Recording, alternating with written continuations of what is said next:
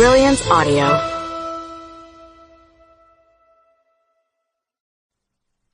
Are You Awake by Claire McGowan, performed by Elizabeth Nolden. Samantha. The room was small and dirty. Bare floorboards, gritty with dust. Walls that were maybe cream once, now spotted over with black mould and grease. In places, splashes of something she knew was blood.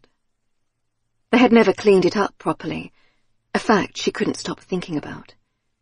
Windows boarded over, so only a crack of light made it through to tell her what time of day it was. There was a lamp giving out the faintest glow, and a mattress on the floor where she slept. This was all. Not much. A hellhole, you might even say. The man stood across the room from her, where she sat cross-legged on the mattress. As she watched, he undid the expensive watch he wore around his left wrist. Her eyes tracked it as he slid it off, set it down on the grimy windowsill with a small chink of metal. He was in dark jeans and a black jumper that she could tell was also expensive. Leather boots, which he now bent to undo, tucking the laces carefully in, setting them aside. He did not speak to her. She did not speak to him either. What good would words do now? He rolled up the sleeves of the jumper, and her heart began to race, gulping away in her chest. She tried to breathe deeply. It's okay. It's okay. Panic would not help. It might even get her killed. She just had to stay calm and remember that she was alive. She was safe, for now, at least. That was what mattered.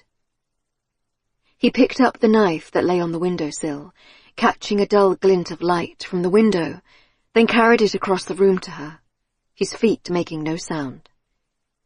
They would get covered in dirt, his nice socks. He set the knife on the mattress, where it lay, innocent as a snake. She was frozen, unable to look away. It's okay. It's okay. She had to stay calm. But as it began, and her breath stopped in her throat, it was hard. It was very, very hard not to panic, and she felt his strong, manicured hands around her neck, the pulse beating hard against his fingers. As his grip tightened, he called her by a name that was not her own. Colette.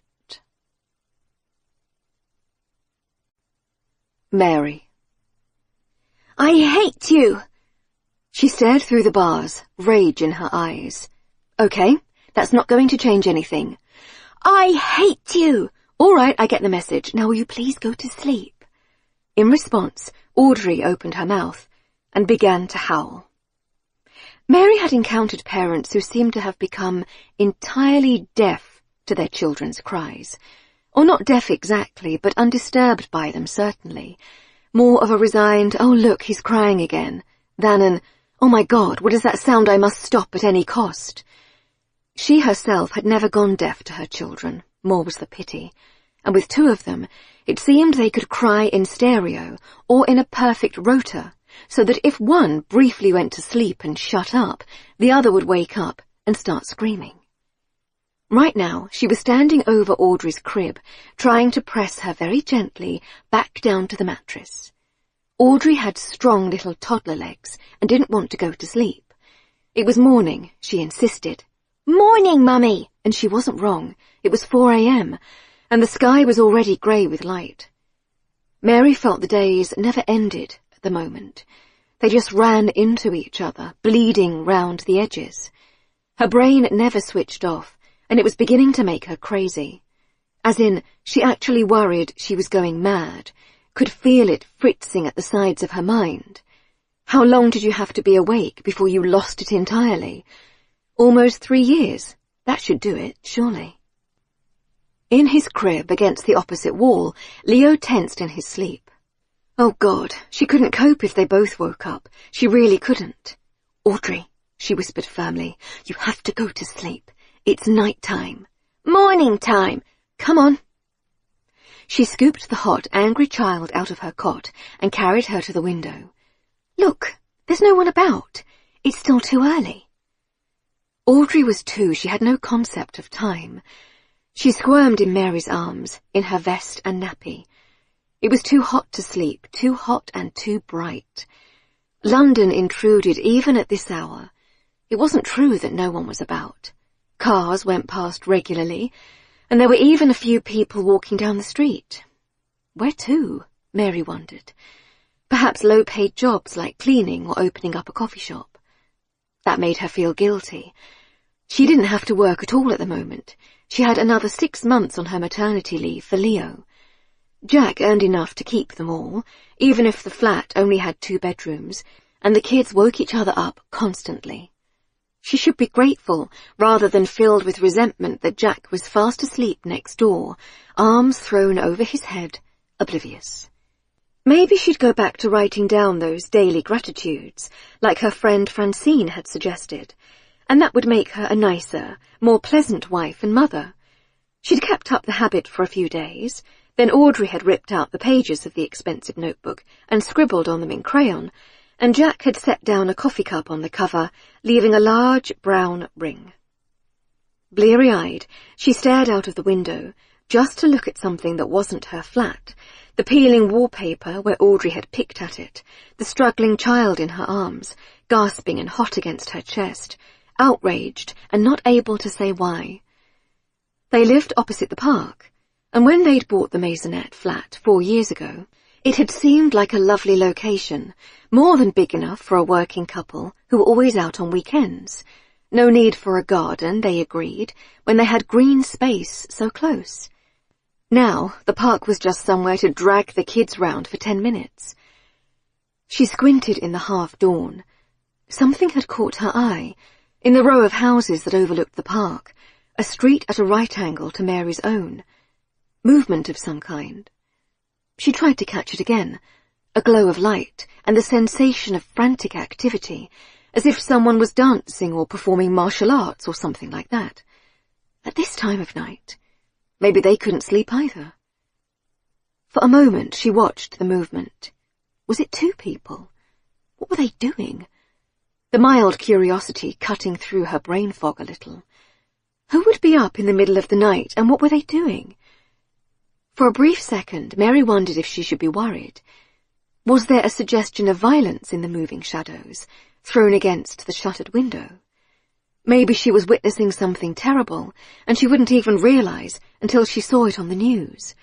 Or maybe she just watched too many true crime documentaries on Netflix, since they were the only things she could focus on without falling asleep. Then Leo coughed in his sleep and started mewling, and she turned away and forgot all about it. Tim. The night was so long. Normal people, people who could sleep, just close their eyes and sink into grateful oblivion, they would never truly know how long the night was. How much space there was between midnight and 6 a.m., a time by which it was hardly worth going to sleep, assuming you even could.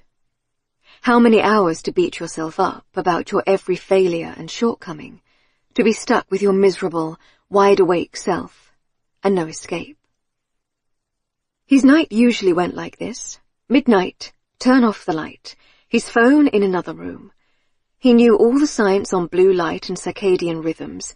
He followed the rules. Midnight to past, read books or magazines by a dim light to soothe his brain into accepting it was night, reduce the production of wakeful hormones. His pillow was spritzed with lavender, his eye mask from a British Airways business-class flight. He had custom-moulded earbuds crammed into each cavity. He'd close his eyes, play his favourite sleep meditation, a soothing-voiced woman inviting him to imagine a forest glade, though it rarely worked for him. Then it would end, and it was time. Go to sleep. It was deceiving, the active verb.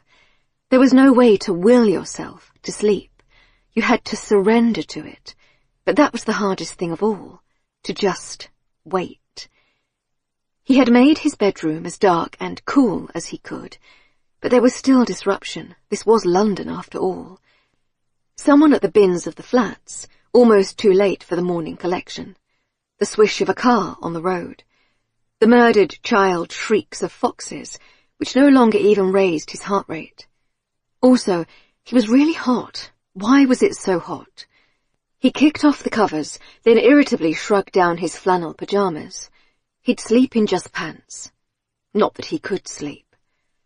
There was a light. Where was it coming from? He'd have to get up and check.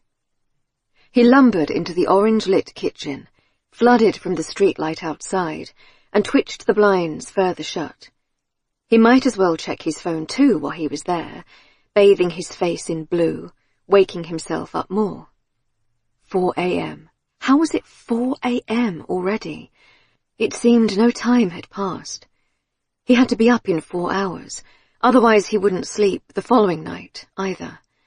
The familiar anxiety began. 4 hours was enough, wasn't it? Survivable. He'd be tired, but he could make it through to the next night. It would be fine, but only if he fell asleep, right now. The literature said he should get up if he couldn't drop off, read a book for a while. But that would cut into his sleeping time even more. His stomach growled. That was another thing about being up during hours you shouldn't be. You got hungry, and then it was also that keeping you awake. God, the endless frazzle of his brain. He knew the reason he felt crazy was that parts of it were shutting down, gone to sleep though he was conscious, so he actually wasn't in his right mind. He actually was a little mad. Just stop, will you? Just stop. Go to sleep, you stupid lump of meat. Why could he not manage this most basic and automatic of human processes? What was wrong with him? He paused at his kitchen window, and through a chink in the blind was caught in the orange beam of the nighttime city. He looked out, simply for something to do. And that was when he saw it.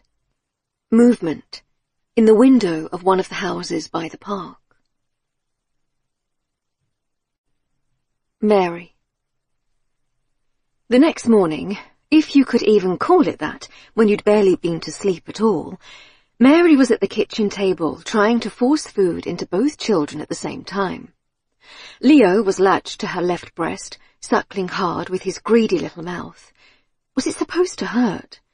On TV, it always looked so gentle and blissful, not like being drained dry by a gaping-mouthed demon. With her other hand, she was trying to feed porridge to Audrey, who quite reasonably did not want to eat a hot breakfast when it was already 27 degrees outside. "No, Mummy, Cocoa Pops." She was only allowed Cocoa Pops at her grandma's, Jack's mother, of course, interfering as always, but the sugary cereal had lodged indelibly in her toddler brain. Often, Mary thought about just giving in, buying them, so her daughter would at least eat something. But she had to hold the line, or the other mothers at Audrey's Shishi nursery would be sure to judge. Hence the porridge made with organic oats and chopped blueberries, which Audrey was fishing out and throwing on the floor. "Yuck, berries! Yuck, Mummy!" "Yes, okay, I get it. You hate them." Leo tugged harder, and Mary gasped in pain, catching Audrey's worried glance. "It's okay, darling. Leo's just hungry." "He's naughty." "No, not naughty. He's just little." She worried about that. Audrey had of course been disturbed by the arrival of her baby brother 3 months ago, and become fixated on the idea the baby was bad when he cried, or threw up, or scratched Mary with his flailing hands. She wouldn't hurt him, would she? On those long nights, the 2 wakeful children crammed into that tiny hot bedroom.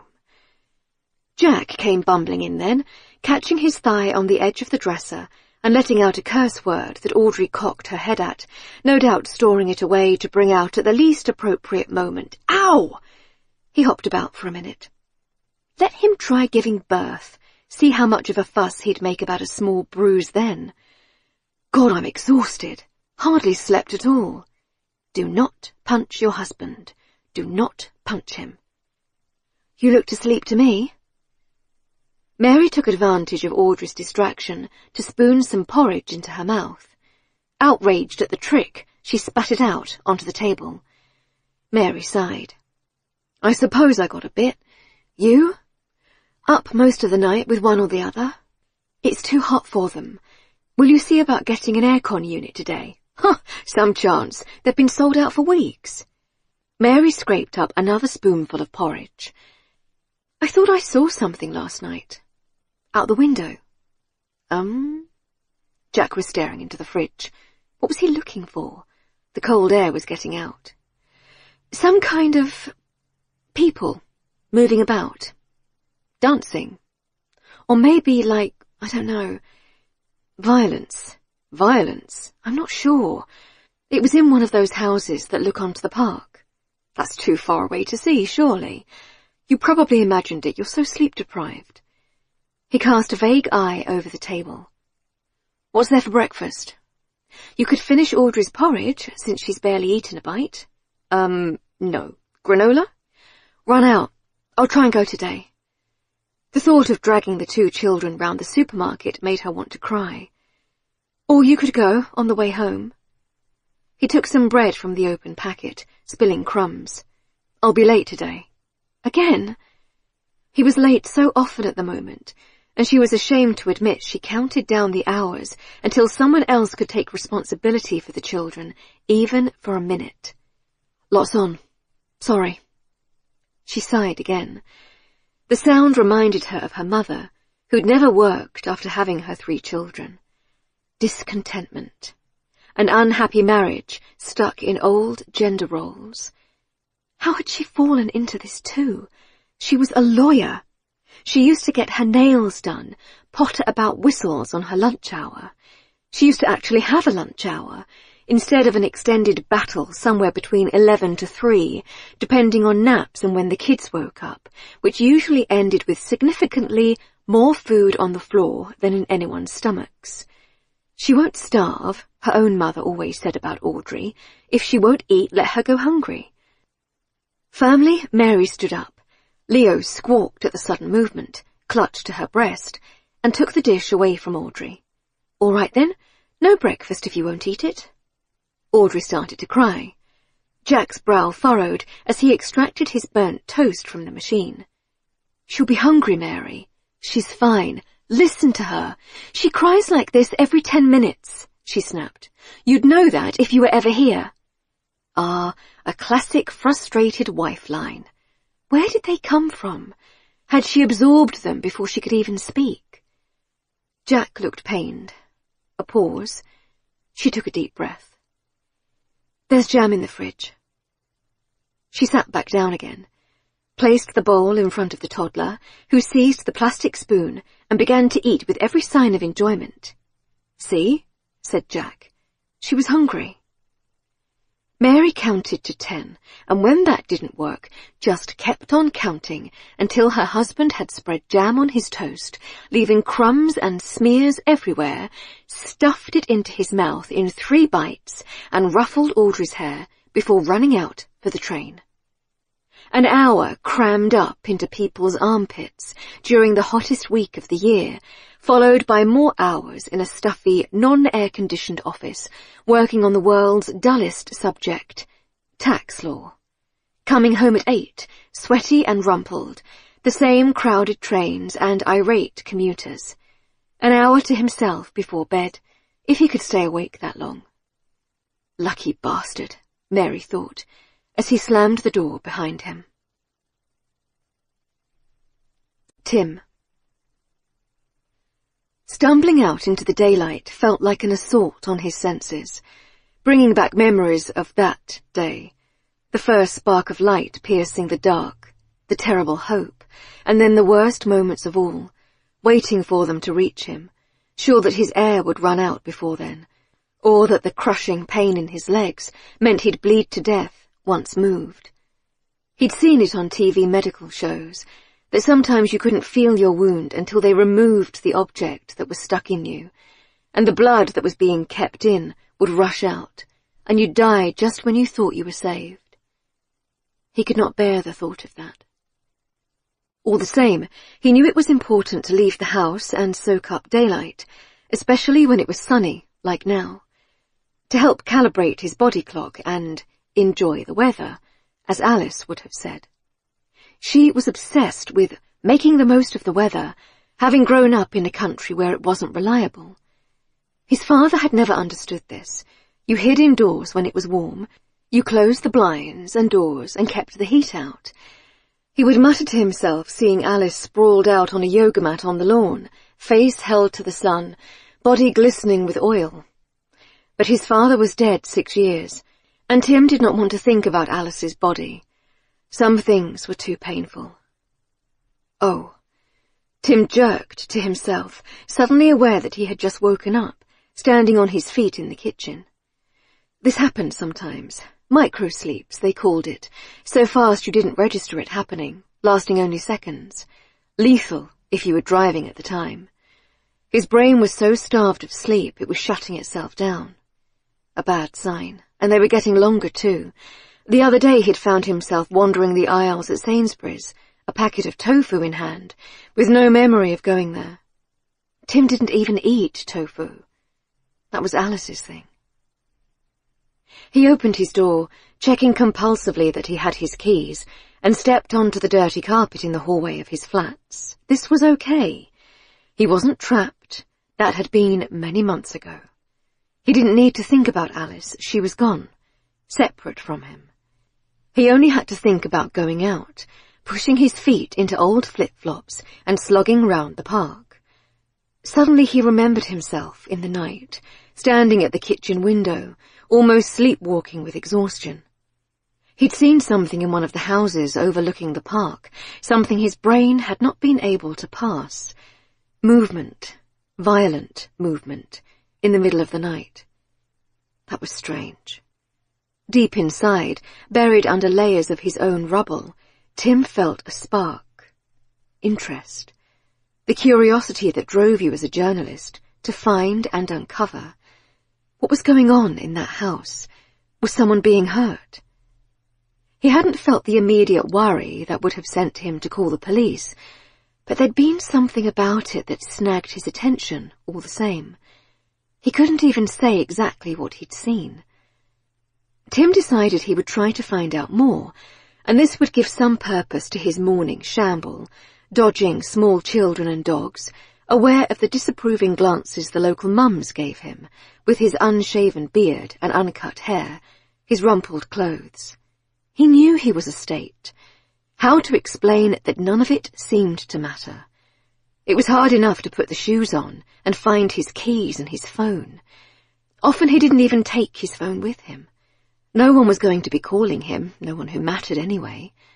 The only person he wanted to hear from would never call him again. The front hall of the flats was neglected and dusty, post piling up for long-ago tenants, names adrift in London. He opened the front door and winced at the world hitting him. Bright sun, the traffic on the road, a lawnmower droning somewhere nearby, the smell of hot rubbish from the bins. Sunlight warm on his skin, both pleasant and unpleasant, because it made him remember again. It had been hot that day too. Sweat down his back and on his top lip, clean-shaven back then. Perhaps so people knew that despite his dark hair and eyes, he wasn't local. He was a Westerner, a reporter, as if that gave you some magic patina of protection. It didn't. He crossed the road, the sun in his eyes making everything a dazzle. Hordes of children everywhere, drawn as if by magnets under his feet. A barking dachshund approached, tangling its lead briefly around his bare legs. He gasped. "Sorry, sorry," said the owner, a harassed man with a baby in a sling. Even that brief contact, the pressure of the cord on Tim's skin, it triggered things. Memories. It was so long since anyone had laid a hand on him. Usually he just walked around in circles, round the park, perhaps bought a coffee from the organic cafe where a latte cost £4, if he could face the noise of children and dogs inside, the babies flinging food and their parents ignoring them, determined to still lead the same lives they had before reproducing. But today he had a mission. Have a look at that house from the night before. First, though, he had to figure out which one it was. There was a row of 10 backing onto the park, and it had been somewhere in the middle. He wasn't sure which house exactly. He'd start with the backs, which were separated from the park by a crumbling brick wall and an iron fence. In between the fence and wall, an overgrown no-man's land strewn with rubbish and weeds. The park was a small one, which could be walked around in about 20 minutes. The gates, there were 2, one on each vertical side, had signs that said they were locked at dusk, whatever time that was. Around 10 at the moment, the height of summer. For Tim, it just meant even fewer hours where sleep might be coaxed from its hiding place. The street with the houses, Clifton Road, made the 4th side of the park, the other 3 ringed with railings and trees. Some of the houses, he could now see, had the outlines of old doors leading into the park, half hidden by ivy and trailing plants. Did any of them still open? There was nothing here that suggested anything odd, and the backs of the 4 middle houses were largely the same. Tall trees in the gardens, slate roofs, chimney pots. 2 had burglar alarms fitted to the back of the house, and one appeared to be in the process of renovation. The windows were shuttered with wood panels. But despite that, Tim was almost sure this was the house he'd seen the movement in. He'd have to go round the front and work out which number it was. He looked up, and the world reeled for a second. There was someone on the roof up there. Sniper! Sniper! And all these kids and parents and dogs and... It was a chimney. Of course it was a chimney, because he was in London, not the Middle East, not in a war zone. There were no snipers. And yet his brain did not seem to understand that, would react as if he was likely to be shot or blown up at any moment. He'd thrown himself to the ground the week before when a car backfired, then had to endure all the concerned people crowding round him, asking was he all right, and pretended he'd just tripped, even though he could barely speak, his tongue thick with terror. Tim suddenly became aware that someone was watching him, as his heart rate stuttered back to normal. He turned, the hairs on his neck prickling. 2 women, one in a summer dress that flapped around her ankles and rainbow-striped trainers, and one in shorts and a striped top, were staring at him. Between them they had 5 children, the older ones on scooters, and the younger clutched by the hand or in a pushchair. They also had 2 dogs. All 9 were staring at him as he lurked in the bushes. This was London, so they wouldn't actually say anything, but it made him uncomfortable enough that he turned and rushed away, feeling the back of his neck turn red with shame. It was hard to be a lone man nowadays. Everyone thought you were a danger, when really you might be the one that needed help. Mary. The morning passed in a blur. Jack had left at 8, and she looked up some time later, and it was already 10:30, and neither child was bathed or dressed. Audrey was wearing a superhero cape and had porridge in her hair. Mary herself hadn't showered, and was wearing her old college hoodie and no trousers, dirty white socks of Jack's. Things had gone to pot, and she still needed to drag the kids round the supermarket.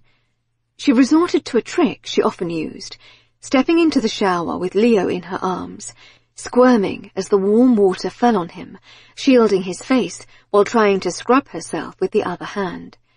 He would shriek the place down if she set him in his cot for a second. Audrey she put on the bathroom floor with some toys, but the toddler kept pulling the curtain aside and trying to get in the shower fully clothed, aware that she had in some way been supplanted by her brother. It was hard. Every day felt like a struggle, every moment, every second. Would it ever just be easy? Could she ever just live and not think in such strategic detail about washing, eating, sleeping, putting on socks? She dried herself and the baby, Audrey clinging to one damp leg, then hobbled into the bedroom. She placed Leo onto the bed, then her heart skipped as he suddenly belly-flopped right to the edge, "Leo, you turned over." He hadn't been able to do that yesterday. Mary felt liquid horror slide through her veins. He'd almost fallen off the bed because she assumed he couldn't. The parameters were always shifting. For a moment she sat down, half-dressed, winded by shock. Imagine if he'd fallen. She'd have had to rush him to hospital, wait for hours, perhaps answer questions from social services. He might have hit his fragile head, bled into his brain. Jack would have been called at work, and he'd have looked at her like she couldn't cope. But it was all right. Leo hadn't fallen. She pulled on her jeans with him, clutched against her, so tight he began to mule again. They only wanted to be close, but as soon as they were, they wanted independence. Then, she was almost ready to go when she made the mistake of checking her emails. She was still looped into some work chains to try and keep in touch. Her boss, Jeffrey, red trousers, Oxford, terrible breath, had sent one titled, "Well done, Francesca."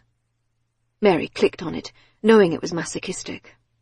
"After over a year of wrangling, we have successfully completed the D'Amato divorce settlement, all thanks to the considerable skills of Francesca. Champagne in the conference room to celebrate." That case had been Mary's. She'd worked on it night and day for almost a year, trying to bring the warring and extremely wealthy former couple to agreement, until 3 months ago, when she'd had to hand over to her trainee, who was now her maternity cover. Francesca, 28. Not even thinking of having children yet. Years left to get herself established, and she'd cracked this case in its final straits, so she would take all the credit. Mary stood in the kitchen for a moment, feeling sorry for herself. They wouldn't want her back. 6 more months off work was a long time. Her skills would go rusty. They'd rather have someone younger, who could think clearly and didn't have porridge on their jacket. Another woman lost her motherhood, a bad feminist, a bad mother too, since she'd almost let her child roll off the bed. A wail from the living room interrupted her spiral. Apparently she wasn't even allowed time for self-pity now. Somehow she got all 3 of them out the door, trailing reusable bags and jackets, even though it was almost 30 degrees.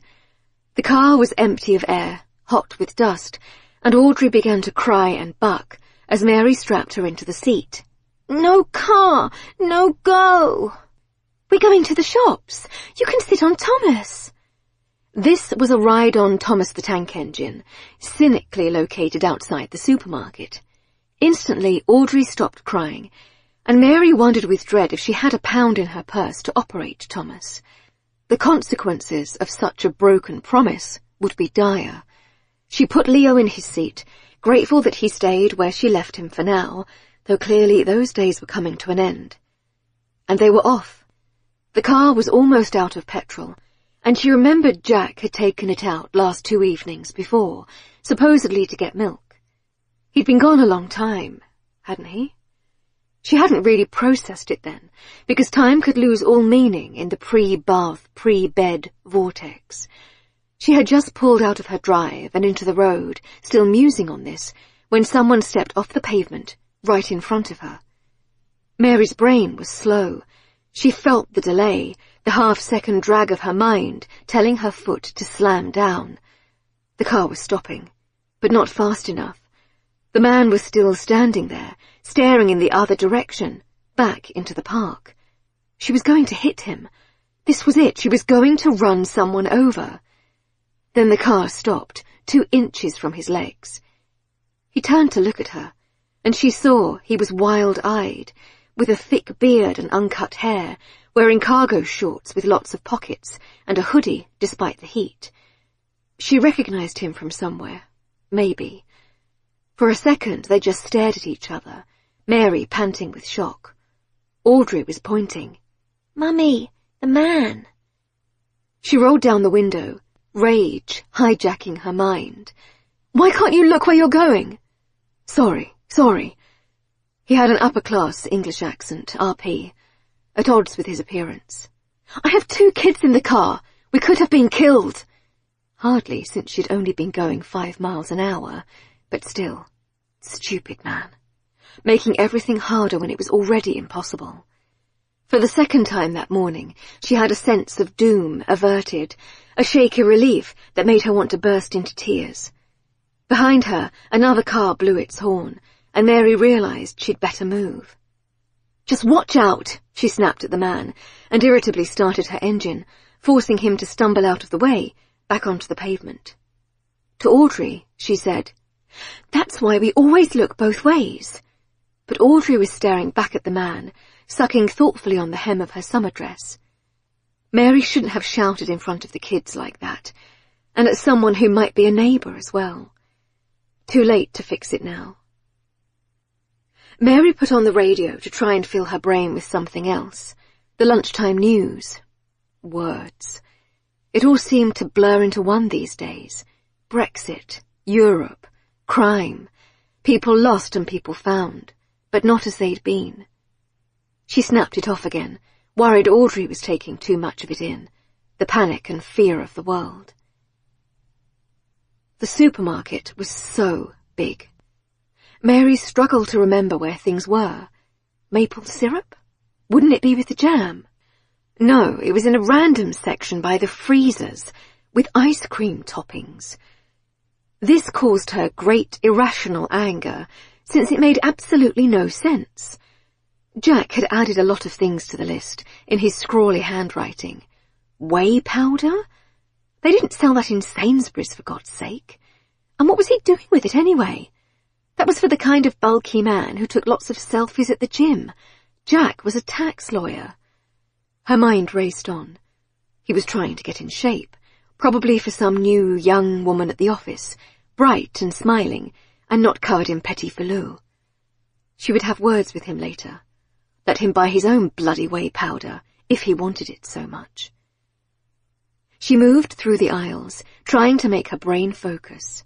Audrey whined for sweets, and Leo filled his nappy in the middle of the bakery department, causing people to move away and cast offended looks in their direction. She couldn't seem to decipher the shopping list. It was all so hard.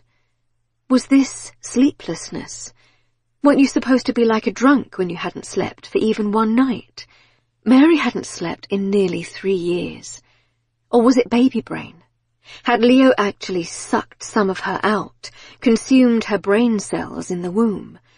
Hard to imagine she had once negotiated complex settlements, presented to people in suits, pastries curling up on the conference room table because no one ate carbs. Hard to believe she was even the same person. At the checkout, Mary's eye was caught by a rack of newspapers. It was years since she'd read one, and she barely even watched the TV news, though Jack liked to pretend he still kept up with it. Fears for Missing Sam was the headline, and as she scanned it, something connected in her brain. She'd heard about this on the radio. A girl was missing, and it was right nearby, less than 2 miles from where Mary lived. A picture of a teenage girl, pouting and pretty, those thick eyebrows they all had now, blonde hair in a tight ponytail, crop top showing off the kind of flat stomach Mary would never have again. Something shot through her fog of exhaustion and self-pity. Fear? Anger? Recognition? Had she seen this girl before? Whatever it was, Mary snatched up the paper and dumped it on top of her groceries. Forum. MyStreet.com. 29th of January, 2019. Post by Jason Abuba. For sale, child's bike, £50, ONO. Post by Jackie Carmichael. Does anyone know about a house on Clifton Road, number 16? It's been empty for as long as I've lived here, but I saw a sold sign outside it today. Hope there won't be too much building noise or dirt, angry emoji, or subdividing into loads of cheap flats. Reply by Stephen Jones. This is good. House was run down / unsafe, and pulling down the values of others in the area. As far as I know, not got planning permission for more flats on the site, so let's not be too NIMBY about it. Tim. The world felt malign. That was the word in his head. Malign. Just a trip across the road, and he'd almost been run over by an angry woman in a car. The edges of reality were sharp. He'd felt this for a long time after it happened. Going into a building, he would start to sweat and shake, looking up at the ceiling, thinking, that won't hold. If something happens, we'll be trapped in here. Imagining the inside of the walls, how much grey brick and insulated wiring buildings were made of when they were ripped apart. Feeling it on top of him, the pressure on his chest that only allowed him to take tiny sips of air. Aware all the time it was getting heavier, that soon even the sips would stop, and he would die. But he was better, wasn't he? He was eating and going out in daylight hours, and sometimes talking to friends on Skype, though he usually left the camera off, so they wouldn't see he hadn't cut his hair or shaved in months. He wasn't sleeping, and of course had not written a thing since it happened, but those were not essential either. Anyway, he did sleep sometimes. He must. He didn't recall every single crawling second of the nights, though it sometimes felt that way. Often he would fall hard into oblivion around 6, when it was already light and the birds were singing loudly outside, and that hour or so would be the deepest, the most restful and delicious sleep he'd ever had, all the sweeter for its shortness. "Why don't you take some pills, Tim?" That had been Alice's advice. "Get up, get it fixed, call a plumber, call a shrink, buy a book, watch a YouTube video, take a class." In the end, she had simply lost patience with the shakes and insomnia, and the refusal to go anywhere that wasn't home. Anyway, the pills didn't work. They knocked you out, like a cosh over the head in a dark alley, and you woke up similarly robbed of something. Like anesthetic, the same feeling of being unplugged and restarted. That was tempting, yes, but the next day he would never be truly awake, a fogged glass between him and the world. He preferred to keep as much control of himself as he could. Besides, he would struggle even against chemical sleep, his brain desperately fighting to stay alert, as he had then under the rubble. You sleep, you die. He understood enough psychology to know this was his problem. It just wasn't safe for him to let go. There was no one to keep watch. When he got home from the park, having narrowly escaped being run over, he brushed dust off his laptop and turned it on. Once this thing had been his lifeline, lugged all over the world, and the moment he flexed his fingers and placed them over the keys, wrists resting on whatever surface was available, he'd felt most himself. He had not typed in months, but his hands remembered how. He'd had a vague plan to look up the house on Clifton Road, see if there were any recent estate agent listings or planning applications. But instead, in a gush of pathetic warmth, he typed Facebook into the URL bar. He hadn't used it in months either, but the computer remembered his login. There were messages and red ticks everywhere, but he ignored them and went to Alice's profile. She'd never unfriended him, so it was all there for him to see. She did not believe in showing unhappiness, so there she was, in a running selfie from earlier that day. It jolted him to realize she was carrying on with her life. In the picture she looked glowing, happy, powerful. Personal best on the 10K. It was the park near their old house, where they used to buy coffee and wander round looking at the ducks on the lake, holding hands sometimes. Alice had not been a runner then, used to complain about walking up the steep hill, even. People changed. They went on without you, and soon you didn't know them at all.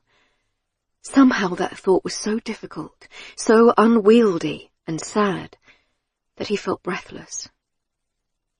He enlarged all her recent pictures and scanned them for any signs of someone in the background, a man's knee, the back of a head. No one. Of course, that didn't mean she wasn't dating. Then he went on to his own news feed, clicking through the details of near strangers' lives, their children riding bikes and their holidays and meals out and birthdays, none of it meaning anything. And then his eye was caught by something, a welcome distraction. "Have you seen Samantha?" It was a post a few people had shared. A picture of a girl, late teens perhaps, thin and blonde with a high ponytail. She was half-angled away from the camera, a selfie, not smiling, but eyeing it with something like defiance. Another spark of interest, and a deep rush of gratitude for it. He hadn't lost that along with everything else then, the need to find out, to burrow, to nose like a beagle. There was a story here. He clicked on the link and read about the case, realizing he had been vaguely aware of it, seen it online or heard snatches on the radio when he wasn't really listening. He recalled seeing this same picture on a poster somewhere, maybe attached to a lamppost or in the supermarket. Samantha Ellis was 19 and had gone missing in South London a week before. She'd been working in a local nursing home as a carer. He knew the one, it was just a few miles away, and he'd driven past it a few times. She'd left work at 3 a.m. after her shift, but never made it back to her home in Bexley Heath. Pretty, he supposed. He'd lost the ability to see anything like that. Something in her face that struck a chord, some kind of strength or secrecy. And was there familiarity in the line of her shoulder, the way she looked over it? Had he seen her somewhere? Something. He tried to grasp for it like soap in the bath. Lost it. The paper was basically paying Tim to stay away and recuperate, if such a thing were possible. But he was still a journalist, and this, a missing girl in his own neighbourhood, was a real story, and for the first time in a long time he felt like chasing its tail, seeing where it led. Maybe because of that spark of recognition, perhaps a trick of his tired mind. Maybe because it was so close, or maybe he was just desperate for something that took him out of his own brain. Gasping for breath, like someone diving into deep, cold water, he went into the story. Mary. Is there any dinner? What? Mary looked up from her laptop, dazed. What time was it? Late enough for Jack to be home, obviously. The clock read close to 7, the light fading to golden outside. She'd barely heard a peep from either child in hours, and no wonder. When she glanced into the living room, they were both asleep, Leo in his playpen and Audrey on the sofa. She'd entirely missed their bedtime. Sorry, I got caught up doing something. Work? Jack said it hopefully. She was allowed some keeping in touch days, but so far no one from the office had contacted her, not even to say congratulations on the baby. He knew she was worried about this. Kind of. No, I was scouring true crime forums for wild speculations about what might have happened to a missing girl I don't even know. Since coming home from the supermarket, Mary had gone down a deep, deep rabbit hole on the case from the paper, breaking off only to feed and wrangle the children. Samantha Ellis, a girl she'd barely heard of until that morning, and now knew everything about. Her sister's name, where her ex-boyfriend worked, what brand of makeup she used. Samantha was 19, worked part-time as a care assistant in an old people's home. She lived with her mother, younger half-sister and stepfather in Bexley Heath, which was less than 2 miles away. Given the proximity, Mary was surprised the case had largely passed over her head, but then pretty much the only TV she watched was about an animated talking pig. Here was the story. Samantha had a late shift at the care home, due to finish at 3 a.m. Her stepfather had offered to pick her up, but she was happy getting the bus. She'd left work as planned. CCTV stills were available online, showing a small figure, hands shoved in the pockets of a hoodie, ponytail swinging.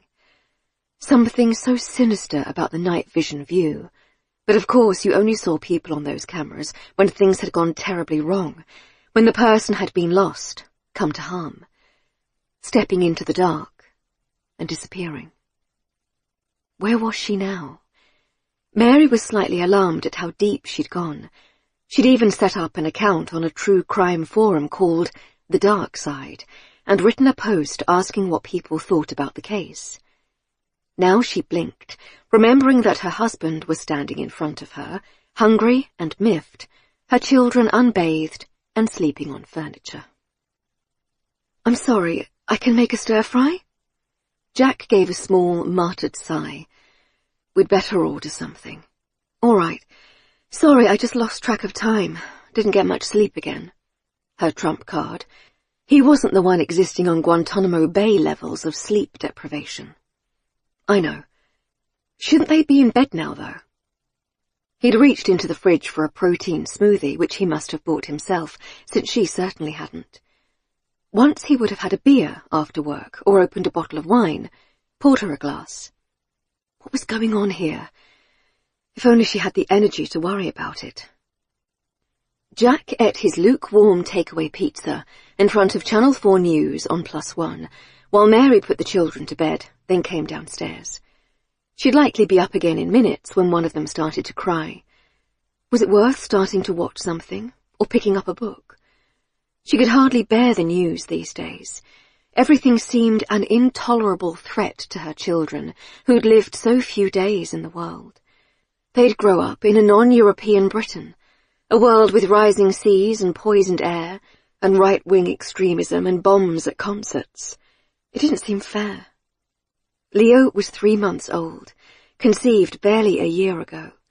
Didn't he deserve some time in swaddled comfort, without the fears and terrors of the outside? Audrey picked up on some of it, she knew, the snatches of dread from the TV and her parents' phones. Jack glanced at her, then back to the news. All right? For now. Hadn't he once helped with Audrey's bedtime? He'd taken shared parental leave that time too, and she'd felt they were handling it all marvellously. This time he'd gone back to work after 2 weeks, and seemed to assume it was all her job. Had Jack ever put Leo to bed? Or was it rather that the baby never really went to bed, and was more or less permanently attached to her breast? Police are appealing for information on Samantha Ellis, who's been missing from her home in South London for a week now. Mary's tired attention pricked up at the name. On screen, the reporter stood outside a modest detached house on a cul-de-sac, presumably the family home. So close to them. That's the girl who's missing. Jack seemed uninterested. Her mind raced ahead. Was someone taking girls, pulling them into cars? A question formed in her mind, the same one she and Jack had been circling around for 2 years. Should they move out of London? It seemed inevitable, almost a test of endurance as to how long you could stay in the city once you had 2 children. Droves of friends had already gone to villages in Kent and Hertfordshire, posted enthusiastically online about quiz nights at the local pub and long, muddy walks, getting a puppy soon. Mary had always thought she detected a certain air of making the best of things, justifying their decision. But what point was there being in London when you couldn't go anywhere, and your life consisted of driving to the supermarket and the odd baby group? A man was on the TV now, middle-aged, in a short-sleeved shirt and slacks, standing outside the same house, reading from a paper. "We'd like to appeal to anyone who might have seen Samantha, however briefly, however small a hunch you have." On screen it read John Stokes, stepfather. The family must be frantic. She could smell the sweat on Jack, the patina of the tube in a heat wave. He'd go to bed in an hour and a half, and be up at 6 to start it all over again. Was this living? Wringing the barest moments of joy from it? She opened her mouth to say something about it, comment on the funk they'd fallen into, ask for his help, or attention, or a date night, or a couple's counselling session, or even just a hug, provided he would shower first, but was interrupted by a strangled cry from upstairs. Leo. She sighed, waited a second. Jack kept his eyes on the screen, where they were now interviewing a uniformed policeman, greying and distinguished. "We're growing increasingly concerned for Samantha, and would ask anyone with information to come forward. A standoff, a louder cry. What was the point? Jack couldn't settle the baby anyway, lacking breasts as he did. Mary got up, feeling the effort it took to raise her body, her flesh pulled down by gravity. Dragged herself up the stairs. Audrey was still miraculously asleep, her face flushed, her fists curled up near her damp blonde hair. The baby was red and screaming. Wind? She draped him over her shoulder and began to pace, muttering meaningless words. There now, you're okay. Mummy's here.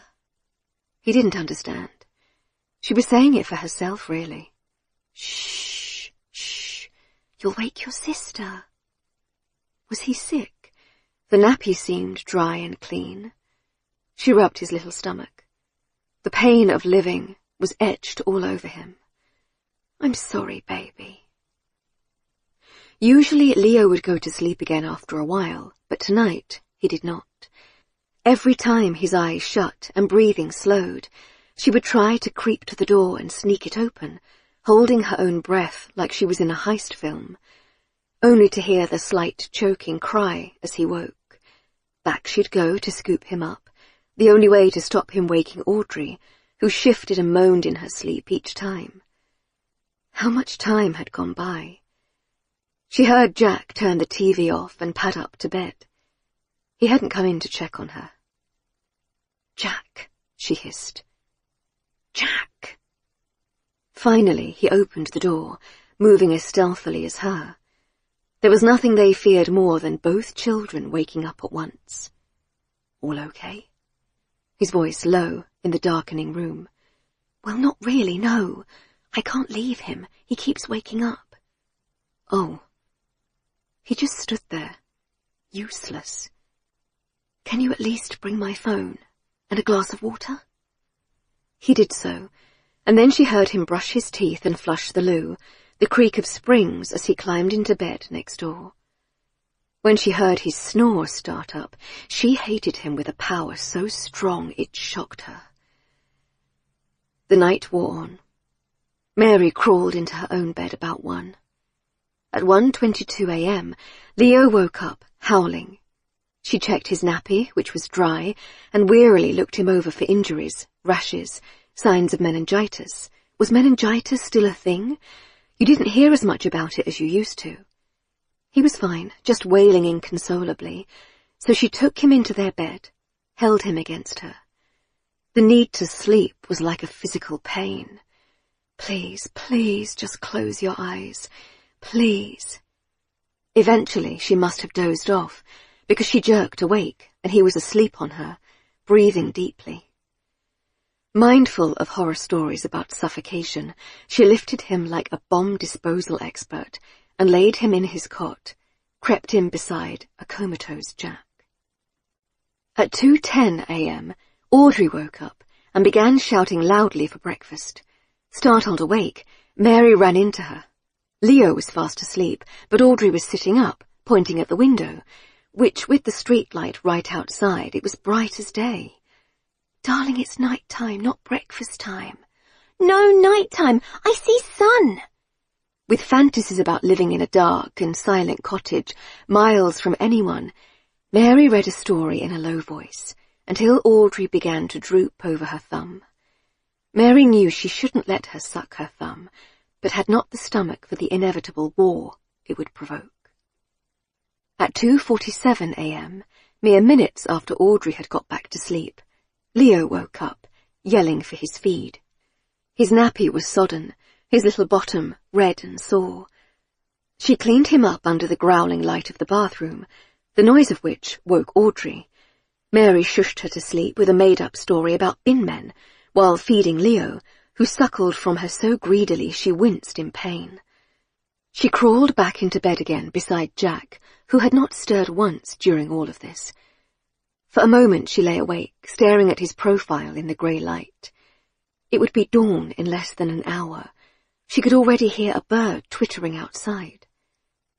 Did she love him? Was it worth all this? The exhaustion, the resentment. It wasn't his fault he didn't wake, and nothing much was to be gained from them both being up, since he had to work the next day and not make mistakes with the finances of very important clients. But still, she would have been less annoyed with him if he'd just share her misery, sometimes. 3:15 a.m. More howling. It was endless. The time on her phone ceased to make sense.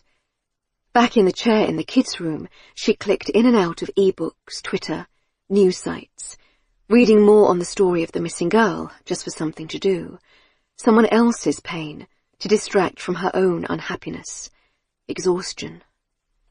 Those poor parents, trying to remember that her children were a blessing, even if they wouldn't sleep.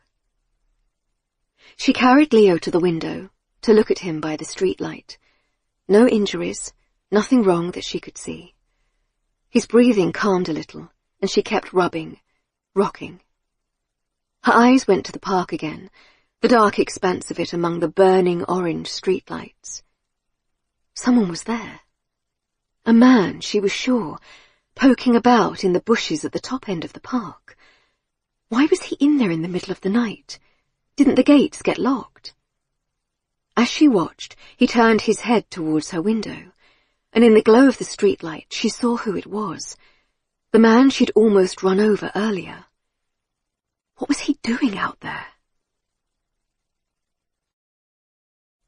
Tim. Last week, Tim had tried going to bed very early, so that when it took him hours to drop off, he'd still fall asleep at a reasonable hour. But that didn't work, because 8 p.m. in the summer was as bright and noisy as midday. Next, he tried going to bed very late, with the idea that he'd be exhausted and easily pass out. He stayed up till almost 3, forcing himself to watch terrible late-night TV, even though the lights burned his eyes and he felt his head drooping. All the same, once he lay down on the pillow, he was wide awake, mind racing. He was too hot. He had to open the window, but then it was too noisy, the sound of cars passing and people shouting and foxes screeching, making it impossible to sleep. He tried thrusting all but one arm out of the duvet to cool down, but then he felt exposed and uncomfortable. He itched all over. Was it his washing powder? Did he need to switch? Maybe he should put the light on and write it down, or he'd forget. They said if you couldn't sleep, you should get up, instead of lying in bed feeling increasingly crazy. But how did you know you weren't about to drop off, and getting up might derail that, wake you even further? The other problem with summer insomnia was that it began to get light around 4, and you had a small window before the birds started singing, and the plane started zooming, and then it was basically morning, and you may as well get up. God, he missed the dark nights of winter. Tim had read that after 3 weeks of insomnia, you would go insane, and honestly, on these long hot nights, he really could feel it shading the edges of his mind, warping and twisting him, and he was scared of what he might become. Often, in the months after it happened, he would find himself somewhere he had no memory of going, usually just a room of the house, but once standing in the middle of the road, cars beeping and swerving around him. He hadn't blacked out, not exactly. It was more that his brain had simply stopped recording the world for a few minutes, and here he was, jerking back to himself. It was dark, the dazzle of the streetlights harsh on the edge of his vision. He was in the park, inside it, at night. Tim had a moment of the strangest disassociation. Had he done something he'd forgotten about? How much time had he lost? No, get a grip, Tim. He'd simply come into the park at night and not quite remembered the journey across the road. When he found he still couldn't sleep, he had risen from bed, pulled on a tracksuit, and stuck his feet into the Crocs he used to take the bins out. There was a strange excitement to being out so late, the remnants of his failed sleep clinging like cobwebs, like an especially lucid dream. Outside was warm as day and almost as bright, with the glow of street lights and security lamps burning all night long. He'd got in over the gate, placing a foot on the bar of it and swinging a leg high over the iron spikes. The spike on the gate had dug into his thigh, but nothing serious. The skin wasn't broken. He'd dressed in a black tracksuit and felt slightly stupid about that. There was nothing illegal about being in the park at night, was there? He looked around him now, dizzied by the vastness of the space when empty. No children, no dogs, no mothers, no young hipster couples with lattes in their hands, matching their strides, confidently in love. Just him and the trees, waving slightly in the breeze. It was deadly silent, given this was London. No trains running, no rustles of animals in the bushes, frozen with fear at the sight of him, perhaps. The swings moved very gently to and fro, giving out the faintest creak of the chain. He felt king-like, powerful, like he might climb onto the picnic table and shout, or go down the slide, which he'd never be able to do in the daytime, a childless adult man. But he'd come here for a reason, which was to get another look at the house and try to figure out what had caught his attention the night before. His brain was very slowly trying to knit something together, a pattern or idea, which in the past he knew it would have done in seconds. It was frustrating. Tim once again approached the side fence of the park, beyond which lay the big houses. There were doors, clearly, behind the bushes, opening into the park. Most were so overgrown they couldn't have been opened in years. But on one, the black-painted door had torn branches of ivy all around it. It had been opened recently. This was the right house, the one where he'd seen the disturbance. He was sure of it, the one that was being renovated. He lumbered over to the fence, hopped it, crashed through the metre or so of bushes in between it and the wall, and tried the door, sure it would be locked. And it was. Too late, he worried about fingerprints. But nothing had happened, there'd been no crime. All he knew was that some deep sense in the back of his neck told him there was a story. And that was his job, to tell people what had happened and why. There was not always a why, of course. Things just took place. Terrible things, bombs and shootings and gas attacks, and he'd always been there. His concern had been to tell it well, the best of anyone, so much so that he rarely let himself absorb the horror of what he was reporting on. He looked up. The house was in darkness, windows boarded over from the inside. There was no obvious way into the garden, no plants growing over the wall to provide a convenient foothold, no trees with helpful branches. In any case, he thought he could make out a wire running along the back of the house, the baleful red eye of a security alarm blinking on a black box. He stepped back. As he stood and watched, a light suddenly winked on the top floor, what would have been the servants' rooms when the house was built. A thrill went through him. The house looked deserted, with its boarded-up windows and scaffolding, but it wasn't. Someone was there, and had seen him, perhaps. It occurred to Tim that if they could see him, this might seem sinister, a bearded man, dishevelled, staring at their house in the middle of the night.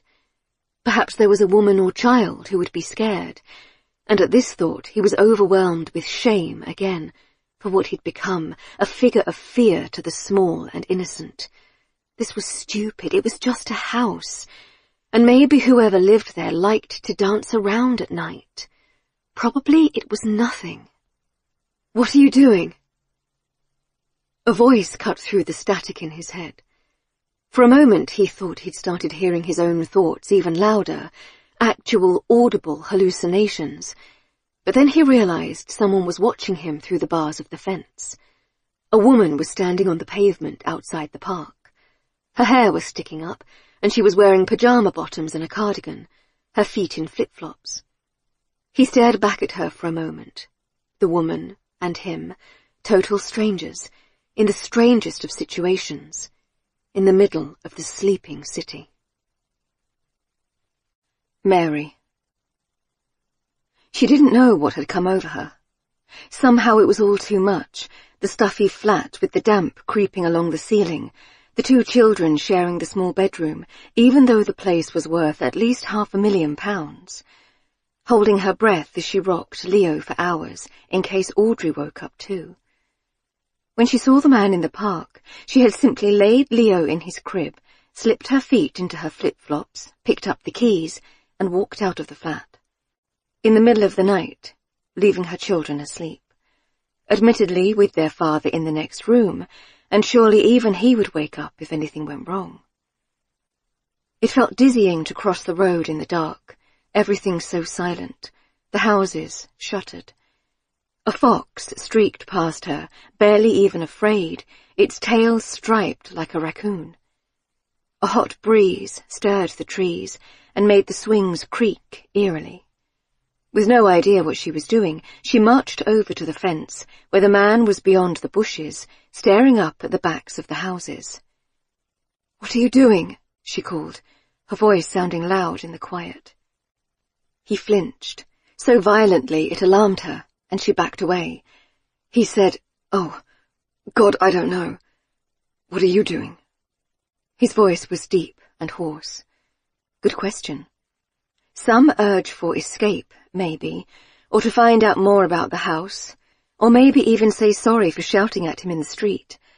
I saw you out of my window, and I wondered how you got in there." "Over." He gestured vaguely. "It's easy to climb." "But why?" "I thought I saw something last night, in one of these houses." A shiver went through Mary. "Oh, I saw that too, then." He glanced at her. It seemed odd, some kind of movement, like a fight, maybe. Hearing him say it aloud made Mary more sure that was where her unease had come from. The motion she'd seen, there had been an edge of violence to it, even from a distance. Yeah, something like that. "So," he gestured again, as if to explain that the weirdness of it had sent him into the park at night. There were several explanatory steps missing there, she felt, but all the same she was here herself. Then he said, "If you want to come in too, I think you could get through the fence there. There's a gap." "Don't be ridiculous," she was going to say. "I am a mother with 2 children asleep in my house. Of course I'm not going to break into the park in the middle of the night with a strange man." Instead, she said, "Really?" She wondered for a second why she wasn't afraid of him, this burly stranger. "Yeah, you're only little." And so Mary found herself crouching down on the road, then squeezing through a gap in the fence. He was right. She did fit through. She stood up. "You're my neighbour, I think. I almost ran you over yesterday." "Oh, that was you." "Yes, sorry for shouting. It was my fault. I get distracted sometimes." She asked, "What brings you out here in the middle of the night?" "I don't sleep." "Me neither. I have a 3-month-old and a 2-year-old. I haven't slept since, 2017? At least you have an excuse. Me, it's just like I forgot how." "I'm sorry." "Thanks. It makes the days seem very long. God, I know, like the 10th circle of hell, where everything is a Peppa Pig episode." He laughed politely, and she wondered if he knew who Peppa Pig was. God, she wished she didn't. She said, "So, what were you doing?" "You were staring at those houses." "Trying to work out which one it was with the movement. I think it's this one that's being renovated. The doors, you see." He pointed, and she could see one had been recently opened, the plants broken around it. "It's alarmed." Mary pointed. "Yeah, and look, there's a light." They stood side by side, looking up at the house. One room right at the top was now softly lit, as if by a lamp or nightlight. She was sure it had been boarded up earlier, but now it seemed covered by only a thin blind. As they watched, a shadow moved behind it. Mary was shocked at how her heart leapt. She exchanged a quick glance with the stranger and saw he was thinking the same. How odd, the connections you could make in seconds and not even know someone's name. "They saw us." "Yep." A second went by. All time seemed suspended, the faint night breeze washing over her bare feet and lifting her hair. She felt suddenly elated, young again, as if she'd snuck from her parents' home as a teenager. Then, an even sharper thrill, the blind at the window was pulled back, and a face appeared, 3 stories up. An impression of a white oval, and pale hair around it. Sharp chin. Then it disappeared just as quickly, as if the person had been yanked back. The light went out suddenly, as if a board had been put back in place. Mary made a small noise in her throat, her whole body tense. What had she just seen? Well, that was weird. A kid, maybe? Trying to convince herself. He was frowning, as if working something out. Did you recognize them? No. It was too far away to see. But did she? I don't know. A little Belle, maybe. Yeah, I've seen her before. It was a girl, right? I saw her today somewhere. I'm sure of it. She wasn't sure what he was driving at. You mean just out and about? That made sense. She had seen him earlier as well. No. He was fumbling in his pocket and taking out a phone, thumbing at the screen. Look. She saw it was a news story on the BBC. Do you think... God, am I mad to think that could have been Samantha Ellis up there? Samantha Ellis? Who was that?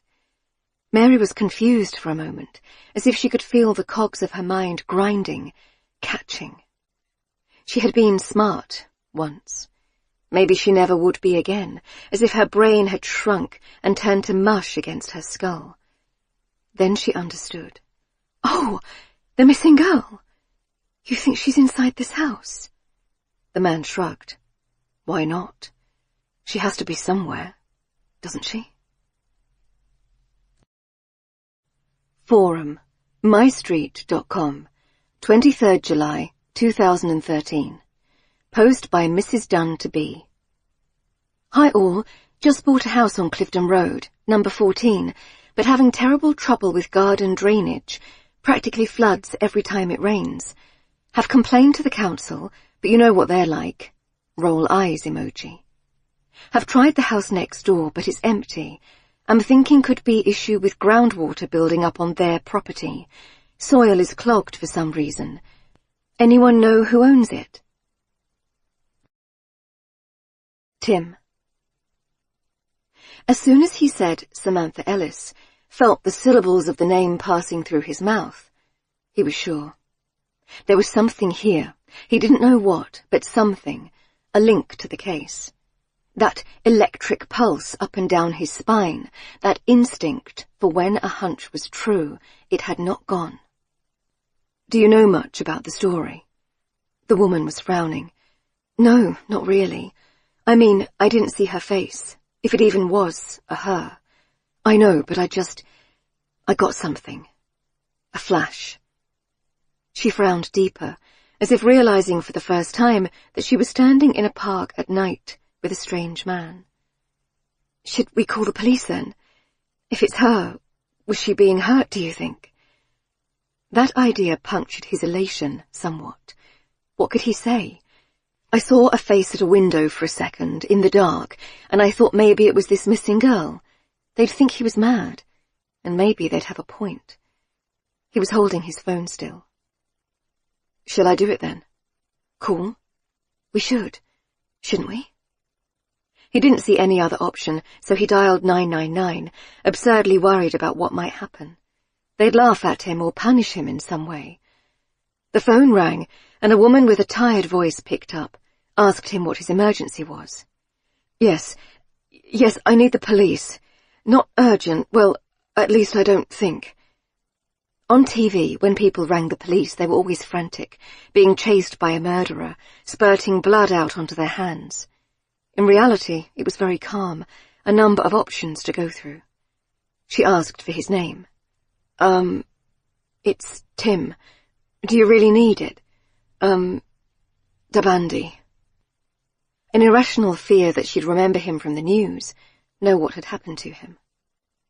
I'm calling because I think maybe We, that is, me and another person, we think we might have seen that missing girl, Samantha Ellis. The other person's name, it's, sorry, I don't... He held the phone out to the woman. Probably easier. She took it, and he thought of the strange intimacy of someone else using your phone. Hello? He could hear the dispatcher's voice on the other end, tinny and distorted. Are you reporting a crime, ma'am? Maybe. I don't know. And your full name? Said the tinny voice. Mary Collins. Mary. So close to Mariam.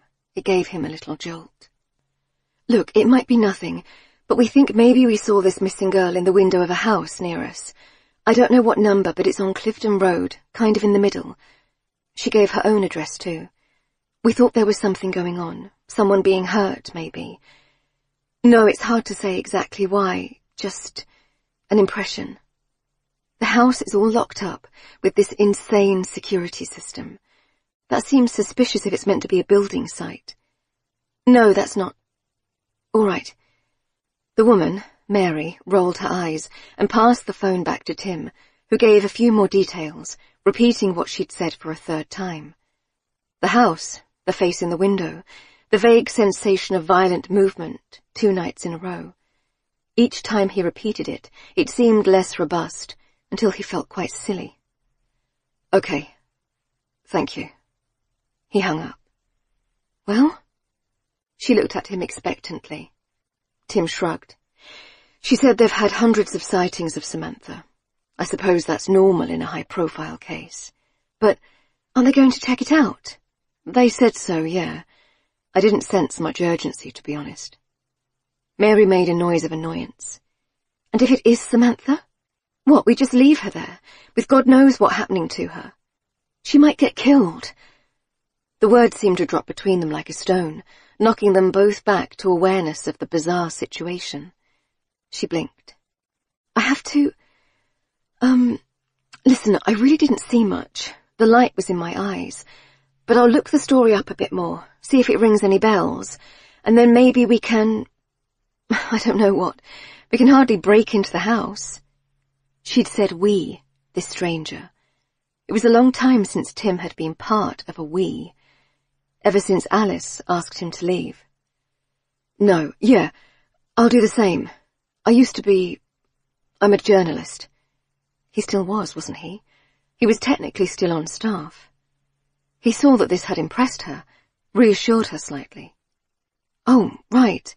Are you working on this story? No, I've been off sick. I got injured, overseas. I'm sorry.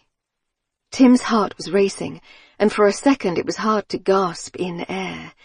He'd said it, told her his situation, and she'd accepted it as a sad fact, something he was recovering from. And maybe he was. Maybe it was just the kind of thing that happened as part of a life, not the pivot of everything, the hole it all drained away into. She said, well, I have to get back. Maybe I'll see you around? I live at number 6, he said. The basement flat. Oh, right. We're 17B, one of the maisonettes. Another we. She was married, of course. A husband to go with the children, she'd mentioned. I'm Mary. I don't think I even said, well, you probably heard. Tim. Well, nice to meet you. She smiled at the oddity of it, and he laughed a little, and it was a nice moment, a connection. A long time since he'd felt that. Bye then. Oh, let me help you. He held back a bush for her while she squeezed through the gap in the fence. As she straightened up, he saw the shift of her breasts under her t-shirt. She wasn't wearing a bra. She'd come out here in her pyjamas, trusting and vulnerable. He felt a moment of fear for her that he could not have expressed. Night then. Night. He said it, although it must be close to 4 a.m. The sky was already lightening, the birds twittering in the trees. Too late for sleep, but all the same, when he let himself back into the flat, he found that he went to his bed and lay down on it, thinking he would just close his eyes for an hour or so. Rest. It was a lie he often told himself, that rest was almost as good as sleep. It wasn't, not at all. That was the last thought he remembered before he fell into sleep as if over a cliff, the way other people talked about it, the moment my head hit the pillow. When he woke up, thick-headed and exhausted still, it was almost 9. 5 hours. That was the most sleep he'd had in a long time, and he even felt vaguely cheerful as he dragged himself to the shower. Today, he would work. He would do what he did best. Find things out. Mary. The next day it was mid-morning before she got a chance to think about the night before. She'd been woken at 7, a lie-in for her, by Jack, puffy-eyed and frantic. I tried to get them up, but... Jesus, I don't know how you do it. Help? Mary slowly came back to herself from the treacle-thick sleep she'd fallen into. Jack had been snoring when she came back to bed, hadn't even noticed her absence. What if she'd vanished, like Samantha Ellis, left her family wondering forever? Downstairs was a scene of devastation, Audrey coated in porridge as if the bowl had exploded, howling in rage at the world, and Leo, in his bouncy chair, emitting a noise like an air raid siren. Oh dear. Jack was not dressed for work yet and smelled sour, his hair sticking up. He had the thick and springy hair of a younger man, and she felt a rare stab of affection for him. He was trying. He'd let her sleep. That was more precious than a mini-break to Paris. Her foray into the park, her strange conversation with her neighbour, Tim, felt like a return to her old self. Someone who kept secrets from her husband, not for bad reasons, but just because she was a human with her own life, parts of her body reserved to herself, bathroom doors that locked. You shower, I'll sort them. As he went, muttering to himself that it was a madhouse, she picked up the baby and settled him against her body. Immediately he calmed. He just needed her smell, the warmth of her skin. All right, Miss Audrey, what's all this racket? Audrey, too, subsided, not being able to talk and howl at the same time. Daddy made the wrong porridge. Oh dear, silly Daddy. Well, tomorrow we'll make the right one. Audrey looked wrong-footed by this breeziness. Hungry. If you're hungry, you can eat that. There's nothing wrong with it. It was, in fact, the same porridge she always had, just not cooked for long enough, so it was slightly lumpy. Perhaps Mary's mother was right. She indulged the child's fussiness too much. Soon, Jack came thundering down again in his suit, grumbling that he hadn't had time for breakfast. Mary, who rarely got time to even pee in the mornings, had little sympathy. Bye then. Bye. She didn't even look at him, let alone offer her face for a kiss. Her mind was already on Samantha Ellis, what she'd Google once she got a minute. He fiddled with the door. Oh, it's open. Is it? Yeah. I'm sure I put the chain on last night. Had she left it unlocked when she returned? She tried to think, found she had no memory of coming back through the door. Life was increasingly like this, her brain switching to autopilot from sheer exhaustion, like when you catch yourself an hour into a motorway journey with no recollection of it. That's weird. I guess you just forgot. Gaslighting. She was gaslighting her husband. Strange. God, I'm so tired I can hardly remember what I've done. Mary bit her lip, tried not to say how much more sleep he was getting than her. She'd left the door unlocked. She had no moral ground to stand on today. Jack went off to work, still grumbling, and she tidied the kitchen in between attending to various outbreaks of tears, anger, and bodily fluids. By 11, Leo was napping in a clean baby grow, and Audrey building blocks in front of Peppa Pig, absorbed in it with a cult-like intensity. Given that everything else bored her after 2 minutes, what was the strange power it held? Never mind, just be grateful for it. Feeling briefly like Supermum, Mary made coffee in the actual cafetiere and sat down at the kitchen table with her laptop. She went to Google and put in Samantha Ellis. Immediately, a flood of news stories, images of the slim young girl with fair hair, usually in a high, tight ponytail. In one she was wearing a crop top and hoodie jacket, as if she'd just left the gym. But Mary knew young people all dressed like this now, as she had in the 90s, sports gear and no sport. It pulled at Mary, the mystery of it. Where could the girl have gone? There was always someone about on the streets of London, no matter the time of day. Even when she was ill-advisedly in the park the night before, several people had passed, looking in at them with contained curiosity. Perhaps someone had bundled Samantha into a car, unseen by any passers-by or the many cameras along the route home. Or had she slipped out of her life, decided that such a hard-working, low-paid future was not for her? It was impossible to tell from the pictures Mary found on her Instagram, holding her breath as she clicked on them, like holy artifacts. The last post was a picture of a hand flashing a gel art manicure, 3 days before Samantha disappeared. Maybe, just maybe, taken to a house only steps away from Mary's own. She went to her post on the True Crime Forum, was pleased to see several answers. Nothing helpful, someone saying women shouldn't walk alone at night, someone else lambasting them, a link to stats on missing persons in London. Her peace was shattered as a howl came from upstairs. "Audrey, be a good girl for a minute, okay?" She raced up the stairs, finding Leo in his cot with an arched back and a filthy smell in the room. Okay, shh. She took the chance to glance over at the park towards the house. Perhaps the police had already been in and found the girl. Wouldn't they have let her know if they'd rescued someone based on her tip-off? There was nothing on Twitter or the news sites.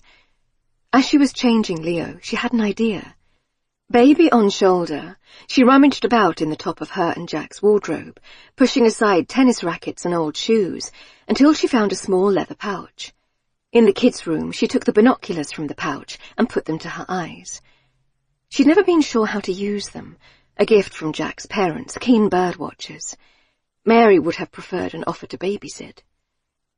She twiddled the knobs on the side until the houses came into focus.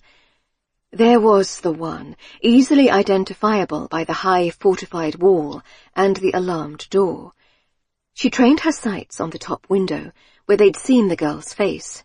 It was boarded up, seemingly from the inside, no sign of any life at all. She was just about to give up when the board twitched, along with her heart. Someone was there. She held the binoculars as steady as she could. A face appeared again, oval, pale, fair hair. Mary squinted. Could it be? It was definitely a young blonde girl, yes, wearing what looked like a black hoodie. Behind her, Mary spotted a mattress on the floor, a lamp. For a second, the girl glanced right her way, though she couldn't possibly see Mary at this distance, and Mary's entire body convulsed with a shock that was almost sexual. It looked like her, Samantha. Was it? She tried to increase the focus, but the face was gone. Just a flash of it. Had it really been her? An ominous crash from downstairs. God knows what havoc Audrey could get up to if left alone for 5 minutes. And sure enough, when she raced down, holding Leo tight, she caught her daughter dipping a paintbrush into the smashed cup of coffee, using it to daub a picture on the white wall. Streaks of brown liquid were pooling on the skirting board. "Audrey!" The child looked up, almost cross at the interruption. "I'm painting, Mummy. "On the wall! Audrey, that's very naughty." She shrugged. Perhaps Audrey was some kind of budding Picasso, and this would make a hilarious childhood anecdote one day. Mary shifted the baby on her shoulder, glad they'd gone for the wipe clean paint, and made a decision. "Right, put your shoes on. We're going out." "Too hot, Mummy." "Yes, I know." The streets of the neighbourhood were thick with pollen and traffic fumes. She thought of her various friends who'd left London, prefacing the announcement of their moving away from the city. "We just thought it's so bad for them to breathe the air all day long." Audrey coughed, as if to underline the point, dragging a stick along the gates of the house they were passing. "Put that down, darling. It's dirty." Her heart was not in it, and Audrey could clearly tell, because she shot Mary a look and kept doing it. They were on Clifton Road, a street of large red brick Victorians, most divided up into flats. Which was the house with the light in it, the girl's face in the window? Was it really Samantha in there? What if Mary, unimportant mother of two, could manage to find this missing girl and bring her home? She looked up and down the street, counting the houses. It had to be one of the three in the middle of the street. She paced away from Audrey and her stick rattling, pushing the buggy with Leo inside, sucking insistently on his two middle fingers. Number 16 was a large, apparently undivided house, only one bell, with a high, secure-looking fence all along the front, complete with keypad. That alone made it stand out. Most of the houses on the street just had rickety iron gates with no locks, swinging open, often rusting. Mary craned her 5'5" height up, rising onto her tiptoes. A neat front garden, gravelled over, with a few regimented shrubs in pots. A black painted door, with another keypad, winking. The windows boarded up, which made sense if it was being renovated. Why all the security then? Where were the builders? She wondered what would happen if she rang the bell. "Mummy!" She jumped. Audrey was standing crossly beside her, tugging on her skirt. "What? Why did you stop?" "Well, that's a bit rich, darling, seeing as you can hardly walk down a street without stopping to pick up a stone, or stare at a dog, or throw things down a drain." "Mummy!" "Okay, sorry, let's go." "Looking for someone," said a voice. Mary didn't know why she jumped. Of course there was someone watching. This was London, after all. A man of about 60 was watering plants at the house across the road. He wore a red polo shirt and cream slacks, and she knew instinctively he was the kind of man who'd have a whole set of screwdrivers about the place. The kind who knew things. Exactly who she needed, in other words. "Oh, it's silly, really. Do you know who owns this house?" "Not sure, love. It's been sold for renovation. But I didn't see the buyers. Empty for donkeys before that, really falling into rack and ruin." His own house was, of course, well maintained. The windows and door painted a smart navy, the paving stones in the little drive weed-free, a ring of raised beds against the waist-high front wall, making use of all the space. "Why did you want to know?" She hesitated. "I thought I saw something from my flat. In the top window. A person." "Oh?" He carried on watering, a steady trickle emerging from his silver can. "No one living in there at the minute. It's a building site." "I know, but I really thought I saw something. A woman. I thought maybe she was being hurt." It sounded so stupid when she said it out loud. There was also no sign the police had been round. Clearly they hadn't taken the tip-off very seriously. His expression hardly changed. "Well, that's strange. Got one of those duplexes in the next street, have you?" "That's right. We look out over the park." He thought about it for a moment, carefully directing a stream of water around a red flower. Was it a geranium? Mary wished she knew about things like that. How was she supposed to teach her children when she didn't know the names of things? "You know, I've got one of them doorbell cam things. Present from my oldest lad, he's almost 30. All into the tech. I hardly know what to do with it. But I could check for you if there's any comings or goings. We've had a lot of trouble with that house. No one wants a new development, not on a quiet street like this. And all the noise and dirt of building work. I've lodged a complaint with the planning board." Of course, a door cam. Why hadn't she thought of this? The modern mania for surveillance, trading privacy for the illusion of safety. "That would be amazing, thanks." Nigel, as she learned was his name, went into the house to fetch a laptop, an old square one, not a Mac. He also brought Mary a cup of tea, which she blew on gratefully until it cooled, and a juice box for Audrey, who was poking sullenly in a flower bed. Leo slept, with a peace he never achieved at night. Nigel set the laptop on the flat front wall and squinted down at it. "Let me see now. It records all the time, think our lad said. What day would you be looking at?" 2 nights ago. Late, about 4 a.m, maybe. Then again last night. I'm up with my kids, you see. They talked about their children as he looked for the files. Nigel and his wife had 4, all grown up, the youngest at Manchester University. He detoured into a photo folder and showed her pictures of them, plus his 3 grandchildren. She nodded along, polite but impatient for the security footage. Eventually he scrolled to the right part of the archive, a 10-minute clip of the nighttime screen in green and black hues.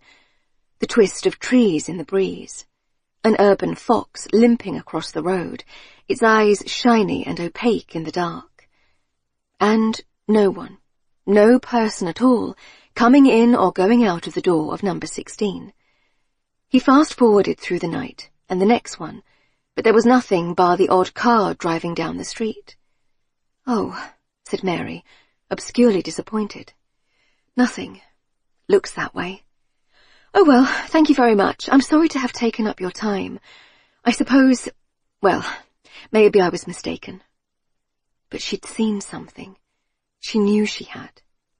"No trouble at all," said Nigel, shutting the laptop. "You've lived here long?" Mary drained her tea, which was in a faded mug with a picture of 4 children on the side, clearly the Nigel offspring. "Grew up in that house. Very different then. None of these coffee shops or craft breweries."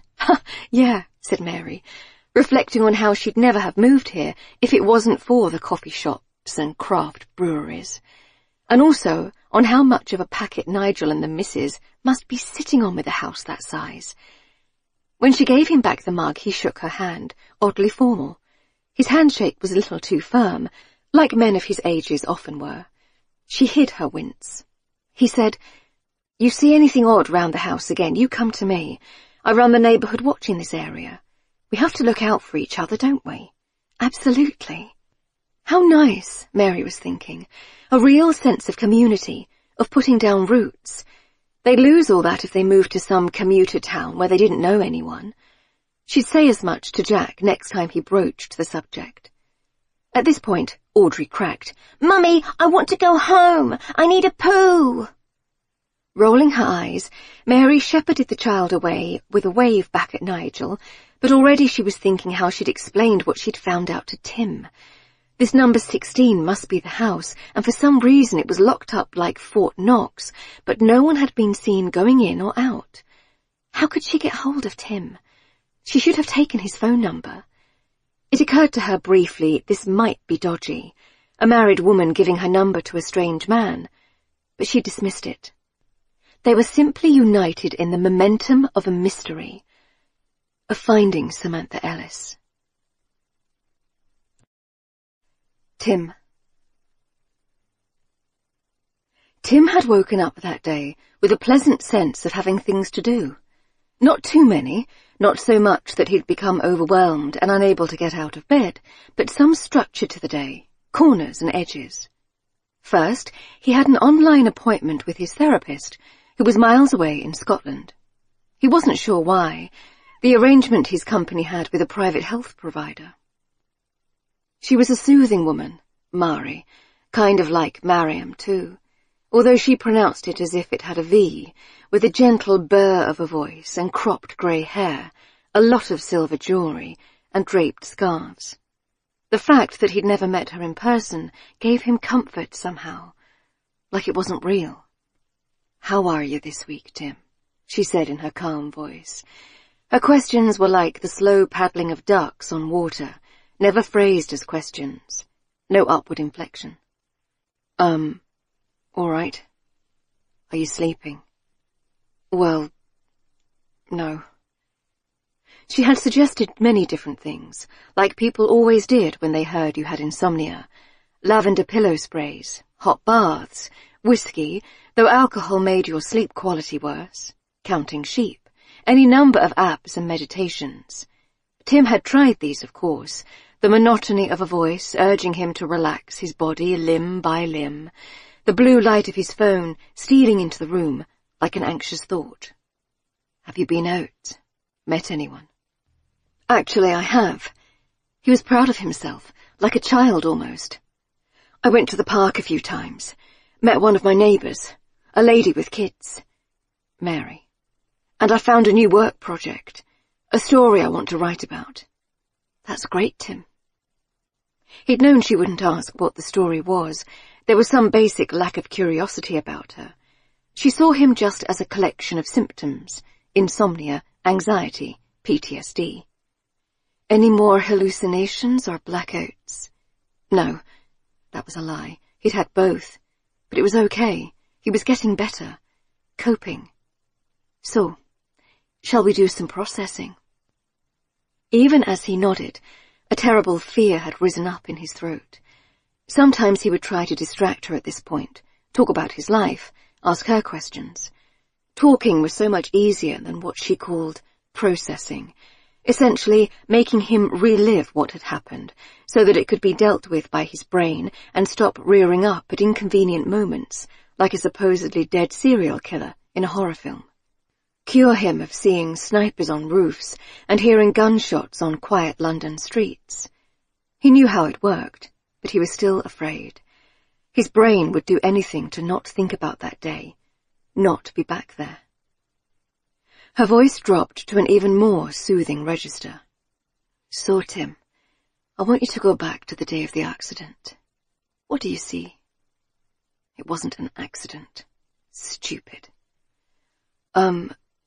I'm walking along the street. It's very hot. Mariam was beside him, and he could hear the light tread of her sandals, the swish of her headscarf, some silky material. She had laughed at something he'd said. Then there was a second he would always remember, when his body knew it had happened, before he did. He was in the doorway of the hotel, and she was a pace ahead, because he'd let her go in front, to be polite. The slice of sky outside was blue, so blue. The dusty street, the noise of horns and voices, the smell of petrol and slightly rotted food and something else, her perfume, maybe, the feel of sweat on his lip and lower back. Then a noise so big he couldn't hear it, and a feeling of being thrown, as if by a huge hand, down to the ground. Who's there? Mariam. Mariam is there. He told this story so many times, relived it, the force of it, and then... Tim found he was out of his seat and halfway across the room, shaking, sweating. He dragged himself back to his sofa, the therapist's face on the rectangle of his laptop. I'm sorry. That's all right, Tim. You're doing very well. It was so stupid. He was in his flat in South London, not the doorway of an unstable building in a Middle Eastern war zone. But his brain did not seem to know that. He was gasping, as if his throat were once again coated in dust, his chest weighed down with rubble. I can't. I'm sorry. I can't. That's all right. We'll come back to it next week. You've done so well. She was always saying that. But had he?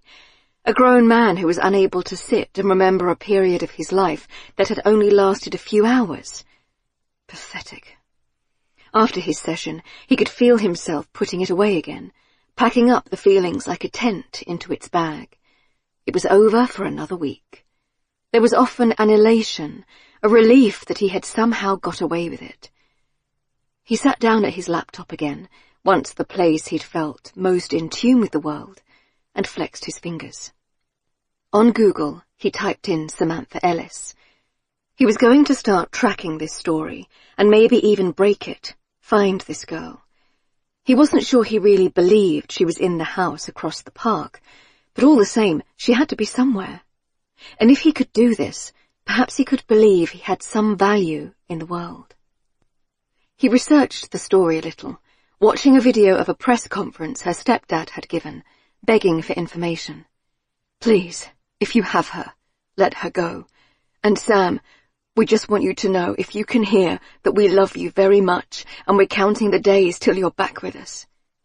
No sign of the mother or sister. Then Tim prepared to do something he now found extraordinarily difficult.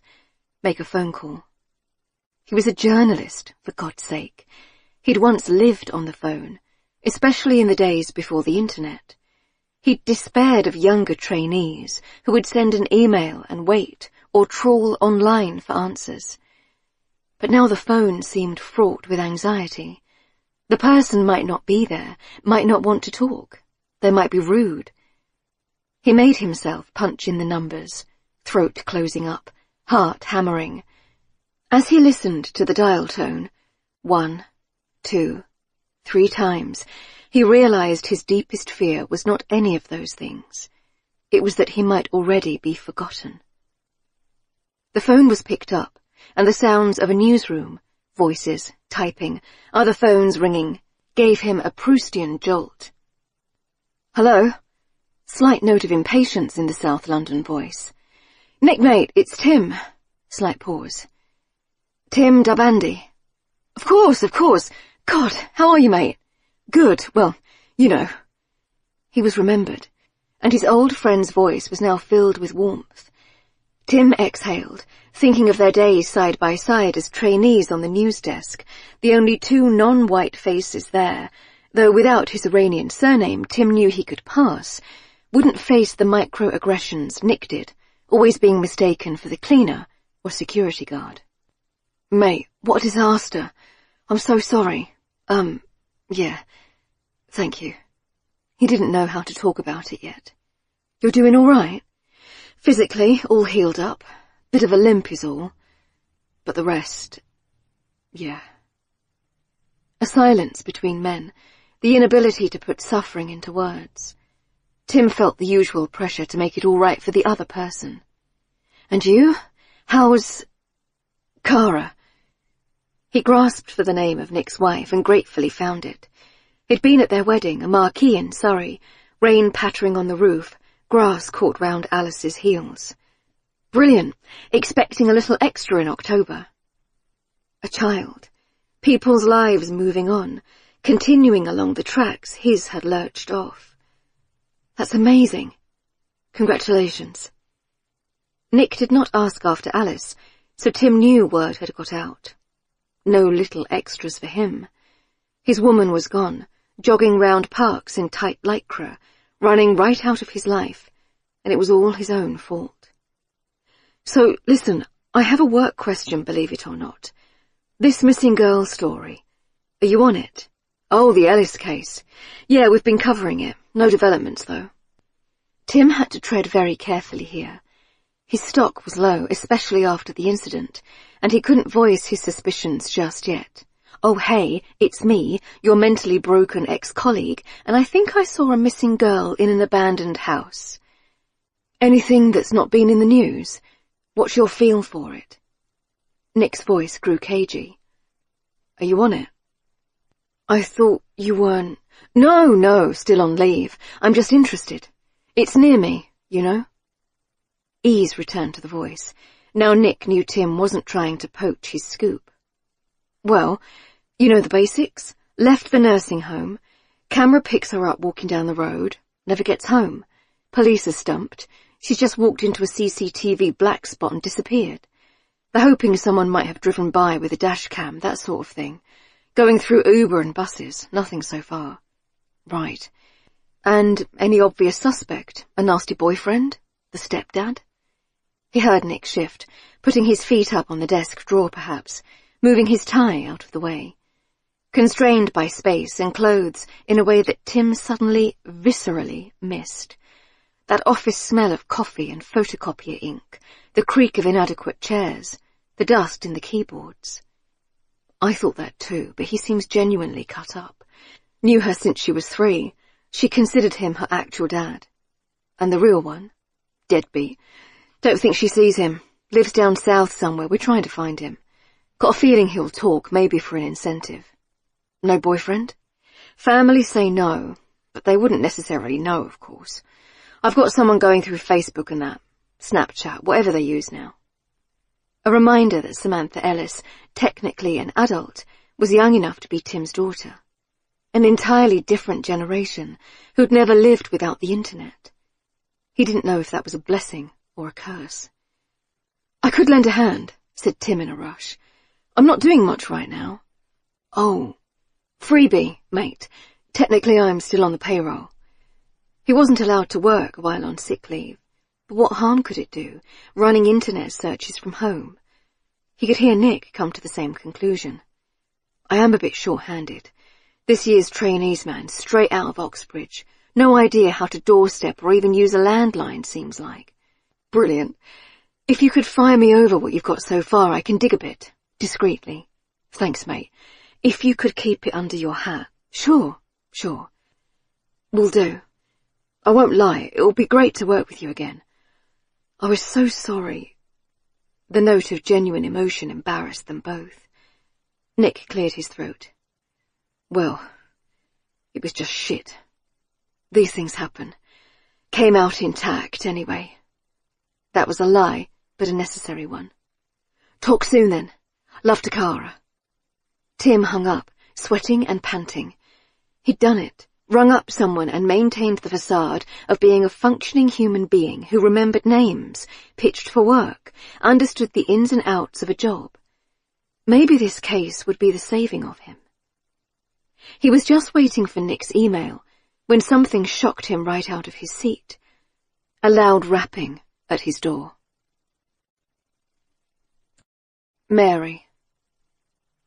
Mummy, go home! Go home! Audrey was not impressed with being dragged out of the house yet again, following a brief toilet stop to a strange block of flats nearby. Leo, still in the buggy, was letting out small grunts and sighs with the sheer effort of living. In a minute. Maybe he wasn't home. She had the number right, didn't she? 6? It was one of the shabby Edwardian houses, converted into 4 or 5 flats. The front door was open, and the hall was dusty, leaves blown in, piled up with post from tenants who had long moved on. Then she heard shuffling footsteps, and the door opened. Tim stared at her, wild-eyed. Hi. Sorry, it was open. Oh. She could see it was a violation, to come to his home like this. He was dressed in white sports socks, black tracksuit bottoms, and a very old, holey t-shirt. Still unshaven, his hair too long. Briefly, she wondered what she was doing coming here. I saw something. The girl, in the window. I had my binoculars. I saw her from my top window. Oh, really? I've been researching it. A colleague from the paper. He's going to send me some details. Friends of hers, people to approach, that sort of thing. Mummy! Audrey was glaring at her crossly. Who is this man? Just a friend of Mummy's. Was he that? This is Audrey and Leo. Hi, Audrey. Hi, Leo, he said, with a formality that was oddly sweet. Audrey frowned heavily. Sorry, Mary said to Tim. I got overexcited, I suppose. I really thought it was her, as far as I could see from a distance. Samantha. She lowered her voice, though Audrey could not possibly know what she was talking about.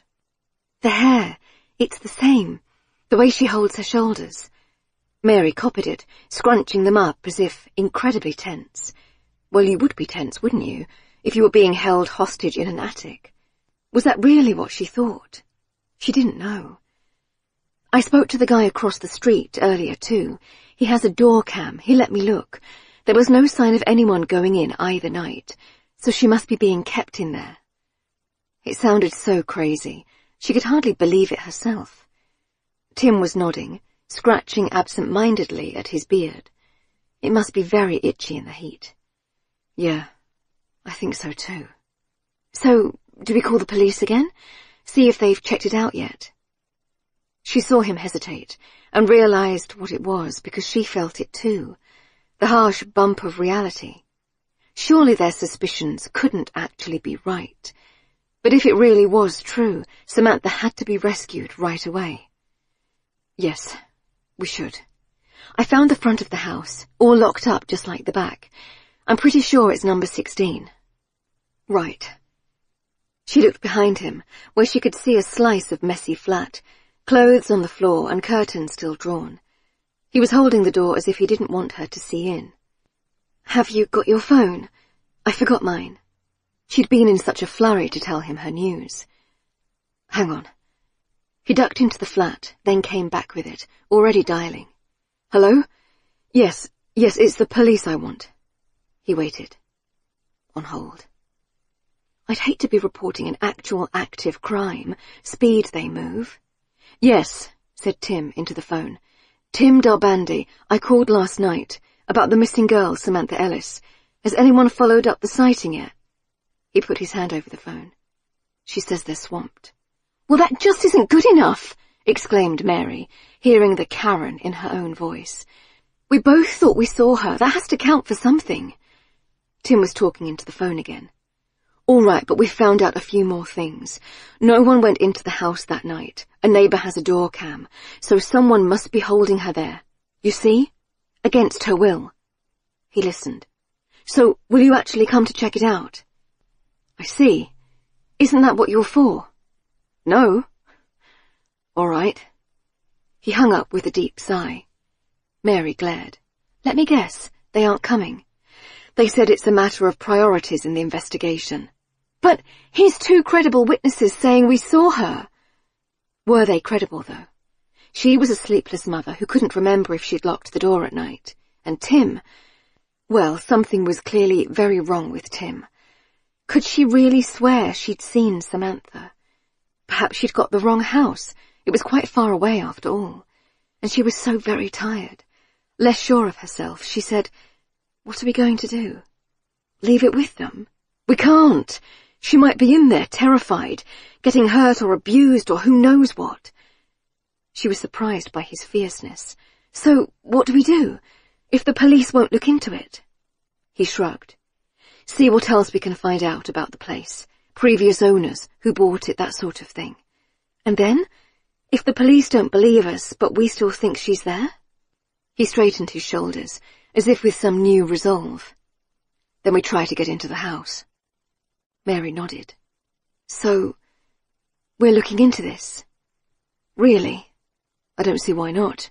But you're a journalist. I'm just a mum. You saw her too. Plus, you may be a bit more believable than me. He gestured to her, meaning presumably she was outwardly holding it together. She wasn't so sure about the inside.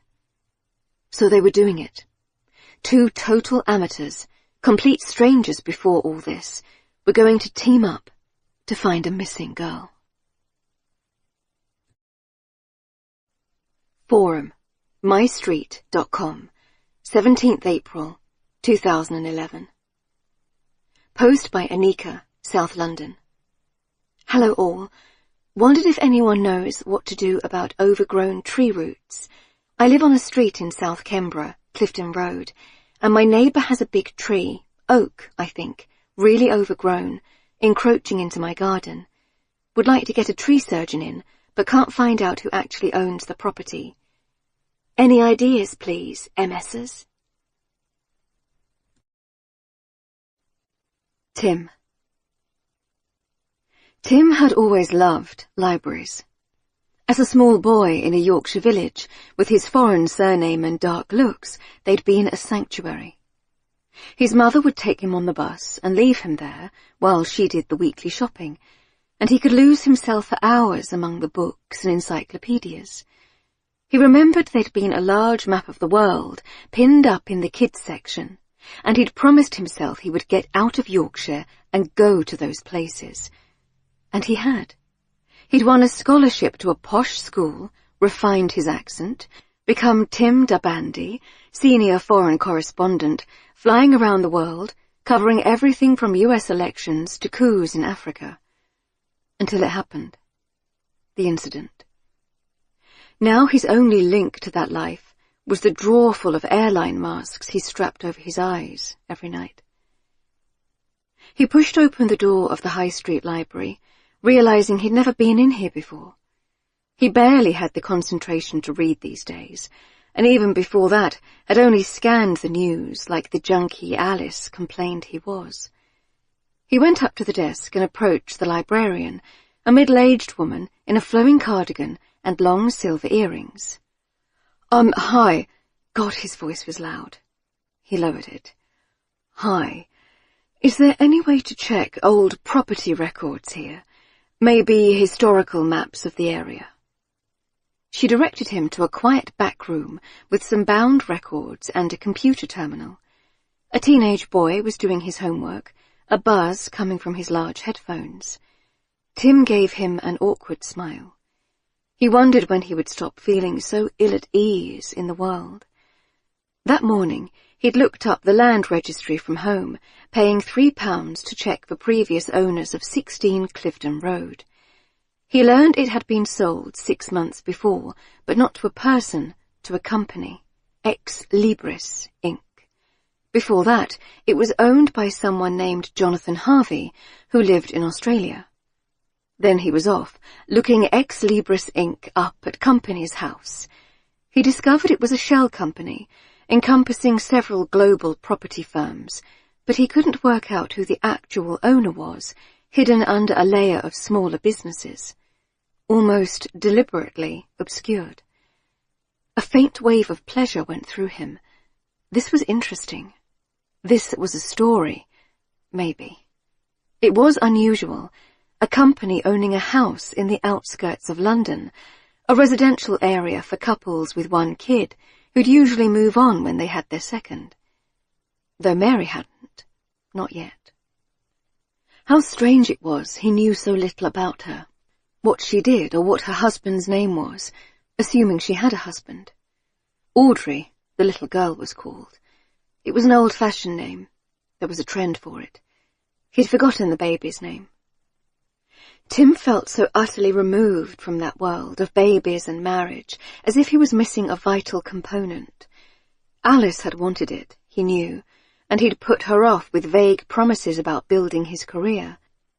He wondered if she'd met someone else, a man who could give her that, who'd be home at weekends to fix the gutters and make lasagna, instead of herring off to Heathrow, to wherever trouble was. How brave he'd thought himself. Instead, he had perhaps just been selfish, making it clear to her with decision after decision that she was not the most important thing in his life. Not even close.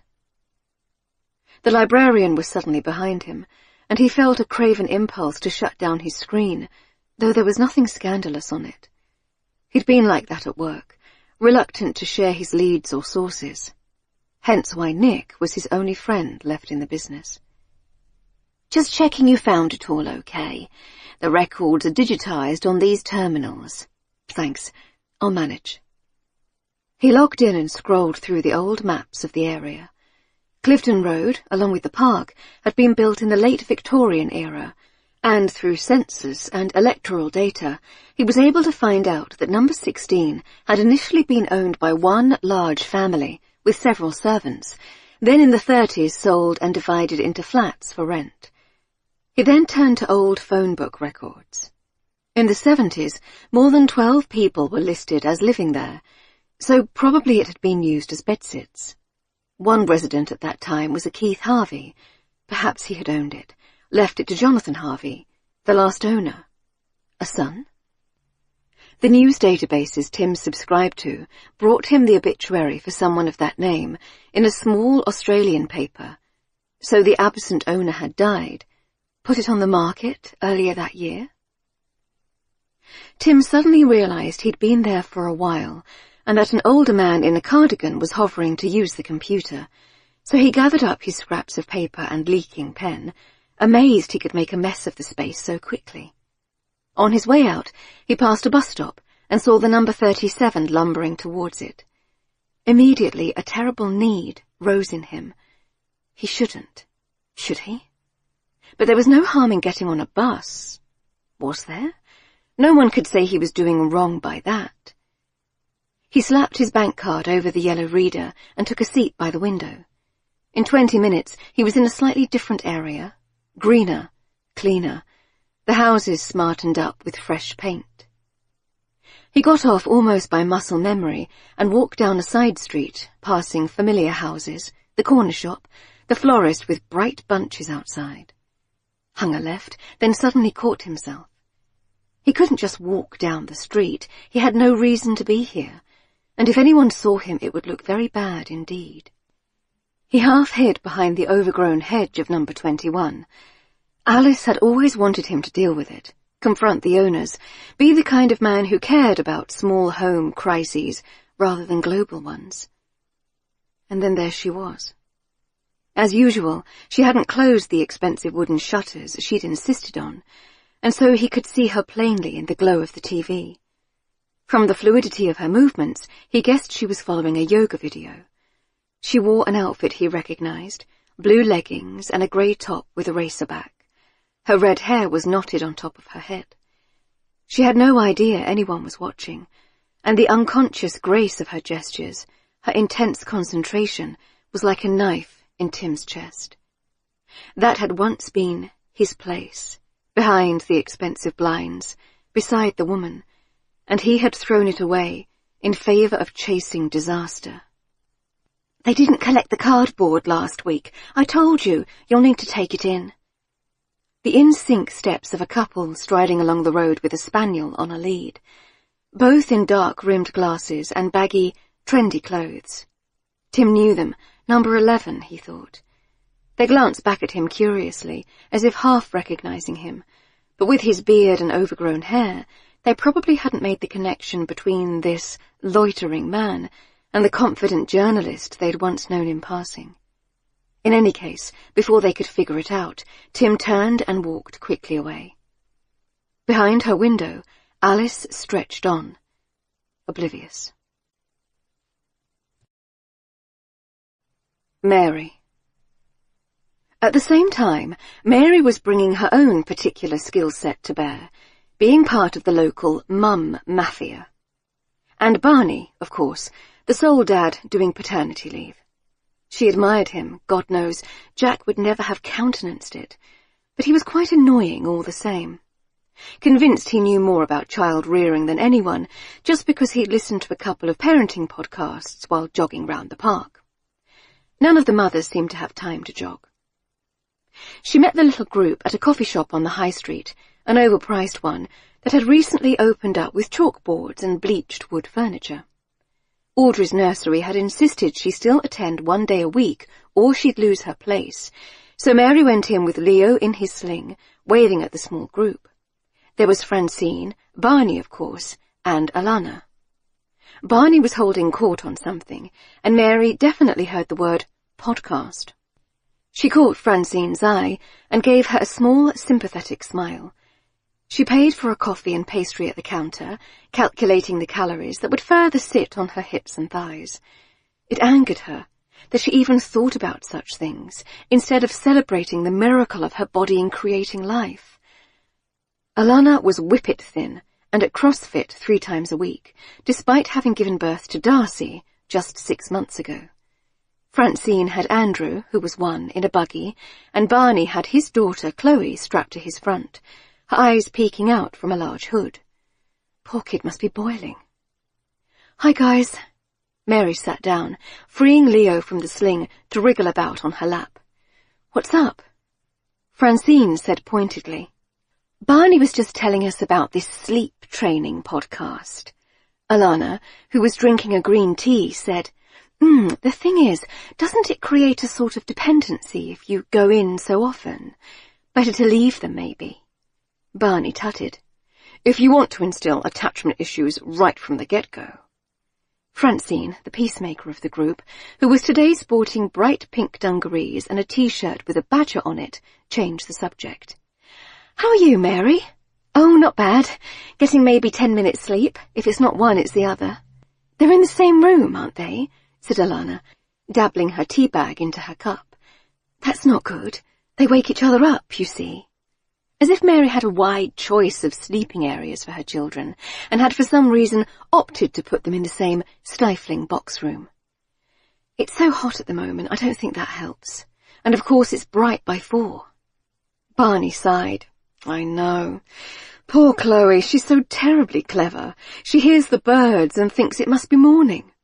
Chloe gurgled, as if joining in. "How's the mat leave?" said Alana to Mary. "I hear your cover is working wonders. You'll have to watch yourself." Alana's husband, Charles, worked at a rival family law firm, so she usually knew everything about Mary's work before Mary did. Mary gritted her teeth. "So nice I won't be going back to a mess." If she'd go back at all, when perfect Francesca seemed to be doing such an amazing job. "What about your work?" she said to Alana. a little pointedly. They're okay with the 3 days a week? Alana had barely taken any maternity leave, as if she'd simply had the baby, then got on with her day. Alana flicked her hair. Absolutely. Job share working marvels. And it means I can be here for the kiddos, take them to all their activities. Flora's really coming on at tennis. Mary settled back. I wanted to ask you all something. Anyone seen that big house that's being renovated on Clifton Road? Barney was nodding. I noticed when I took Chloe on her nature walk earlier. It's a pretty intense security system for a building site. Weird, right? She bit into her cinnamon roll, feeling the rush of sugar along with the caffeine. Probably a bad idea.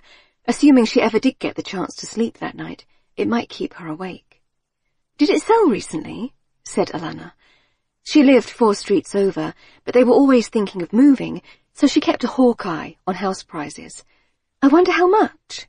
We could look it up on Zoopla. It's massive. Whole house, I think. Not a flat. Alana had her phone out. Clifton Road? This it? She held up a picture of the house, minus the head-height fence. Yeah, when was that posted? 6 months ago. We actually looked at this place, said Alana, peering at it. Massive pile. We decided it was too big, needed too much work. It was turned into flats years ago. Bedsits, really. It was in a terrible state. The archived pictures did show a shell of a house, dirty old curtains and smeared windows, piles of bricks in corners. A real fixer-upper. Anyway, it didn't stay on the market long, so someone must have snapped it up. Braver than me. Why the interest, Mary? Said Francine, crumbling a scone. You're not thinking of moving? God, no. Well, not to the next street. I just thought it was weird to have so much security in an area like this. It's all shuttered, like they're up to something dodgy in there, you know? Such as hiding an abducted girl. Alana frowned. I don't know. I saw on the local forums there was a burglary over by the station last week.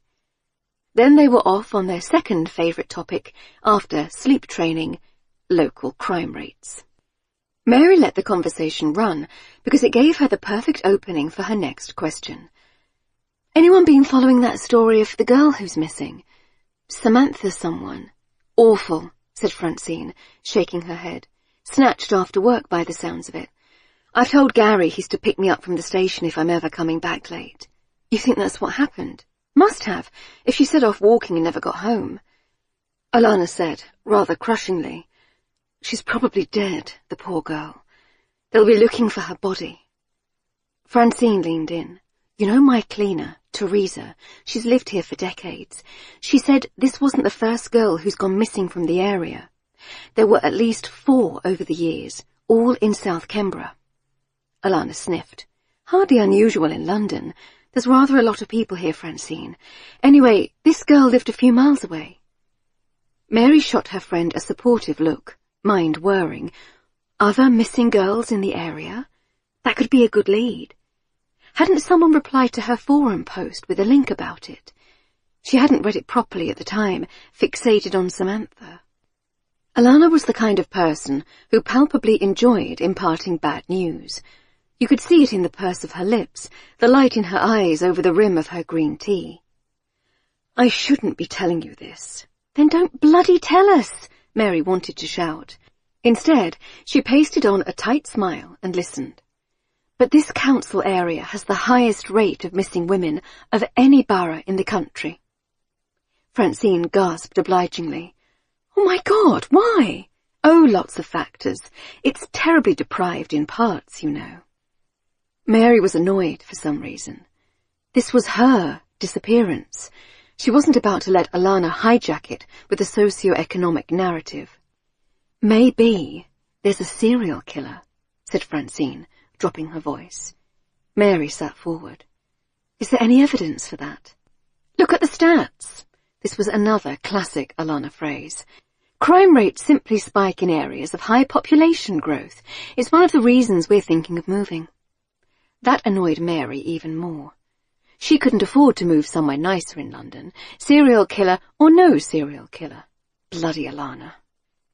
Francine and Barney were nodding along mournfully. Barney virtue-signalled with, So awful, the epidemic of violence against women. I've started crossing the road if I'm walking behind someone at night. It's really the least I can do. When was the last case? Said Mary. She was aware of how intense she sounded, and how worryingly wrapped up in this she had become. She didn't even know for sure if she'd seen Samantha Ellis. About 10-15 years ago, a girl went missing, actually from Clifton Road. 18 she was. Didn't come home from a night out. Francine gave a theatrical shiver. You just never know. Mary hated that too, the idea that every bush rustled with rapists and killers. It seemed a way of keeping women at home, scared and compliant. But what if Francine was right, and someone was taking all these girls and women from their area? Serial killers did exist. Someone had to live near them. What if there was one on her street, and he'd taken Samantha too? Did anyone see PMQs today? Said Barney, who had once worked in politics and didn't like you to forget it, and the conversation swung away from murder to the incompetence of the government, though Mary knew Alana's husband had gone to school with the business secretary. Francine then asked who'd seen the latest Scandi drama on BBC4, and the chat turned to fictional dead girls. Much cosier than a real one, but Mary was sure Samantha was not dead. She'd seen her at the window, hadn't she? Yes, she was almost sure. Next, she had to dig a little into the girl's life and find out what might have made her leave, or who could have taken her from it. Tim. In the old days, pre-Levson, when Tim had trained as a journalist, you'd do anything you could to get a story. Pose as a police officer, go round to the house and break the news of a death before the family had even been told. Talk your way into the compound of a homicidal general in a country crumbling around you. These days, you had to be more careful, and the truth was, he wanted to be. Now that it was him who'd been cracked like an egg against a pan, he knew how hard it was to keep yourself together in a crisis. He imagined it would feel that way for Samantha Ellis's family, blowing hard on hope to keep it alive. Provided, of course, they'd had nothing to do with her disappearance. Tim had a natural cynicism, finely honed from years of reporting. If you imagined the worst a human could do, there was always someone who'd done it. Nick had, good as his word, sent over the Ellis family's address, and in any case, Tim could have worked it out from seeing its exterior on the news. The family with bowed heads going in and out of the small detached house in the cul-de-sac, police officers coming and going, sometimes carrying mysterious objects in bags. Samantha shared a room with her half-sister, Marley, apparently, who was 12, the child of Samantha's mother, Maggie, and her second husband, John. Stokes was his surname. On the scene since Samantha was a little girl, 3 years old. Tim's radar was twitching at that, in a way that made him ashamed. This John Stokes could be a perfectly decent man, heartbroken at the loss of his stepdaughter. Either way, he hoped to find out. Confidence was the key. There were no police cars evident on the cul-de-sac of detached houses. The front garden was well kept, with gnomes solemnly arranged around a little pond, fishing rods out. The outside of a house said so much about what was going on inside, like a face ravaged by sadness. A Golf was parked in the drive, waxed to a blinding shine. The gutters were clear, the front door newly painted. The work of John Stokes, perhaps? However, Tim had covered enough stories to know that a neat facade didn't mean there weren't horrors behind the clean windows. That girl whose step-grandfather had begged for her return, knowing all the while she was dead in his attic. The mother who'd wept for her missing child, fully aware that she'd spirited the girl away herself. That was the rule. Trust no one. But at the same time, don't leap to conclusions. Run your hands over the surface of these people's lives and feel for the cracks. Trying to put on his old self, like the suit he'd dug out of his wardrobe, rumpled and musty, he marched up the front path, no weeds between the slabs, and rang the bell. It was answered after a few moments, and Tim's heart stuttered in his chest as he stared into the face of the girl who'd opened the door. It was her, wasn't it? Samantha. Was she home already? Then he righted himself and realized it could not be her, that it was a younger girl, though there was a strong resemblance. A teenager in an oversized hoodie, with ratty blonde hair and red swollen eyes. Yeah? The sister, of course. Marley, hi. I need to speak to your parents, please. He hadn't told any lies or made false pretenses, just said what he wanted with great confidence. It was amazing how far this could get you. She looked confused but stood back, allowing him in. Dad's at work. You have to take your shoes off. Tim did so, ashamed of his ragged socks. He always felt a bit like a vampire at times like this, stepping over the threshold. Well, you invited me. You should have known what you were getting into. The house was also well kept, if a little fussy, the hall table crowded with framed photos, the wallpaper reflecting a chintzy sheen that was dated, not middle class, but clean and neat. The mother, Maggie Stokes, was in the living room in front of the TV, rolling news playing with the sound off.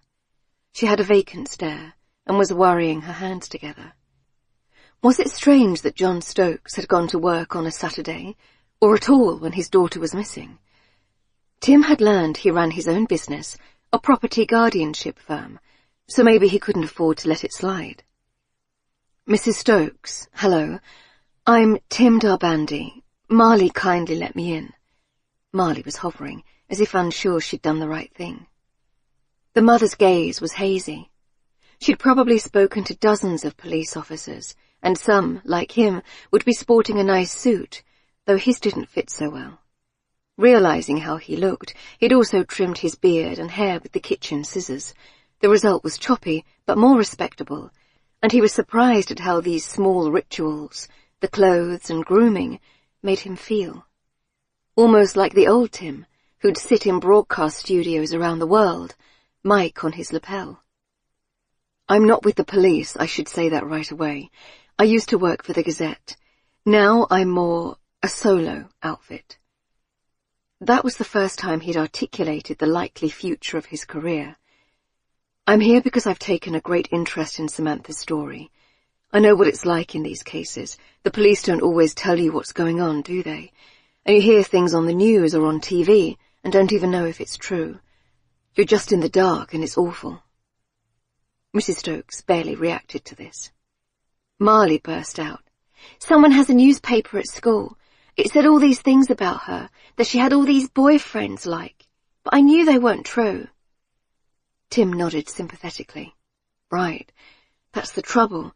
They're so desperate for detail they sometimes don't check the facts. They, he said, as if he was no longer part of the press. Perhaps he wasn't. So, what wasn't true? Marley perched on the edge of the sofa, warming to her theme. Her hands were hidden in the sleeves of her jumper, like the heads of shy turtles. They said she went out partying all the time. She didn't. I shared a room with her. She was working most of the time. She only had that one boyfriend, didn't she? I guess. Jackson, said the mother, speaking for the first time.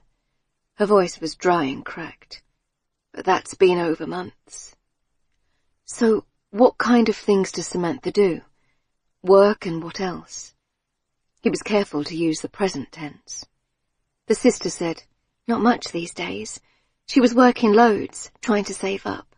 She'd go out with Shell the odd time, uptown. Don't think she had a new boyfriend, though. Bit sick of it, after Jackson, always ringing her on nights out and stalking her Insta and that. Insta was Instagram, Tim thought. If he was going to do this properly, he'd have to learn social media, something he'd so far managed to avoid by always reporting from conflict zones. Perhaps Mary would help him.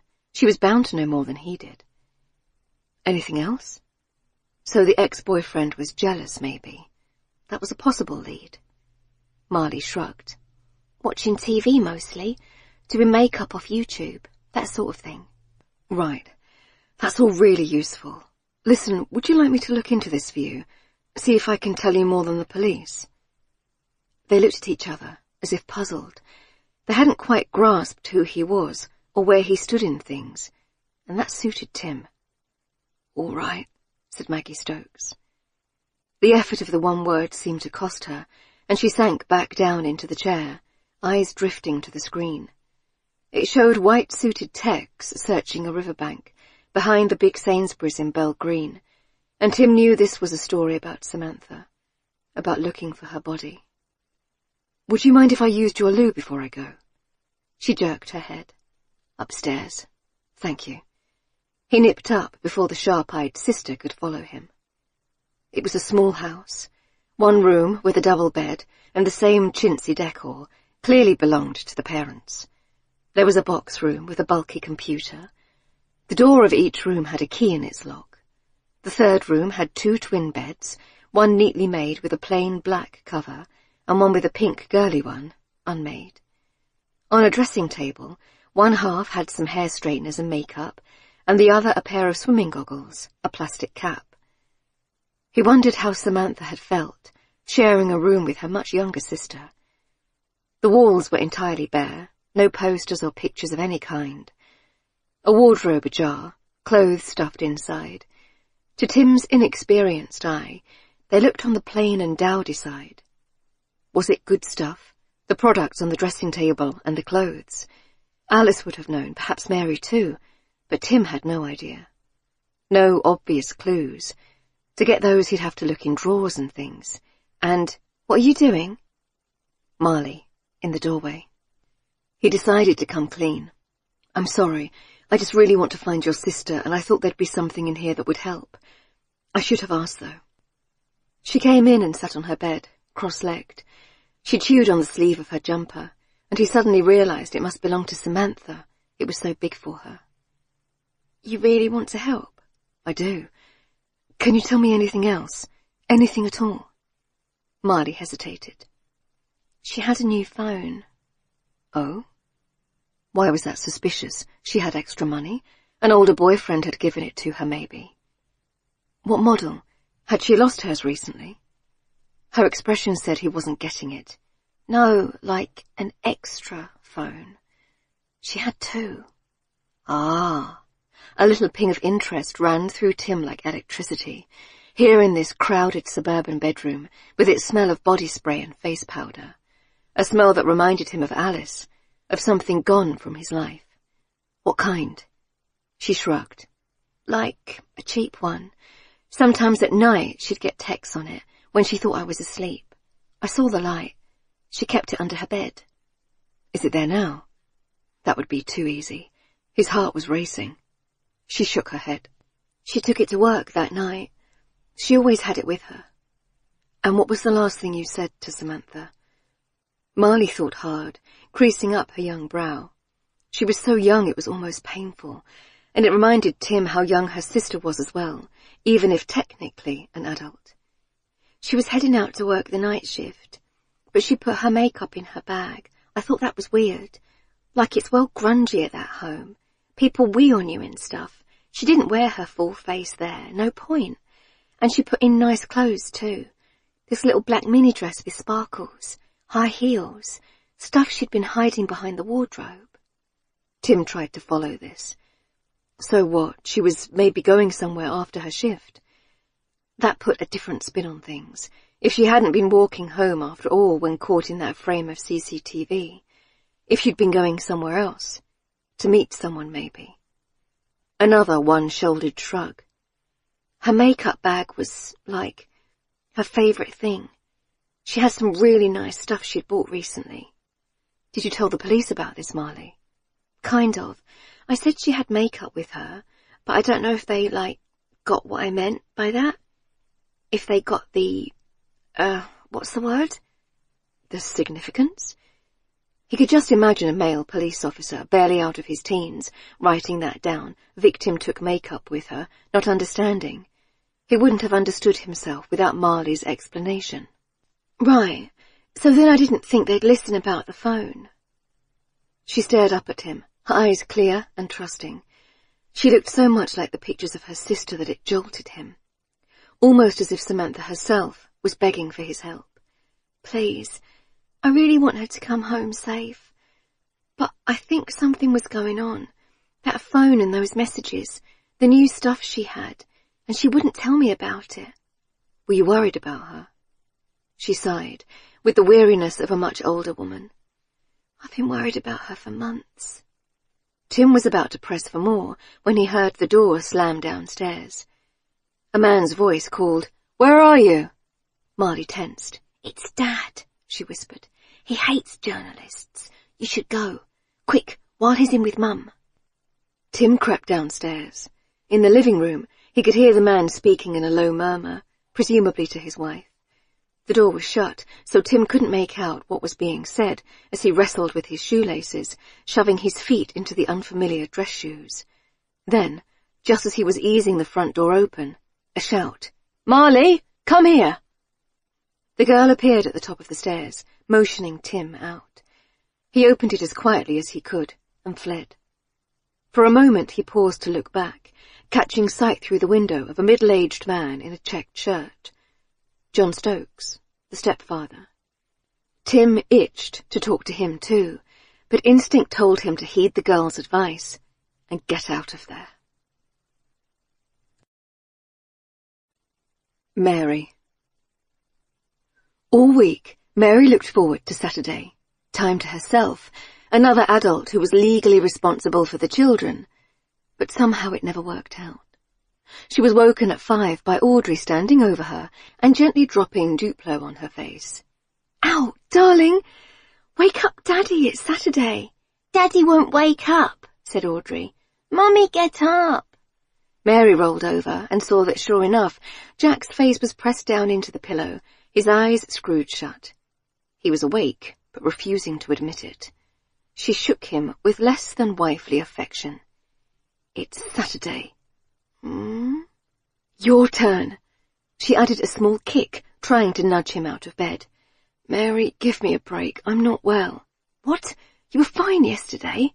"My throat was scratchy. I hoped it would go away, but—" He gave a little ineffectual cough. Mary glared at him. A cold, a bloody cold. She didn't have time to get sick, so why did he? But she could hardly refuse to care. That wasn't what a nice wife would do. "Fine. I'll get up." She lumbered out of bed, and Audrey caught her hand. "Build Lego, Mummy! Make pancakes!" Just a minute." Jack called. "I'd love a coffee, babe." She turned to glare at him again, and he gave another cough and pulled the covers over his head. Mary stored up the resentment to take out on him in some small petty way. Burn his dinner, just a bit. Iron his shirt so it stood up funny. She went to the children's room to get Leo, who was wet and sodden, sucking on his fingers and kicking his legs like a galvanized frog. She rolled up the blind and looked across the park to 16 Clifton Road. "Are you there, Samantha?" They had learned quite a lot, Mary and her strange, shambling sidekick. Or rather, she was the sidekick. She needed to let Tim know what she'd found out from her friends, but still didn't have his number. Other girls missing in the area, a possible serial killer. It sounded ridiculous, the kind of thing a bored housewife would dream up after listening to too many podcasts. She was also still turning over in her head what Alana had said about her matte cover. It shouldn't matter. She should be glad a younger woman had a chance to progress. But fear ate away at her, that she'd stepped out of the ring for too long and could never truly go back. "Mummy!" She jumped at Audrey's bellow. "What?" "I want pancakes!" "Oh, I don't know, love. It's so messy. How did you even make pancakes?" She couldn't remember. "Daddy makes pancakes." Bloody Jack, setting unrealistic standards. She looked forward to a lie-in, then him bringing coffee to her, some leisurely time on her phone to Google the case and surf the true crime forums. Now, instead, she'd have to bathe and change 2 children, feed them, entertain, and bring coffee to her malingering husband. For a moment she indulged in her favourite fantasy, where she'd broken up with Jack after their first date, the one where he'd turned up in his football kit with a giant bag of sweaty socks, and she'd never had kids. and instead moved to Paris or Barcelona and taken a string of interesting lovers. The smell of croissants drifting up to her window, the voices of the quartier. "Mummy, make pancakes, I'm hungry!" "All right, for God's sake." She picked up Leo, realizing too late he'd leaked out of his nappy, and transferred the damp to her dressing gown.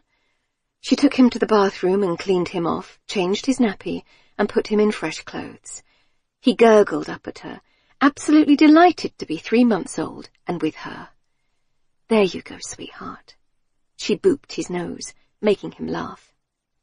Audrey appeared in the doorway like a vengeful ghost. "Ma!" Yes, pancakes now. Come on." Washing Audrey could wait until later. She was at least partly potty-trained and could be relied upon, most of the time anyway, to go by herself. In a few years, Leo would be done as well, and then no more nappies. Just another 2 to 3 years of nappies, oh God. She wanted it with a passion she could almost taste. She led Audrey downstairs one by one, touched by the child's intense concentration on each step, Leo wriggling in her arms, playing with the buttons on her pyjamas. She found recipe books and whipped up a batter with Leo attached to her breast. She sizzled butter, poured in the first pancake. Audrey scowled. "Not like that, Mummy. Fat ones." God, had Jack been making American pancakes all this time? How come he'd never left her any? "Well, these ones are nice too. Sit down." Audrey looked suspicious, but luckily a full tantrum was diverted by being allowed to put her own chocolate sauce on the crepes. Mary sat with Leo on her knee, drinking a cup of tea held carefully away from the baby's curious hands, watched the light fall into her daughter's hair, which really needed brushing. "Nice?" "Yes, Mummy." Audrey had chocolate everywhere, but who cared? Oh God, Jack's coffee. She sighed deeply. Even when you thought you were doing a good job juggling so many things, you realized there was yet another ball in the air. It was about to fall down and hit you in the face. Oh well, probably he was asleep and wouldn't remember. Her mind turned to Samantha, as it did now in any quiet moment. There had to be a way to get into that house. Mary was a suburban mum, the least threatening person imaginable. Surely she could use that to talk her way in and find out what was going on there. And now, with Jack out of the way, might be a very good time to try. With a rush of energy, she stood up. "Okay, everyone, let's get dressed. We're going for a walk." Soon, Mary was loitering in Clifton Road with both children. It was quiet on the Saturday morning, the occasional rising scale of a laugh or a child shouting. Few cars passed. She glanced over at Nigel's house, which was number 13, and had the neatest garden on the street, but saw no signs of life. Mary slowed right down, which was saying something given the crawl she usually progressed at. Leo was in the buggy, grizzling to himself from time to time, probably from the heat. Audrey was engrossed in the flower she'd plucked from a garden on the way. She'd managed to get soil across her pink dress already. Mary approached the daunting gate of number 16 and rang firmly on the intercom. It was hard to believe anyone was inside the fortress-like house, shuttered up as it was, building materials stacked outside, but a few moments later it clicked and a woman's voice said, "Yes?" Mary's heart raced. "Oh, hi, it's me. Gosh, sorry, I'm so late, couldn't find the place." "I'm sorry, is it a delivery?" There was a slight accent, perhaps German or Scandinavian. "It's me, Mary." She should have used a fake name, perhaps, but Audrey was sure to ask questions if she did. She already had her head cocked to one side, wondering what on earth was going on. "I don't understand what you want." "Kath, is that not you?" "There is no Kath here." "Oh gosh, I must have the wrong address. Isn't this 16 Martin Street?" "No, this is Clifton Road." The voice was tinny, plainly annoyed at the intrusion. "Oh my God, I must have written it down wrong. Look, can you see me?" She waved a hand. It was a video intercom, surely. "I have 2 kids with me. We've had a long car journey." Please let Audrey not comment on that lie. "I'm trying to find my friend's new place. I must have it wrong. Any chance I could come in for a second? A hesitation. I don't know. Oh, please, I won't be a moment. It's just... God, this is so embarrassing. I really need the loo. It was a long drive, and I'll need to message my friend, and... God, I just don't know what to do. I really don't. She even summoned some tears, fresh from the memory of being in exactly this situation once, after a long drive to Surrey. The woman sighed, but Mary had gambled it would look stranger not to let her in, and sure enough, the gate clicked. Just for a moment. It's really not a good time. Oh, thank you. You are so kind. She manoeuvred the buggy into the small front garden, gravel, plants in pots, and dragged Audrey by the hand. What is this place, Mummy? It's okay. We're only going in for a second. Hopefully that would be enough. The door, painted shiny black, had been opened by a woman of about 50, with fair hair in a bun and a plain grey suit. A PA, or something, maybe? Would someone like that be in the lair of an abductor? It made no sense. Oh, thank you. Gosh, you are kind. Is this your place? I'm Mary. I work here. I thought it was a building site. Looked totally shut up. Wondered if I had the wrong address. The woman did not unbend. It's being renovated. You were lucky to catch me. I'm only here to check on things. No builders, though. No sign of anyone else in the house. Mary itched to run upstairs, throwing open doors, seeking Samantha. Please, the bathroom is there. She indicated an unpainted door to the right, the floor also bare boards. No personal touches. Mary took her time parking the buggy in the hallway, unbuckling Leo and bringing both children into the bathroom with her. Her mind was racing. She hadn't considered anyone would actually answer the door to her, and now she was inside.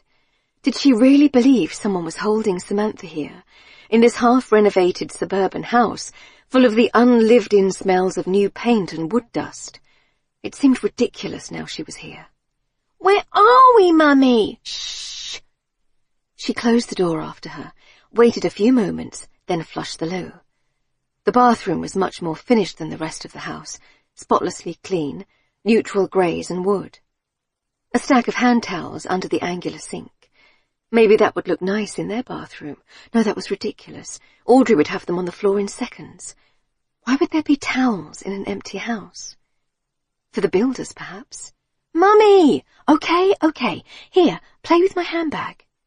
That could occupy Audrey for hours, ferreting out lipsticks and tampons and taking all the coins from Mary's purse, transferring them to her pockets. While she had brief silence, Mary went through the cupboards in the room, Leo under one arm. Some more towels, a few expensive toiletries. Not enough for someone to be living here, more like an occasional pit stop to freshen up. What did that mean? If Samantha was here, surely she didn't have access to a downstairs bathroom with a window that opened. Mary glanced overhead. No sound. Nothing. Maybe she'd got this very, very wrong. Either way, she had to get out now. She'd taken a crazy risk coming in here with the kids, and the full weight of it suddenly hit her. What was she doing? Jack would go absolutely mad if he ever found out. She ran the taps, washed her hands. Expensive squirty soap. Audrey was outraged. Mummy, you didn't wee! Shh, come on. She went out to find the woman hovering, with a knitted brow. There was no other noise in the house. Perhaps it was soundproofed. Or perhaps no one was there at all. Oh, thank you. What a relief. Turned out I had the address totally wrong. It's about 5 minutes away. What am I like? This would have been the perfect moment for Audrey to protest that they actually lived round the corner, but she didn't, perhaps cowed by the strange place. The woman gave a brief, chilly smile. Well, if that's all. Yes, thank you. She hadn't found anything out. But just as she was unbraking the buggy, she spotted something else, thrown into a corner of the hall, half hidden. A pair of strappy pink shoes, with high heels and complicated buckles. Cheap, the kind of thing you'd buy from a discount bin on the high street. Surely they didn't belong to this woman. They were exactly the kind of thing Samantha Ellis had worn in so many of her pictures. Mary gulped suddenly, realizing how exposed she was, in this fortress of a house, with her 2 small children. Thank you again. She had to get out. The door was open, 2, 3 steps away. She pushed the buggy straight at it, then out down the path and to the street, grasping Audrey's arm so tight the child began to howl. Sorry, darling. She didn't breathe normally until they were off Clifton Road and round the corner, safe. She told herself she'd never do anything so reckless again, but even now she was already thinking about what she could find out next. Forum, mystreet.com, 3rd February, 2017. Posted by Anna Crouch. Be careful out there, ladies. My daughter, 14, was just followed back from the school bus by a man. She said he was older, 50s maybe, but it was too dark to get a good description. I've rung the police, but you know what they're like, totally useless. Stay vigilant and make sure you don't have headphones in. Reply by Lucy, 74. So it's our responsibility not to get attacked? Nice. Reply by Pete in Penge. This wouldn't have happened if the Labour Council hadn't cut the budget for street lighting. I lost the hood ornament off my Merc last week too. It's not safe. Tim. It was a long time since he'd worked with anyone. Not since Mariam, in fact, but he didn't want to think about her, or the fact that Mary and Mariam were essentially the same name. This was London, not Syria. All the same, he felt the need to say something to her as they sat in her car outside Sainsbury's the following Monday. The kids were elsewhere today, and he was glad of that. It put him on edge, the way they might hurt themselves at any minute, wander into traffic or hit their heads. Perhaps that was why he'd never wanted children with Alice, their awful vulnerability. He'd scanned her profile again deep in the night when he couldn't sleep, hating that there was such an easy way to tap into her life. Stalk her, essentially. This morning she'd posted a shot of a smoothie, and he'd spied a second glass in the background, or thought he had.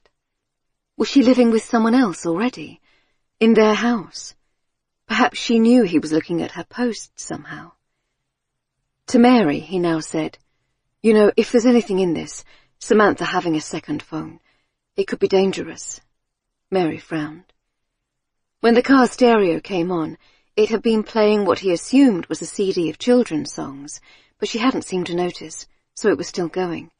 Something about a pig that sang with a high child's voice. You mean drugs or something like that? Who knows? Organised crime, perhaps. The house being owned by a company had set off his senses. It's just, you have the little ones, and I would hate for anything to happen. She turned to look at him, her face astonished. You don't really think we're getting close to something, do you? I mean, we're just nosing about. It could be nothing. It's not dangerous yet, I don't think, but it could be. So, if you wanted out... A fierce expression came over her face as she leaned on the steering wheel. You know, I might just seem like some suburban mum now, up to her ears in pom bears, but I used to have a proper job. I was a lawyer. I am a lawyer. I'm not some fragile woman. I don't see you like that, he offered, unsure how he'd offended her, but knowing he had. I just wanted to say, there's no obligation to carry on. She sighed. Well, I know that. Okay. After a while, he said, What are pom bears? And she laughed, but didn't answer. They'd updated each other on everything they'd found out. His visit to the Stokes house and the library, and her managing to get into the house itself, plus her friend who'd been inside the place before it was renovated, and the talk of other missing girls. Tim was actually impressed. If he was honest, he had, in fact, written her off as something of a suburban mother. But she talked her way into 16 Clifton Road, reporting a building site as expected, but with one crucial incongruous detail of a pair of women's shoes. Tim didn't entirely grasp the significance of the shoes, but Mary seemed to find it conclusive. Then he spotted a teenage girl coming out from the staff entrance of Sainsbury's, along with several other employees, all in the maroon and orange uniform. As the others walked off, she stopped to light a cigarette, illuminating her thin, pale face, dark hair scraped back in a bun, a spot on her chin. She looked dog-tired, and Tim suddenly felt guilty about being here, but not guilty enough to stop. That's her, Shell Baker. Samantha Ellis's best friend, who they'd come here to doorstep. Mary was suddenly nervous. How do we play this? You should go. She might be frightened, a strange man coming up to her. It was the middle of the day, but all the same, he was hyper-aware of such things now. The effect that he had on people, the way they saw him. Mary undid her seatbelt and got out, smoothing down her jeans and top. She turned back, panicked, and tapped on the window. He rolled it down. Who do I say I am? Just the truth. We thought we saw Samantha in a house near us, but aren't sure. Keep it vague. She took a deep breath and approached the girl across the car park, and he could see this would work. She looked like a normal mum, probably asking where the trolleys were or complaining someone was in the mother and child parking bays. With the window down, he could just about hear. Excuse me, are you Shell? The girl tensed. Yeah? Hi, sorry to just barge in on you like this. I'm Mary. Shell, I've been following Samantha's story. I'm so sorry about that, by the way. And I think, well, the thing is, I thought I saw her the other day, near where I live. Shell scowled. You should tell the police then. Oh, I did, but the thing is, they get so many tip-offs, they aren't really inclined to follow them all up. Cuts, you know. Everyone knew about the cuts. He saw Shell nod. So, what do you want me to do? We just wanted to know anything else about Samantha, to check whether it was her or we're barking up the wrong tree altogether. Any pictures you might have, anything you think hasn't come out in the news. You from the press? Oh, no, just a neighbour. Just a mum, really. Technically it was true, for Mary at least. And that's Tim, there. Mary glanced over at Tim, beckoning, and he got out of the car, approaching slowly, as if this girl was a wild animal he might startle with his presence. He was aware Shell would probably assume he and Mary were a couple, and perhaps that was good, would put her more at ease. She sighed and stubbed out her cigarette on the wall. All right, got loads of pics. She clicked into her phone, handing it over to Mary. Mary scrolled through the photos, holding it so Tim could see. Shot after shot of Samantha and Shell, getting ready for nights out, glammed up, pouting their lips and jutting out their hips. People seemed to take pictures differently now, to know how to arrange their bodies, instead of awkwardly beaming out, full on, arms hanging lumpen by their sides, like all the pictures from Tim's youth. The clothes Samantha wore here looked different, didn't tally with what he'd seen in her room. Dresses with bits cut out of them, shoes spiked like weapons. He cleared his throat. Did she mention anything to you? Like, was there anyone she was worried about? One of the relatives at her work, or a boyfriend? Shell shook her head, though her bun didn't move a millimetre. She didn't have a boyfriend. Not for a while. That was the ex, Jackson? She seemed surprised that he knew this. Yeah, Jackson. They split a while ago. Do you know why? Jealous, wasn't he? And Sam's a free spirit. She didn't want to be tied down. What did that mean? She'd cheated on him? Do you know if they were still in touch? Shell shrugged. Saw him last time we were out. That new club in Beckenham. Had words. What kind of words? Dunno. Too loud to hear. But he called her a whore, shouted it right across the club. Shell seemed to slightly relish this story. Mary and Tim exchanged a glance. She said, And work? Did anyone bother her there? Shell shrugged. Sometimes people's sons would ask her out, or the grandsons. No one she liked, though. Mary handed the phone back.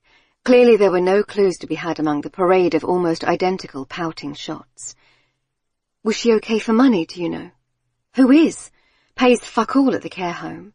Really hard work as well. Sam, she's smart, you know, just hated school. She wanted to get out. Out of the care home, said Tim. Yeah, and that house. Have her own place, you know? Tim felt the little shiver over his skin again. She didn't like living with her mum and dad.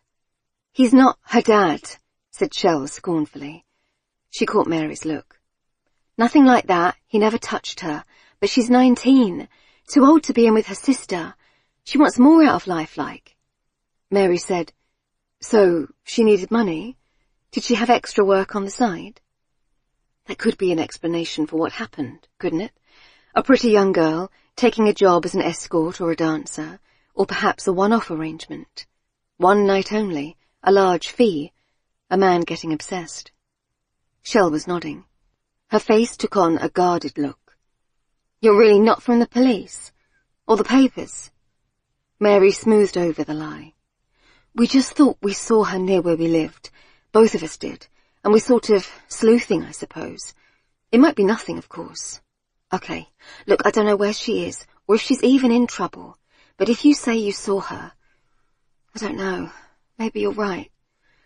So yeah, she took on an extra job recently. She tried that OnlyFans, but she shares a room, doesn't she? Even though they've got a spare, because John needs it for his office, a Paz. So she found this other website where girls can earn money. She wouldn't say what it was, though. Not sex. She told me it definitely wasn't that. She said it was like being an escort, only more specialist. But you didn't tell the police? Nah, don't trust them. Maybe she'd come back and be mad I ratted her out. So, Shell, you think Samantha is okay? She's just gone off with this job somewhere. Mary was tactful. Shell had spoken of her friend throughout in the present tense, and although jumpy, she didn't seem like a girl who suspected her best mate was dead. I mean, I hope so. She did say she might go off for a few days and I wasn't to worry. But it's been a while now, and she hasn't texted. She said she wasn't allowed her phone always on the job. So yeah, I am a bit worried, but, another shrug. I don't really know. Shell, I do think you should tell the police this, said Tim. She narrowed her eyes at him. Just in case. You've no idea what this job was, or the website? She shook her head again. Her face took on a sudden scowl. She wouldn't tell me. Didn't want me on her turf, I reckon. But the money was good. She had a lot of new things the last while, and a new phone. Clothes and that. Shoes. Guess she didn't want me muscling in on her brilliant new gig. The sudden sarcasm was surprising. Mary said, And you think it was going with a man? Honestly, I've no clue what it was. She would never say. It was dead annoying. The word dead seemed to clang to the ground beneath their feet. Tim tried.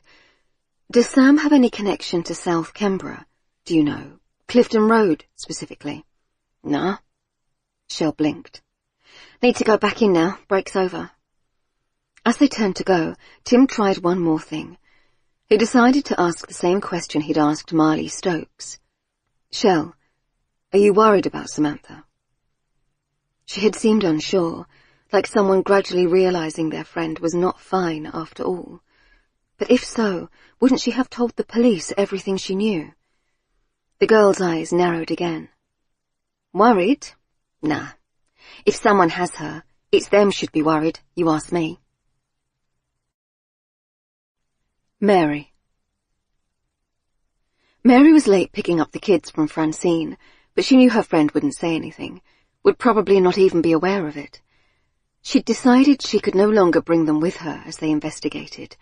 She still went cold and sweaty when she thought of the risk she'd taken, bringing them into that house, and Francine was always happy to have them.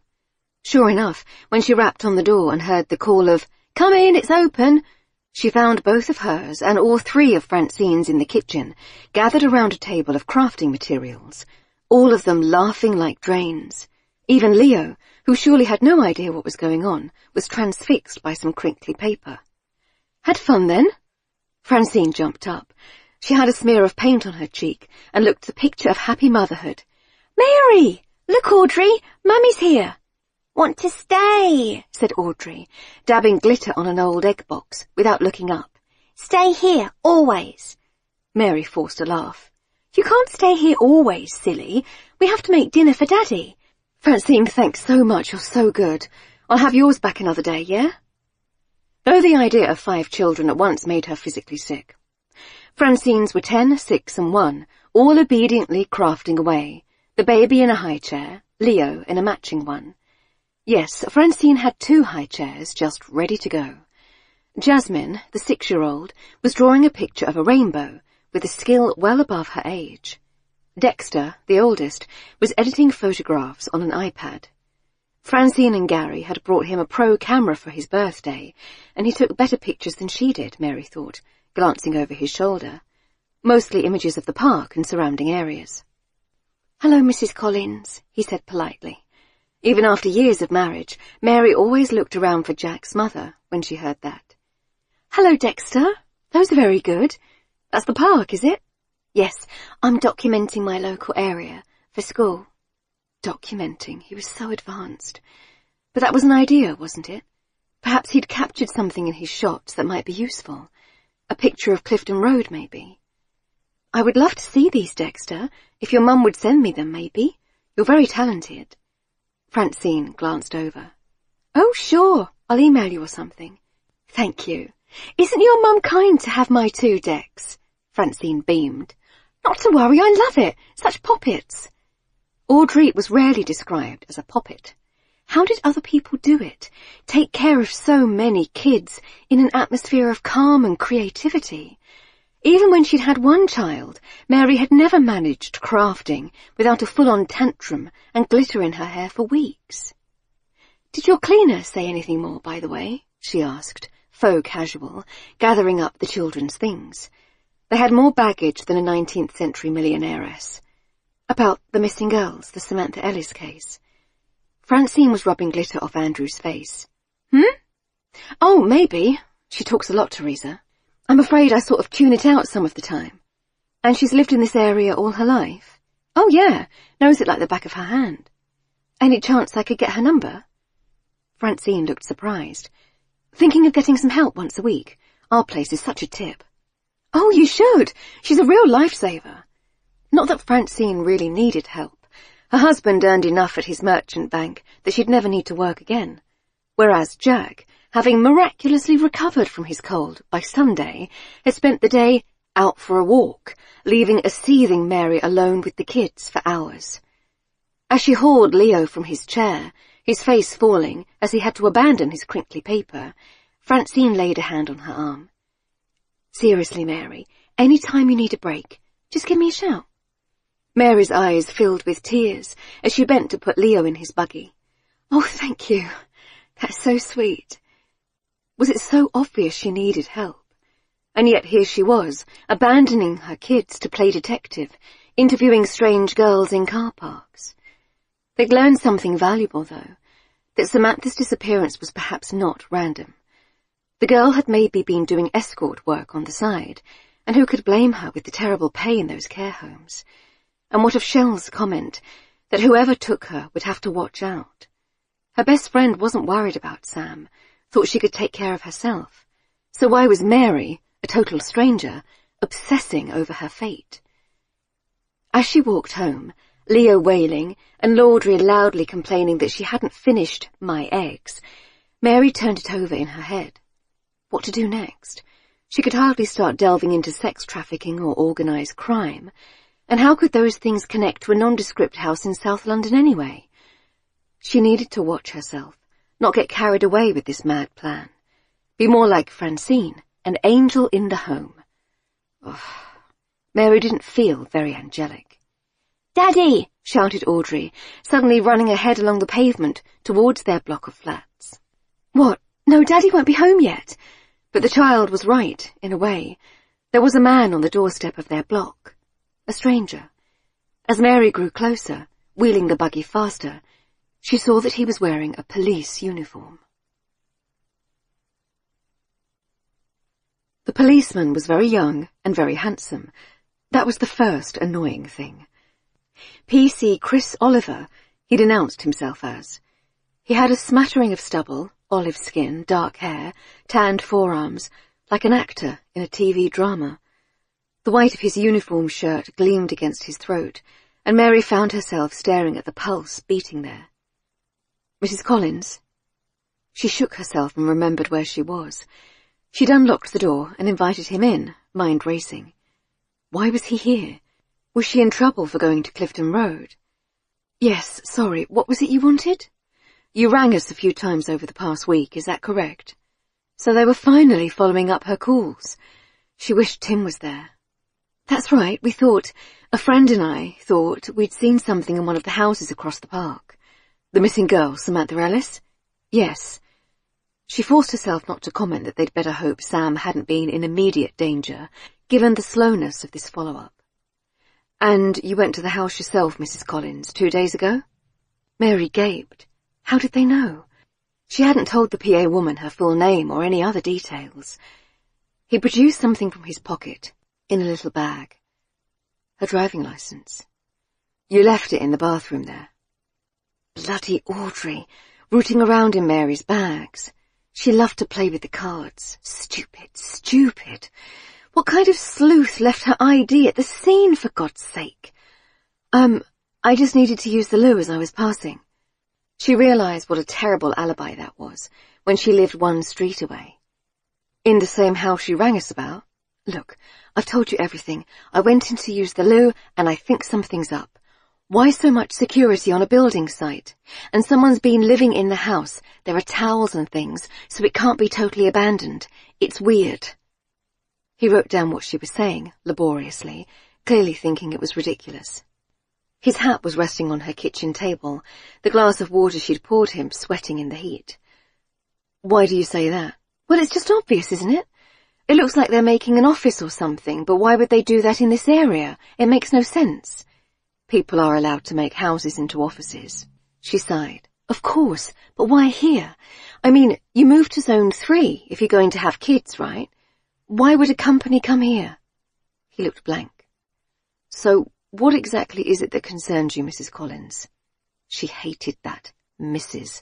It made her sound ancient, when she couldn't be that much older than him. Well, it's not a home. It's clearly being renovated.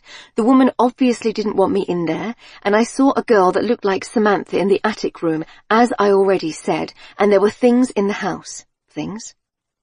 He was pretty, but she was going to get cross if he didn't step up the old brain processes. A woman's things. A pair of shoes. You said a woman was there, though. She wouldn't have worn that type of shoes. And anyway, it's a building site. Why would there be high heels? This was why they needed more female officers. How could she explain to a 20-something man the intricacies of female footwear? They were sort of cheap ones, kind of, she didn't want to say tarty, tacky. Same kind she'd seen Samantha wear in the pictures on her friend's phone. Look, I know you think I'm mad, I can see that, but my friend and I really think we saw someone on the upper floor of that house who looked a lot like Samantha, and what with all the security around that house, isn't it at least worth checking out? How would you live with yourself if she was really in there? He laid down his pen. We can't follow up every lead. I'm sure you understand that. Yes, but we saw her. Surely you could have searched there instead of harassing me. Had she gone too far? Never mind, she had to lean into her outrage now. From a long way away, at night. I'm just asking you to search the house, get a warrant or whatever it takes. We already spoke to the homeowner, who assured us no one is in the house, not even builders at the moment. And people never lie to you about having girls locked up in their attic. Anyway, if you mean that woman I saw, I'm sure she isn't the owner. She seemed like an employee, a PA or something. Who really owns it? That's what you should be finding out. She had a thought. Look, you should talk to the man across the street from number 16, Nigel. He's a door cam. You could check his footage to see who's going in and out of the house. That way, we'll at least know for sure Samantha isn't there. Could you live with yourself? Otherwise? He sighed. Just a little, but audibly. I'll see what I can do. But I have to ask you to stay out of this investigation and leave that house alone. It's private property, and if you go back again, you'll be trespassing. Tim. Tim had talked his way into the nursing home with almost embarrassing ease. He just said his mother needed a bit more help, and he was exploring his options. And, like a shot, a woman in a cheap suit had popped out from the office and nabbed him for a tour. That made him think of his actual mother, in a different nursing home up north. He should visit her. He hadn't told her what had happened to him. Not sure if she would understand. He couldn't bear to make the journey, be trapped in a train for hours, or have her see what he had become. His father had been dead for almost 7 years.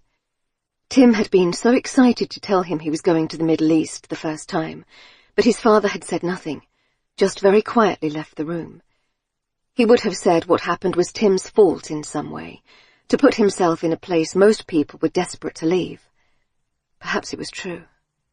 The woman, Margaret was her name, had said something. Sorry? I asked if your mother was a sociable lady. Not really. A quiet woman, who'd made a marriage seen as scandalous, and never commented on it even once. Oh yes, loves activities and chatting. Wonderful. We do have a full schedule here. They were passing a lounge where people sat in chairs, the TV tuned to a home renovation show. Tim suppressed a shudder. There'd been a time after what happened when it looked like he might have to go into a place like this, a psychiatric hospital or rehab facility. He had to focus, engage his bloodhound nose. Although he did want to help Samantha, he had to admit his mind had also wandered in certain directions. A front-page story, if he cracked this, being interviewed on TV again, a triumphant return to all he had lost. He asked, "What about the staff? A lot from Eastern Europe, I suppose?" Margaret hesitated. "We do have some wonderful caring staff from overseas, but quite a few locals as well. We're one big happy family here." Tim clicked his fingers, as if suddenly twigging. "I've just realized why I recognize the building. Didn't that girl work here, the one who's missing?" She turned boot-faced. "Terribly sad. We all miss Samantha, and we're so worried for her. But it was nothing to do with us, of course. Didn't she get taken from outside? Well, no, not from outside. On her way home. So sad. We do advise our staff not to walk alone at night." But he'd bet they didn't pay them enough to do otherwise. "So it's not a dangerous area?" Tim feigned worry. "Absolutely not." She lowered her voice. "There's been a suggestion she might have been mixed up in something. Drugs, maybe." Then she realized what she'd said. "Though, of course, we vet all our staff very carefully. We really hope she's just gone off. A miscommunication, maybe. Hopefully she'll turn up safe and sound." Margaret, the manager, clearly was not going to tell him anything further. He needed to speak to some of the other staff.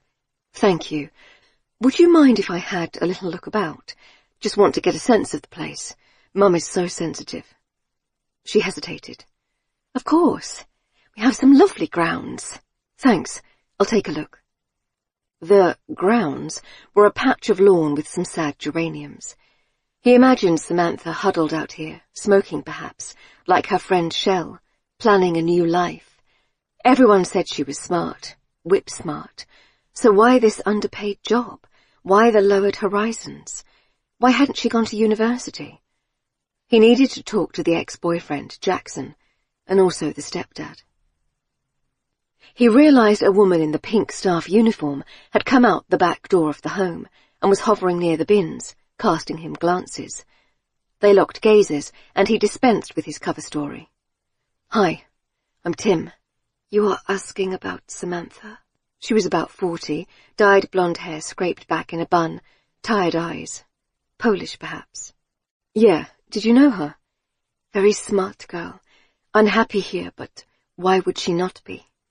"Were you working that night?" She nodded. "We do night shifts together. Sam, she does not mind. Me, I prefer days, but—" She shrugged. He got it. Sometimes she had no choice. "So how was she that night?" He peered at her uniform badge. Lena, it read. "Looking at her phone always. Distracted. Forgetting things. Did you notice she had 2 phones?" The woman nodded. "This is strange, I think." "Which phone was she looking at that night?" "Both. Then she asks, can she leave early, because most people are asleep. Bit cheeky, but I say okay. Maybe she'll do the same for me sometime. She went to brush her hair and do face." She swept a hand over hers. So Sam had made herself up before leaving work early. Had someone collected her by arrangement, further down the road? He thought how to phrase his next question. Lena, do you think... Was she all right, Sam? Was she mixed up in something? Would she know that idiom? She pursed her lips. Maybe. Don't know what. I found something. Wait. She went back inside, banging the door, and Tim waited, shifting from foot to foot. Then she was back, lugging a pink holdall, the pleather peeling off the straps. This hers. Look. Tim took the bag, realizing too late he was getting his prints on it, and unzipped it. He laid it on the ground and squatted to look into it, feeling the strain in his calves. He glanced up at Lena, who just shrugged again. Inside were the kind of things Tim had never seen close up, let alone touched. Alice had scorned such accoutrements, and he'd never been bothered. There were 3 costumes, he counted. A maid, a dominatrix, black rubber, surprisingly heavy, and a schoolgirl. He withdrew his hands, feeling grubby. Where did you find this? Empty room. She gets fired, Samantha.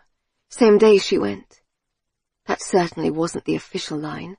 Why? Another shrug. She'd been doing something in empty room, with this bag in the wardrobe, hidden. He tried to put it together. Samantha had been doing something involving these outfits and had been caught and fired for it. The day she'd vanished had been her last day at work. The care home had, perhaps understandably, not wanted it known they'd just fired her, the bad publicity it would attract. He felt the frustration of the language gap, which sent him back in time to Mariam's gentle translations. So helpful. Well, okay, maybe you should hide it back there. She shook her head vehemently. You take. Me? I cannot say anything. I need this job. But Samantha, I think maybe she needs help. So you help her. Well, all right. What could he do with it? Show it to the police? If they ever called him back, maybe. Is there anything else you can tell me, Lena? She hesitated. There was another girl who worked here. Not a good girl. Carolina. Latvian. Her tone was deeply disapproving. She knows Sam. And is she still here? Lena shook her head. She do not stay long, money not enough. But I see her one time in that same room, the empty one. And you don't know what they were doing in there? I don't ask questions. She said it quite fiercely, and he wondered at the experiences it suggested. Just then the door opened, and it was Margaret, looking frazzled. Tim bundled the bag under his arm. Wouldn't she notice he had one he didn't arrive with, a pink bag at that? There you are, Mr. Smith. He'd almost forgotten the fake name he'd given, embarrassingly obvious. Sorry, got lost, was just asking this lady where to go. Margaret gave a thin smile and escorted him inside and back to the front door, plying him with leaflets of smiling older people playing chess and clapping. She must have known he wasn't a genuine customer. But sometimes it was easier for people to believe your lies than to question them. He checked the time. It was early still.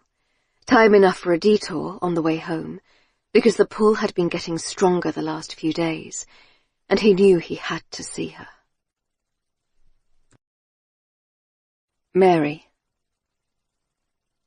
She gazed at the collection of items she'd pulled from the tatty holdall Tim had turned up at her door with. Some horrible middle-class part of her didn't want them in her house, spread on the rug in front of the TV. A collection of cheap outfits. A schoolgirl, a maid, a rubber dress, handcuffs, a leather paddle. The kind of thing you might buy in a high-street sex shop to spice things up with your husband. We can't keep these, she said abruptly. Tim was on the opposite sofa, an untouched cup of tea by his feet. It was the first time he'd been in her house, turning up at her door with no warning, and he seemed highly restless, barely making contact with the seat, eyes darting about him. Leo was asleep in his bouncer, and she could hear Audrey in the front hall, playing around the stairs. She liked to watch for the post coming through the letterbox. You mean to take it to the police? Of course, but they didn't believe us. How do we know they wouldn't just throw it in an evidence locker, Forget all about it. Anyway, it didn't sound like you were flavour of the month with them. She told him about her visit from the handsome cop the day before, the warning to stay away from the investigation. But we can prove it was hers. The woman who gave you this, why didn't she come forward? I think she was afraid they'd sack her, like Samantha, which I don't think the police know either. Wasn't it a crime to hide evidence, too? But how did they even know that's what it was? Mary looked at the bag again. There was something in there still, and, with distaste, she slid her hand inside. What's this? She pulled out a small square object with a clip on it. It's a webcam, isn't it? Looks like it. A collection of sexy clothes and a camera, and Samantha had been fired for doing something in one of the empty rooms of the care home. Coupled with what her friend had told them, there was only one conclusion to draw. I guess she was a webcam girl, like she told Shell. Tim looked confused. What's that? I read an article about it. During the one chance she ever had to read anything these days, while getting her hair done. These girls get paid to go on camera, naked, or record videos, do what punters ask them to, sort of like live, interactive porn. Tim was frowning, and she wondered if she'd embarrassed him. That doesn't chime with what her family said, that she was working most nights or watching TV with her sister. They'd hardly know, would they? I suppose not. Mary was thinking it through. So, could she have connected with someone while doing her webcam work, agreed to meet them in person for a bigger payout? If only we had that other phone of hers. That must have been what she used to arrange it. Suddenly, the post clattered through the door, and Audrey let up an excited shout of, "Mummy!" And Tim jumped so hard, he kicked his cup, and some tea slopped out of it onto the edge of the rug. "Oh, God, I'm sorry. I'm so sorry." "It's okay. Definitely not the worst stain that's ever been on this rug." She hunted for a cloth, rinsing it under the sink, while Tim hovered, agitated. Audrey came trotting in, the post mashed in her sticky hands, and looked at him curiously. "He spilled tea." "Yes, just an accident." "Naughty man." "No, not naughty." Mary went over to dab at it, thankful they hadn't bought a paler rug. The only way to fix most of the furniture in the flat would be to set fire to it in a giant heap. But Tim would not calm down, despite her reassurances. "Look, I'd better go. Leave you to it. I'm sorry about the rug. Sorry." "It's really okay. Don't go. I wanted to do some research into the other missing girls. I just can't be inside here. I'm sorry." "Wait, Tim! The bag!" But he'd already gone, leaving it all strewn out on her living room floor. Audrey was advancing on the rubber dress, sensing something new and forbidden. "No, darling, don't touch that." Mary shoved the clothes in, zipping the bag shut, and carried it through to the hall closet, where she put it on the highest shelf. It troubled her. The possessions of a missing girl were now in her house. Was Tim right that the police wouldn't take any notice if she went to them again? They certainly hadn't so far, and indeed she'd only earned herself a reprimand. Mary knew she had to leave it for now. But all through the evening she could feel the bag's presence in the cupboard, like something rotten that might spread its influence throughout her home. Forum, mystreet.com, 2nd November 2018. For sale, Clifton Road, London, 4-storey Victorian house in desirable area. Has been converted into flats, but is offered as a complete building. Would suit a buyer keen for a project, potential gem in need of renovation. Tim. Jackson Ryan worked in a gym as a personal trainer. It was a very fancy gym, large car park, tennis courts, the dome of a swimming pool at the back. Mary wouldn't stop going on about it. "It's so nice, isn't it?" She picked up a brochure as they sat in reception, having asked to speak to Jackson. The harassed young woman behind the desk, juggling 2 computer screens and 3 ringing phones, had said vaguely she'd look for him. It was mid-morning, but a steady stream of guests came through the gates, blipping in with their cards. They all wore stretchy clothes and looked alert and energetic, off to yoga or boxercise, or for a game of squash. The pool was behind a pane of glass, and he could see swimmers stroking up and down, and the roof above was also glass, which Tim was trying hard not to think about, how it could shatter and fall on them. It had been another difficult night. He'd finally dropped off just before his alarm trilled at 8. Mary had left her little girl at nursery today, she said, but had the baby with her in a sling, and Tim couldn't help but feel uncomfortable about this, bringing something so innocent to the increasingly seedy hunt for Samantha. The child's huge, round eyes seemed to see right into Tim. He was embarrassed about the way he'd run out of Mary's house the day before, feeling the irresistible tug to be somewhere else. He had to be careful. Behaviour like that could reveal himself. And he'd once again gone to see her. It had to stop. But he wasn't sure how. Tim had never been one for exercise. He'd considered it for people who didn't live a rich life of the mind. Anyway, he'd always been rushing from airport to hotel, no time to get into a consistent fitness routine. Alice had joined a gym after Christmas the last year, on learning she'd put on 8 pounds in a week. That had been the beginning of the end for them. A new life for her, one of the body, of discipline, not giving in to every urge for a glass of wine or slice of cake. So Tim couldn't help some residual bitterness against gyms, but he still envied these people. They seemed so purposeful, so full of pep. Maybe it would help him sleep if he joined one. Not this place, though. It looked expensive, as Mary was now speculating. Look, there's a spa and everything. I'd kill for a spa. And a kids' club. God, I could get an hour to myself. I bet it costs a fortune, though. Jack would never allow me. How strange to hear a grown woman, professionally qualified, talk about what her husband would allow her to do. Not so far from Mariam as Western women would like to imagine. But he wasn't thinking about her. Luckily at that point, a muscly young man came towards them, and the receptionist pointed at Tim and Mary without taking the phone away from her ear. Jackson Ryan. A backwards name, surely. He ambled over with the wide-legged, arm-swinging stance of those with too much chest muscle. His arms were tattooed, and he wore the grey T-shirt of the gym staff stretched over his pecs and tracksuit bottoms. His head was half-shaved in a complicated pattern. Tim took an instant dislike to him. There was a slightly manic look in his eyes that might have been caused by carb-starved hunger, or endorphins, or drugs, or all three. Yeah? Hi, Jackson. I'm Tim. This is Mary.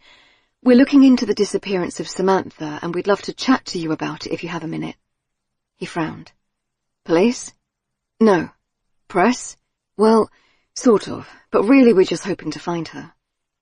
He folded his meaty arms. I've already been offered 30k for my story, so I can't talk to anyone else until that's sorted. This didn't surprise Tim at all, but from the corner of his eye he saw Mary frown. We're not writing a story about it. We just think we might have some information about her, and the police won't listen unless we have more evidence. So maybe you can tell us whatever you know? I'm sure you want to help find her. The slight note of judgment in his voice did the trick, and Jackson lowered himself into the faux leather chair opposite their sofa, flicking a glance at the baby, but saying nothing. You're not recording, 'cause that's illegal, like. It wasn't, actually, but Tim held up his hands to show he had nothing, and Jackson nodded. Look, I hadn't seen Sam for weeks, okay? We broke up, but it was like, amicable. Why did you break up? Said Mary. He shrugged, causing a ripple effect in his chest muscles. Guess we just wanted different things. She had ambitions, you know? Wasn't happy watching box sets and cooking every night. I don't drink much, need to keep my macros down. Tim had no idea what that meant, but Mary was nodding. She wanted to go out more, all the time, and she wanted more money, more travel, a flat in town maybe, just more. Tried to get her a job here, in the cafe and that, but it wasn't good enough for her, was it? A note of bitterness. I didn't need that negativity, so we split. That was it. No hard feelings. Do you know if she had any extra money recently? He said. We've heard she suddenly had cash to splash around. A second phone and that. Jackson looked cagey. Who told you that? A few different people. Like I said, we broke up, so I wouldn't know. Mary leaned forward on her knees. We heard you had a bit of a row last time you saw her out in town, a few weeks ago. He sneered. Oh, yeah? Says who? Bloody Shell, that's who. Well, maybe you should ask Shell why she fell out with Sam. She did? Oh, yeah, big bust-up. Why? Said Tim, again sensing the story, the edges of it buried in soil. How am I meant to know? Jealous, I guess. Look at this. He extracted his phone from the pocket of his tracksuit bottoms and scrolled through it. Here. She deleted it, but I screenshot it. Thought Sam should know what her BFF was saying about her. He was showing them a screenshot of an Instagram post. It was a picture Sam had taken of a new outfit, posing in what looked like the loos of a fancy bar or restaurant. Various encouraging messages beneath, flame emojis, and moving pictures that Mary had previously told him were called GIFs. Then Michelle Baker had posted, "We could all get that if we took our kecks off for money, babe." What does that mean? Tim handed the phone back to Jackson. Dunno, don't care. But things weren't right between them either, so don't listen to what she says about me, okay? He glanced at the clock above reception. Anyway, I have a client now. Don't come to my work again, okay? I'd nothing to do with wherever Sam is. Wait! Mary put a hand on his arm. Are you worried about her? Or do you think she's gone off? Sam can take care of herself. Same thing Shell had said. Please, Jackson, is there anything you can tell us? A man she might have mentioned. Someone with money? He hesitated. There was someone who kept texting her. Did my head in, to be honest. Part of why we split. I don't need that. The name? Eric. I think, anyway. Look, I have to go. He smiled at a middle-aged woman coming in the door, ponytail bouncing, neon pink top zipped up to her neck. Susan, ready for some epic burpees? His demeanour had totally shifted, and he walked the woman into the gym without a backward glance at them. What do you think? Said Tim to Mary, as they headed back to the car, the baby carried in front of her. Mary looked reflective. That I should get a trainer myself. His arm was like a steel girder. I can hardly lift the Hoover these days. About what he said, I meant. Oh yeah, not a nice guy, I don't think. I'm wondering if anyone saw that post while it was up. Shell must have deleted it pretty sharp, but not before Jackson screenshot it, so maybe other people did too. Maybe it caused some issues for Sam, her secret life, her work finding out about it, that sort of thing. Seems like Sam had fallen out with quite a few people in her life recently, doesn't it? Her boss, her best friend, her boyfriend. Mary was right. Maybe like someone who was planning to run from their life and burning it to the ground first, tossing a match behind them as they walked away. Anyway, she said, let's go somewhere and make a list of what we know.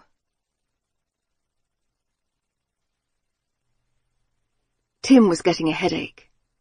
They were now at the cafe in the park, and Mary had her phone out, in a battered case with various children's stickers on the outside, and was taking him through Samantha Ellis's social media accounts. It was dizzying, so many pictures, colours, and those little picture faces, a language he didn't understand, like when he used to travel to different countries. Mary said, "There's no sign of any Erics in her followers. I'll keep looking." The baby was fast asleep beside her in his buggy, seemingly exhausted. Tim could hardly imagine such peace. There's so much on here. Anyone could stalk her if they wanted. He was a little breathless with the risk of it. Sam had posted a picture outside her work and moaned on Facebook about her shift times, so someone could know exactly what time she left in the dark. She had multiple images taken from her bedroom window, and even one with her ex-boyfriend's car showing its number plate. Her birthday, her date of birth, her middle name, her likes and dislikes. This was all so simple to find out that Tim wondered if there was any need now for the investigative skills he'd honed over years. If people just shared everything, who needed to find things out? No wonder the younger journalists were horrified at the idea of picking up a phone and calling someone. Mary was nodding sadly. It's what they do. young people. Are you on this? He gestured to the screen. There were so many different sites and apps. How did anyone find the time to update them all? She was leaning over him, her arm brushing his, and the heat of her skin made him realize how long it had been since someone touched him voluntarily. No. Well, Instagram, and Facebook sometimes. I post on mum forums the odd time, I suppose. And I did one on a forum for true crime, but that's it. It sounded a lot to Tim. You know, people can find things out about you from these. Like this picture here of her house, the car. Someone could locate you in seconds if you ever post things like that. Mary looked a little alarmed, then cross. Well, I don't. Your kids, do you post their names up online? Of course not. But he saw her eyes flicker. I mean, I wouldn't put where they go to nursery or anything.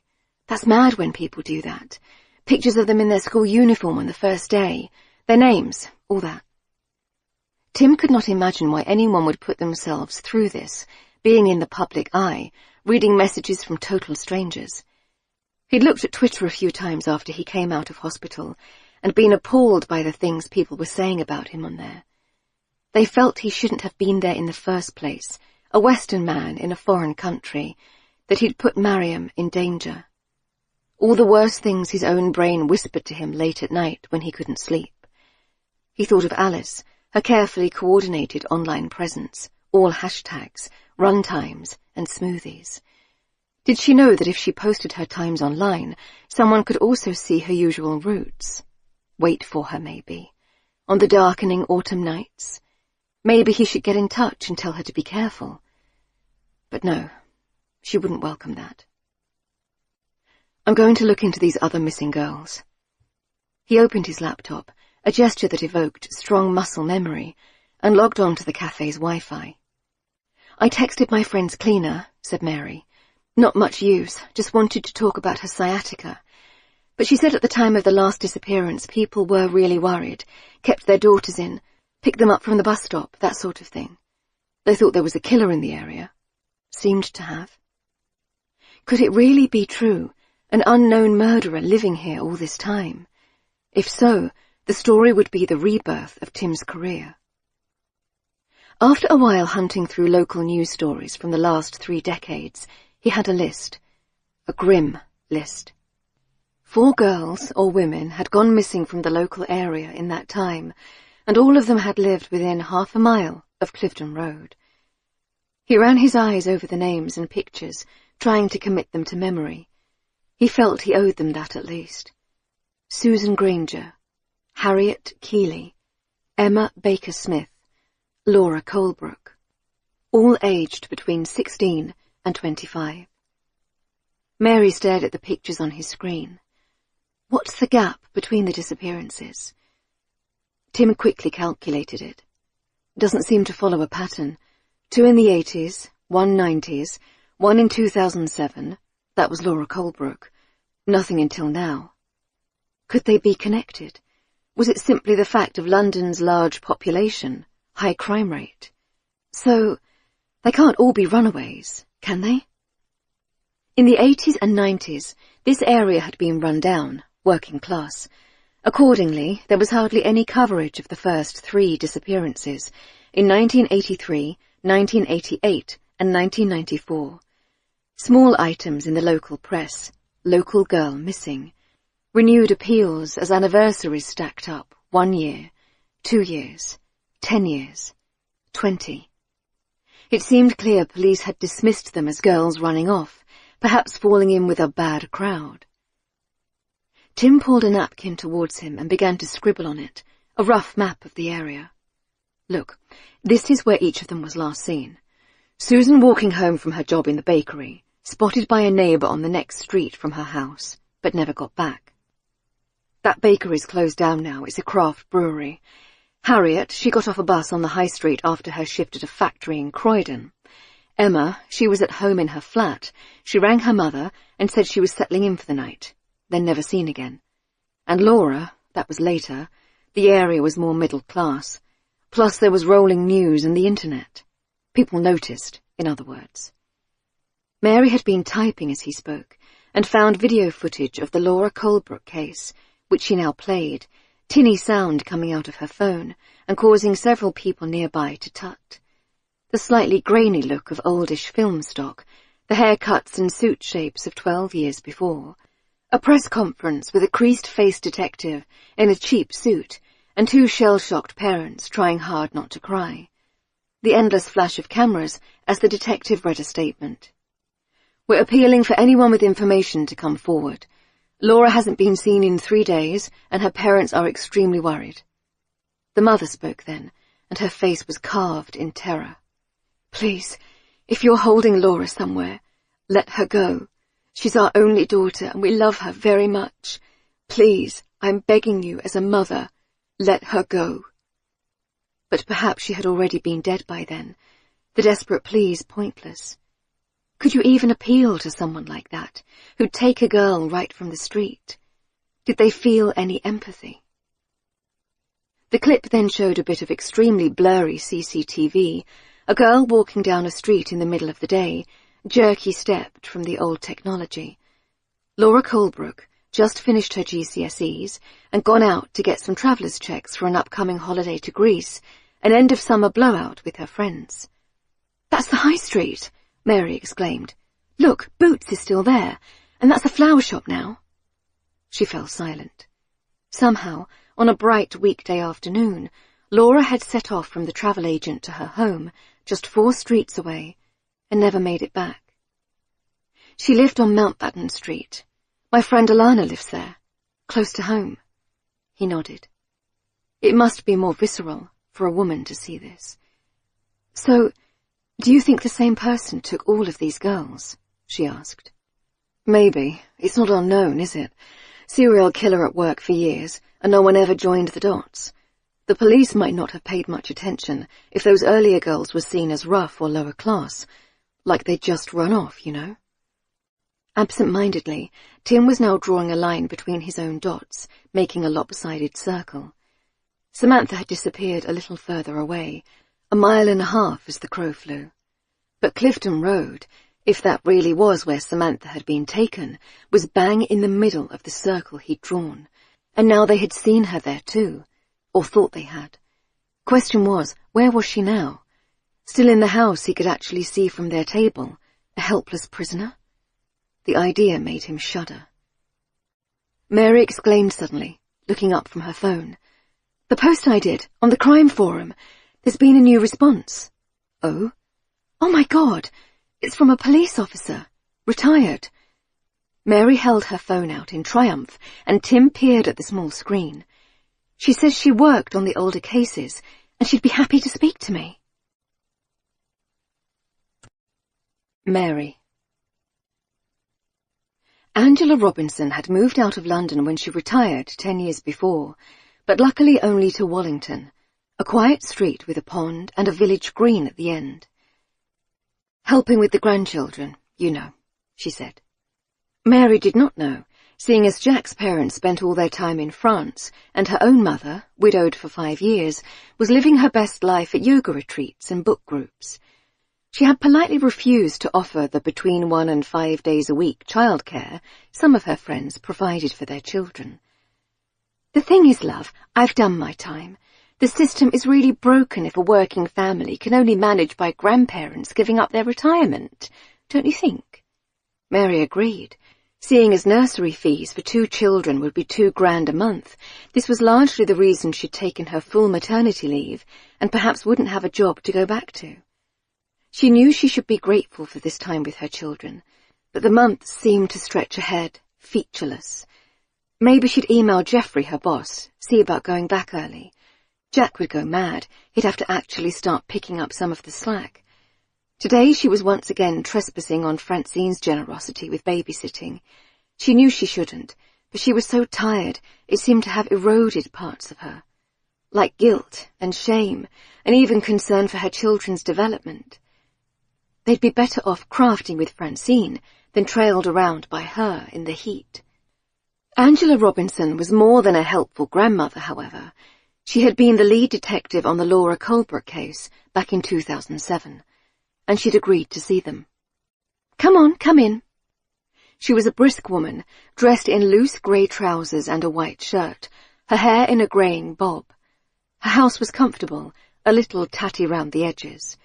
When she led them into her conservatory, a similarly aged man was visible in the back garden, doing something with tomato plants. She had made tea without asking, the strong, bitter kind with skimmed milk, and no biscuits. "So, what can I help you with?" Mary and Tim sat down opposite on a small sofa made of wicker. It creaked under their weight.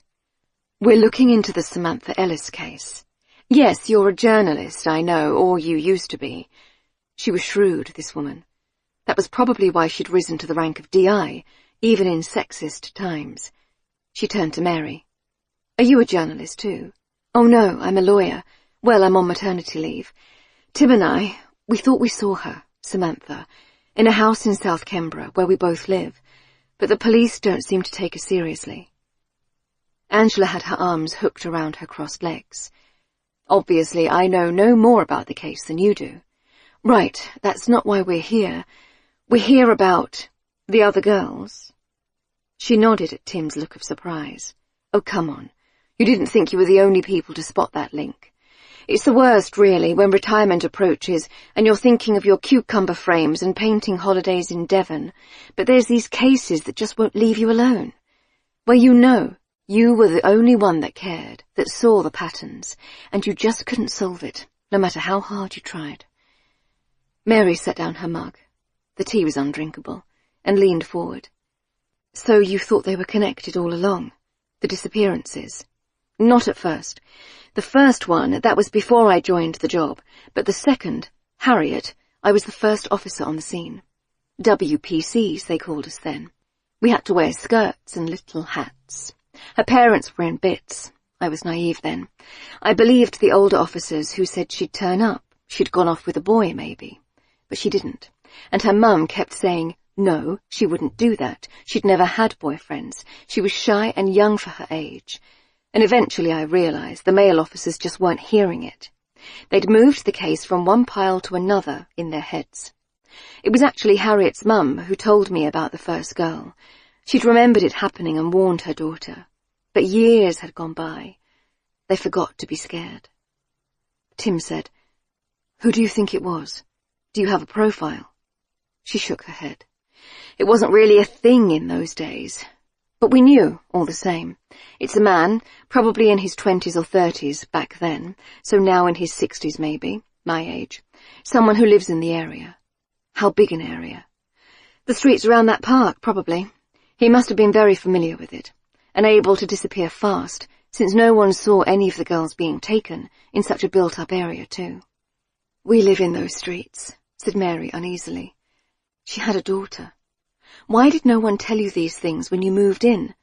Good school catchment area, but it's also in a murder catchment. Hope that's cool." "So did I. I moved my own family after the third one." "Why wasn't it in the press?" said Mary. "If there was, you know, a serial killer." It sounded overdramatic, but that was what they were talking about, wasn't it? 3 murders made a serial. This was 4, maybe 5, if you included Sam. Angela Robinson shrugged. "Girls go missing all the time. Even now, there's probably 50 cases of missing women on the books of the local police. It's only the odd one, like this Samantha case, that breaks through. If the girl is white and pretty, if the family is savvy enough to get the media interested." That was even more unsettling. Then Angela fixed them with her shrewd gaze and said, "You know about the murder, yes?" Tim and Mary exchanged a blank look. "Colette Johnson, in the 70s. I wasn't sure that was linked for a long time. The others had just disappeared, but she was killed in South Kembra, a house on Clifton Road." Mary's nerves were jangling. "You don't remember which house?" "Not off the top of my head, but it was a nasty one. She was strangled, then stabbed. Place was a bloodbath." "They never caught anyone?" "No, but he got interrupted. Her son was coming home from school, passed the man in the hallway. Unfortunately, he didn't see enough to do a sketch, just the man's back as he ran away. Plus, he was only small, 7, I believe." Mary shivered to think of it. The young boy rounding the hallway, The sound of a scuffle upstairs, the footsteps down the stairs behind him as he found his mother gasping, choking, hands to her collapsed throat. Blood everywhere. The man just disappeared. Angela was nodding. Right, so he must have lived nearby. Nowadays I think it was the same man who took the other girls, and he must have not had time to hide the body in that first murder. But there was no DNA back then, and it's too late to get any now. I think the police decided she'd deserved it, Colette, because she'd taken the odd paying client, just to make ends meet. She moved her sharp brown eyes between them. So we've established someone was killing women in that area and getting away with it. You think the same person has Samantha? We thought we'd seen her in a house on Clifton Road. That made Angela raise her eyebrows. Finally they'd told her something she didn't know already. Who owns it now? We don't know, said Tim. Some shell company. Were there any suspects in that murder? Well, there was the landlord, she said. He lived in the building. He'd been coming round to check up on Colette at all hours. He didn't like that she was on the game. Felt it lowered the tone of the house, but couldn't prove it, so he wanted to catch her in the act. Tim said, Was his name Keith Harvey? She nodded. Yes, I think that's right. So it was number 16 then? The same house? Tim sounded excited, and Mary felt the same rising in her, and was ashamed. A woman had died, probably several of them. Angela was saying, That sounds right. But he moved to Australia in the early 90s, then he died. I tried to find him when Laura Colebrook went missing. It can't have been him, if the cases are linked. And I suppose Colette's son would have recognized him. Tim was nodding. The previous owner was someone in Australia, a relative of this Keith, I imagine. Inherited it when he died, left it to rack and ruin, then it was sold earlier this year when he also died. Angela said, Most likely it was one of her clients who did it, and no way to trace any of them. Very sad case. I do hope this Samantha isn't another one. Perhaps she's just gone off and she'll turn up soon. Feeling deflated, Mary thanked Angela for the tea, not that she'd drunk much of hers. She nodded. I'll admit it would be quite satisfying to finally close that case. But do leave it to the police, won't you, if you find anything? Amateurs rushing in would be exactly the thing to derail the case, prevent a prosecution. Of course, said Mary, though she wasn't at all sure she would. As they went to her car, Tim impatiently wrenching open the door, Mary saw Angela's husband standing in the side return, holding 3 large courgettes, soil clinging to them. He raised his hand to wave them off. How nice, she found herself thinking. A garden. Roots both literal and metaphorical. Maybe it wouldn't be such a hideous thing after all, to move a little further out of London. Mary had barely started the engine before Tim was typing away on his phone. I can look up a birth certificate for Colette Johnson's son, find out what his name is. She pulled out from the pavement. How awful, losing his mother so young, seeing her dead like that, and knowing he could almost have caught the guy. 7 wasn't so many years older than Audrey. Her mind was racing ahead. Would that warp a person, finding your mother murdered, make him likely to abduct young women, maybe act the same thing out on them? Tim made a sudden grunt of excitement. Guess the son's name. What? She held the phone so she could see a copy of a birth record. Eric James Johnson, born in a hospital in Croydon, not too far from where they were. I can't look, I'm driving. Her son was called Eric. Mother Colette Johnson. No father listed. So, the Eric Samantha knew, it might have been the same one whose mother was murdered in a house on Clifton Road. He was typing still. Definitely it might. Oh, wow. So we just need to find an Eric Johnson who might have bought the house recently. Well, I found this guy, owns a couple of development firms. He flashed her his screen again. There were press shots of a tall, dark-haired man with the mayor, announcements that his company, EJJ Homes, were renovating part of the 9 Elms development. Mary wondered what it was like to be the kind of person who'd think nothing of naming their business after themselves. She tried to keep her eyes on the road, though mounting excitement was making her hand shake. Click on his Wikipedia there. Tim read out bits of information. Eric Johnson had humble beginnings, a London state school and no university, went into the building trade before buying and flipping his first house in the 90s. The kind of success story that was pointed to as evidence that anyone could make it. No one needed to struggle if they would only change their attitudes. He was married, but Tim found an article saying they had recently separated. Balding, but trim, inexpensive suits. The sort of man who secretly ran the city, the country. Does it say where he lives? We can find out via company's house, maybe, if he's registered as a company director. His fingers flew. Okay, here's another report on the murder, with photos. Another quick glance at his phone. The picture was too blurry to make out, a black and white shot of what looked like a thin, careworn young woman. Something caught her eye on the screen, and Mary drew a sharp intake of breath, swerving suddenly to the pavement and stopping the car. Did you see that? Oh my God, scroll back! Tim looked where she pointed. Her veins were pounding with excitement, the sheer thrill of discovery. It was a colour picture of Colette Johnson, blonde, skinny, tired. Call up one of Samantha? Tim typed with a heavy thumb, and there was Samantha. Her face was engraved on Mary's mind, the blonde hair in the ponytail, the sharp chin and nose. They look the same, right? Her and Sam? Tim looked them over carefully. There's a similarity, yes. Her eyes met Tim's over the phone, and she could see the same triumph in his. They had really found something. A motive, a secret, and above all, a reason for this rich man to have bought a house on such a nondescript street. We have to find him, she heard herself say, like a character in a film. This Eric Johnson, we have to get to him. Tim nodded. I know how. Tim. Mary seemed very nervous.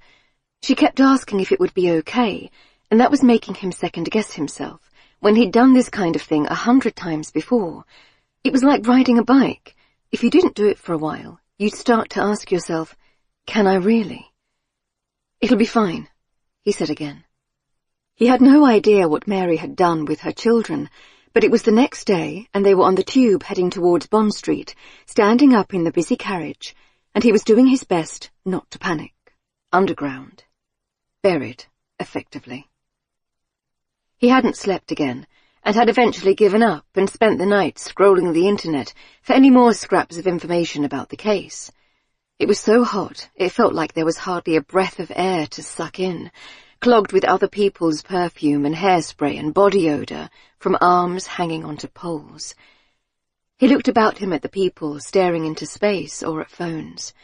None of them seemed aware that above their heads were tons and tons of soil, tunnels built in Victorian times.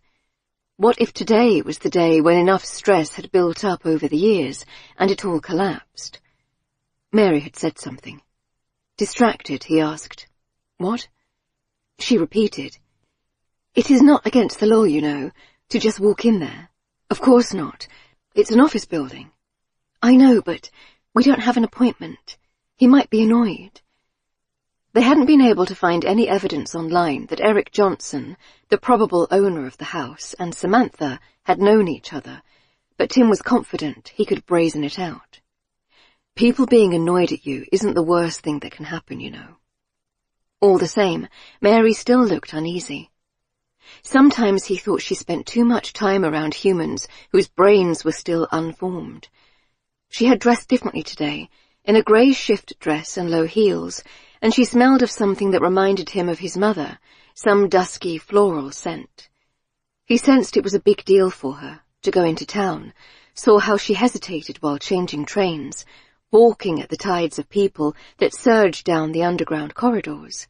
They all seemed to know exactly where they were going, tapping along sure-footed in heels or smart shoes.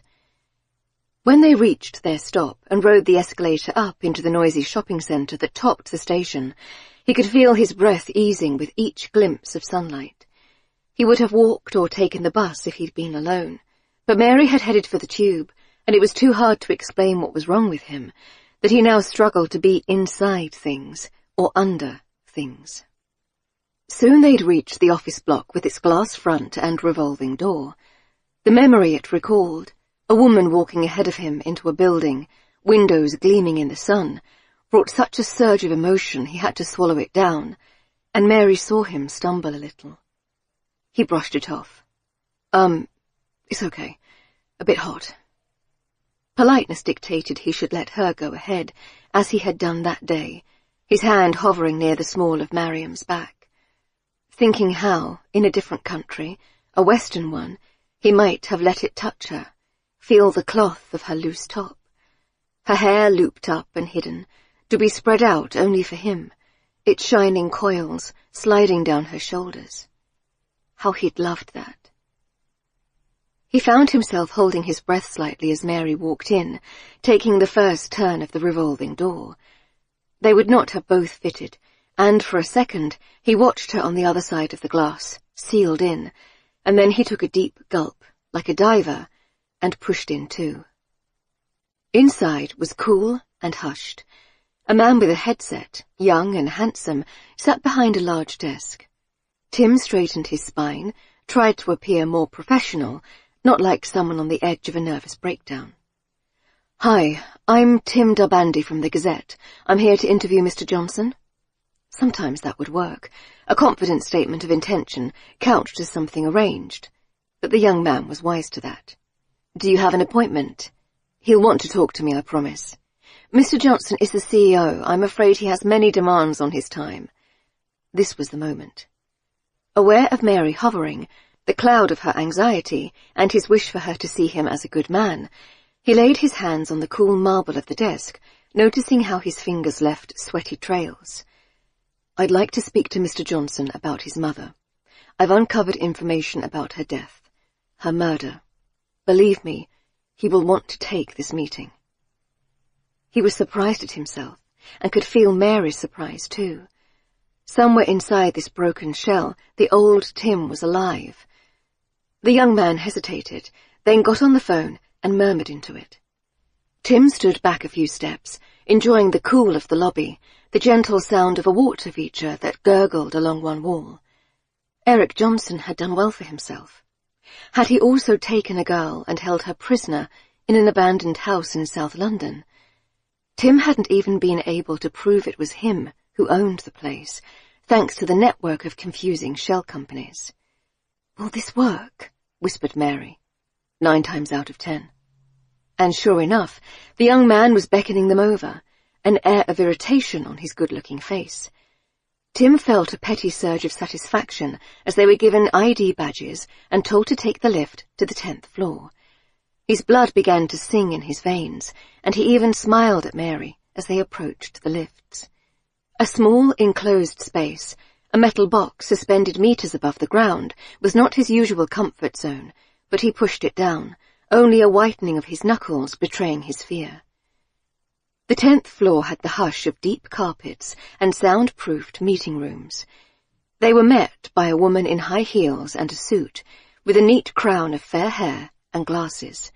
She was anxious, he could tell, under her professional calm, but what was more surprising was how Mary reacted. Her body jerked, and she fell back a step, fumbling with her handbag. "Come with me. Mr. Johnson is very busy, but he has a small window now, if you hurry." Her heels made no sound on the carpet, but left sharp indentations with every step.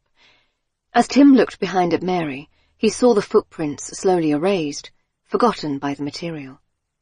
Mary beckoned him, and he lagged a few paces behind the woman's quick steps. "It's the same woman," she hissed. "From the house, that day I snuck in." "It is. Did she recognize you?" "I don't think so." Mary looked quite different today. Perhaps the PA woman, or whoever she was, would not expect to see the harassed mother of 2 small children in a central London office. So that was good. They were perhaps on the right track here, and Eric Johnson really was involved. The woman stopped outside a heavy wooden door with a keypad on it. She hadn't offered them tea or even water on such a hot day. Eric Johnson was rattled. That was good too. "He really can only spare you 5 minutes. You're lucky to even get that." She swiped a card from the lanyard round her neck, and the door opened silently. Mary was still hanging her head and shuffled after the woman and Tim into another, even quieter corridor with panelled wood walls and a deep blue carpet. The woman led them to the end, another door. She knocked, and a buzzer sounded, and this door opened too. She stood back, indicating they should go through.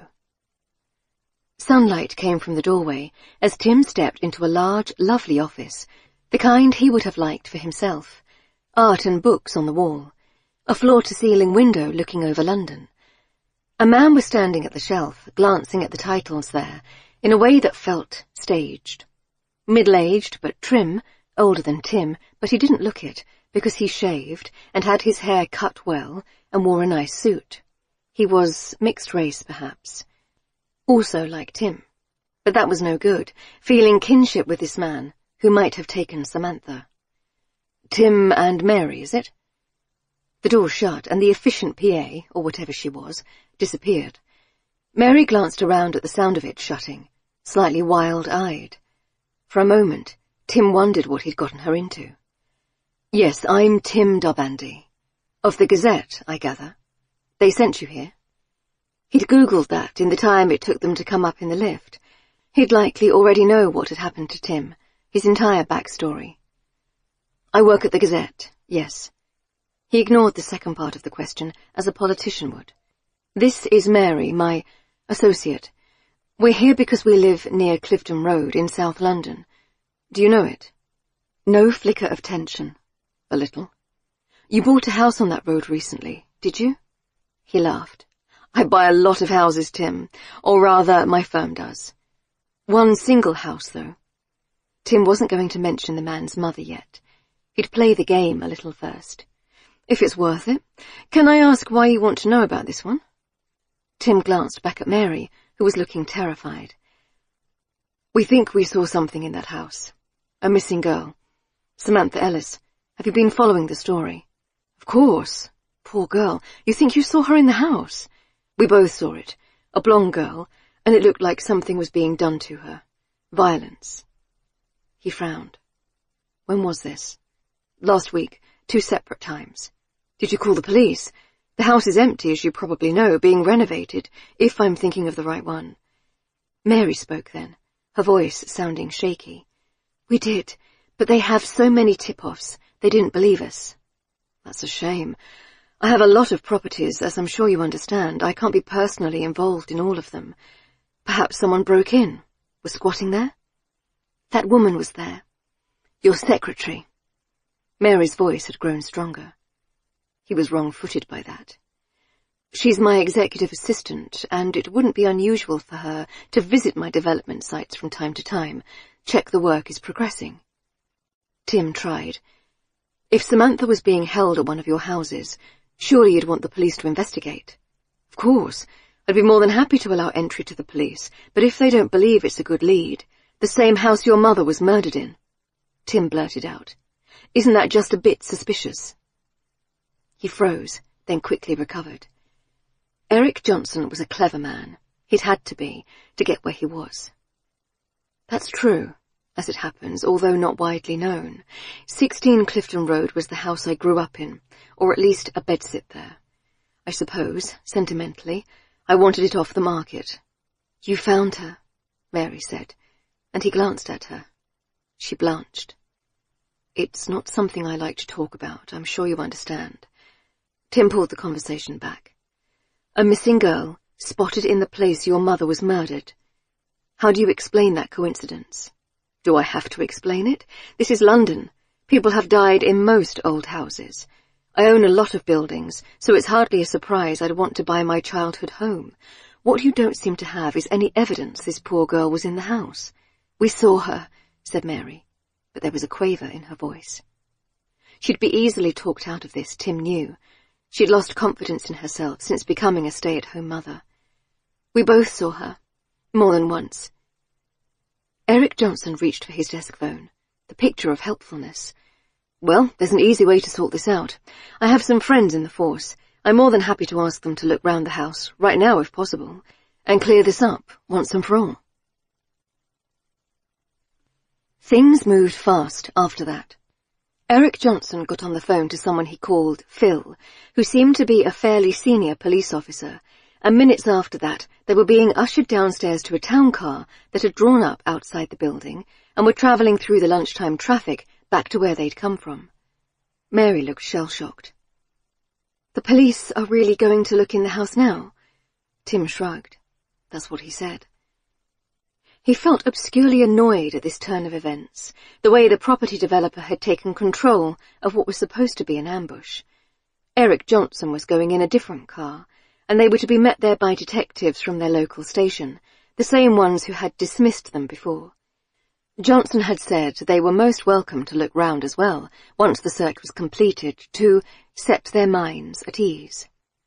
It was dizzying and disappointing, the way one phone call from a powerful man had led to this. One word from him could do more than months of Tim's digging. But they were going to check the house out. That was something.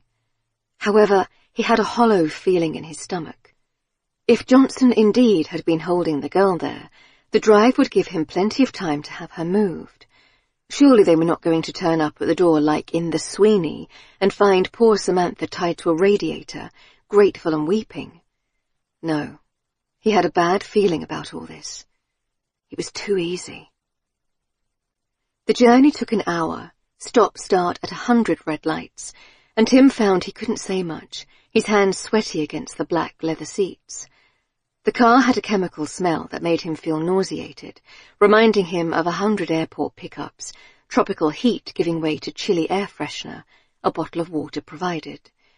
Nosing through the crowded streets, the people outside staring in at him like an animal at the zoo. How had he ever thought he'd seen these countries? He'd been cosseted through them, with hotels and jeeps and air conditioning. It wasn't the same as living on that dusty, blood-soaked earth. Soon, he began to recognize landmarks, and they were almost home. They swung into Clifton Road, and sure enough, the house was surrounded by police officers, several vans parked up outside. Outside the house opposite number 16, a 60-something man stood, holding a watering can and watching the proceedings avidly.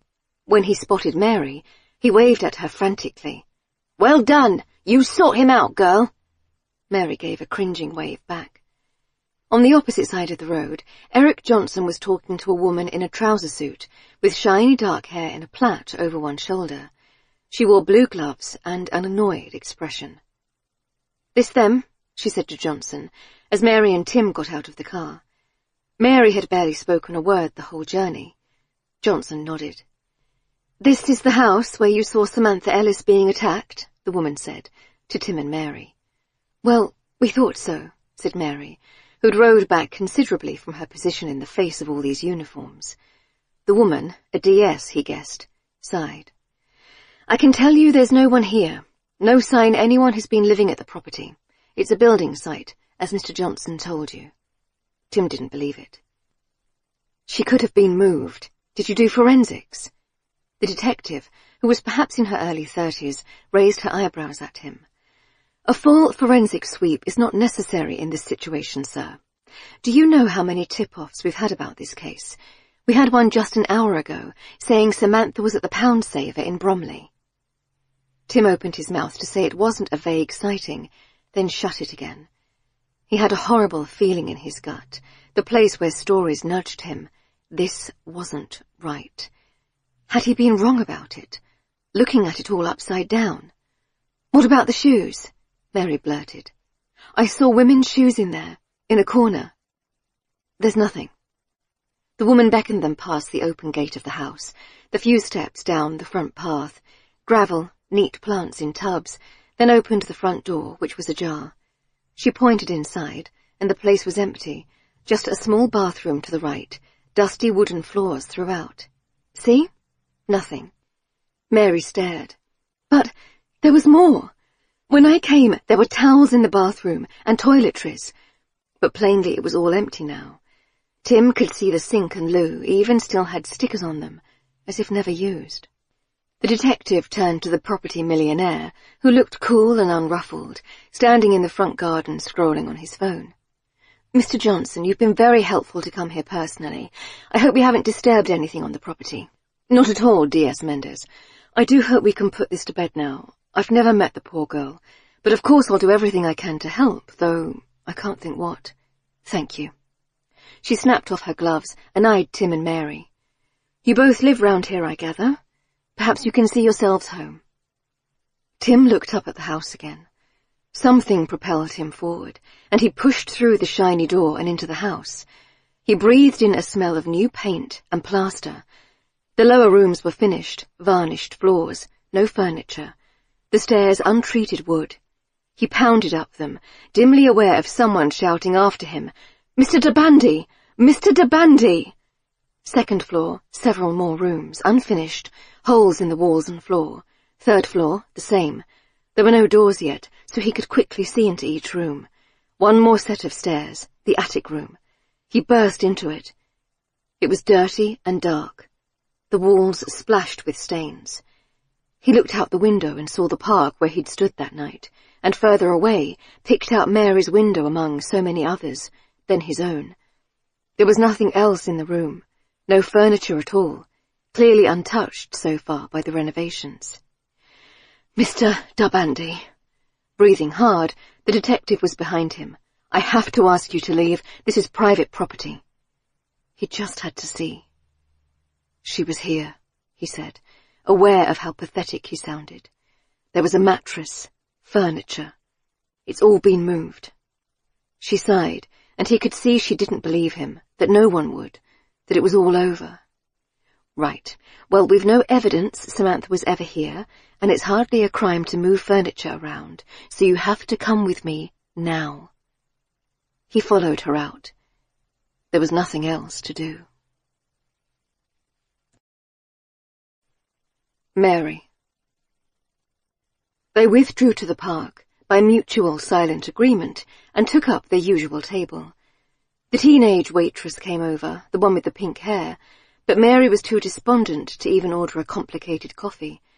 She knew she should get the kids from Francine's. She was really pushing her luck, dropping them off so many times, and Leo would need a feed, but could not face it yet.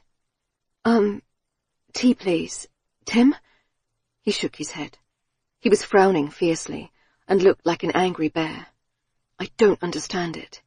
I know. I was so sure. But had she been? Or, in her exhausted, sleepless state, had she simply gone along with what he believed? She tried to call up the memory of the binoculars, heavy in her hands, the leather smell of them, the glimpse of a pale blonde girl at the window, blinds whisking shut. Had it been a different house? She'd miscounted the windows? Look, it's not over. What? Mary was shocked at how happy it made her when he said that. She wasn't ready to give this up yet, she realized. How? So she's not in there right now this second. Doesn't mean she never was, does it? And his mother died in that house. It can't be a coincidence. She was nodding, a surge of energy rushing through her. So what can we do? I think we need to find Samantha's secret online stuff. If she was doing, like you said, webcam work. He said it squeamishly, as if holding the words at arm's length. Talk to that Carolina she worked with. Her dad, if we can track him down. I'll ask my mate at the paper what he knows. What could Mary do to help? She thought of her meagre investigative skills. Oh, he's in the middle of a divorce, this Eric Johnson, right? I bet I can find out who represents him. That's what I do, I'm a family lawyer. The act of saying it, I'm a lawyer, made her feel better. She still was, wasn't she? Not just a mum. Maybe there's something we can find out from the wife, too. Great. Okay, so we're not giving up. Sam's still missing, isn't she? Mary took her phone out. The main site I know for webcam work is called Little Secrets. I read an article about it. In the hairdressers, of course.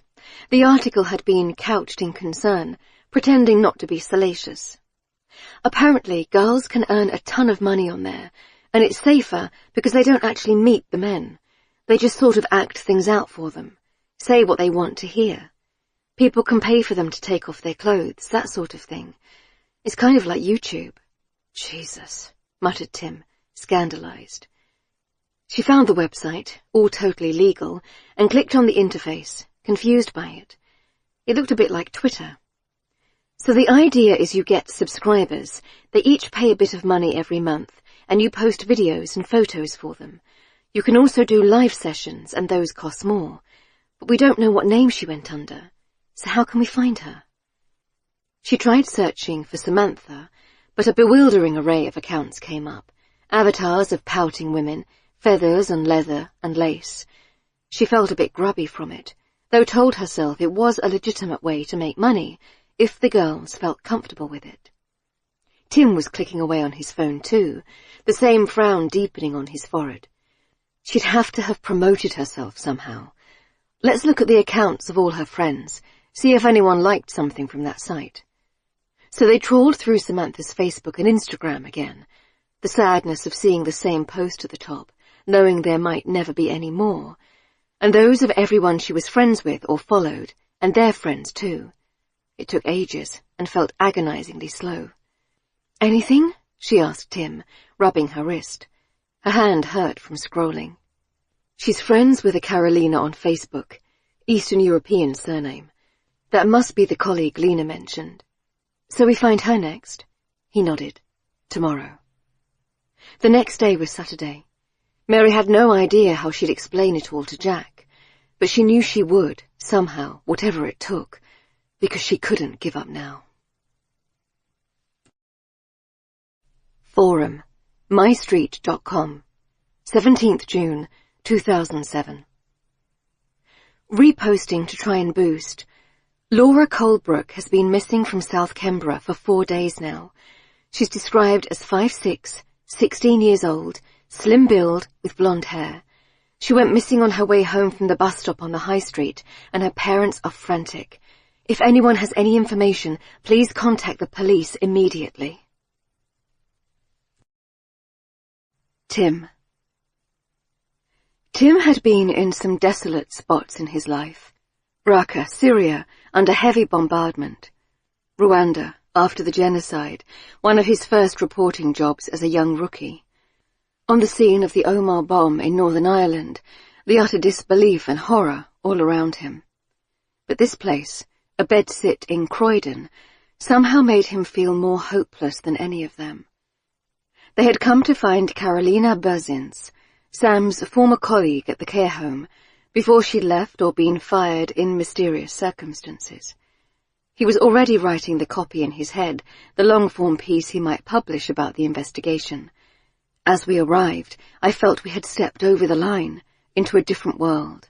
The nerves were written all over my companion's face as she saw the graffiti in the stairwell. Tim was jangling with caffeine and adrenaline, no sleep for what felt like a week or more. He didn't care, because he actually had something to do with his time. He'd cancelled his therapy even, telling Mari he'd lost his voice. He should update Nick on what he'd learned, the possible link between Sam and the other missing girls, the webcam work, which he knew would play well with the paper's moral majority readers. After years in the business, he could think in front pages. Sex shame of sad Sam.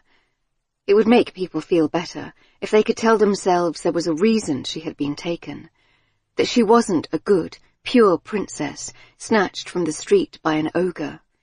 She'd done something to bring this on herself. It was horrible, but it was just human nature. If Tim could get a story in the paper, it would also be proof he hadn't lost his touch. He'd been so sure Eric Johnson was involved in Sam's disappearance. He was still sure. But the house was empty, and they'd need even more evidence to get the police to believe them. Now, he rang the doorbell on the 10th floor of a tower block, the stench of urine overwhelming all the way up in the lift, which had smashed mirrors and was scrawled with graffiti. But the studio flat, when Carolina opened the door, was nicely kept, the walls painted in fresh magnolia, and an anonymous but clean grey carpet on the floor. A glimpse of a shoebox kitchen, everything washed up and tidy. She'd hung the place with paper lanterns and fairy lights, framing the large double bed that filled the space. Her laptop was propped on a stand at the end of the bed, a webcam pinned on top and angled to the bed. Aside from a rack of clothes out of shot, there was no other furniture. Carolina let them in and sat on the bed, cross-legged, while Tim and Mary hovered awkwardly by the wall. "What do you want?" She was direct. She wore a grey and pink tracksuit, dyed hair pinned up, long nails that looked fake, though Tim didn't know much about that. "Hi, Carolina. I'm a journalist, and, yeah, I know who you are. I have call in 10, so be fast." A webcam session, he presumed she meant. He'd been researching it, and even joined the site to learn more. As Mary said, girls were paid extra to perform private sessions, acting out what the client asked for, wearing outfits they liked, or sometimes even just making conversation. He wondered how much it paid. The place was small, but Carolina seemed to be doing okay. "Samantha Ellis, you worked with her?" "Yes, nursing home." "You didn't like it?" "No money, but rooms are bigger than here, so I used an empty one." "They didn't like it?" She shrugged. "I don't care." Mary spoke.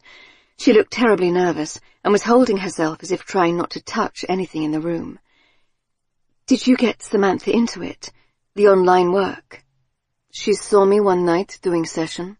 Asked questions. I told her. Anyone can do it. Just make profile, start posting, get money." "And do you know if she met anyone in person?" Carolina frowned. "I would have tell her not to. Not safe. They do ask, offer cash, but always say no. Not worth it. And it's different. This way, no one touch me." Would Samantha have been desperate enough for money that she'd have agreed to meet someone in person? But why? She had a nice home with her family. She wasn't destitute, though she'd been fired from her job, of course. Did she ever mention a man called Eric, or have you come across someone of that name? A punter? Tim didn't know the correct lingo for this modern world, the boundaries of sex work and dating so blurred. Many Erics, many of all names. No one in particular. She would not share her clients, if he is rich. Carolina inspected her long acrylic nails, picked some dirt out from behind one. "So she didn't tell you anything," he said. This was something of a dead end. A shrug. "We are not friends. I just show her the website." "Do you know her profile details, maybe?"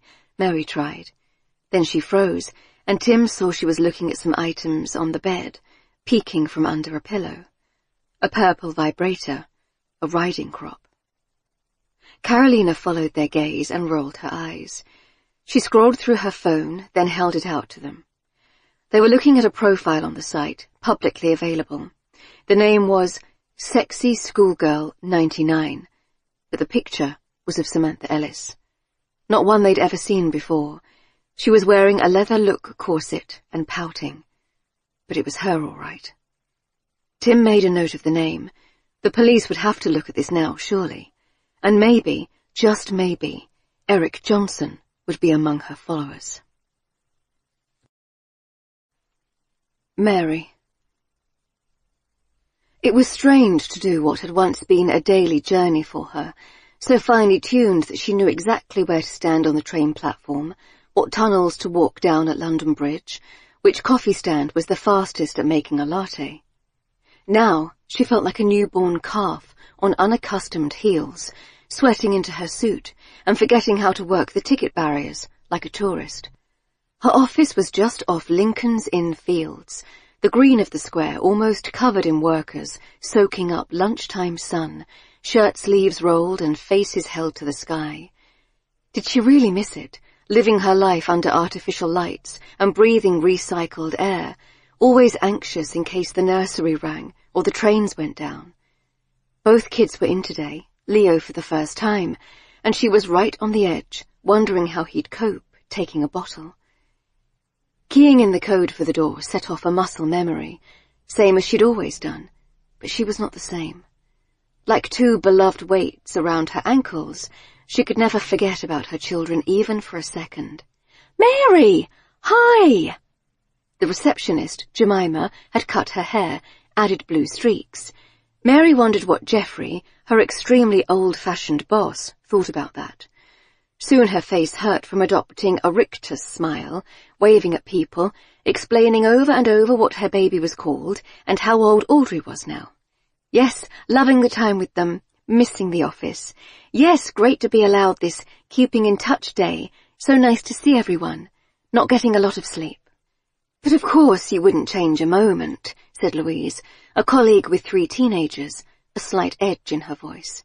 Of course not, said Mary, thinking of the night both kids had been sick with norovirus and Jack was in Manchester for work in a 5-star hotel.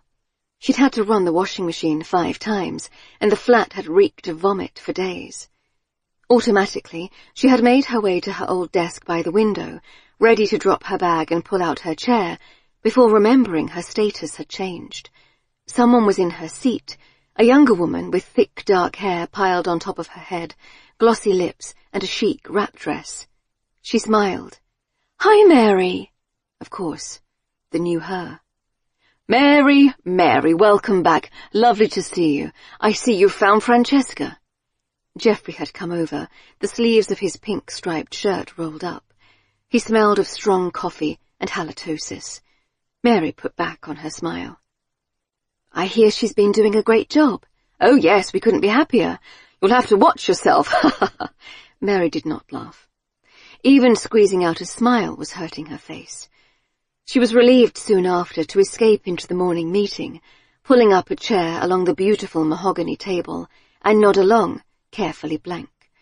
The idea of a keeping in touch day was to remain up to date with the firm's business, but in reality, after several months, she had no hope of knowing which cases were what. So many relationships ending. Would she and Jack become a statistic? She was pretty pissed off with him all the time at the moment. Every night he slept through, and she sat up with the kids. It added to the debt in their relationship. And they never talked. He was rarely home before 8, and by that stage she'd be wrestling both children into bed. They might watch an hour of a Netflix series before bed, but Mary often fell asleep before the end. He hadn't even noticed she was conducting an amateur investigation right under his nose. She told him on Saturday she was going to a yoga class with Francine, and he'd just accepted it, though he'd complained about having to watch the kids. Hadn't seemed to realize she set off in a summer dress and with no yoga mat. This led her mind to the encounter with Carolina in her tiny flat. She'd seemed happy enough. Maybe that kind of work could be rewarding compared to a low-wage slog. Mary hadn't heard from Tim today, and she wondered if he'd found any links between Sam and Eric Johnson. It turned out followers were hidden on Little Secrets, but maybe there was another way. "Mary?" Geoffrey was looking at her expectantly. She'd missed something. "Sorry, can you run through that again for me? I'm not totally up to speed." She rifled through the meeting notes, as if she understood them. "I was asking if you took a view on the Newman divorce." Newman? She had no idea who that was. Everyone was staring at her. Your recommendations sound fine to me, Geoffrey. Spot on, I'd say." She'd no clue what he said, and he knew it, because he shot her a brief look before turning to Francesca, who of course had all the facts at her gel-manicured fingertips.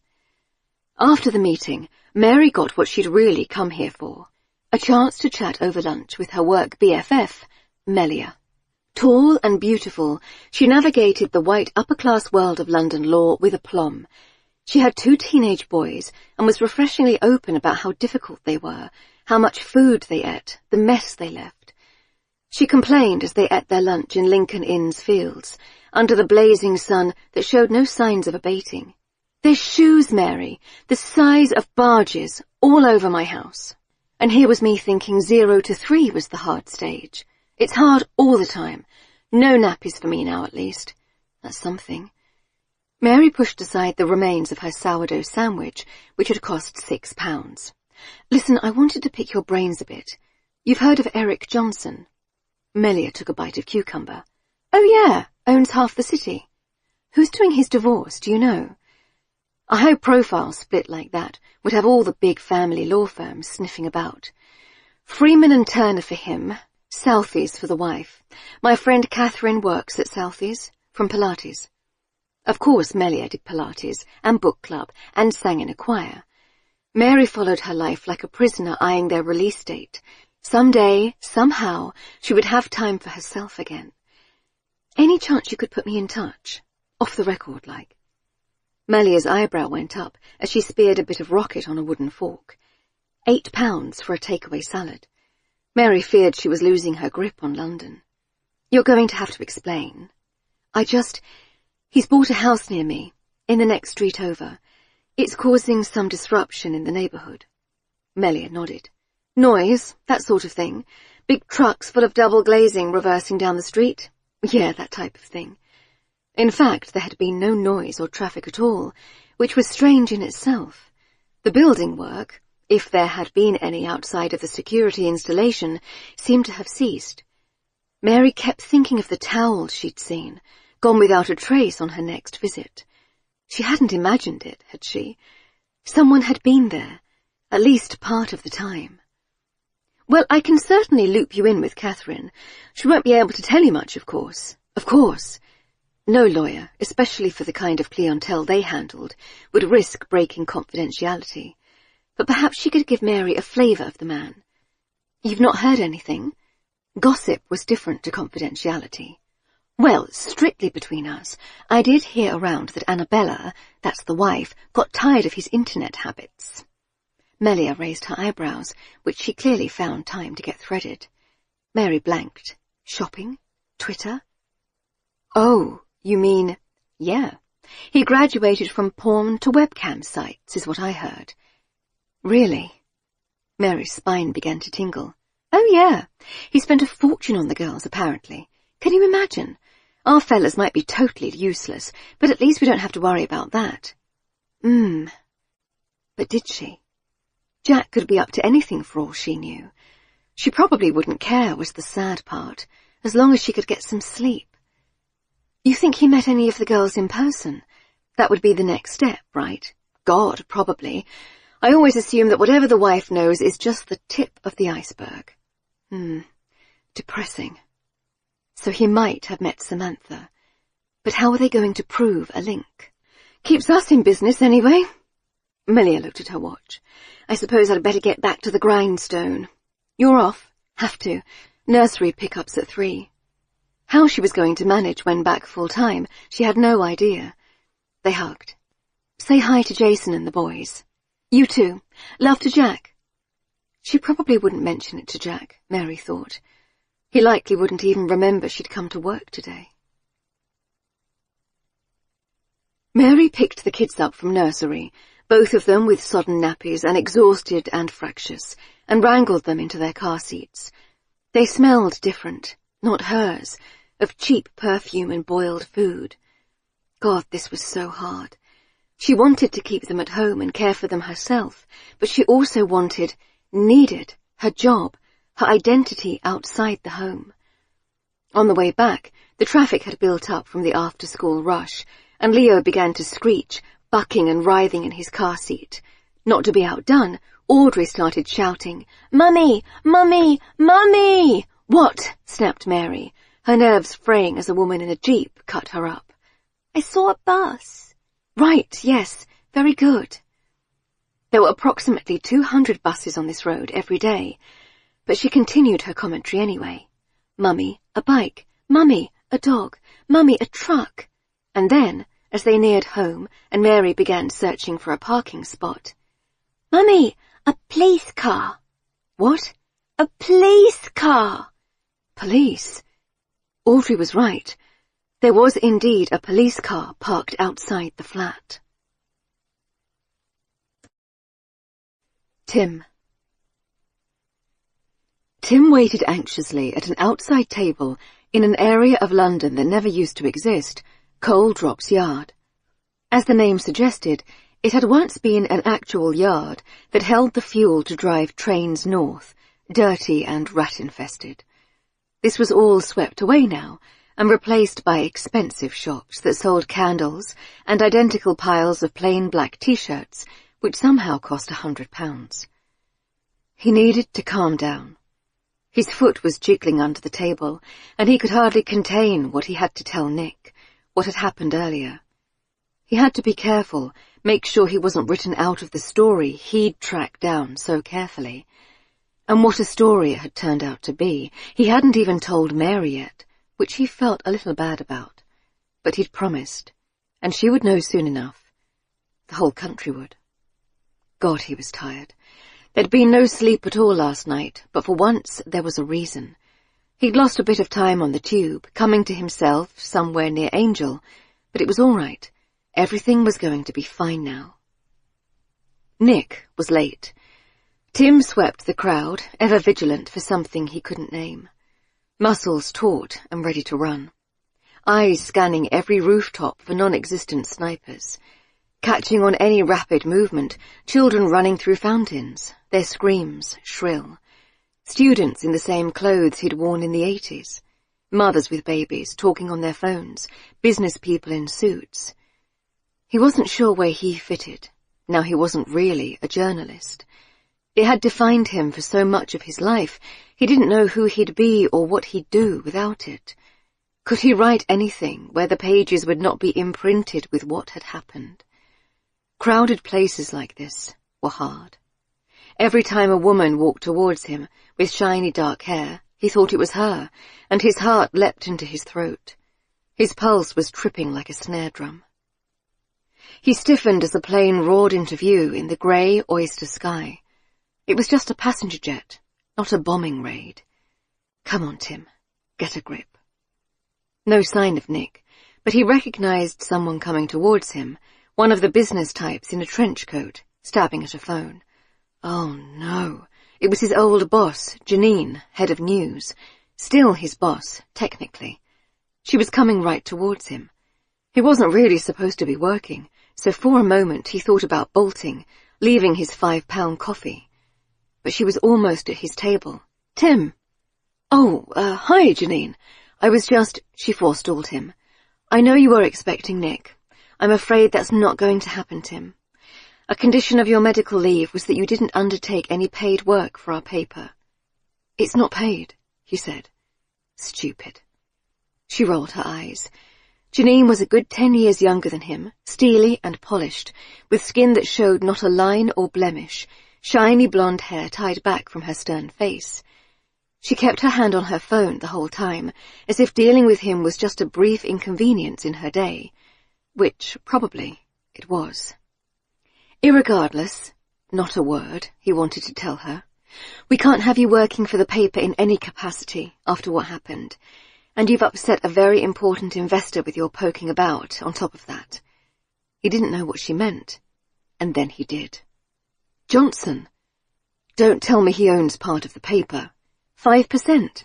So the board would appreciate it if you didn't go around accusing him of kidnap under the paper's name. You've left us open to a defamation suit. He opened his mouth to tell her what he knew, the story he was sitting on. That would show her all right, teach her some respect. But no, he didn't want to just give it away. It all seemed to crowd in on him, the unfairness of it. Didn't she know who he was? How many awards he'd been up for? How much money her precious paper had offered to tempt him over from his last job? He'd been reporting from the field while she was still at school. He'd been shot at and bombed and almost gone down in 3 plane crashes. And now he couldn't even work on a piddling local crime story. What am I supposed to do, Janine? Just give up my entire career, the thing I've worked for since I was a kid? I'm 47. This is all I've ever done. Her glossy lips tightened. Most people would try to save their dignity, Tim, and move on to something else, since you haven't had a story in print for over a year. So that was it.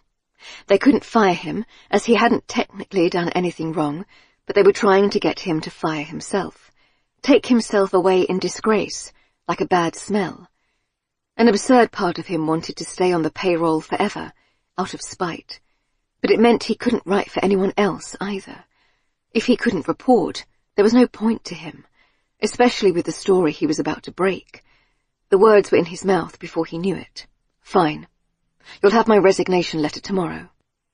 She relaxed a fraction. That's the right choice. There's plenty of things you can do with your life, Tim. It doesn't have to be this. We're all supposed to have multiple careers now, aren't we? What as? A coffee barista. He looked over bitterly to the young and handsome man behind the counter of the cafe. An aspiring actor, or one of the fashion students, maybe, judging by the 3 earrings in his ear. Well, it was her loss. She'd know that later on today, and he had some satisfaction thinking how much she'd kick herself.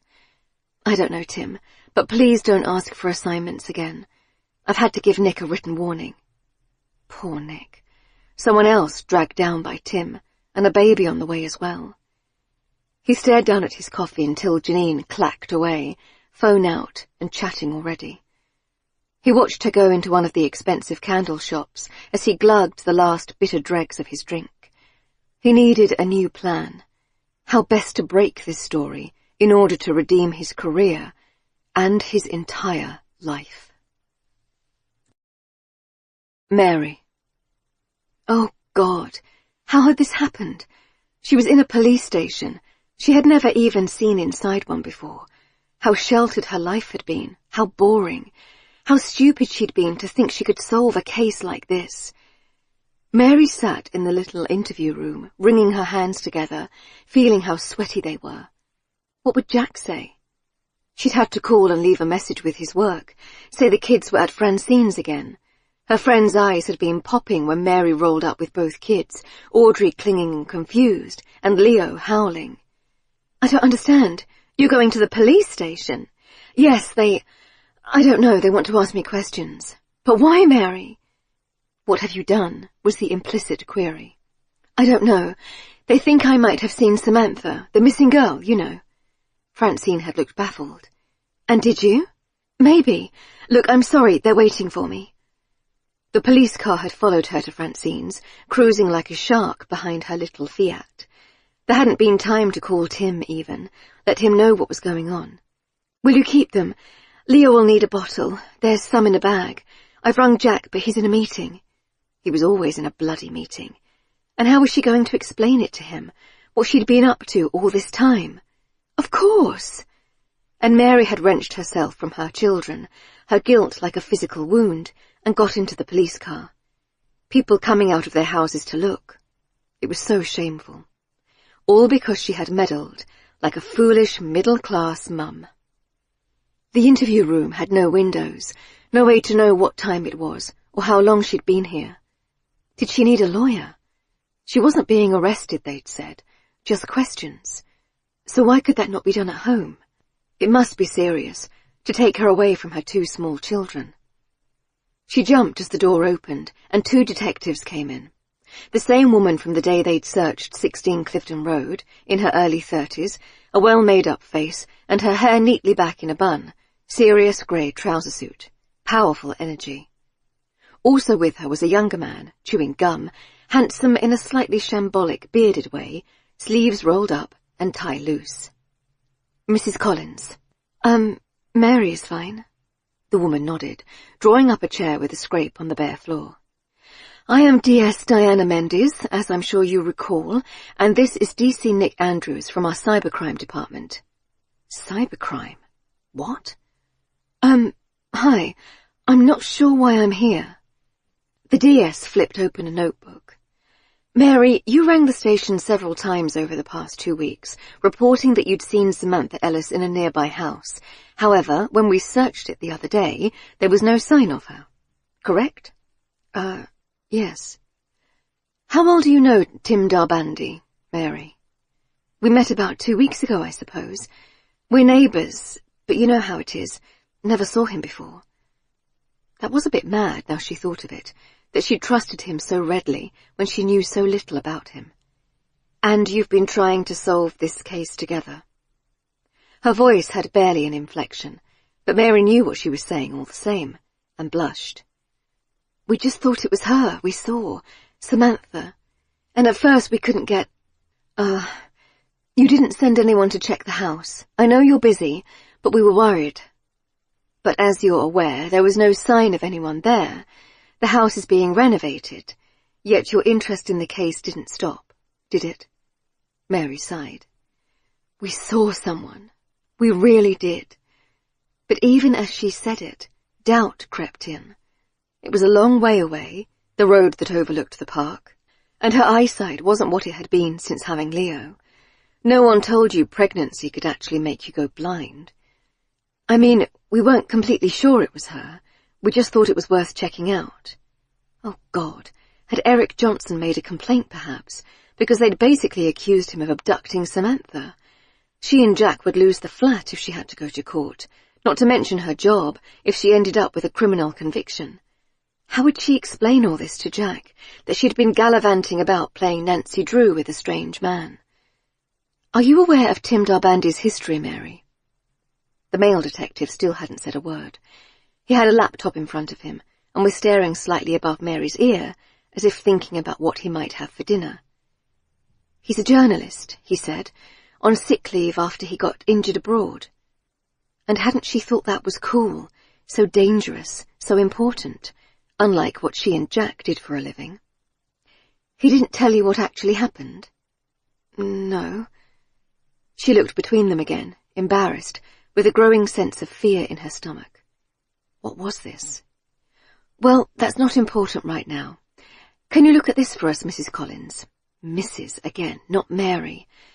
The other detective suddenly sprang into action, flipped up the laptop, a cheap square one, and spun it for her to look at. "We retrieved this footage from a doorbell cam on Clifton Road. Is that Tim Darbandy?" Clearly they'd followed Mary's suggestion of getting Nigel's footage. So why was she here? On the screen, she was looking from across the street at number 16, its shuttered windows and forbidding fence. As she watched the grayscale footage, sharp as a pin, a car drove past, slow enough that she could see the driver's face. Tim. It was Tim. When was this? Did Tim even have a car? They'd always taken hers when they went out investigating. They paused the footage and exchanged a look that made her heart beat faster. "The date is on it, Mrs. Collins." She looked. Earlier that day, just after 3 a.m. "That's him, yes, but—" Her words trailed off. She could now see there was someone in the car with Tim, a young woman, a swinging ponytail. The resolution on the camera was really amazing. Maybe she should get one if they ever had a house. But also, that's her. Samantha, isn't it? Where is she now? Is she safe? What was this? Had Tim got into the house somehow, found Sam was there after all, and rescued her? If so, why hadn't he told Mary? The woman detective folded her hands. "We were hoping you might tell us, Mary. Since this video was taken earlier today, Samantha Ellis has not turned up." Mary was in total bewilderment. "What?" "She didn't arrive home. She didn't appear at a police station or any other public building. As far as we're concerned, she's still missing." "What does that look like to you?" They pressed play again, and on-screen Tim drove the young woman away, down Clifton Road, and off into the night. He's taking her somewhere? But where? It didn't make any sense. If he'd found her, wouldn't he have gone straight to the police? "It looks to us as if he's moving her somewhere more secure, against her will." No, you've got it wrong. He wouldn't do that. Probably he was just taking her home." But then why hadn't she arrived? And why hadn't he told Mary? She hadn't heard from him all day. "Look, I'm sure this is just a misunderstanding. Ask him, he'll tell you." "We'd like to." "Do you know where he is?" asked Diana Mendes. "Well, no." When had she last spoken to him? "I saw him on Saturday."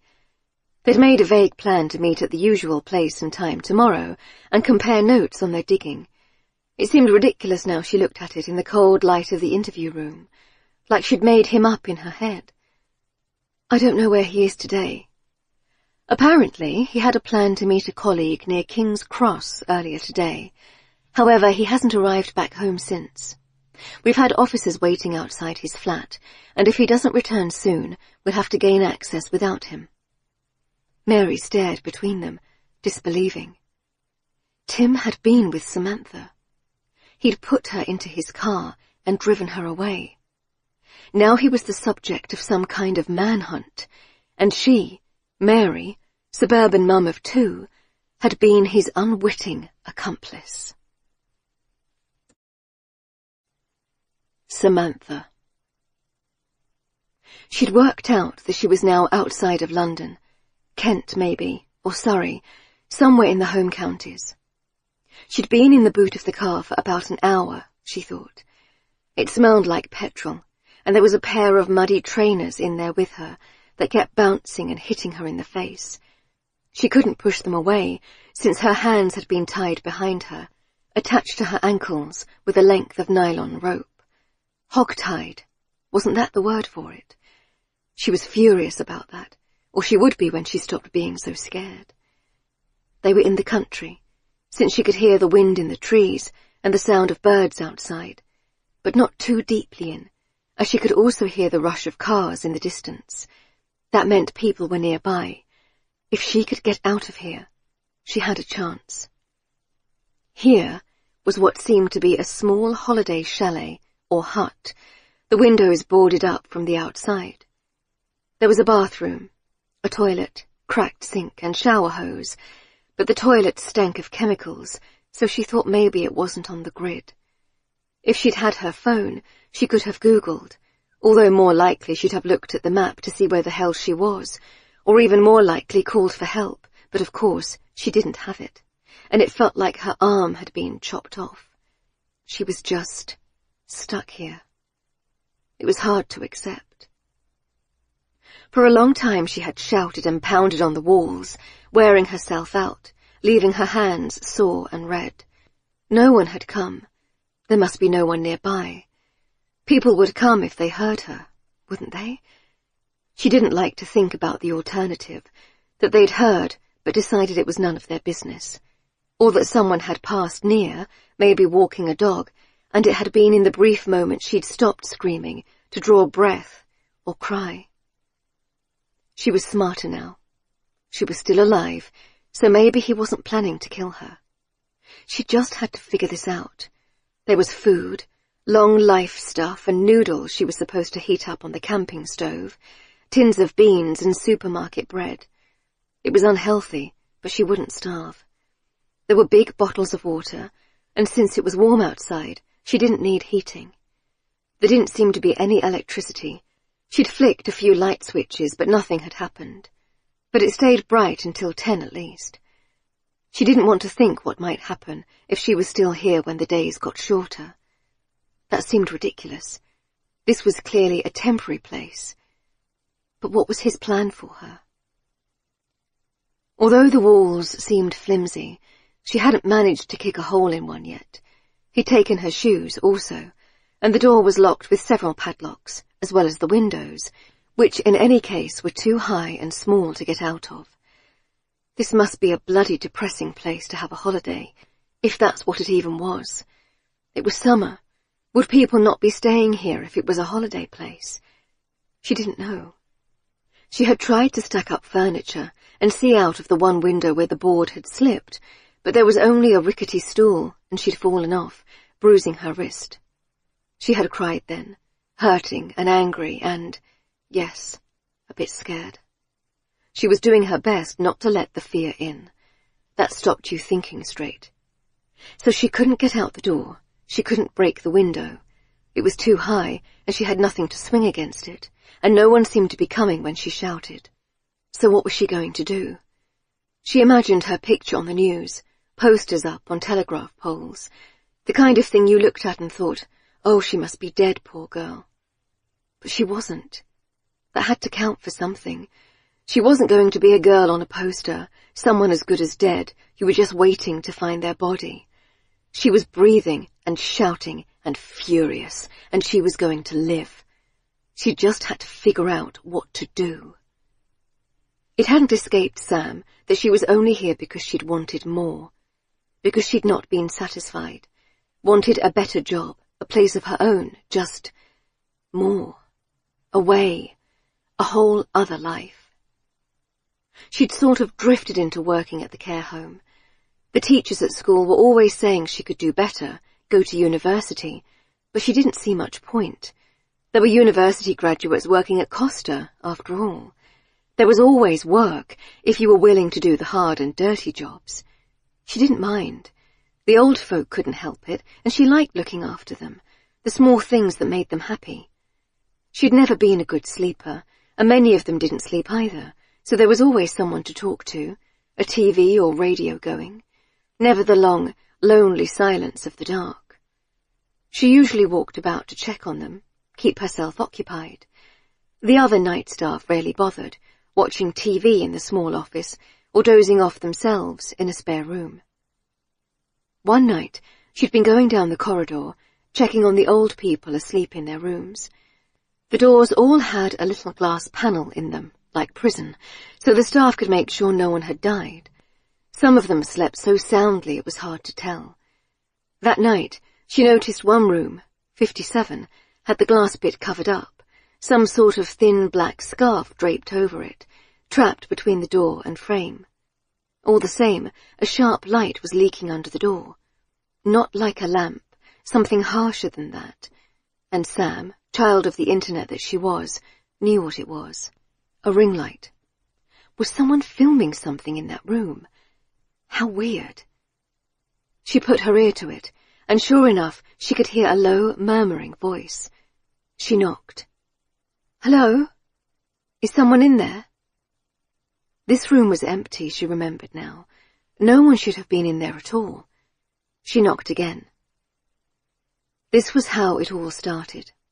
Funny to think, if she hadn't gone in the room that night, she might not have got to know Carolina, and then she definitely wouldn't be in this other room with the door locked and no idea when or if she was getting out. But it started before that, really. If she'd been a good sleeper, she wouldn't have done the night shift or taken that job in the first place. If she hadn't wanted out of her life, she wouldn't have done any of it. But it was impossible to think of that, because then she'd be a totally different person. So you could say, in a sense, there was no way to avoid what had happened to her. No way out of this small, dusty room, where no one seemed to be able to hear her, no matter how loud she shouted. No way to prise open the old door with its rusty lock, or break through the half-rotted windows. No. There was no point in thinking that way, since it was inevitable she'd ended up here. What she had to do now was find a way to barter herself out.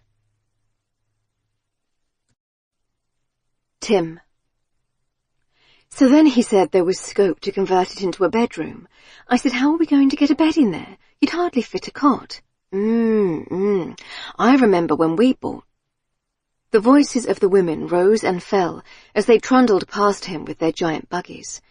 One looked back, quizzical, probably wondering why he was hiding in the bushes, and Tim frowned at his phone as if he'd just stopped behind a tree to do something important. Maybe he was a banker, a lawyer, out for a lunchtime jog. They didn't know he couldn't manage a long walk these days, let alone a run. He checked the time. It was 3:57 p.m.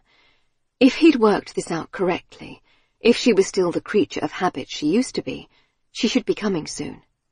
And yes, look, there she was, in her bright pink wind cheater. It was new. He didn't recognize a thing she wore on these runs, from her orange blazoned trainers to the headband that kept her red hair tucked off her face. Her face was red as well, but she'd never looked more beautiful. Had she always been this lovely? Had he even noticed on the brief nights he came home to sleep before racing back to the airport, a conference, a press event? He held his breath as Alice jogged past, so close he could almost reach out and touch the sleeve of her top. Would she glance up and see him? The idea was both a thrill and a terror. No, she always had headphones in, oblivious. That was dangerous. Anyone could be following her, tracking her route online, noting the time she went out, almost to the minute, every day, the exact same path about the park. Really, it was her own fault Tim had begun to wait for her here, unseen. Just to watch her, make sure she was all right. She ran with ease, hardly panting, and he could see she was fitter since they'd split, slimmer, better all round, whereas he was so much worse in so many ways. This was the 4th time Tim had been here, and he was aware it was becoming an obsession, something he could not tell other people about, something that would make them, especially women, wrinkle up their faces and draw away in fear and disgust. He shouldn't be here. There were things to do, people to talk to, Mary first of all. He couldn't explain it. Any time something went well, and God knows nothing had for a long time, he wanted Alice to know. He should have called the police right away, he knew, admitted what had happened in the early hours of that morning. But he'd been asked for time, so he'd agreed. Anyway, he had to play his hand carefully, use what he had to claw his way back to the top. Now enough hours had gone by, and he could work out his angle. He'd tell Mary and the police, and then he'd hit up his old contacts, sell the story to the highest bidder with the offer of a nice staff job on the side. This could be his ticket back. No more grovelling for grunt work from people he'd trained up himself. The return of Tim Darbandi, special correspondent. With a head full of the future, Tim made for home, taking the bus for 10 minutes and walking the rest of the way, quickly growing sweaty in the dull heat. If this was all over, if he got his career back, what to do with his life?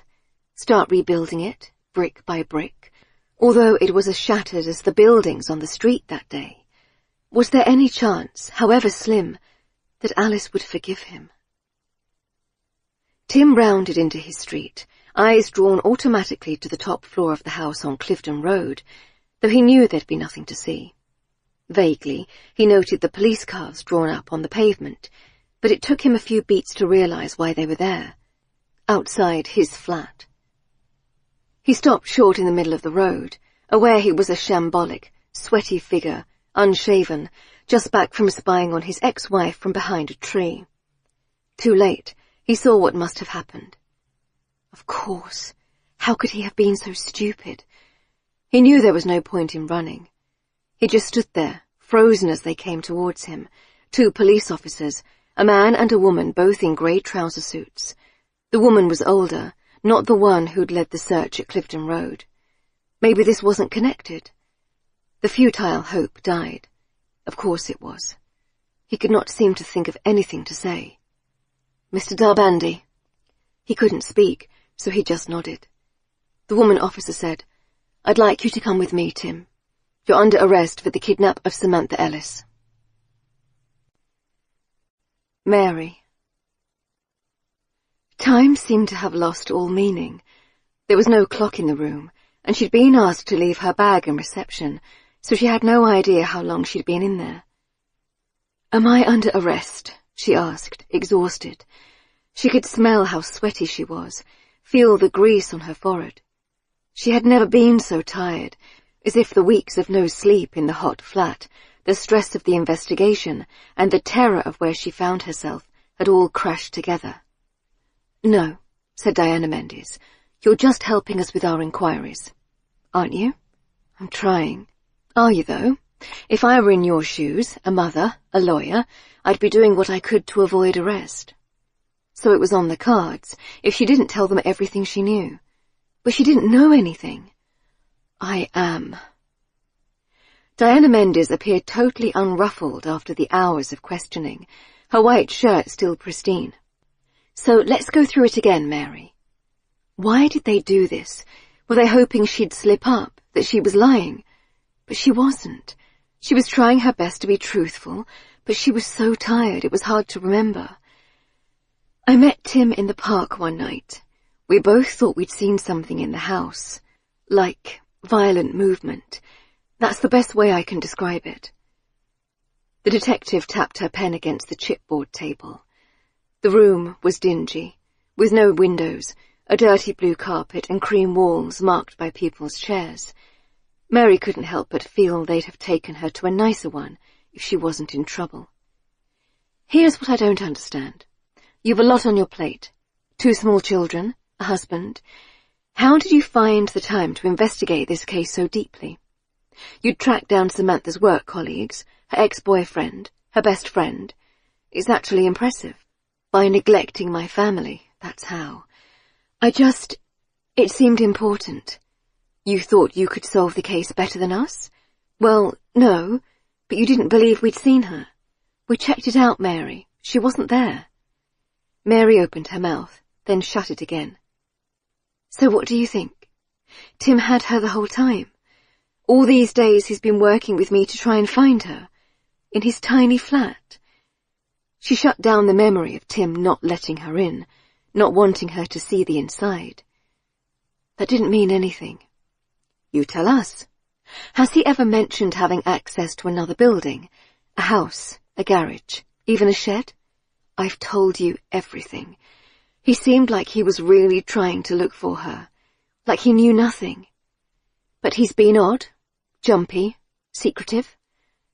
She thought of the other day, when Tim had spilled the tea and fled from her house in distress. He hasn't been well. Maybe he didn't know what he'd done, if he never sleeps. Mary shook her head.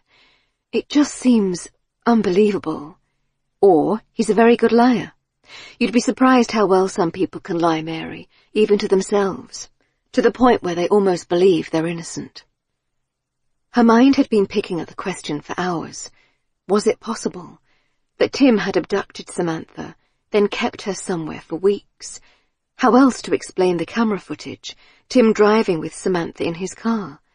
The car she hadn't known, he owned. Where did he keep her then? She said feebly. All this time. His flat's too small, someone would have heard. Any number of places. Maybe he even had access to the house where you say you saw her. We're looking into it. Tim had rushed into 16 Clifton Road that day, past the police, up the stairs. What if he'd left his DNA during that visit? Or worse, gone in on purpose, to cover for the fact that the police would find it there anyway? Suddenly Diana Mendes stopped and looked at her phone. A tight smile came to her face. We'll have to leave it there for now, Mary. I'll be back. I'd appreciate it if you stayed a while. And she left, shutting the door behind her. Mary knew what this meant. They had found Tim. Tim didn't understand what was happening. He was trying to do what his soothing-voiced therapist said and take note of his sensations, process what his body could feel and see, ask himself what was real and what wasn't. But this was definitely real, no matter how crazy it seemed. He was in a police cell, small and stuffy with no windows, a bare blue mattress beneath him.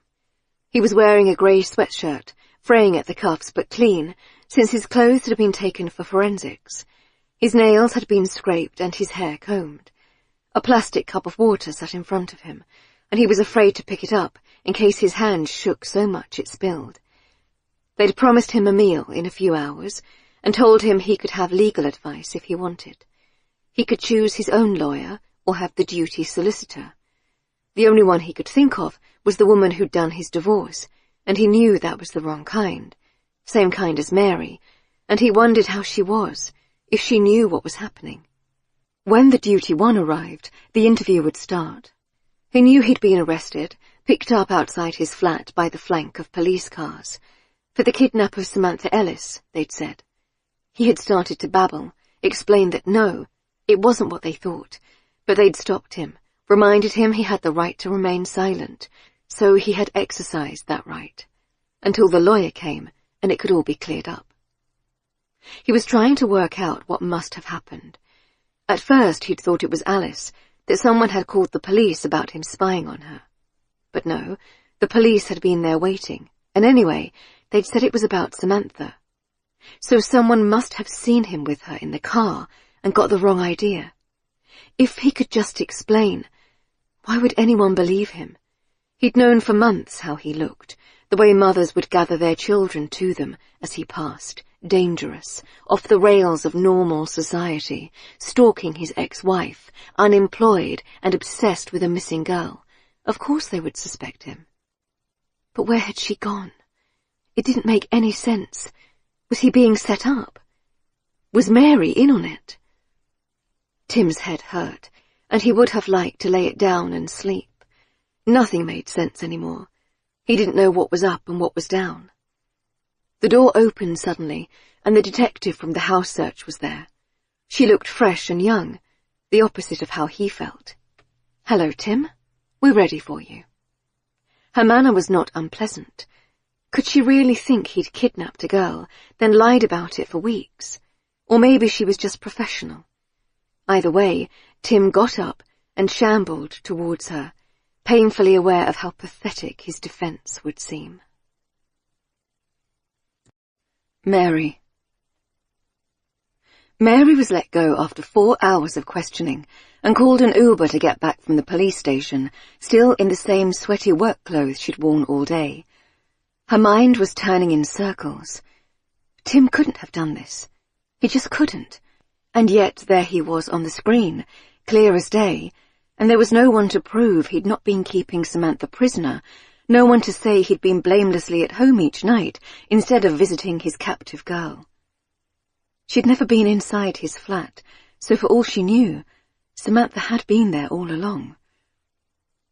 As she unlocked the door of her own flat, thinking about how full of people her own life was, how she'd always have an alibi, she saw Jack was sitting on the edge of the sofa. No sign of either child, and the place was unnaturally quiet and tidy. He didn't have the TV on, which was weird. "Hi." Jack sighed, standing up and pushing his hands over his face, so the flesh around his eyes lifted up like dough. "What the hell's going on, Mary? You were at the police station? It was just a misunderstanding." He glared at her. He must have seen she'd been acting strangely, dashing off at all hours, on her phone non-stop, preoccupied. Behavioural standards had worsened for both kids, and Leo's sleep training had gone out the window. How much did he know? Enough, it seemed, because next he said, "Mary, we need to talk." It was never a good thing when your spouse said, "We need to talk." Her stomach turned over itself, and she busied herself taking off her jacket and heeled sandals, revealing her dirty feet. She didn't know why she was trying to buy time. To make her excuses, maybe. Not that she really could. "Look, I know I've been distracted." Jack stood up and followed her into the kitchen. "Will you just look at me?" "Oh God, Jack, I'm so tired and sweaty. Mary yelped as a loud noise interrupted her, and turned to find Jack shaking his hand, shards of plaster on the ground by his feet. "Did you just punch the wall?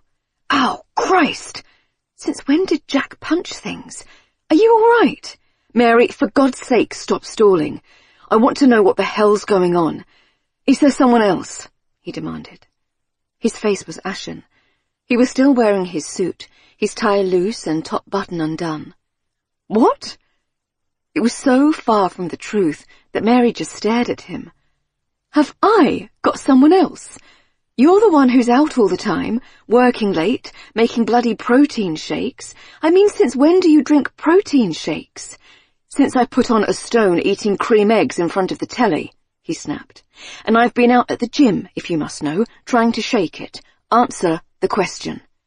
"How could you even think that, you moron? I'm a suburban mum with 2 small kids. I'm on maternity leave. People don't have affairs on maternity leave."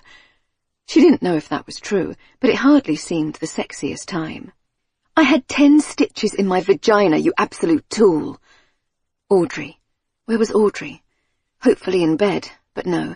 She was sitting on the stairs regarding her mother curiously, the ear of her stuffed rabbit clenched between her little white teeth. "Hello, darling," said Mary weakly. "What's vagina?" mumbled Audrey. Nothing. Go back upstairs." Jack hadn't shut the top stair gate. He didn't think about these things. And he had the cheek to ask if she was having an affair. When would she get the time? When Audrey disappeared, Mary rubbed her face. She had to shower and take off her makeup. Of course there's no one else. God. He was still cradling his reddening hand. "What's going on then? I saw you with a man in the park, laughing, having coffee, not even with the kids, and now I hear you've been leaving them with Francine all the time. So who is he if you're not having an affair with him?" Tim? The idea she would have an affair with poor, broken Tim was both ludicrous and vaguely offensive. If she had an affair, it would be with the hot young barista with the man bun. "Of course I'm not." "Who's Tim?" "Our neighbour. We've been—" God, it's really hard to explain. Try, Mary. Mary was surprised at this hitherto unsuspected core of steel in her husband. Seeing him there, Clothed in the armour of his work self, his jaw set and eyes cold, he was almost the man she'd fancied so much when she'd seen him across a crowded pub 10 years ago. It's not as easy as, Mary, as far as I'm concerned, you've been sneaking about, you aren't telling me things, you're neglecting our children, and now you've been at the police station for hours. I need you to explain it to me, and now. Mary felt her nose ache, and tears filled her eyes. I know, okay? I can't cope anymore. With what? His voice softened slightly. Well, don't cry about it, come on. She stepped into the kitchen, fumbled for some kitchen roll. You don't know what it's like. I can't sleep. I literally haven't slept more than 4 hours a night since Audrey was born. And don't say you're awake too, because I hear you snoring when I'm awake, all night long sometimes. I know it's been tough, but that doesn't explain your behaviour. I needed something for me. I'm being pushed out at work. They have this young hotshot with no kids, of course, and my brain feels like an old holy sock. And I just thought I could help, that maybe I could actually do something here, okay? What do you mean? We, Tim and I, we're trying to find someone, solve a case. He leaned back against the counter. But Mary, that sounds completely mad. You mean you've been running round like some kind of suburban Miss Marple? Did you take the kids with you? She hesitated. At first, sometimes. For Christ's sake, Mary! You put our kids in danger! Our babies! The tears were coming fast now, because he was right. She'd taken them both into that house, and she would never forgive herself for that. I was just trying to help someone, and you never notice me anymore, Jack. I'm like an unpaid nanny and cleaner. He looked stung. That's not fair. It's how I feel. She dabbed at her face, the cheap kitchen roll quickly bunching and falling apart. I know I'm doing a terrible job at anything right now. I just can't seem to stop. Jack was silent for a moment. When he spoke again, it was quieter. I didn't know you'd been struggling so much. You can't see I never get a second to myself, while you're off doing spin classes or whatever. Honestly, I don't feel I do either. Work's been crazy. They fired 20% of the staff in the last 6 months, so I can't afford to put a foot wrong. My life is just tube, office, sleep. It's why I joined the gym, for something that's mine. Sometimes I'm jealous of all the time you get with the kids. Mary grunted. You're welcome to them, believe me. Jack took a few steps towards her. We'll try to figure this out. But can you at least try to tell me what on earth you've been doing? Who you were trying to find? All right, I will. But you have to let me finish before you say anything. It's going to sound mad. Can't be madder than what I've been thinking. So steely. If she was honest, she didn't hate it. Not at all. Sometime later, Mary realised there hadn't been a peep from either child in a while. That was probably a bad sign, but, on the other hand, they couldn't be mortally injured, or she would have heard their howls. So, that's it. We were trying to find this girl, Sam, and we thought she was in the house. The police wouldn't do anything, so we investigated a bit. Jack looked shell-shocked. And Tim's been arrested. Yes, but he didn't do it. He couldn't have. It's mad. Why are you so sure? Because he just couldn't. You don't know him. He's too broken. And he really wanted to solve it like a dog with a bone. That doesn't make any sense if he took her in the first place. Did it? There was an uncomfortable lump of doubt, lodged in her mind like a pebble in a shoe. He could have forgotten. They were saying Tim wasn't right, that his lack of sleep meant he couldn't tell dreams from reality, that he was even more broken than she'd realised. So where is she? Jack was clearly struggling with this, his wife turning Jessica Fletcher on him, but without the sense of style. I don't know. She's still missing. This is insane. You could have been hurt. Disappeared yourself even. Mary, you're a mother. You have responsibilities. I know, okay? She hadn't told him about taking the kids into the house. Too ashamed. Believe me, I've said all this to myself. And you really believe Tim's not the one who kidnapped her? I think I do. I hope he's been telling me the truth. I can't be entirely sure. And there was the problem. How much further would she go for this man, a virtual stranger? "Well then, I guess you'd better find some proof he didn't do it," said Jack, and Mary realized he was right. But how? Tim. Diana Mendes faced Tim across the chipped wooden table of the interview room. On her left was an older male officer with a notebook in front of him. On Tim's left was the duty solicitor, whose name he had already forgotten, a woman in her late 20s with bright blue nail polish. Interview with Tim Darbandi, DS Diana Mendes leading, DC Rohan Singh assisting. Also present is Carleen Harris, solicitor. Carleen. He had to try and remember that. But first he had to make them understand. "I didn't do it." His voice sounded croaky and unused. "It's true that I see things sometimes. I don't sleep and I have these dreams. But I'd know if I did something like that, wouldn't I?" "I don't know, Tim. You tell us." "Can I tell you what I think happened? What I remember? That's why we're here." Tim ran his hand through his already sticking-up hair, leaned forward in the seat, and in a low voice began to tell her what had happened the previous night. Someone ringing on his doorbell was a rare occurrence these days. It was always a delivery, sometimes ones he'd forgotten ordering in the middle of the night, sleep masks and fake melatonin and various herbal supplements, evidence of his increasing desperation. Nothing worked, of course. Not the expensive white noise box to block out the traffic and squeal of foxes. Not the potions he rubbed on his temples and sprayed on his pillows. Nothing. The last person to knock on his door without a delivery had been Mary. So he thought somehow it might be her when he wrenched his door open at 2 a.m. Of course he wasn't in bed. The earlier he went, the longer he just had to lie there awake. He buzzed whoever it was into the hallway of the flats, then went to open his door. The person standing there was a young woman with fair hair bundled up under a baseball cap, wearing a black hoodie and leggings. He waited for her to hand him a package, but instead she looked him in the eye, and a deep current of recognition ran over him. He couldn't be. "Are you Tim?" Yeah, but you've been looking for me, I hear. I'm Samantha." Diana Mendes stared at him across the table. "Say that again, please?" "She just came to my door. 2 a.m. I buzzed her in and, well, there she was." "So what did you do?" "I let her in, of course." He couldn't think what else to do. Here was this girl, who he'd pictured chained up in an abandoned house, or moved somewhere even worse, and she was in his kitchen, fit and well. He didn't know what to say to her. "Can I have a glass of water?" she said. "Of course." He fumbled one from the cupboard, ran the tap till it was cold. Where had she come from?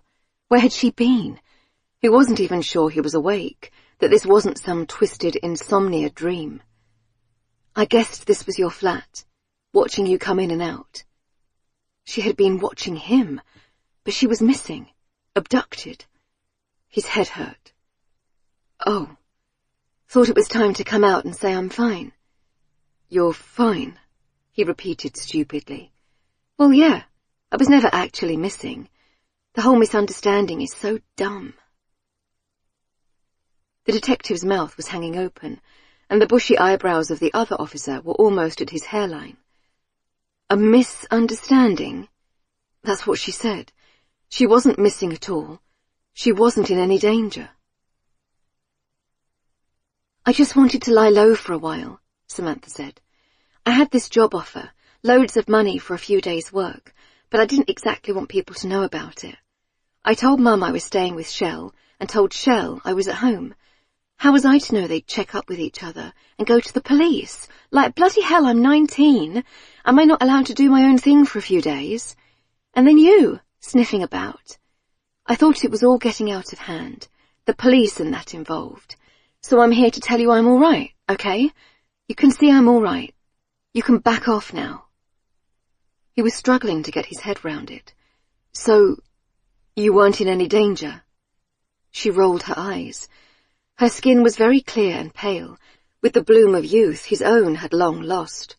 I was fine, till you thought you spotted me and made trouble. What were you even doing in the park at night, man? I don't sleep. She made a huh noise. Anyway, like I said, I was just away, doing some work. Like you do on the website? The webcam stuff? She hesitated, her eyes growing warier. You know about that? Well, it's nothing to be ashamed of. I just didn't want everyone knowing my business. I'm paid well, I didn't get hurt, I knew exactly what I was getting into. Can't say that about everyone that wants to see you naked.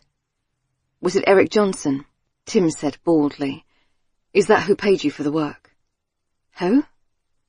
No reaction at all. Was she just a very good liar, or did he have this wrong all along?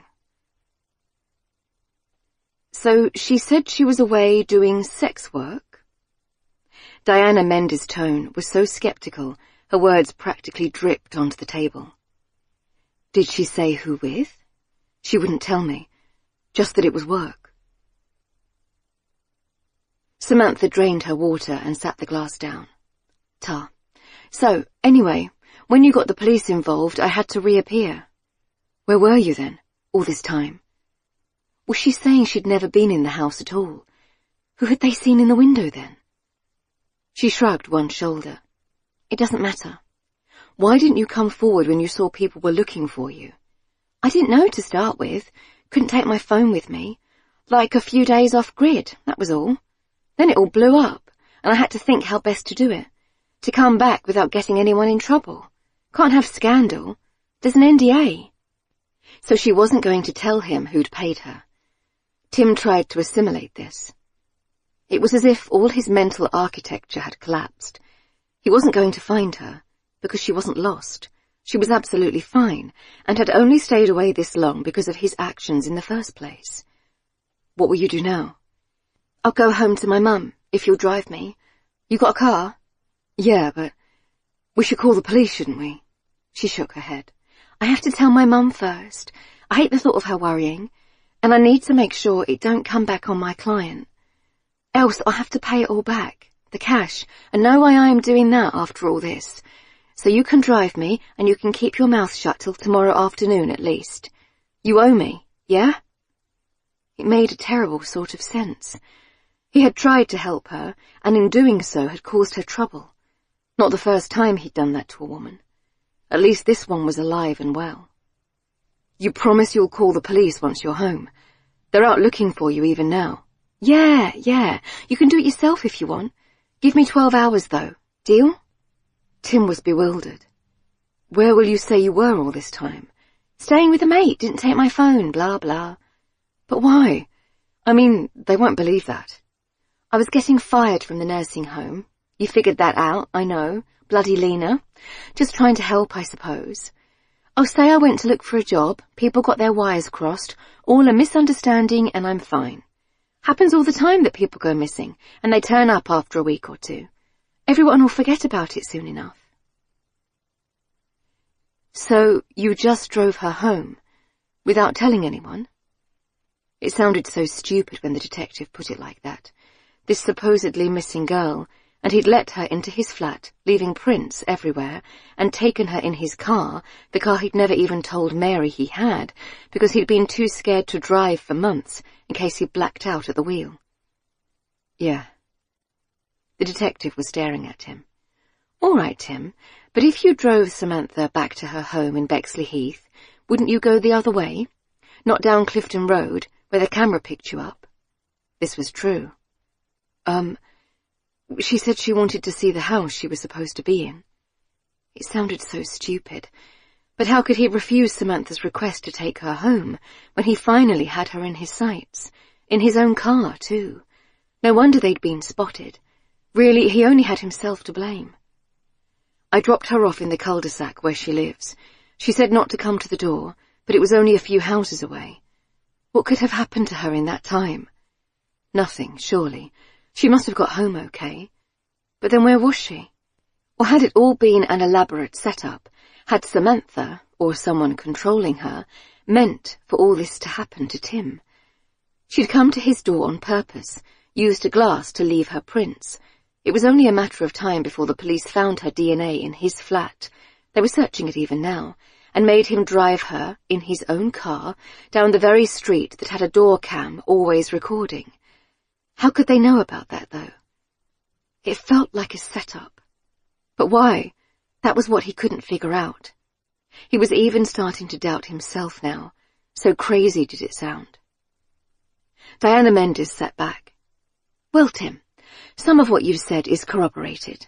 We have you on ANPR driving towards Bexley Heath, but we don't have any signs of Samantha, and her family say she never came home. So as far as I'm concerned, you're still the last person to see her alive. Mary. There was no police presence round the house on Clifton Road. No sign that a girl might have been held there against her will for over a week. The police had clearly decided Samantha was never near the place, that Eric Johnson was merely a nice property developer who'd bought his childhood home to do up. Understandable, made a lot of sense. Tim didn't sleep. He sometimes wandered about at night to get out of his hot, cramped flat.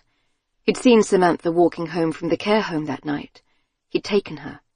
He was a man with a troubled past, shambolic, injured. The picture fitted. But Mary didn't believe it. He was broken, yes, but she'd seen the instinct was still in him, to track and find the story. He couldn't have deceived himself to the extent that he'd forgotten it was him who'd taken the girl in the first place. Could he? So she was helping him. She was going to try and prove they'd been right, that Samantha had indeed been in the house, but not held by Tim. The trouble was she didn't entirely believe it herself. How did Sam get into his car, in that case, and why was he driving her late at night? None of it made sense. Could Tim really have dreamed it all up, to that level of detail? The park was full of families enjoying the sun, eating ice creams, screaming on the swings, wrangling dogs. Childless, Mary felt self-conscious as she approached the black railings. Jack had agreed to go in late to work, given everything that was happening, and she'd persuaded him she needed to go for a walk by herself. She should have borrowed a dog. That gave you a watertight excuse to be crawling around in the bushes. Ignoring a few querying glances, she crouched down and pushed her way into the space between the bushes and the garden walls of the houses, an unloved and overgrown space with a strong smell of urine and sweet rotting alcohol. A number of cans and bottles were scattered about, along with a drift of rubbish from the cafe, paper cups and bags. It wasn't much of a plan. She had the vague idea that if Sam really had been in the house, it must have been cleared out in a hurry before she and Tim turned up with the police. It had taken an hour to drive to Clifton Road from Eric Johnson's office, plenty of time to get rid of any furniture, and maybe not to carry it far away. Samantha must have had some possessions, if she'd been there all that time. A mattress, some clothes at least. She trawled through bits of rubbish, chewed up tennis balls, litter, a plastic bag with the handles tied, and what looked like dog poo inside. Had anything else belonged to Sam? Had she drunk from that bottle of Oasis? What was that over there? Mary crawled even deeper in, realizing she'd have to put all her clothes in the wash when she got home. What looked like a piece of sacking or something. A mattress. It was a mattress. Had they perhaps dragged it here before the police came, in this area of scrubland between the houses and the park? Mary snapped a few pictures with her phone, though there wasn't much light, then crawled out again, almost ending up at the feet of a hot neighbourhood dad and his 2 bescooted children and small yapping terrier. "Found it," she said cheerfully, holding her phone aloft. The man blinked, and there was a small pause as she stood up, shaking leaf litter and soil from her clothes. As she made her way out from the bushes, her mind was fermenting over what to do. Tell the police? Maybe they could do a DNA test on that mattress. But would it even prove anything, if they could be sure Samantha had used it? Maybe they'd say Tim had left those things there. If only he had an alibi for the night Samantha had gone missing. Those weren't easy to come by when you lived alone, sadly, and there was no way to prove he'd stayed in his flat that night, trying and failing to sleep, instead of roaming the roads, in the car he hadn't even told her he owned. Mary was just brushing dead leaves from her t-shirt when she spotted someone she knew. It was Nigel, the man from 13 Clifton Road, standing on the park path with a small, shivering dog on a lead. "Oh, hello." He stared at her. He was wearing a blue polo shirt and oversized dad jeans. "It's you." "Mary, yes. You gave the police your door cam footage?" She could hardly blame him when she'd suggested it in the first place. He gave her a dubious look. "Don't think I should discuss that with you." Maybe not. She was certainly not cleared of suspicion herself. "All right. Have you seen any more activity around number 16? I'm keeping a close eye on it. Anything untoward happens, I'll be sure to see, don't you worry." "Good." He frowned. "But you shouldn't be poking about, should you? Best to leave well alone, now the police are involved." "I know. Not grubbing about in the bushes or whatever you were doing." "All right, yes, I'm going." He was reminding Mary unpleasantly of her father. She hoped he wouldn't tell the police she was still sniffing about, or she might find herself arrested after all. Tim. The lawyer they'd sent for Tim, the 20-something woman with trainers in a tote bag, said the police could hold him for up to 5 days before charging him, if they got all the extensions they could apply for. And in the circumstances, they probably will. What does that mean? He'd asked her, feeling her judgment. She wasn't much older than Samantha. "Well, she's still missing. They'll want any information you have on her whereabouts." "I don't have any." He didn't think she believed him. In the meantime, he was moved back and forward between the cell, with its blue plastic mattress, and the windowless interview room. He was fed and allowed sleep, not mistreated. The questions were insistent. Had he taken Sam from the road outside the care home? Had he been stalking her? Where had he held her? How had he encountered her in the first place? He'd gone to the nursing home. They knew about that. Was that the first time, or had he been there before? He'd been following Samantha on little secrets. Could he prove he'd only joined the site the previous week? They knew all his history, exactly what had happened to him. Was he unstable since his injury? He'd been fired, hadn't he? He'd done his best to insert himself into the investigation, something the police were trained to look out for. Was that because he'd taken her himself? And most of all, they wanted to know where she was now. "Where's Sam, Tim? Where have you put her? Is she hurt? If she's alive, you can still help yourself. Only a few years for kidnapping, not life for murder." But he couldn't help them, or indeed himself, because he really didn't know where she was. He told them the same thing over and over. Samantha had come to his door, asked him to drive her home and not call the police until the next day. "And why did you agree to that, Tim?" "Because she said I owed her. And the truth, the base truth of it, I wanted the story. If no one else knew about it, the story was mine to break." He could tell they didn't believe him, and he wasn't surprised, since it sounded ridiculous. So it was back to the cell for another 8 hours of rest. As if he could rest. Sometimes he would drift off in a thick doze, and even dream, vivid dreams he'd wake from, confused. He'd been sitting with Mariam, in a cafe, in a more tolerant neighborhood of the city, sharing a coffee, her headscarf slipping to show her glossy black hair. Her hands, with their painted nails on the table, a breath away from his.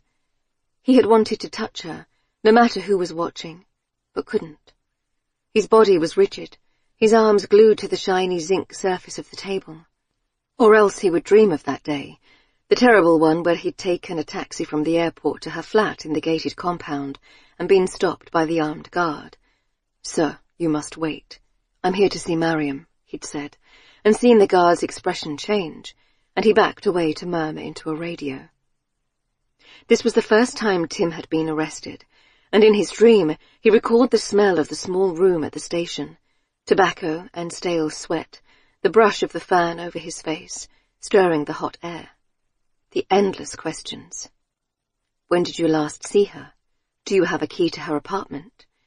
Tim, all the while asking what had happened to her, not even knowing. Please, Is she okay? Is she okay? Catching snatches of Arabic from the corridor, a growing dread in his throat, like he was going to be sick. Eventually someone told him what had happened. A small man with a luxuriant black moustache and a sand-coloured uniform, and nothing had ever been the same since. Outside, the slam of a door made him jump. The officers passed by every so often to look at him, make sure he wasn't killing himself.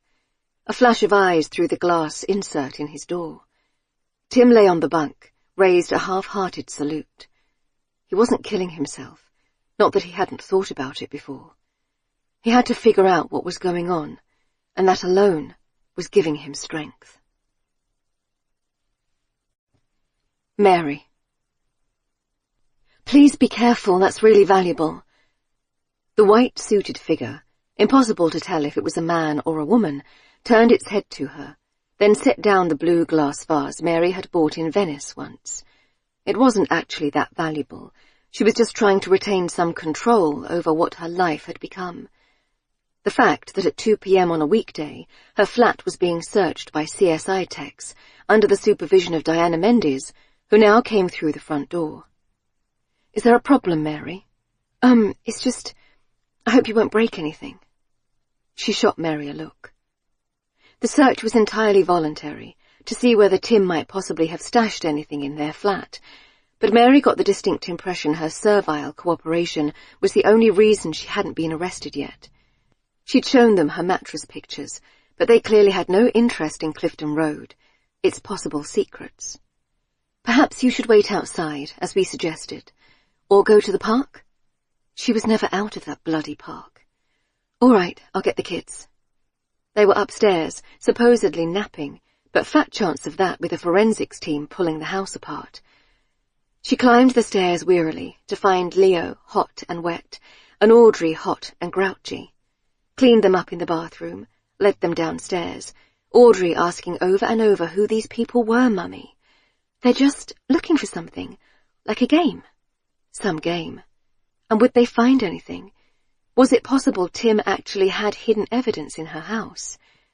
No, that was insane. She was just strapping on Audrey's shoes outside with great protest and manoeuvring Leo into the buggy when she heard a commotion from inside the flat. Oh, God! What had they found? A few moments later, Diana Mendes opened the door. Mary was aware of how vulnerable she was, standing outside her own home, one child clinging to her neck and one glued to her leg. Mary, can you identify something for us?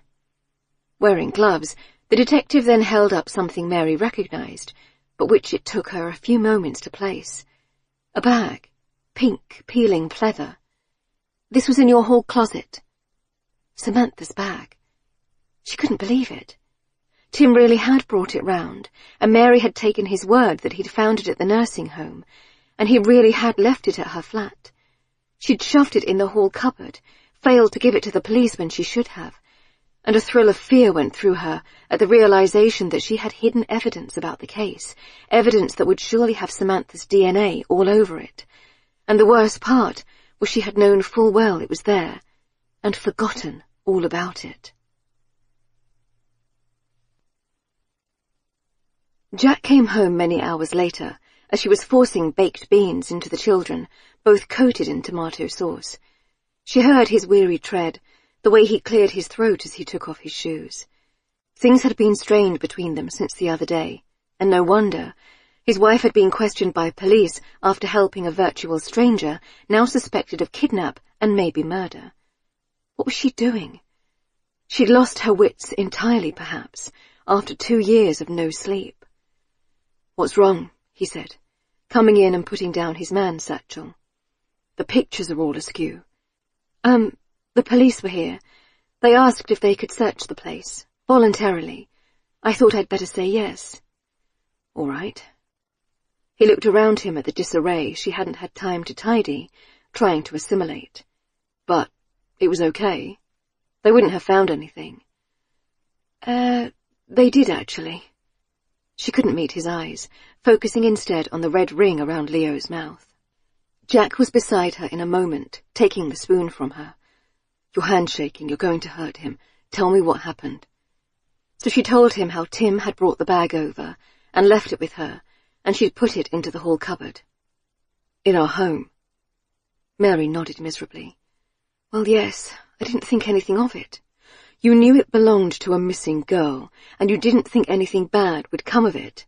I'm sorry, said Mary, close to tears. I've made a real mess of this. What was in it? Did you look? Outfits, she mumbled. Outfits? This was her husband, the man she'd made 2 kids with. Why did it feel so hard to talk about sex with him? Yeah, like sexy ones. Dressing up. Christ. Audrey was already looking up from her beans, red-faced and avid with curiosity. Why had she ever got involved in this? In the documentaries she watched, the crimes were always solved by plucky civilians on the right track, spotting the clues the police had missed. No one ever mentioned that when you let yourself brush up against dark things, they left indelible marks. Mary? What? Look at me. She turned, reluctantly. This is serious. You know that, don't you? Your friend's facing big charges. Kidnap, maybe murder even. And you've helped him. That's a crime, too. Also, this man you basically accused of taking her, Eric Johnson, his firm's a client of ours. The reason I know this is because my boss called me in earlier and told me I should warn you to back off. You could be accused of defamation, and a man like that doesn't hesitate to sue. Did you even think about the impact of what you're doing? For God's sake, you'll be fired if you get convicted. Maybe even if you're arrested. Or lose the flat, maybe. This is bad. Very bad. Tears were once again slipping down her face. What can I do? I know I made a mistake. For God's sake, just stop. Tell the police everything you know. Stop trying to protect this Tim. He isn't worth it. And now it's your own family on the line. Tim. He was woken by the key in the door of his cell, so he had slept, at least, though he didn't know how long for. The custody sergeant was a friendly, overweight man who'd been kind to Tim throughout. In the olden days, Tim would have tried to get him on side with a chat about football. He'd guessed Crystal Palace or West Ham in this area, but he was too dispirited, out of the loop of normal life. On you come, fella. He followed, bleary-eyed and aware he smelled. He'd been able to take just one shower in all this time, with the kind of cheap soap he remembered from childhood. The glamorous detective, not a hair out of place, was waiting for him in the same stale interview room. Hi, Tim.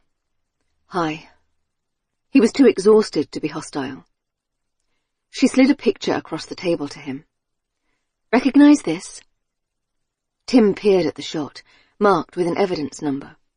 It was a pink holdall, shabby round the edges. Samantha's bag, the one he'd left at Mary's house when he'd panicked and run that day. It's Samantha's bag, isn't it? Her prints are on the webcam, and she's wearing these outfits in her pictures on Little Secrets. Yes, but how to explain why he had this? It's got your fingerprints all over it too, Tim. He raised his head, feeling weighed down with hopelessness. Of course they would charge him now. They had more than enough evidence.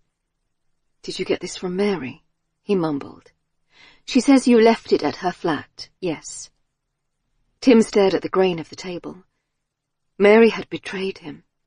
She'd given them the piece of evidence that would now convict him, instead of leading them to Samantha, as he had hoped. His voice sounded hoarse, used up.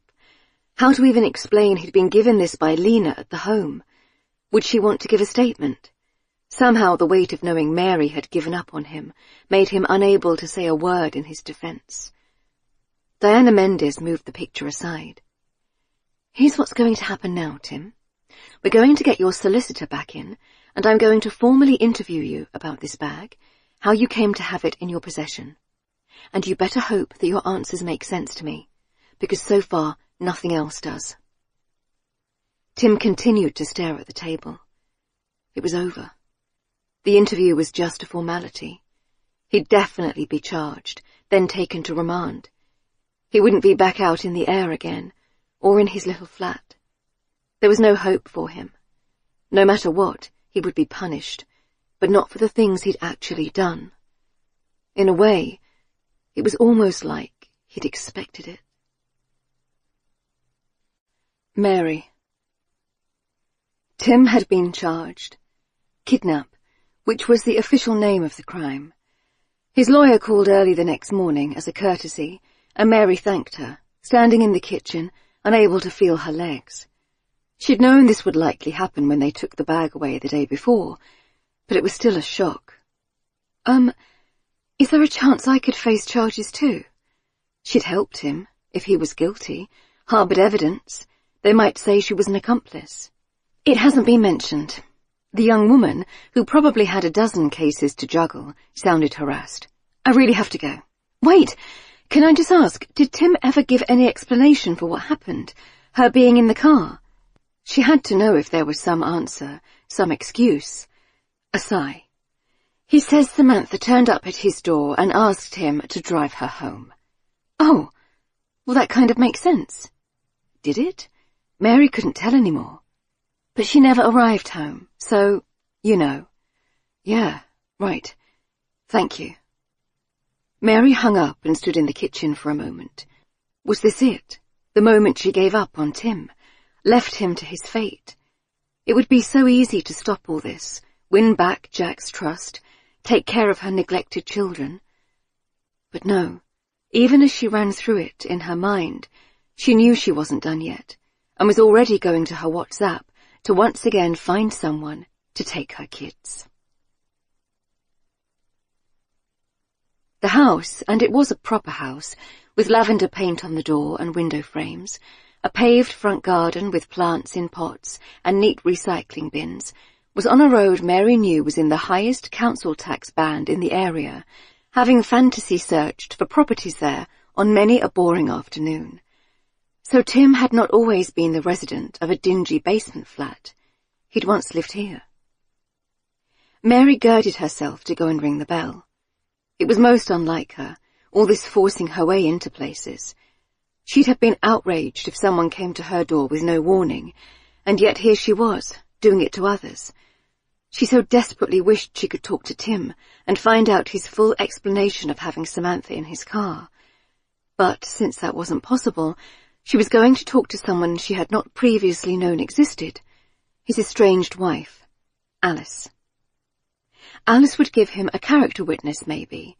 Tell the police he could not possibly abduct a girl and hold her hostage. Mary hadn't even known Tim was divorced until she Googled him the night before. She'd really known embarrassingly little about him, and had not even thought to look him up. Yet here she was, still running around, trying to help him. She'd even left her kids with Alana, pretending she had a dentist appointment, and had to endure a lecture about flossing. She hoped Jack didn't find out. He'd gone back to work today, things still difficult between them. Maybe they would never get past this. The paint around the door was very clean, recently redone, and even the bells shone. Someone who lived here stayed on top of things, like Mary had. She rang it. A few moments passed, then she heard the swell of approaching footsteps, and a woman answered it, wearing yoga leggings and a vest top, her red hair knotted on the top of her head. She looked down at Mary's hands, as if expecting her to drop off a package. "Hi," said Mary. She swallowed. "Are you Alice?" "Yes." Alice Martin. She'd either never taken Tim's name or gone back to her own, but either way, this was his wife, ex-wife. "I'm Mary. I'm a friend of your husband's, Tim." Alice stood poised for a moment, her hand on the door, not shutting it in Mary's face, but not letting her in either. "Oh? Yes, well, more of a neighbour, really.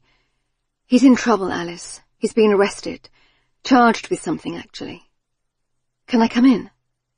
Again, Alice thought about it. Then she sighed and stood back. "All right."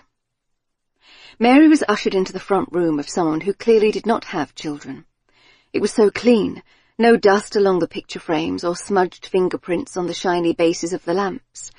Lots of draped throws and cushions in a stiff, shiny fabric that looked uncomfortable. Alice went out, then came back with a glass of water, which she placed on a small table on a coaster by Mary's knees. She hadn't offered anything else, or indeed asked if this was wanted. "Thank you," said Mary. Alice perched on the arm of the opposite sofa.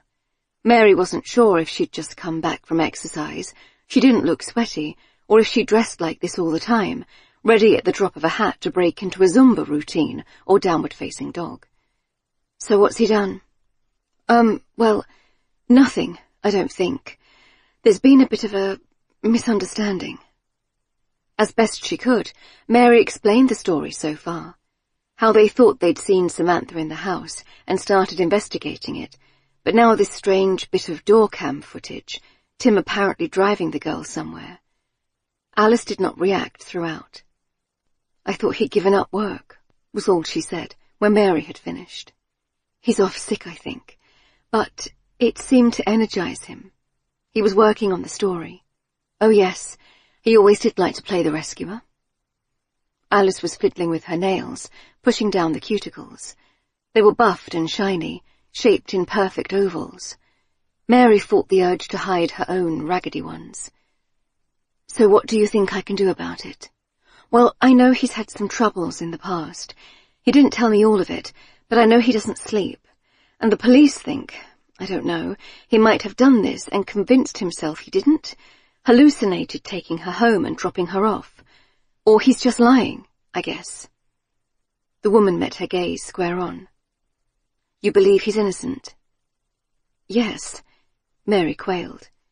"I think so, but, it's just so strange. It makes no sense. So maybe he is, hallucinating?" "Yeah." Alice nodded. "He has before, when he came back from Syria." "He told you about that?" "Not really. I know something happened to him. He was caught in a bomb attack." She'd seen it online. Tim even had his own Wikipedia page, a fact that had impressed Mary despite the situation he was now in. A drone strike took out the hotel he was staying at. He was lucky enough, missed the worst of it. 7 people died. There was a woman with him, his translator, a local woman, Mariam. Tim had been having an affair with her, and she died because of it. Mariam, almost like her own name. In a rush, she saw it all. This woman, Mariam, was killed in the attack, and Tim had survivor's guilt as well as PTSD, so he didn't sleep, and sometimes he imagined things. Oh, poor Tim. How awful for him. He must feel so guilty, if she died and he lived. Alice sighed deeply. "I could have done without dredging all that up again, but you see, Mary, Tim's very damaged, and he's capable of lying. Mariam was by no means the first, just the first he was serious about. When you came to the door, it reminded me. More than once I had a woman on the phone or ringing my bell, asking me to give him up." Oh. That explained why she seemed so unsympathetic to his plight. And was that a bad sign, if his ex-wife felt nothing for him, no care or concern? The Tim she knew, kind and gentle and broken, this was not him at all. He was a total stranger to her. She saw that now. "I'm sorry he's in trouble, but I can't get involved." "You could tell them," "What? That Tim doesn't lie?" "He does. That he wouldn't hurt a woman?" "I don't know that for sure." "Let me show you something." She took her phone from the pocket of her leggings and scrolled through it. There. Mary looked at the screen. It was Alice, in too bright lighting, her pretty face a mess of bruises, purple and yellow, her eyes swollen shut. The date mark was a year before. She'd taken it for proof, maybe, for evidence. Mary didn't want to think about what that meant. Her stomach flipped over. He didn't mean to. He was dreaming, a nightmare about the attack, and I went to wake him up. We had tried again, after the Mariam thing. Well, he was so broken I could hardly kick him out, but you see, I can't rule out that he would hurt someone. In his right mind, he wouldn't, but he hasn't been in his right mind for a long time. Oh, my God. Mary wanted to lean forward and put her head between her knees. "I'm so sorry, Alice. I had no idea. I wanted to help him. We got each other involved in this Wild goose chase. Her mind was spinning. What if it had all been a lie? What if Tim was convinced Samantha was in that house because he'd been keeping her there? It was empty after all. Perhaps he'd found a way in. And once the police knew about the house, he'd moved her somewhere else. She felt sick. My suggestion is you help the police. If you have some kind of rapport with Tim, and you think this girl might be alive, try to talk to him. Maybe he'll tell you where she is. She still couldn't believe it. You honestly think he would do this? Kidnap a girl and lie about it? Trick me and the police and even himself? Your husband? Alice stood up, as if drawing a line under the conversation. Ex-husband. Do we really know what anyone's capable of? Even ourselves. You know, a friend told me she saw him in my local park last week, sort of loitering in the bushes. That seemed weird, since last I heard he was living a few miles away, so when I went for my run the other day, I kept an eye out. And it was him, hiding behind some trees, watching me. And he was outside the house one day last week as well. I pretended I didn't see him, but it's weird, right? I don't want to say stalking as such, but that's who he is now. He's broken. Neither you nor I can fix him. Mary realized she had no choice but to leave then, slinging her bag over her shoulder. On the way out, she saw a man had come downstairs and was hovering in the kitchen, doing something with a blender. He looked younger than Alice, broad about the chest and arms. A gym guy, like Jackson Ryan. His hair was wet. All right? Fine, said Alice crisply. I'm going to the gym in 10 if you want to come. This was her life now, exercise classes and smoothies and handsome younger men. She had moved on from Tim, and Mary could not blame her. I'm sorry, she said, not really knowing what she was apologizing for. Alice held the door for a second before she shut it. I'm glad you're helping him, she said. I'm glad he still has a friend. But really, Mary, some people can't be helped. All they do is drag you down with them. She closed the door, leaving Mary face to face with the shiny knocker and fresh paint. Tim. The first sensation was a mouthful of dust. The skeleton of the building, the inner workings that should never have seen the light of day, coating his tongue and teeth with grit. He felt it cover his face, clinging to him. His immediate panic was that he couldn't breathe. Something was weighing on his chest, and he couldn't force air in. But then he shifted, and something eased, and he could. The air he sucked in was full of dirt, making him cough, but he could breathe at least, and so would not die in the next few minutes. The building had collapsed. A bomb, his brain told him. Happened all the time. Aerial strike, most likely. Mariam had been a pace ahead of him as they passed through the door. The lintel had perhaps protected him a little. He'd been letting her go first, chivalrous. But where was she? He tried to call out, but his voice seemed stuck in his throat. Mariam? He realized his ears had blown, and all he could hear was a dull ringing inside his own head. He tried to move a hand and felt a cascade of masonry. How much was on top of him? He could see nothing but black, the sensation of stone almost pressed to his face, a few small pockets of air allowing him to draw in breath. The random fall of debris, the scatter of atoms, a burst of pressure here or there, this was all that had saved him. A strange euphoria spread from his chest, despite the pain and weight there. He couldn't feel his legs at all. All the same, he had survived. He would take this as a sign, a badge of honor, a fallen soldier in the field.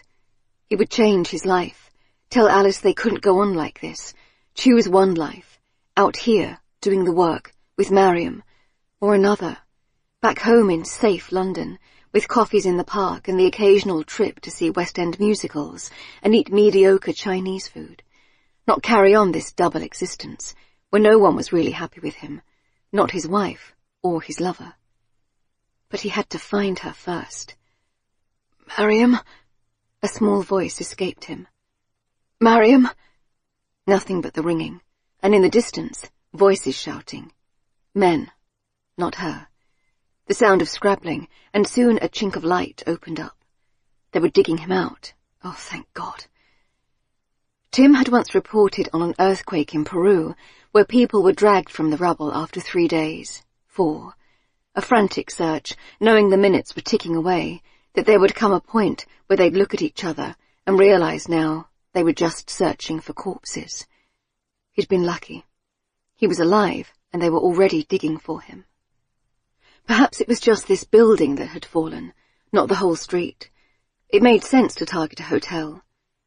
Strange flotsam from what had been the lobby lay around him, polished marble and the soil of a pot plant and a bit of brass rail. Had there been other people? He couldn't remember what he'd seen in that instant of entering before the world collapsed. The reception staff, of course. A few guests. He tried not to think what had happened to them. The chink of light widened. A glitter on everything. Broken glass from the windows.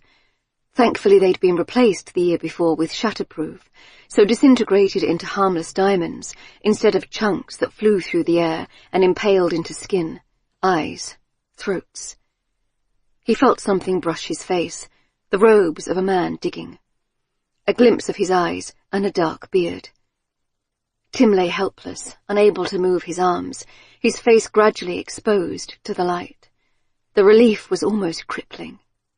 He was all right. He would be all right. Other men were working at his body, scooping his limbs free, and he could see now he was whole, one foot twisted in an unnatural angle. That was okay. Feet could be fixed. They had him out now, a small cascade of rubble falling from his body, his trousers and jacket white with dust. They lifted him to a stretcher, and he was impressed they'd got there so fast, in a country like this that was barely held together. Perhaps they worked harder for the Westerners. On another stretcher, something lay crumpled. He saw that it was her. Mariam. She was whole, too, her eyes closed, and face as pale as the broken walls around them. Was she breathing? She looked in pain, which must mean she was alive. They placed him beside her on the pocked ground of the street. Somewhere near his ear, he could hear rushing water, and he willed his hand to move towards her. Was she alive? If she was alive, that was his choice made. He promised it in the moment, lying on the street with the sky white and hot above him, his eyes shut, his body flaring into painful life. He promised it to her and to the universe, though she could not know. His arm crept away from his body, groped along the concrete, then found the rough fabric of her stretcher. The robe she put on when they went out, though underneath she wore jeans and t-shirts, hugging her body, her hair long and shiny. His fingers found hers, ice-cold and dusty. He squeezed as much as he could. Please be alive. Please. Mr. Darbandi! Mr. Darbandi! Tim started awake from where he dozed off on the bed, plastic mattress and no blanket. Strange, but the shock of arrest had somehow reset his brain, and he found he was sleeping all the time in the police station. But here was the custody sergeant again at his door. Tim's heart juddered in his chest. He could tell things were bad for him. It was something in the way the man, previously friendly, wouldn't meet his eyes. They were here now, to take him away to prison, hold him until his trial. For kidnap. He hadn't done it, but he'd been charged all the same, and this was all going wrong, but Tim was powerless to stop it.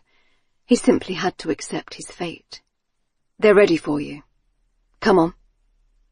Tim tried to wrench himself back to the here and now. He was not in Syria, buried under rubble.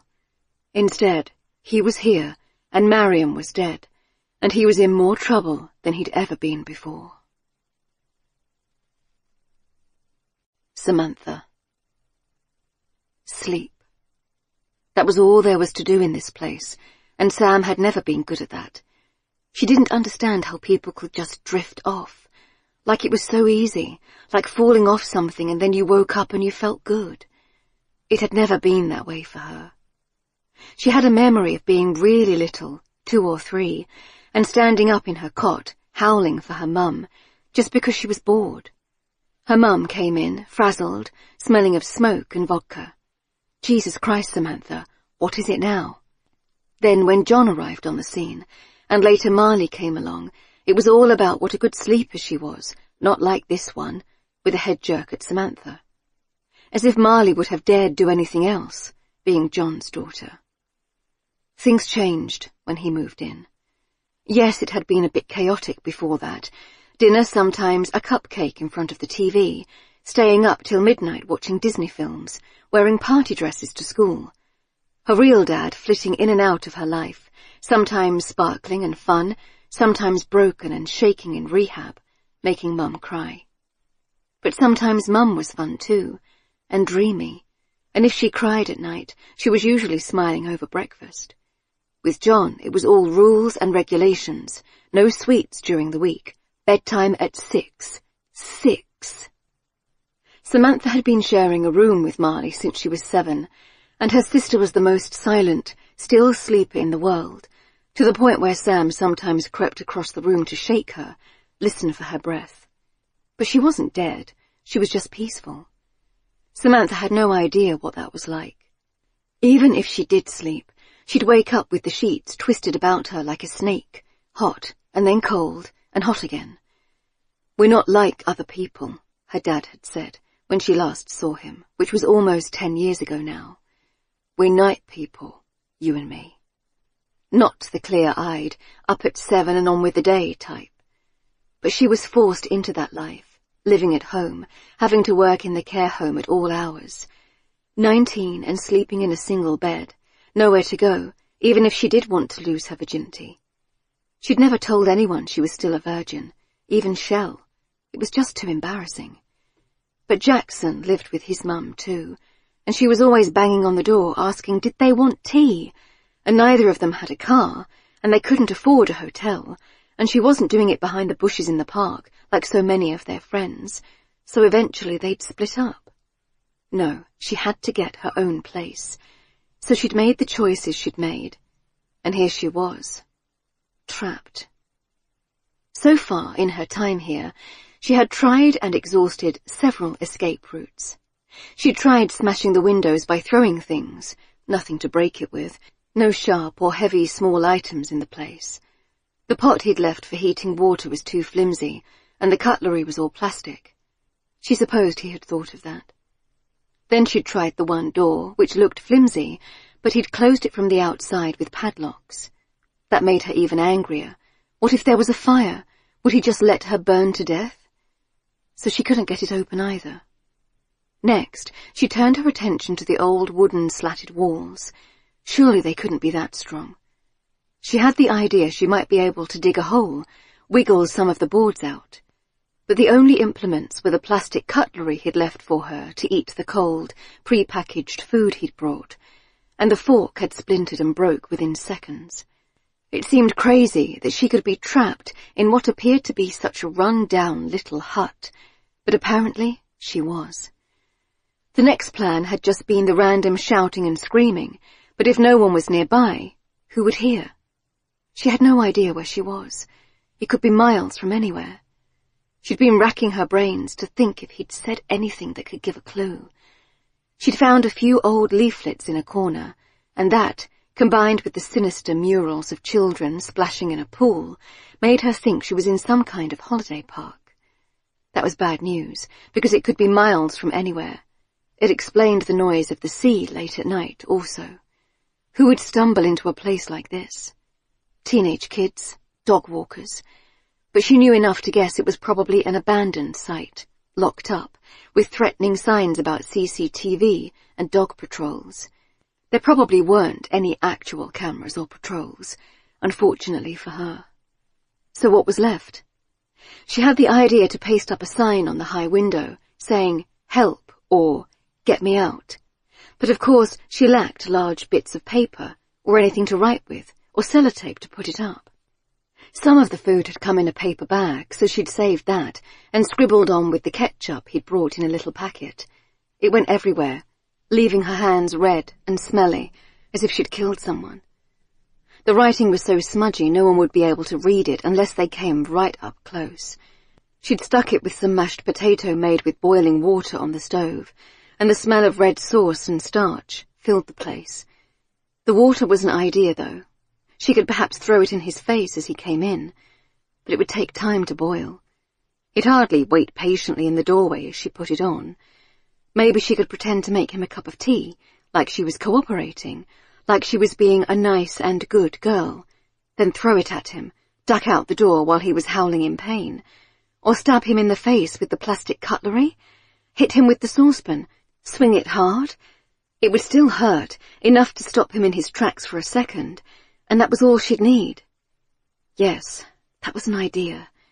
A new plan. How many plans was that now? 6? She'd need the car keys. That would probably mean putting her hand into his pocket, an idea that gave her the creeps. Otherwise he'd come to and chase her, and she had the disadvantage of not having a fucking clue where she was. She was fitter and younger, but she didn't much like the idea of running over waste ground or through a forest, especially as he'd taken her shoes. She didn't really like to dwell on the fact that nothing had worked so far. She just had to keep going, forge ahead, try one thing and then another, leave failure behind her, kick the dust of it from her heels. Everything that didn't work out was a road you didn't walk down, leading you to the one that was right for you. Above all, she had to get out of this hut, and seeing as she had exhausted all her avenues for breaking out, she had only one thing left to her: talk her way out. After all, hadn't a teacher at school, Mrs. Oliphant, a great big woman they all called Elephant, of course, once said, "You could talk your way out of anything, Samantha Ellis." She just had to hope old Elephant had been right. Mary. Mary lurked outside the high-end boutique, sweating under her cotton t-shirt. God, she really wasn't cut out for this amateur detective lark. A middle-class mother was even more invisible than a little old lady like Miss Marple, and yet she still kept getting into scrapes, still trying to help a virtual stranger who she clearly knew next to nothing about. And why had she not given up, done her best to protect herself and her family, left him to his fate? She didn't know. Maybe because she still felt Eric Johnson had a hand in this after all. Why else would he be putting such pressure on Jack's boss? Or else she just wasn't ready to give up, admit she'd been wrong about Johnson, about Tim, about everything. Instead of going home to rescue her kids from Alana, she had driven to Barnes, an area she didn't know well, and parked in a very expensive car park. There was nothing on the radio news about Tim being charged, but she knew it would likely be announced soon, and he could be named at this stage. Then everyone would know, and his disgrace would be complete. And so she was here, in a last-ditch attempt to save him. Distracted as she was still impressed by how nice it was. Cute shops and cafes, with pastel-striped awnings, brightly painted houses, neat flower beds. She found a boutique called Pretty Little Things and stopped outside. It was fine. It was just a shop. She was allowed to be there. Inside was filled with beautiful things, candles, draped scarves, those expensive matches in little boxes, cardigans and print dresses and adorable kid shoes. Mary suddenly remembered she wasn't here to shop. "Can I help you?" Behind the counter, a woman was tying handwritten price tags onto a tray of gold earrings. She was tall and dark, wavy, shiny hair, in a dress from her own collection. Annabella Johnson, owner of the boutique, wife, soon to be divorced, of Eric Johnson. Mary recognized her from her Instagram account, which she'd been discreetly directed to by Melia. "I'm okay. You have so many nice things. Thank you. Feel free to browse." The place even smelled nice, a sweet woody scent emanating from the diffuser on the side, sold for £49.99. Mary would have liked to live in this shop, far away from her own home, which usually smelled of porridge and bodily fluids. She'd better buy something to maintain her cover. Those dinosaur dungarees would be so cute on Leo, and Audrey would love the sparkly shoes. She put them on the counter, and with a smile, Annabella began to wrap them in tissue. So cute, these. I know. Do you have children? Mary asked. No. That was something. She couldn't bear to think of that man, so suave and powerful, who'd maybe abducted Samantha, also being a father. God, she had to say something, otherwise she'd come all this way for an expensive shopping trip. Listen, my name is Mary. I met your husband last week. Instantly the woman stiffened. We're in the middle of a divorce. I know. I live near the house he's just bought, in South Kembra. Annabella seemed angry, stabbing at the till. He owns a lot of houses. He's a property developer. Please, I know this must seem very strange and rude, but I'm so worried. I've got a little girl and a baby boy, and I saw something in that house that made me so afraid. There's a girl missing near me. You probably saw it on the news, and I think maybe she was there. I know he's your husband, but I think he might have done something. I really need your help. That got her attention. He won't be my husband much longer. I haven't seen him in months. So you must know what I'm talking about then. He's capable of it, isn't he? It was a gamble, since she didn't know the reasons for their divorce. They could be on perfectly amicable terms, but having met the man, Mary didn't think so. Annabella thought about it for a moment, hand resting on the tiny dungarees. So innocent, so sweet. I could get into trouble if I talked to you. The divorce. Oh, I know, I totally understand. But you'd do the same as me, I'm sure, if you saw something that wasn't right. I'm just a normal person. A mother. Mary wouldn't usually play the mother card, but she was getting desperate. You seem like a good person. I'm sure you would want to help. The woman closed her eyes for a second, then sighed. What do you think he's done? And Mary knew her gamble had paid off. A while later, Annabella had put up a closed sign on the door, and she and Mary were drinking from hand-thrown mugs perched on stools. Annabella stocked a gin sampler in a pretty box, and she had torn one open and poured the tiny bottles out. Mary had never drunk neat gin before, and was mostly pretending. It's been so hard. As soon as I said I wasn't happy, it was like he'd turned his whole weight against me, all his money, his influence. Why shouldn't I leave with some cash, for God's sake? He can afford it, and God knows I put up with a lot over the years. These powerful men, they think they can get away with anything, Mary prompted. The reek of booze filled her nose, but Annabella was gulping hers down. A drink problem, maybe? Driven to it by her husband? Oh, you don't have to tell me that. Did Eric... was he the kind of man who might use sex workers? She faltered. I'm sorry to ask. It's just I thought I saw this girl in the house, you see, and she was doing that kind of work. All the time, his wife said bitterly. Pay-per-view, webcams, strip clubs, and I'm sure a lot more than that. I turned a blind eye as long as he didn't actually sleep with them. But it all got too much. Now he's desperate to hide the evidence, in case I take him to the cleaners in the divorce. I just want enough to be free of him. Of course, you're entitled. Mary was wondering how she could present this evidence to Diana Mendes. Was there a way to prove Eric had spoken to Samantha online, then arranged to meet her in person? Was there anything in particular he liked? The woman hesitated. He'd kill me if I told anyone. Kill me. Interesting choice of words. I know when he paid the girls, it wasn't for sex. Or at least, not always. Oh? She clammed up. Look, I don't really know. But if he paid her, it may not have been what you think, that's all. What else could it have been? Mary didn't understand. You mean... I really can't say any more. She set down the mug of gin and wiped her eyes. I'm just glad we never had children. You didn't want them. He didn't. Said his childhood had been too terrible. Her shoulders heaved a little. You still could, said Mary tentatively. I'm 41. Well, it's not all it's cracked up to be, believe me. I haven't slept in years, and this morning my son peed on me. Annabella rubbed at her eyes, makeup still immaculate. Well, I've told you what I can. I don't know if that helps you at all.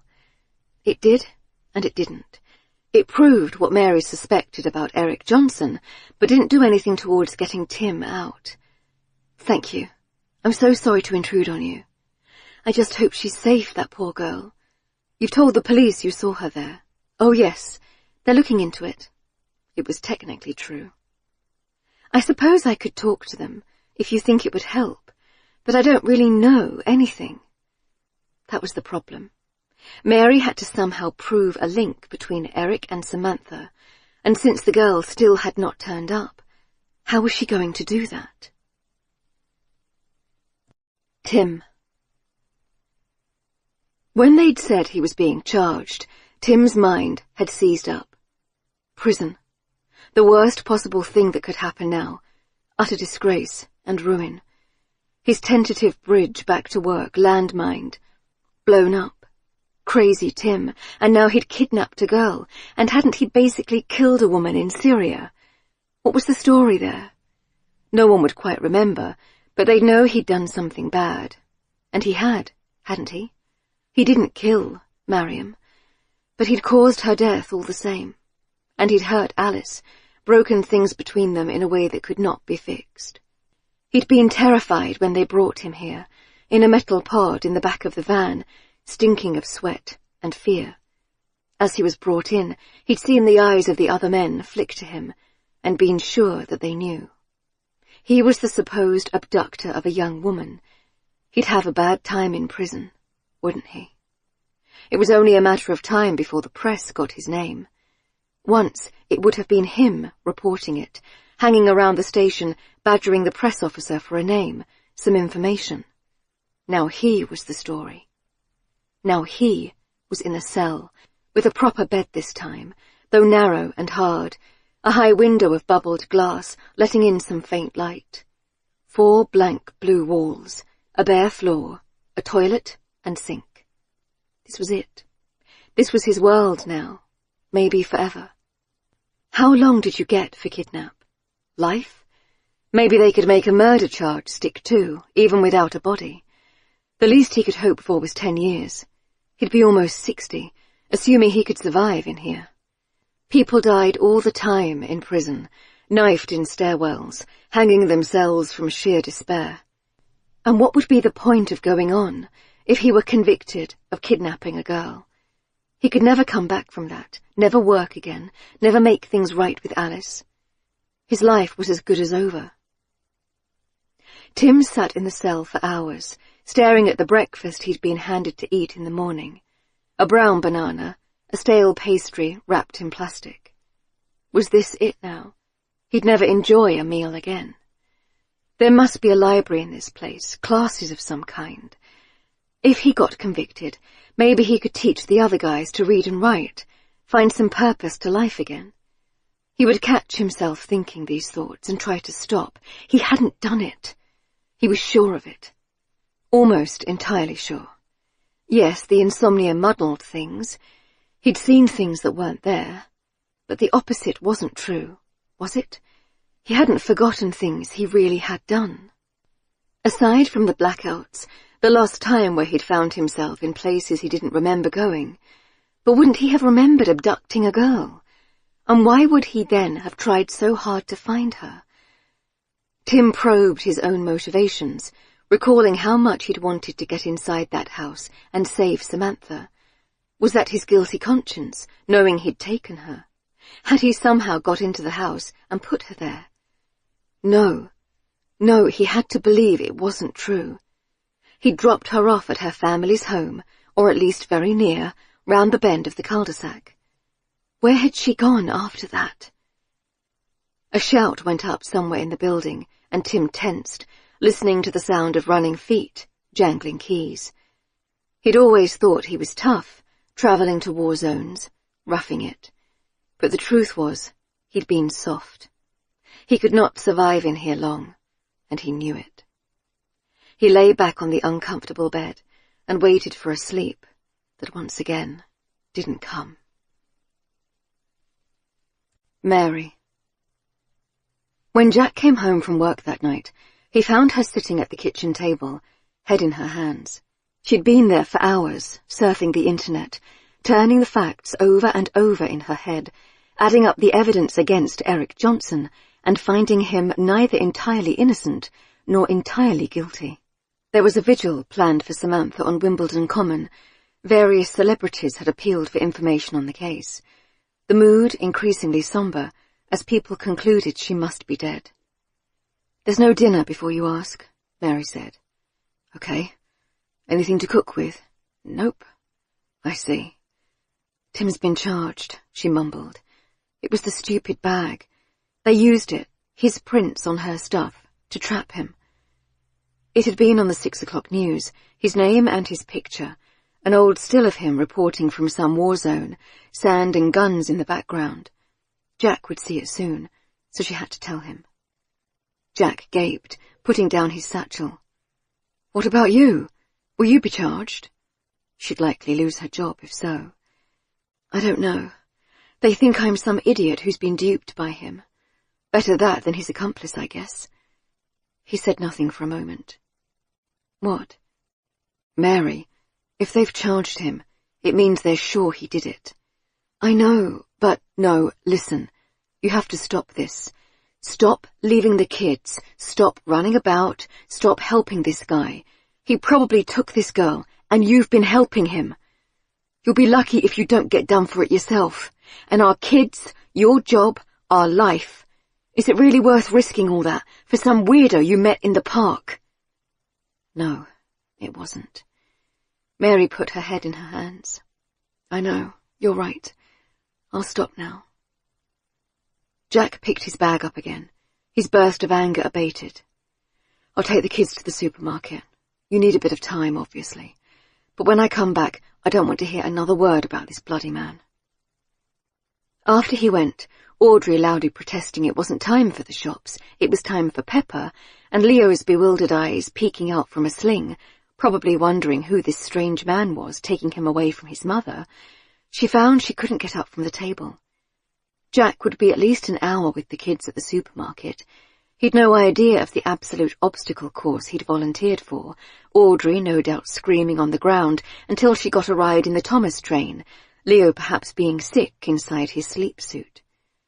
She felt a surge of gratitude he was trying.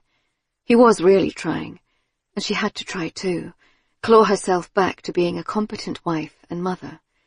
There was laundry to do, dishes to clear, and the house was filthy. But Tim had been charged. He would be in prison now, on remand, and it was all her fault. And still they were no closer to finding Sam, assuming she still believed Tim, which meant the girl was being held by someone else. Maybe the same person who'd taken 4 other girls from the area over the years. But maybe, just maybe, it was more likely that the person charged with her kidnap was the one who'd abducted her. That the police were right, and Mary was very wrong. Had she, by trying to help, actually made things worse? She was so despondent she sat there until the doorbell rang. Distracted, expecting yet another Amazon delivery of exercise gear for Jack, she went to answer, and on her doorstep was Eric Johnson. Mary froze, wishing she'd thought to use the chain on the door. He was a strong man. He'd easily be able to push it in. "What do you—" "I need to talk to you." Why had he come? Did he know she'd seen his wife earlier? Was he trying to shut her up? God, why had she sent Jack away? Why hadn't she bolted the door? Why was she such an idiot? "I'm not going to hurt you," he said impatiently, "but this is getting out of hand. I want to tell you the truth. The truth about Sam, about where she was all this time." Mary let him in, of course. He had a force of personality she wasn't equal to, and after all of this, she couldn't resist finding out what he really knew. "How did you know where I live?" she said to the man she suspected of abduction and maybe murder. Her eyes flicked around the room, wondering what she could do if he lunged at her. Would he really try that, in her own home? There were knives in the kitchen, a heavy and ugly vase, also from Jack's mother, by the fireplace. Eric Johnson stood awkwardly in her living room, twirling his keys. He drove a Jaguar, she noticed. "We do some work with your husband's firm. I said it was an emergency." She could have been cross with the violation, But then she'd turned up at his office and buttonholed him and probed his wife for information. She folded her arms, not asking him to sit down, trying to seem strong. "You've been talking to my wife," he said. She was very aware of the space between them, no more than 10 paces. What could she even do if he came at her? She edged away towards the kitchen and the knives. "I couldn't think what else to try. My friend's facing prison and I know he didn't do it." Did she? She was almost sure. A treacherous snake of doubt slunk about in her brain. "I know you pay for girls to do things, and Sam was doing that kind of work. She was there in your house. I know she was. I saw her."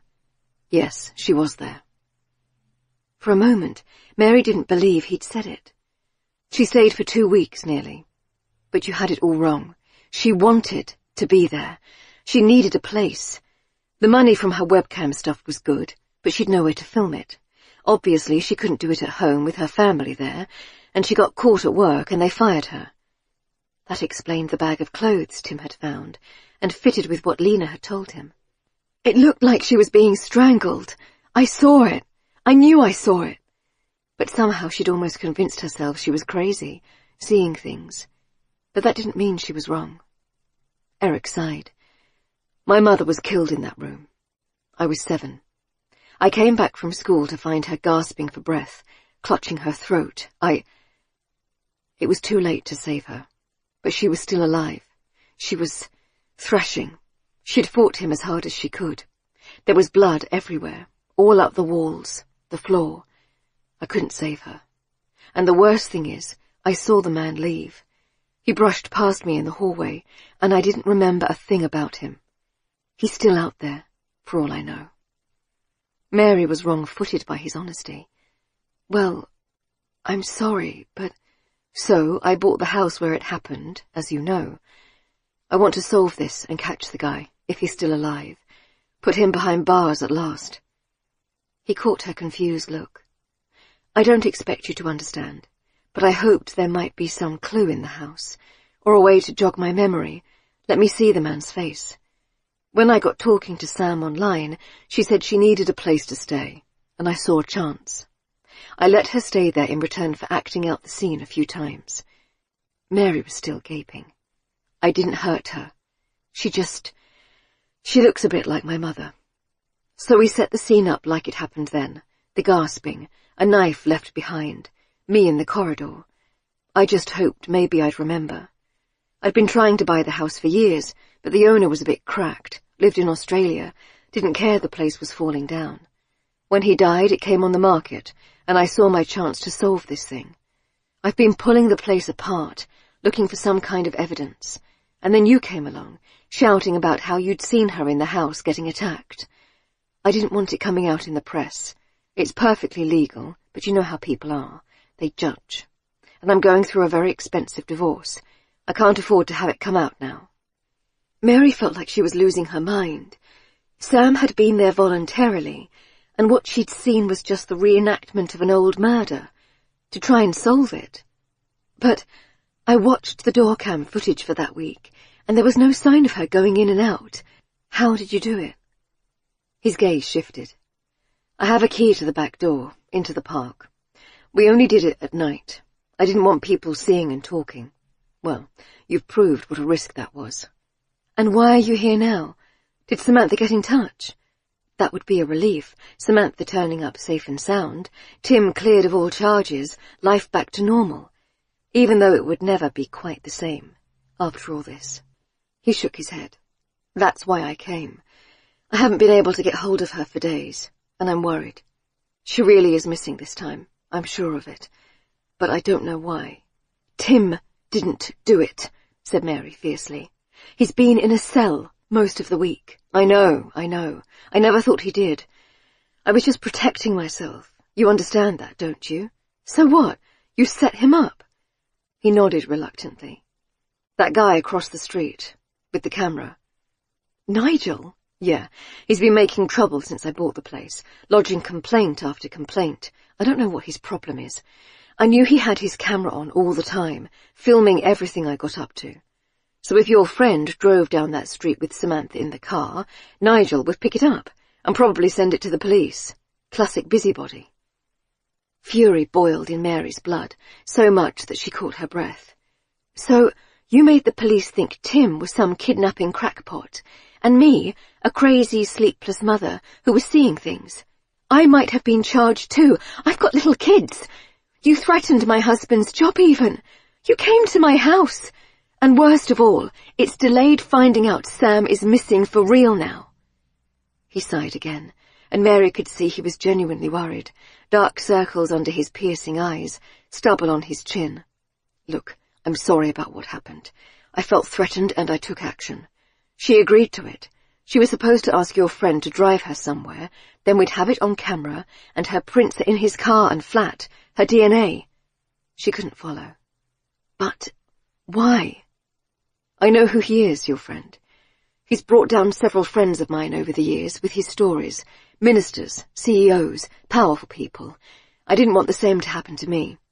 I hoped that being arrested would stop him digging into me, distract the police for a few days. I never thought he'd be charged, for God's sake. I didn't know they had other evidence. The bag. Mary's fault, that one. So where was Sam supposed to be? She was meant to lie low for a few days in a hotel. I gave her money, then pop up and say she was fine, all a misunderstanding, just let Tim sweat for a while in custody. But she never did, and I don't know why. She asked him to drive her home, he said, to her family's house. He ran his hands over his face. Look, I don't know what to tell you. Obviously that wasn't the plan. I don't know why she went there or where she is now, so that's why I'm here. I want to help. I'm going to tell the police the truth. That, yes, she was staying at my house last week, but consensually. I can show them the texts where we arranged it. She gaped at him. You'd really do that?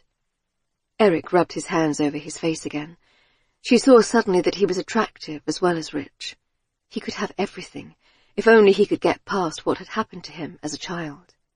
You might not believe this, but I don't want your friend rotting in jail for something he didn't do. And I care about Sam. Someone really has taken her now, I think. And someone killed my mother. And you said there were other girls who'd gone missing round here.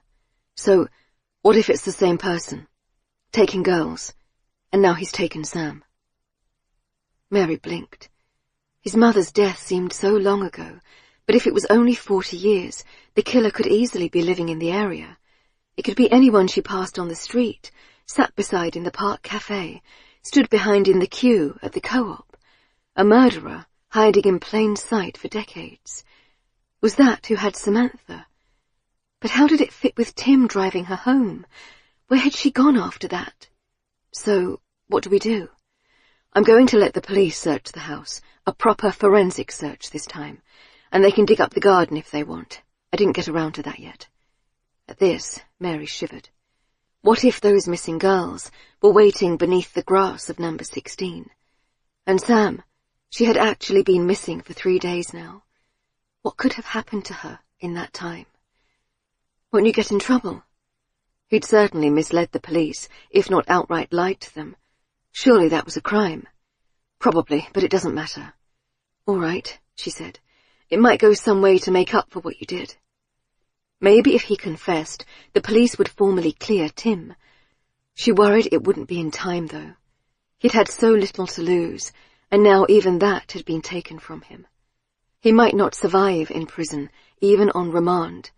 And then there'd be a trial, and his entire past would surely come out, and that might break him.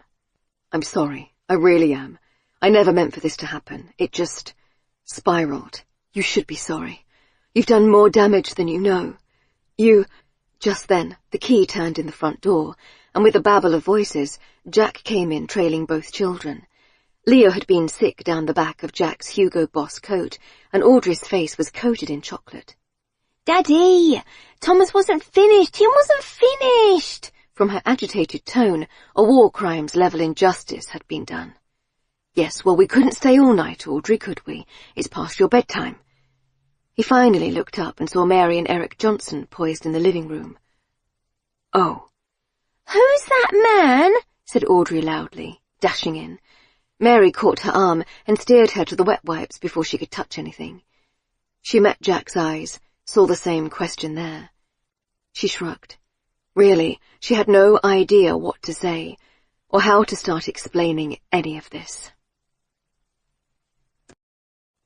Tim. Time seemed to lose all meaning in prison, under the constant glare of the lights, the sounds of banging and shouting all night long. His run of sleep in the police station had gone, and he was resigned that he might never feel rested again, for whatever remained of his life. But whenever he thought of that, a jolt of fear sent him to his feet, pacing around the small cell. What could he do? Nothing from in here. He just had to hope someone on the outside was trying to find the truth, that the police would eventually believe him and let him go. He had the tiniest shred of hope that Mary might be working on his behalf. But why would she? She had too much to lose, and after all, she'd given them the bag that sealed his fate. Thinking about it, he didn't even blame her. He'd dragged her into this, and she had to save herself, at least for those kids. Their round, wondering eyes and tiny fingers. They needed their mother, and no one needed Tim. Sometime later, he had no idea if it was morning or afternoon or evening even, a guard unlocked his cell. A young man, muscled and strong.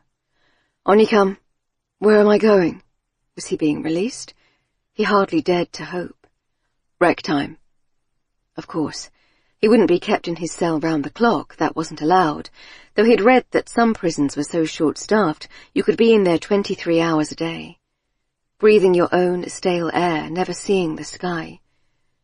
Tim followed the man down an echoing corridor to a large, tatty room with a pool table and some board games. Several men in grey tracksuits sat about at the chipped tables, many smoking. Tim could have worn his own clothes, being on remand, but he'd had no one to bring them. He wasn't sure what he was supposed to do, so he wandered over to a shelf of torn paperbacks and pretended to look at them. As he crossed the room, he felt eyes on him, raising the hairs on his neck. Then he realized why. There on the table was one of today's papers, one that Tim had briefly written for in the late 90s. His own face was on the cover. Man charged over missing Sam. So his name was out. He looked different now. It was an old shot, where he was clean-shaven and confident, but they must still know it was him. Tim turned to the books, heart pounding in his ears. Every day he was in here, things got worse and worse, and if he didn't get out soon and clear his name, there would be nothing worth going back to. Mary. Diana Mendes looked at the kids, her expression a mixture of distaste and grudging affection. "You must have your hands full with these two." Mary had dragged them with her to the police station first thing the next morning, and they were now in some kind of depressing family room with sticky toys and books. Eric Johnson was being interviewed in another room, hopefully confessing to everything. Jack had unbent somewhat, now it was clear Tim had been set up, and hadn't even complained about her taking the kids with her today. He was working from home, though she suspected he wasn't getting much done, and that was her fault too. But it would all be okay if only the police let Tim go. "You worked in law before this?" The judgment felt implicit. "Yeah, family law." She still did work there, but didn't feel contradicting the police officer was wise just now. Mendes said nothing, but the brief raise of her perfectly groomed eyebrows spoke volumes. "You don't have kids," said Mary. It wasn't really a question. The answer was obvious. "Not planning to, no. I mean, it's everyone's choice, but it's hard to do both well, right?" In the short silence afterwards, Mary felt the weight of that truth. She was trying to live two lives in the time given to one woman, and she was doing both badly. Not the perfect mother like Francine, who'd given herself over to it, and not the perfect career woman like this detective, or Alana, who seemed to do both with aplomb. She was failing, and her life had become untenable. She had only involved herself in this case, a wild goose chase for a girl who wasn't even missing, because she wanted to feel useful. She stood, and wiped a trail of drool from Leo's chin as he gnawed on a plastic block. She wondered when they were last cleaned. What poor kids would end up having to play with the toys in a police station? Well, her own, just now. "You're right," she said. "I'm in over my head. But Tim, I really don't think he did this. Eric told you the truth, didn't he? He told us Samantha was safe in his house until 4 days ago. What I don't currently know is where she is now. Tim Darbandy was the last person seen with her. Other girls have gone missing in the area, though. 4 of them. Could it not be connected? Tim's only lived here a few months. We're aware of those cases, Mary, but they were a long time ago, and we've never proven any link between them. A lot of people do go missing in London, unfortunately. Several every day, in fact." Mary pleaded. "He's a good man, Tim. He's broken, yes, but he's not bad." Diana's expression said what Mary knew to be true. There wasn't such a thing as bad men and good men. Any man could turn on you, in the right circumstances. She thought of Jack punching the wall. The shadow over Alice's face when talking of Tim, waking with his fist in her face. You really believe that? Did she? Would she put her life, her safe suburban life, maybe not the easiest right now, but still running along the tracks of the normal, would she put all that at risk for a man she barely knew?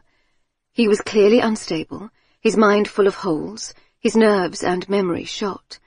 He didn't sleep. He had cheated on his wife and injured her, though perhaps without meaning to. Yes, I really do. He didn't take Samantha. Neither did Eric, or so he says. So it must be someone else. Diana nodded. Then you'd better hope we find her. And soon. Tim. Tim was in his cell, eating a cardboard bowl of cereal that came in a little box, like in a cheap hotel, when his door was unlocked and he was beckoned out. Darbandy, come on. What's going on? Take your things. He didn't have many things yet. There'd been no time. His phone and keys were being held somewhere, like when he was in hospital after the blast, and it was strange how quickly that made you feel helpless. He followed the guard down the cream-painted corridors. What's happening? You're getting out. What? But I was charged. Bail application in your favour. The guard didn't seem to care either. One less person to look after. But Tim couldn't trust this development. What if it was something worse waiting for him? A different prison, less orderly? The kind you saw on TV, where they'd pour boiling water over your hands, filthy and violent. Or a cat-and-mouse game, the police hoping he'd lead them to Samantha wherever she was, if she might still be alive. But he wouldn't be able to help them. He had thought and thought about it since his arrest, but he had no memory of taking her at all. Just that backward glance as she walked towards her family home. He signed forms, took back a plastic bag with his watch, phone and keys. The phone was dead, of course. He was read out a list of conditions of release, no contacting witnesses or family members, a 10 p.m. curfew, regular check-ins at his local police station. Then he was led to another gate and another, until he began to glimpse the bright daylight. He began to panic. Is this real? The guard sighed. Other things to do. You're still charged, mate. Just out on bail, like. Happens on remand, yeah? Not always inside. Just need to watch yourself. Don't break the conditions. Check in with the police when they say. Tim had known these things on paper, as a journalist, but it seemed so surreal to be living it. Really, he'd known so little about many things. Then he was through the glass and walls and gates in the car park, into the real world again. It was a very little change, as small as walking from one room to another, but he began to gasp. 2 people were waiting by a car, and one turned, and he saw it was Mary. Mary, come to get him. And behind her a handsome, stubbled man in a suit, with his tie loosened. Her husband? Tim! She ran towards him as if to hug, then stopped short. They'd never touched before, and this would perhaps be a strange moment to start. Are you okay? I think so. What's going on? Why are you here? We got you out. I went to the police, they went to a judge. It was kind of exciting. Anyway, you're still on remand officially, but you can come and go. You don't have to be in here. Isn't that great? It means we can find Sam now. Prove you're innocent. She believed him. He didn't even entirely believe himself, but she did. Why? He said, baffled. He met the eye of the scruffily handsome man, whose eyes were ringed in black, the working father of young children. They exchanged a brief, mistrusting glance. Why am I out? Mary was bubbling over. Eric Johnson confessed. It was him who set you up, got you on camera, all of it. Samantha really was there in the house, but he says he paid her. She wasn't in danger at all, wasn't even missing. But now she is. Jack helped me with it. She turned proudly to the man. Oh, this is Jack, husband. Jack, Tim. They shook hands, Tim shamefully aware of how rough his were after almost a week of prison soap. Jack said, So you're the reason she's been running about all over town. Clear message. Back off, man. Believe me, I tried to stop her. Mary scowled. Will you two quit? I'm an independent adult, and I saw what Tim saw. I wanted to help. Use my brain before it atrophied. The husband muttered something, and Mary grimaced. Yes, I know I made some mistakes. I'm trying to fix them. Come on, Tim, we'll take you home. But what now? He trotted behind them, holding his meagre things in a pile before him. He knew that a trial could take months, so what was he supposed to do in that time? Hang about, waiting to be put inside again, and then convicted? Sent to prison for life? What if they did find Samantha's body somewhere, and he still had no alibi, no other suspect to save him, the last person to see her? Mary glanced back at him as her husband unlocked the car. She looked almost comically determined, given that she had a cuddly toy pig sticking out of her handbag. Now we find out who really did it, because Sam's still missing, Tim. Eric doesn't know where she is. She's not been in touch. I think she wasn't in danger before when we thought she was, but she is now. Mary. Of course, Mary and Tim weren't allowed anywhere near the police search of 16 Clifton Road.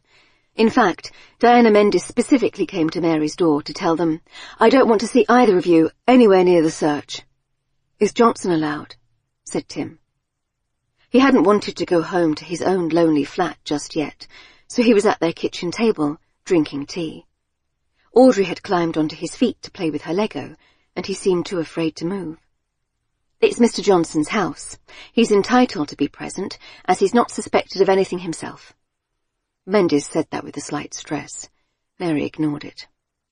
Isn't he in some kind of trouble? Lying to the police? That's not actually an offence, you know, more's the pity. Anyway, I can't discuss Mr. Johnson's situation with you. Fine. For the following hour, she and Tim positioned themselves in the children's bedroom, cramped up against the window, taking turns with the Christmas present binoculars, which were coming in surprisingly handy. Tim had them at that moment, so Mary was squinting through the dirty glass, trying to make out what activity was going on in the back garden of the house. Blurred white-suited figures could just about be seen. Tim exclaimed, They're digging. I bet they've brought in GPR. You know I won't know what that is. He was as bad as Line of Duty for the incomprehensible acronyms.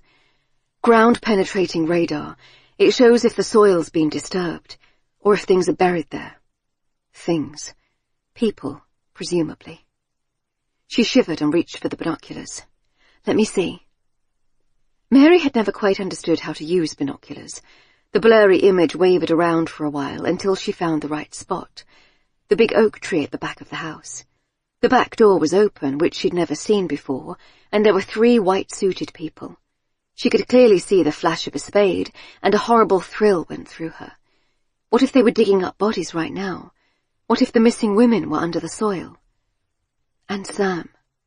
But no, it would be obvious if she was buried there. The grass would have been newly disturbed. She had to believe Sam was still alive somewhere.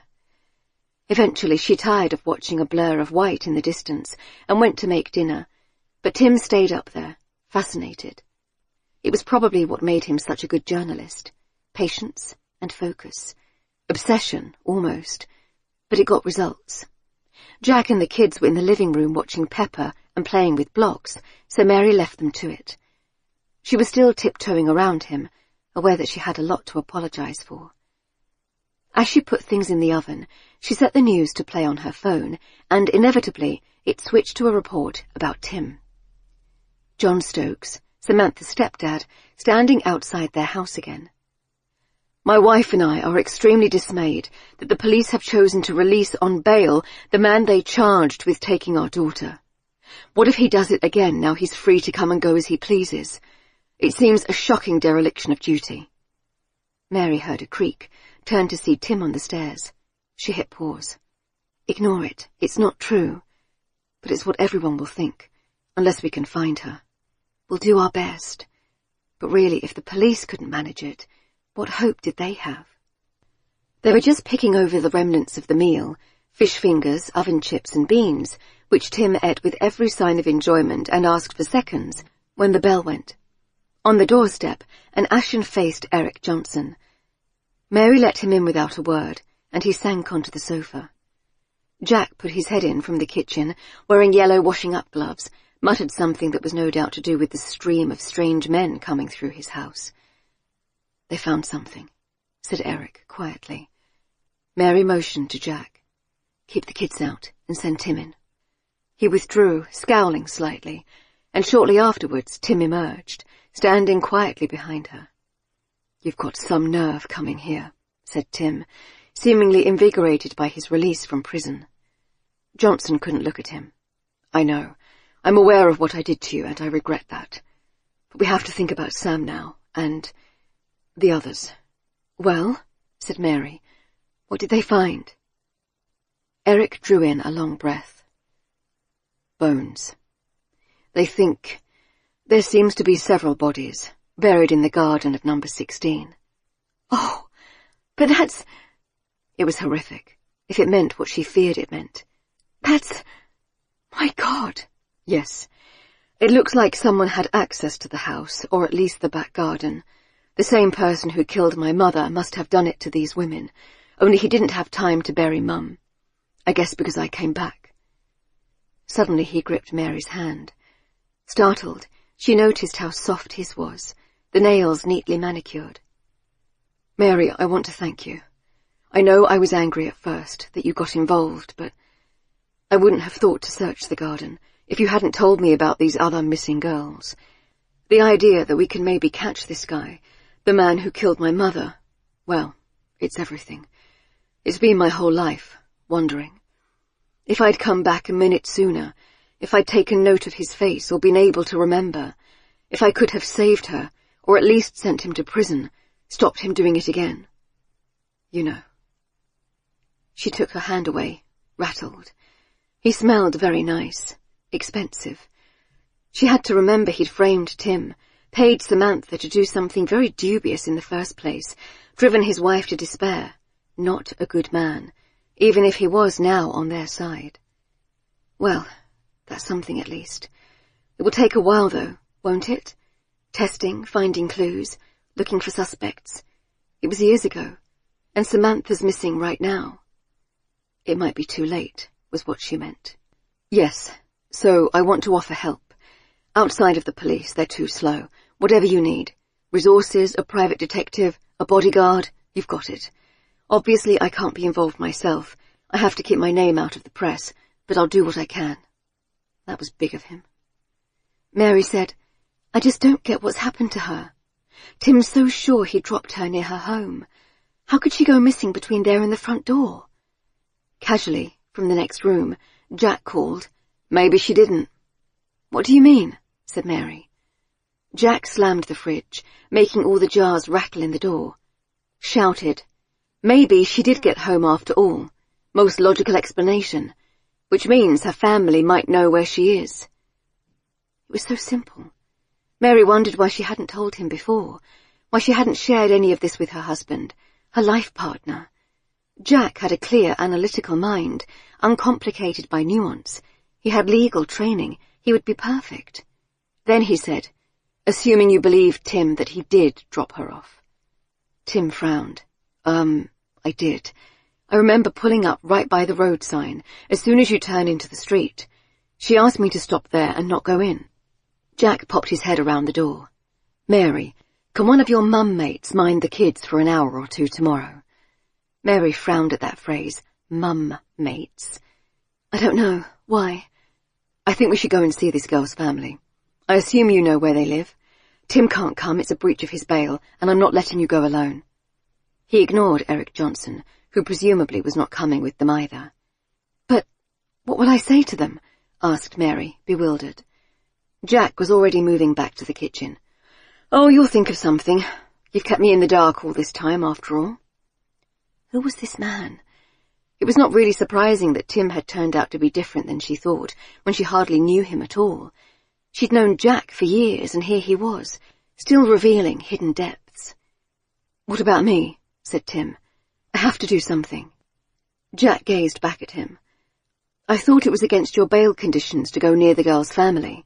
Yes, but if I were you, mate, I'd try to stay out of trouble and be grateful you're not still in prison. He cast a baleful glance at Eric Johnson. I mean, Mary and I are just lucky we didn't lose our jobs. Johnson sighed. I can only say I'm sorry. I responded to what I saw as a threat. By framing me, said Tim, fiercer than Mary had seen him. I was in prison, for God's sake. I know. I'm trying to make amends. Jack said, Look, there's nothing you can do, and I don't think either Tim or my wife wants you around, so I suggest you stay out of it. You've done enough. And Tim, you can't be running around like you were. This is serious. One wrong step, and you're back in prison. You haven't been cleared yet.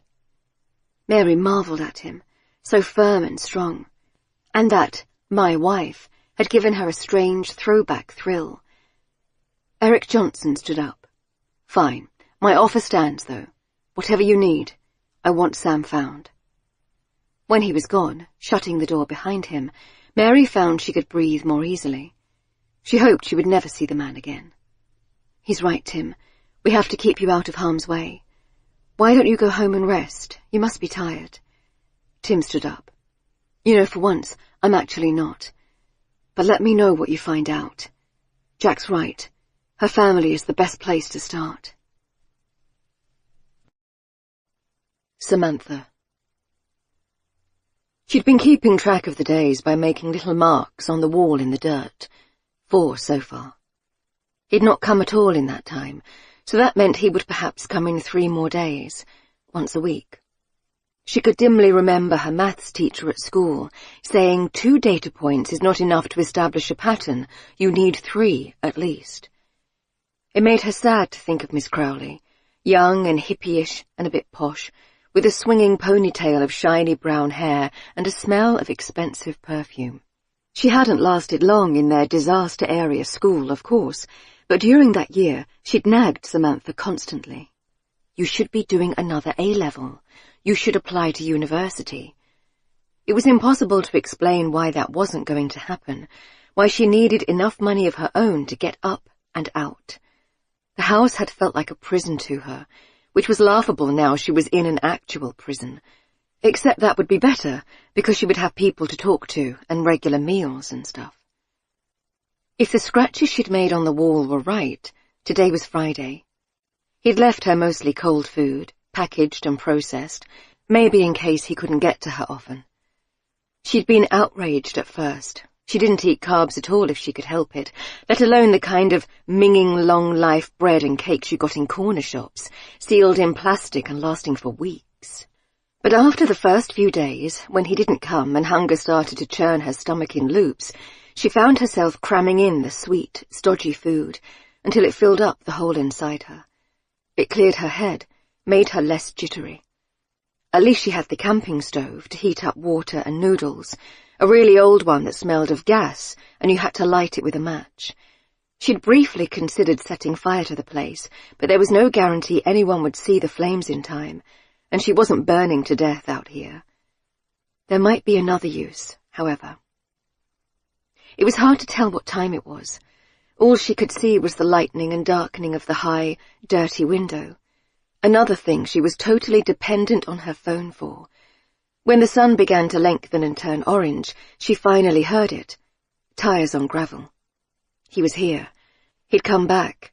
He wasn't leaving her here. She hated how relieved she was to be grateful to him for anything at all. She moved in front of the stove where she had a pot of water waiting, heart hammering. He'd see the steam if she put it on to boil, wouldn't he? Maybe she'd offer him tea. Yes, that would work. Play nice. It was all he'd ever wanted from her. To be nice. The sound of jangling keys and the various locks shifting, and he opened the door. "Stand back," he called. He was wise to her. He knew she might try to hurt him. As he came in, she held her hands up to show she was harmless. "Well, I'm here." He was wearing shorts, the idiot. Men over 30 should never do that. It meant it was sunny outside still. She should be in a park, or maybe a day trip to the seaside, or at a Lido, not stuck here. "Are you all right?" he said roughly, like he cared. "It's been longer than I intended." "I was just making tea. Do you want one?" She'd surprised him. His arms were full of shopping bags, another huge bottle of water. "Well, all right then. It was a long drive." She stored away that little clue. What counted as long from London? It couldn't be too far. She hadn't been in the boot for more than an hour or two, though that was certainly bad enough. "Okay." She turned to the stove and raised the flame, trying to keep her face neutral. There was only one cup. She put a tea bag into it from the bag he'd brought and listened for the rising noise of the boil. He was turned away, setting down food for her. A lot of food. That meant he wasn't planning to let her go any time soon. But she could escape. She could see the car keys in his pocket. She'd have to grab those, and that meant touching him, but she'd just have to do it. There was no other way. The water was at a rolling boil now, turning over and over like she felt inside. She picked up the saucepan carefully. Oh God, was she really going to do this? What if he went all burnt and horrible, his skin puckering? She had no choice. He turned back, about to say something. "What?" Samantha flung the water, right towards his face. But he ducked. It splashed over the wall, making the old paint bubble, and some got onto his shoulder. He made a noise of shock, pulling the hot material away from him. "What the hell? Oh God, could she say she tripped? No. He knew. He wasn't stupid. He looked at her for a long time, the odd stray drip running down his face. God, she hated that. Why didn't he say something? Shout, hit her, anything but just stare, leaving her to wonder what her punishment would be. "This is your problem, Samantha. You don't know when someone's trying to help you." Somehow, this was worse than anger. He picked the stove up, turning the flame off, gathering it in his arms. Then he came back and picked up the bags of groceries he'd brought and went out, slamming the door, and she heard the locks click into place. The slice of light that had come in was cut off, leaving her in the gloom again, the shadows lengthening. Her one chance, and she'd fucked it up. He wouldn't trust her again now, and she'd lost her food now too. Samantha slumped against the wall, not even caring that it got grime all over her. What was she going to do now? Tim. Colin Ellis, Samantha's biological father, was not what Tim expected at all. He'd pictured a wastrel, the opposite of John Stokes' rigid suburban respectability, dabbling in drugs or perhaps with a drink problem. Instead, Tim found the man at work in his studio on one of the back streets of Hastings, close enough to the shore for the swishing sound of shingle to penetrate everything. He'd taken the train, since his car was still impounded, and was sure he'd noticed a car parked outside his flat as he left very early in the morning, once again unable to sleep. He wasn't breaking any rules by leaving the area, but he certainly wasn't supposed to approach Sam's father. He had the feeling that he was under surveillance, that the police hoped he might lead them to her. But they would find nothing by following him, and he hoped he'd lost them by getting on the train. The news this morning was full of the bodies the police had found, eclipsing Samantha a little. 16 Clifton Road, would soon be a byword for horror, for death. Tim was less interested. Those poor girls were gone, too late to save them. Sam could maybe still be found. "I'm Tim. We spoke on the phone?" Colin Ellis had been easy to track down, with his own website for the driftwood sculptures he made. Tim had got his name from Nick before his arrest, then not had time to look into it before he was locked up. It felt good to be back investigating, even if he was on bail and technically banned from approaching any member of Sam's family. He didn't imagine the police could be watching the deadbeat father, so while Mary went to investigate the Stokes house, he'd come here. He would understand that he couldn't sit at home and wait, or perhaps he just wouldn't tell her. The workshop was full of statues, and although Tim knew nothing about art, he had to admit there was a strange beauty to them, wrought into twisted shapes as if some intelligence had worked on them instead of the blind churn of the sea. Alice would have liked them. At Tim's question, Colin had stopped work and pushed up his visor. He was one of those men who refuse to become less trendy as they age, grizzled beard, weather-beaten skin, leather thong round his neck. All the same, he looked old, the marks of hard living on his face, the tremble of the hands that held his tools, the stoop of his back. He had Sam's eyes, and Tim faltered as he shook the man's hand. "I'm so sorry about Samantha," he said, taking his cue from Mary, who always knew the correct social response. Colin Ellis nodded briefly. "I don't see her much. Her mum wouldn't let me, not once she'd remarried. But the last few years we'd sent messages. She said she'd come down and see me, maybe this summer." A short pause where they both wondered if that would happen, or if Sam would never do anything again. "You're that journalist? The one they arrested, then let go?" Tim had been surprised Sam's father agreed to see him. Like everyone else, he must know what had happened. He hadn't dared switch on his phone or look at his emails. Alice would have seen the news too, he was sure, and he couldn't bear to think of that. Did that mean Colin Ellis believed Tim wasn't guilty? It must do. Yes, my neighbour and I, we thought we saw Sam, you see, a few weeks ago, near where we live, and it all kind of spiralled from there." He explained the situation as best he could, leaving out the reason Sam was in the house in the first place. Colin Ellis took it all in. He was a quiet man with a suggestion of great depths.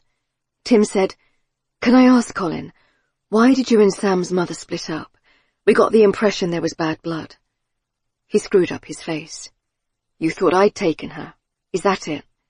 Police were down asking. I know people do kidnap their kids, but not when they're 19, surely."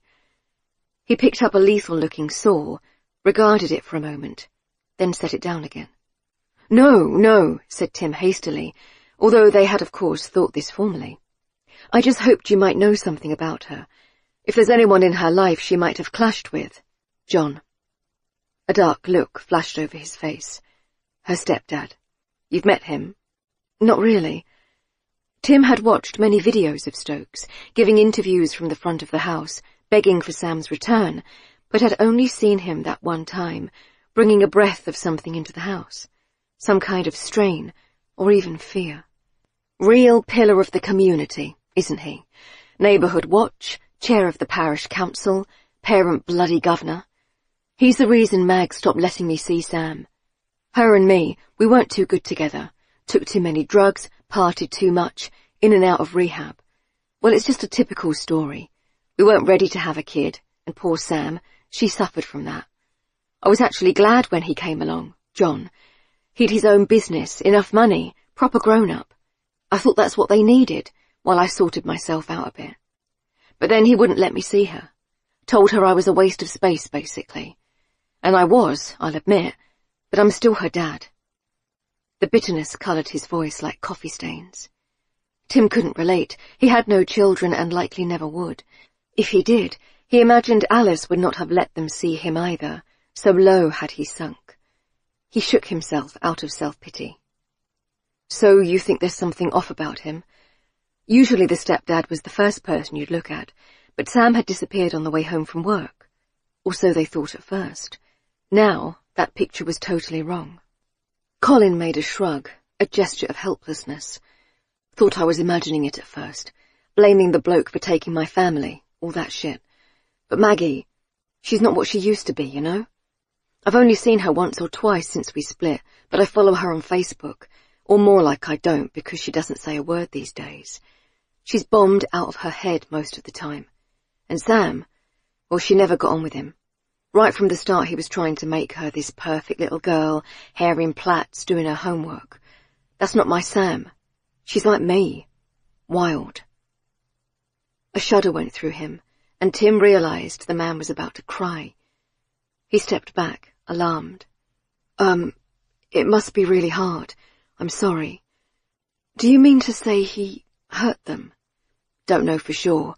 But Maggie, she's been in and out of hospital more times than a woman should. That's how she got on the painkillers, and now she's out of it most of the time. And Sam, well, she broke her arm when she was 12. Said she fell off a swing, but I never believed it. Bruises, that sort of thing. And she changed. She stopped telling me things. Then she stopped seeing me altogether. How had Tim missed all this? The catatonic mother and jumpy younger sister, all the references to Sam wanting out, away from her home. You think John Stokes has something to do with it, then? How did that fit with the missing girls from the area, though? The bodies. John Stokes had no connection to South Kembra, as far as Tim knew. Colin shrugged again, dashing clumsily at his eyes. God, I don't know, but I wouldn't be surprised if she tried to get as far away as she could from that house. Tim stood, listening to the faint, faraway sound of the sea on shingle. Could this be the answer, or was this a paranoid ex-husband speaking? A difficult home life would certainly explain why Sam needed money, why she'd be tempted by extra well-paying work, however strange and seedy. So, you think, what, she went home and he did something to her? Stokes? Or she didn't go home after all? Perhaps it had been another ruse of hers, a double cross, pretending to walk to her house, then waiting till Tim drove off, to escape again. Eric Johnson had said the original plan was for Sam to disappear again, not return home. Mate, I have no idea. If I did, you'd better believe I'd be trying to find her myself. Keep hoping she'll turn up here, so I don't want to leave and go looking. He glanced out onto the quiet street, as if she might appear, this phantom of a girl they were all hunting. Tim sighed in frustration, dislodging some curls of sawdust. There was so much to this case that seemed impossible to figure out, like they were going round in circles. Mary. She could see, now she was here, how unbelievable it was that Samantha had not made it home. Tim said he'd parked at the end of the cul-de-sac, a small curl of detached houses in beige brick, and let the girl out. By the sign, he said, Acacia Close. There would have been nowhere for her to go but in, past the 3 houses on the left to her family home at the end. It had been the middle of the night. No one should have been around. The odd fox, perhaps. It wasn't the kind of place where people had security cameras. Lower middle class. Respectable and quiet, but not rich. Mary had grown up in a place like this, and spent her teens gasping to leave. Had Samantha been the same? They dropped Tim home the night before, along with a carrier bag of groceries, and the confused look of gratitude on his face had almost made her cry, as he lifted out the milk and bread and bananas. She'd made him promise to stay away from the Stokes family. It was too much of a risk. Go on, then, nudged Jack. He had pulled up in the same spot where Tim must have parked. The kids were in the back, Audrey grouchily doing her best to keep herself from her lunchtime nap, Leo fast asleep, arms and legs starfishing in his chair. They'd brought them along in the end, feeling safer with them in sight. Mary looked at Jack hesitantly, then undid her belt and got out. There were 9 houses in the close, she counted. At one, bikes lay out abandoned, and from an open upstairs window she could hear the blur of cross, childish voices. Another had neat beds full of stiff plants, and a collection of gnomes arranged around a stone bird bath. Another still was shabby, the paint peeling, no car outside, lace curtains in the window. The next belonged to Samantha's family. Her mother, stepfather, and half-sister, Tim had said. She tried to dredge up the girl's name. Old Mary would have had this at her fingertips, could present a case to court after 5 minutes prep. Marley. That was it. Thank you, brain. As she hovered by the neat, raked path, she realized she had no idea what she was going to say.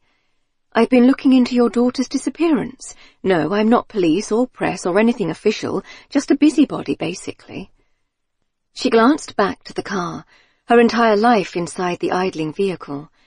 She could hear a faint, tinny sound that indicated Jack had already caved and given Audrey his phone. She lifted her hand to ring the bell, hesitated. What on earth would she open with? My friend was charged with kidnapping your daughter, but he didn't do it, I swear. How do I know? Well, I don't really. Ugh. She was about to turn and go, make up some lie to Jack about the family being out, when a head appeared at the side of the house. A girl, with long straight hair hanging unkempt round her face. She beckoned to Mary, who followed her, very unsure. She was now in a sort of side return between the house and the next one. It was neatly kept, the fringe of grass trimmed and the hedge shaped. "Hi," she whispered. "I didn't want him to see," said the girl. Who was him? Stokes? Was he home during a weekday? Mary didn't want to think what might happen if he saw her. "Are you Marley?" "Yeah. Who are you?" "Mary. Kind of the same." The girl did not laugh.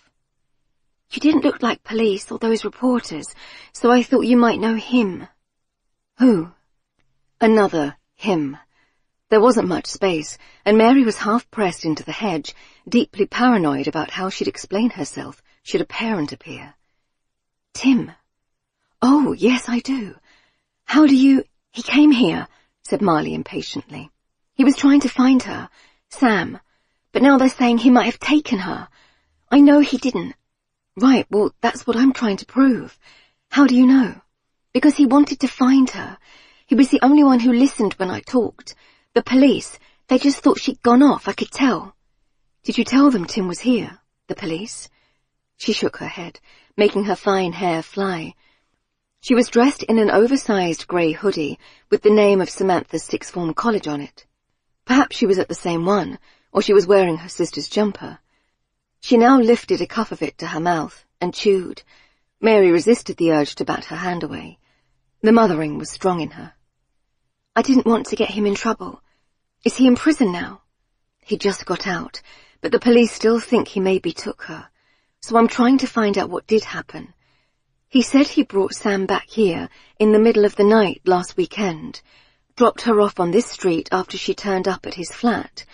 That's why they had him on film, because he'd driven her. But she asked him to, he says." Marley nodded, as if she'd suspected this. She was keeping her voice low, but Mary wondered where her parents were, why they hadn't noticed her slipping from the house.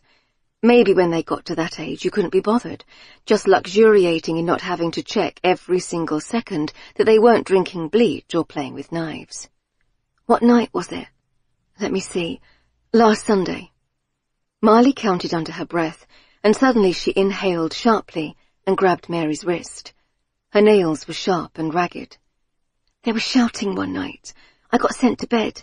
Dad said it was another journalist come poking round." "So you're saying Sam did come back?" A cool ocean of relief. Maybe Tim really didn't do this after all. She hadn't been friends with the man who'd kidnap a girl. Marley shook her head. "I don't know. She wasn't there when I woke up, and Dad's still frantic trying to find her, talking to the police and all. I don't know why they'd pretend she didn't come back if she did." Mary didn't get it either. But where else could Sam have gone in this quiet cul-de-sac? Marley froze again then. A man's voice, the slam of a door at the back.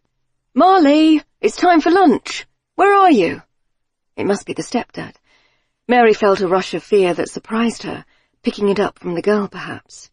Marley hissed, "I have to go. Don't let him see you, whatever you do." "Wait, but Marley, what should I—" Marley's breathing had grown shallow, and there was sweat on her forehead. Please don't tell him I talked to you. Say you're a salesperson. I don't know, something like that.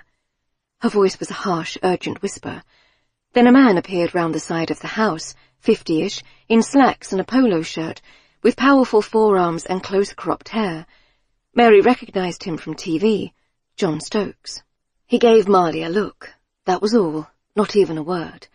But the girl crumpled in on herself and began to sob. I'm sorry, Daddy. She just came. I don't know who she is. Mary didn't even blame her for the lie. Go inside.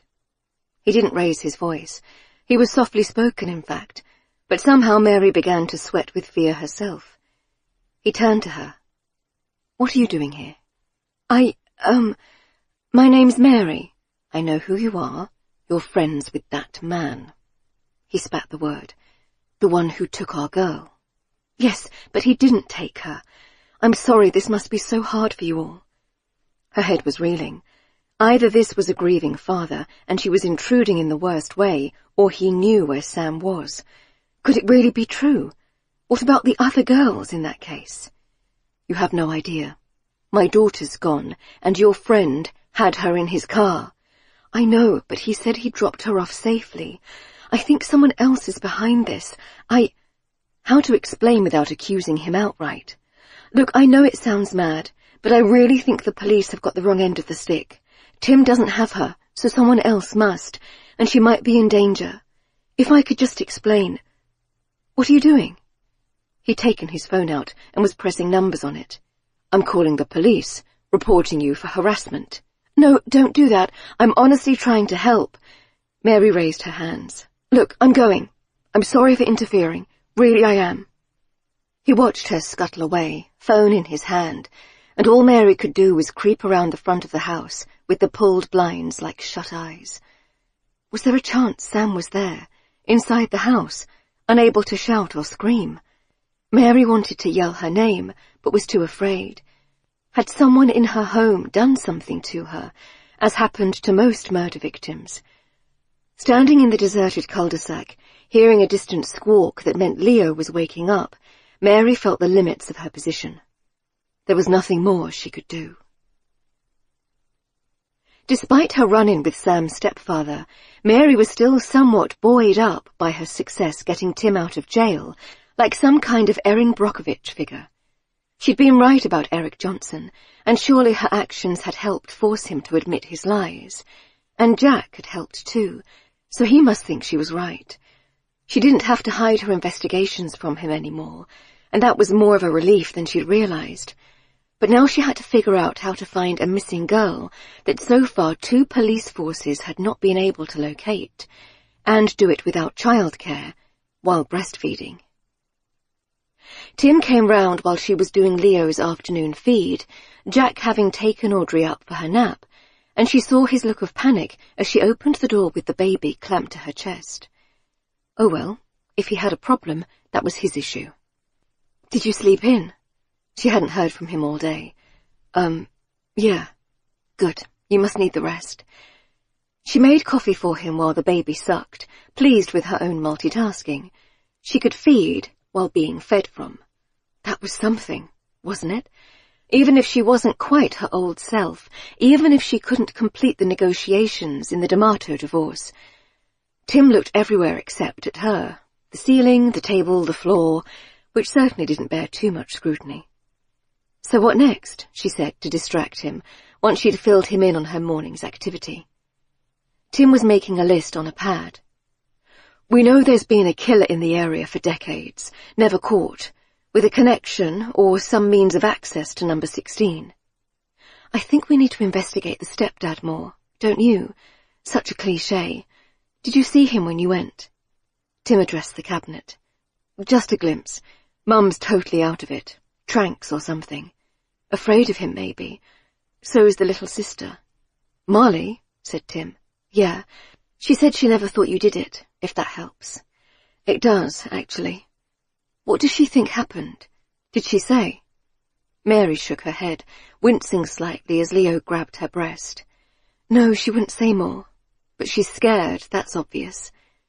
We need to find out if there's any connection between John Stokes and Clifton Road. Maybe his company was hired to protect the empty building. That kind of thing. Otherwise, I can't make sense of how it all links up. Mary nodded. Let me just detach my boob. They were like characters in a mismatched buddy comedy, she thought, as he raised his eyebrows in shock. Not much good apart, but together, they might just solve this thing. Tim.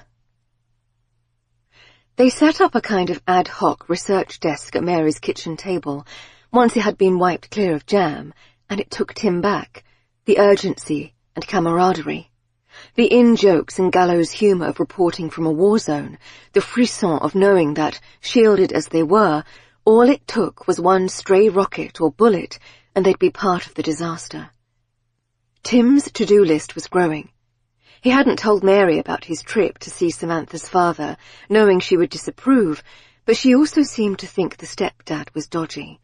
She said, I'll research John Stokes online, see if he has any profiles. Marley too. According to Company's House, Stokes is the director of a security firm, dog patrols and so on, and they also set up guardianship of empty buildings, you know, where people live in them to keep them from vandals. They do a lot of work for Kent County Council. Mary's eyes were bright. At some point she had changed her clothes and brushed her hair. That must be it then. Lots of places he could be keeping her. Can we get a list of the sites he manages? Trickier, it's all confidential. We'd need to get into the offices somehow. I could pull my baby desperately needs a nappy change routine. I'd rather you didn't take the children with you, called the husband crossly from the next room. Tim had forgotten Jack was there, playing with the baby in the living room in what seemed a passive-aggressive manner. Not exactly safe, is it? Dragging them on your murder hunt? Who's going to watch them, then? Mary stared through the open door at Jack, and Tim recognized an unspoken couple conversation, such as he used to have with Alice when they were at her mother's, and he was itching to leave. He wondered if he'd ever have that again, an intimacy that went beyond words. Jack sighed. I'm not calling in sick again, Mary. Tomorrow's Saturday, you idiot. Yeah, well, tell that to my boss. I've hardly done a thing all week. Your boss who gave our address out to a possible murderer. Jack went quiet at that, and Mary turned back to the laptop with a small smile of triumph on her lips. The offices are in Croydon, so I'd guess the sites they work on are all fairly local. It's a small company, only 3 staff, can't be looking after that many places. Jack cut in again, coming to stand in the doorway. He was wrestling with a piece of Lego, trying to separate it. Guys, I have to ask this. What makes you so sure she's still alive, Samantha? I mean, God, I hope she is, but she's been missing for a long time now. Mary and Tim looked at each other. Slowly, Mary said, We never considered that she might be dead. I don't really know why. I guess we just hoped. That wasn't the real reason, Tim knew. It was because their lives had become the story. It was because they needed her to be alive, or they wouldn't know what to do with themselves. They were so far in. Mary. In the end, Mary turned to Francine yet again to mind the kids. Her friend wore a striped Breton top and cropped jeans, dusted with flour from baking, like a mother in a glossy magazine. I'm so sorry to ask again. It's just the whole police thing. It's really no trouble. I do hope they find the poor girl. Yes, it's so worrying. Her poor family. Mary mouthed the platitudes, all the while very aware that Sam's family were now the top suspects as far as she and Tim were concerned. Francine took Leo from Mary's arms, and he went with such placidity it made Mary realize just how much time he was spending here. Audrey had already raced ahead to find her hero, Jasmine. The house smelled of cakes and expensive candles. How did Francine do it? How? I'm glad you came round. I wanted to give you something, actually. Oh, said Mary, her mind elsewhere. Come in a second and I'll find it. Mary stepped into the hallway with its original wooden floorboards and Persian runner. Of course the place was tidy, shoes lined up by the door, no coats or toys or bits of half-eaten toast scattered around the place. Francine came back, still holding Leo, with her own baby toddling at her legs. Earth Mother. Here. It was a small USB stick. You wanted to see Dexter's pictures of the area, didn't you? Of course. She'd forgotten all about that. It seemed a long shot that a 10-year-old could have captured something important, but she took it anyway. Thanks, I'll take a look. I won't be long. Mary had turned to go when she ran into Alana, coming up the street, leading 5-year-old Flora, a mini-me in designer dungarees, by the hand. Mary! Alana was wearing her Burberry trench, which Mary knew was not even second-hand, her hair artfully arranged in a messy bun that Mary couldn't have achieved if she'd spent 3 hours trying. Hi! Dropping yours off at Francine's creche too? She joked. Alana's lips tightened. Well, no, it's just that Jasmine really loves playing with Flora, so she insisted on a play date. Personally, I'd much rather have the kids with me all the time. Mary didn't have time for this one-up womanship. Right, well, I have to run. Wait, Mary, did I really hear that you got arrested? Not arrested. I was helping the police out. They think I might have seen something relevant to that missing girl. You know, Samantha Ellis? I can't really talk about it, actually. She aimed for a tone of lofty mystery. Spending a lot of time on this, aren't you? The kids are here all the time. Annoyed, Mary tried not to rise to it. Yeah, well, it's important. If I can help, and it gives me something to do. Back to work before I know it. God knows how I'll cope then, with 2 in nursery. Alana gave her a kindly, exasperated look as Flora ran into the house. You know, Mary, there's no shame in not working. If you find it just isn't coming together. Mary paused. Meaning?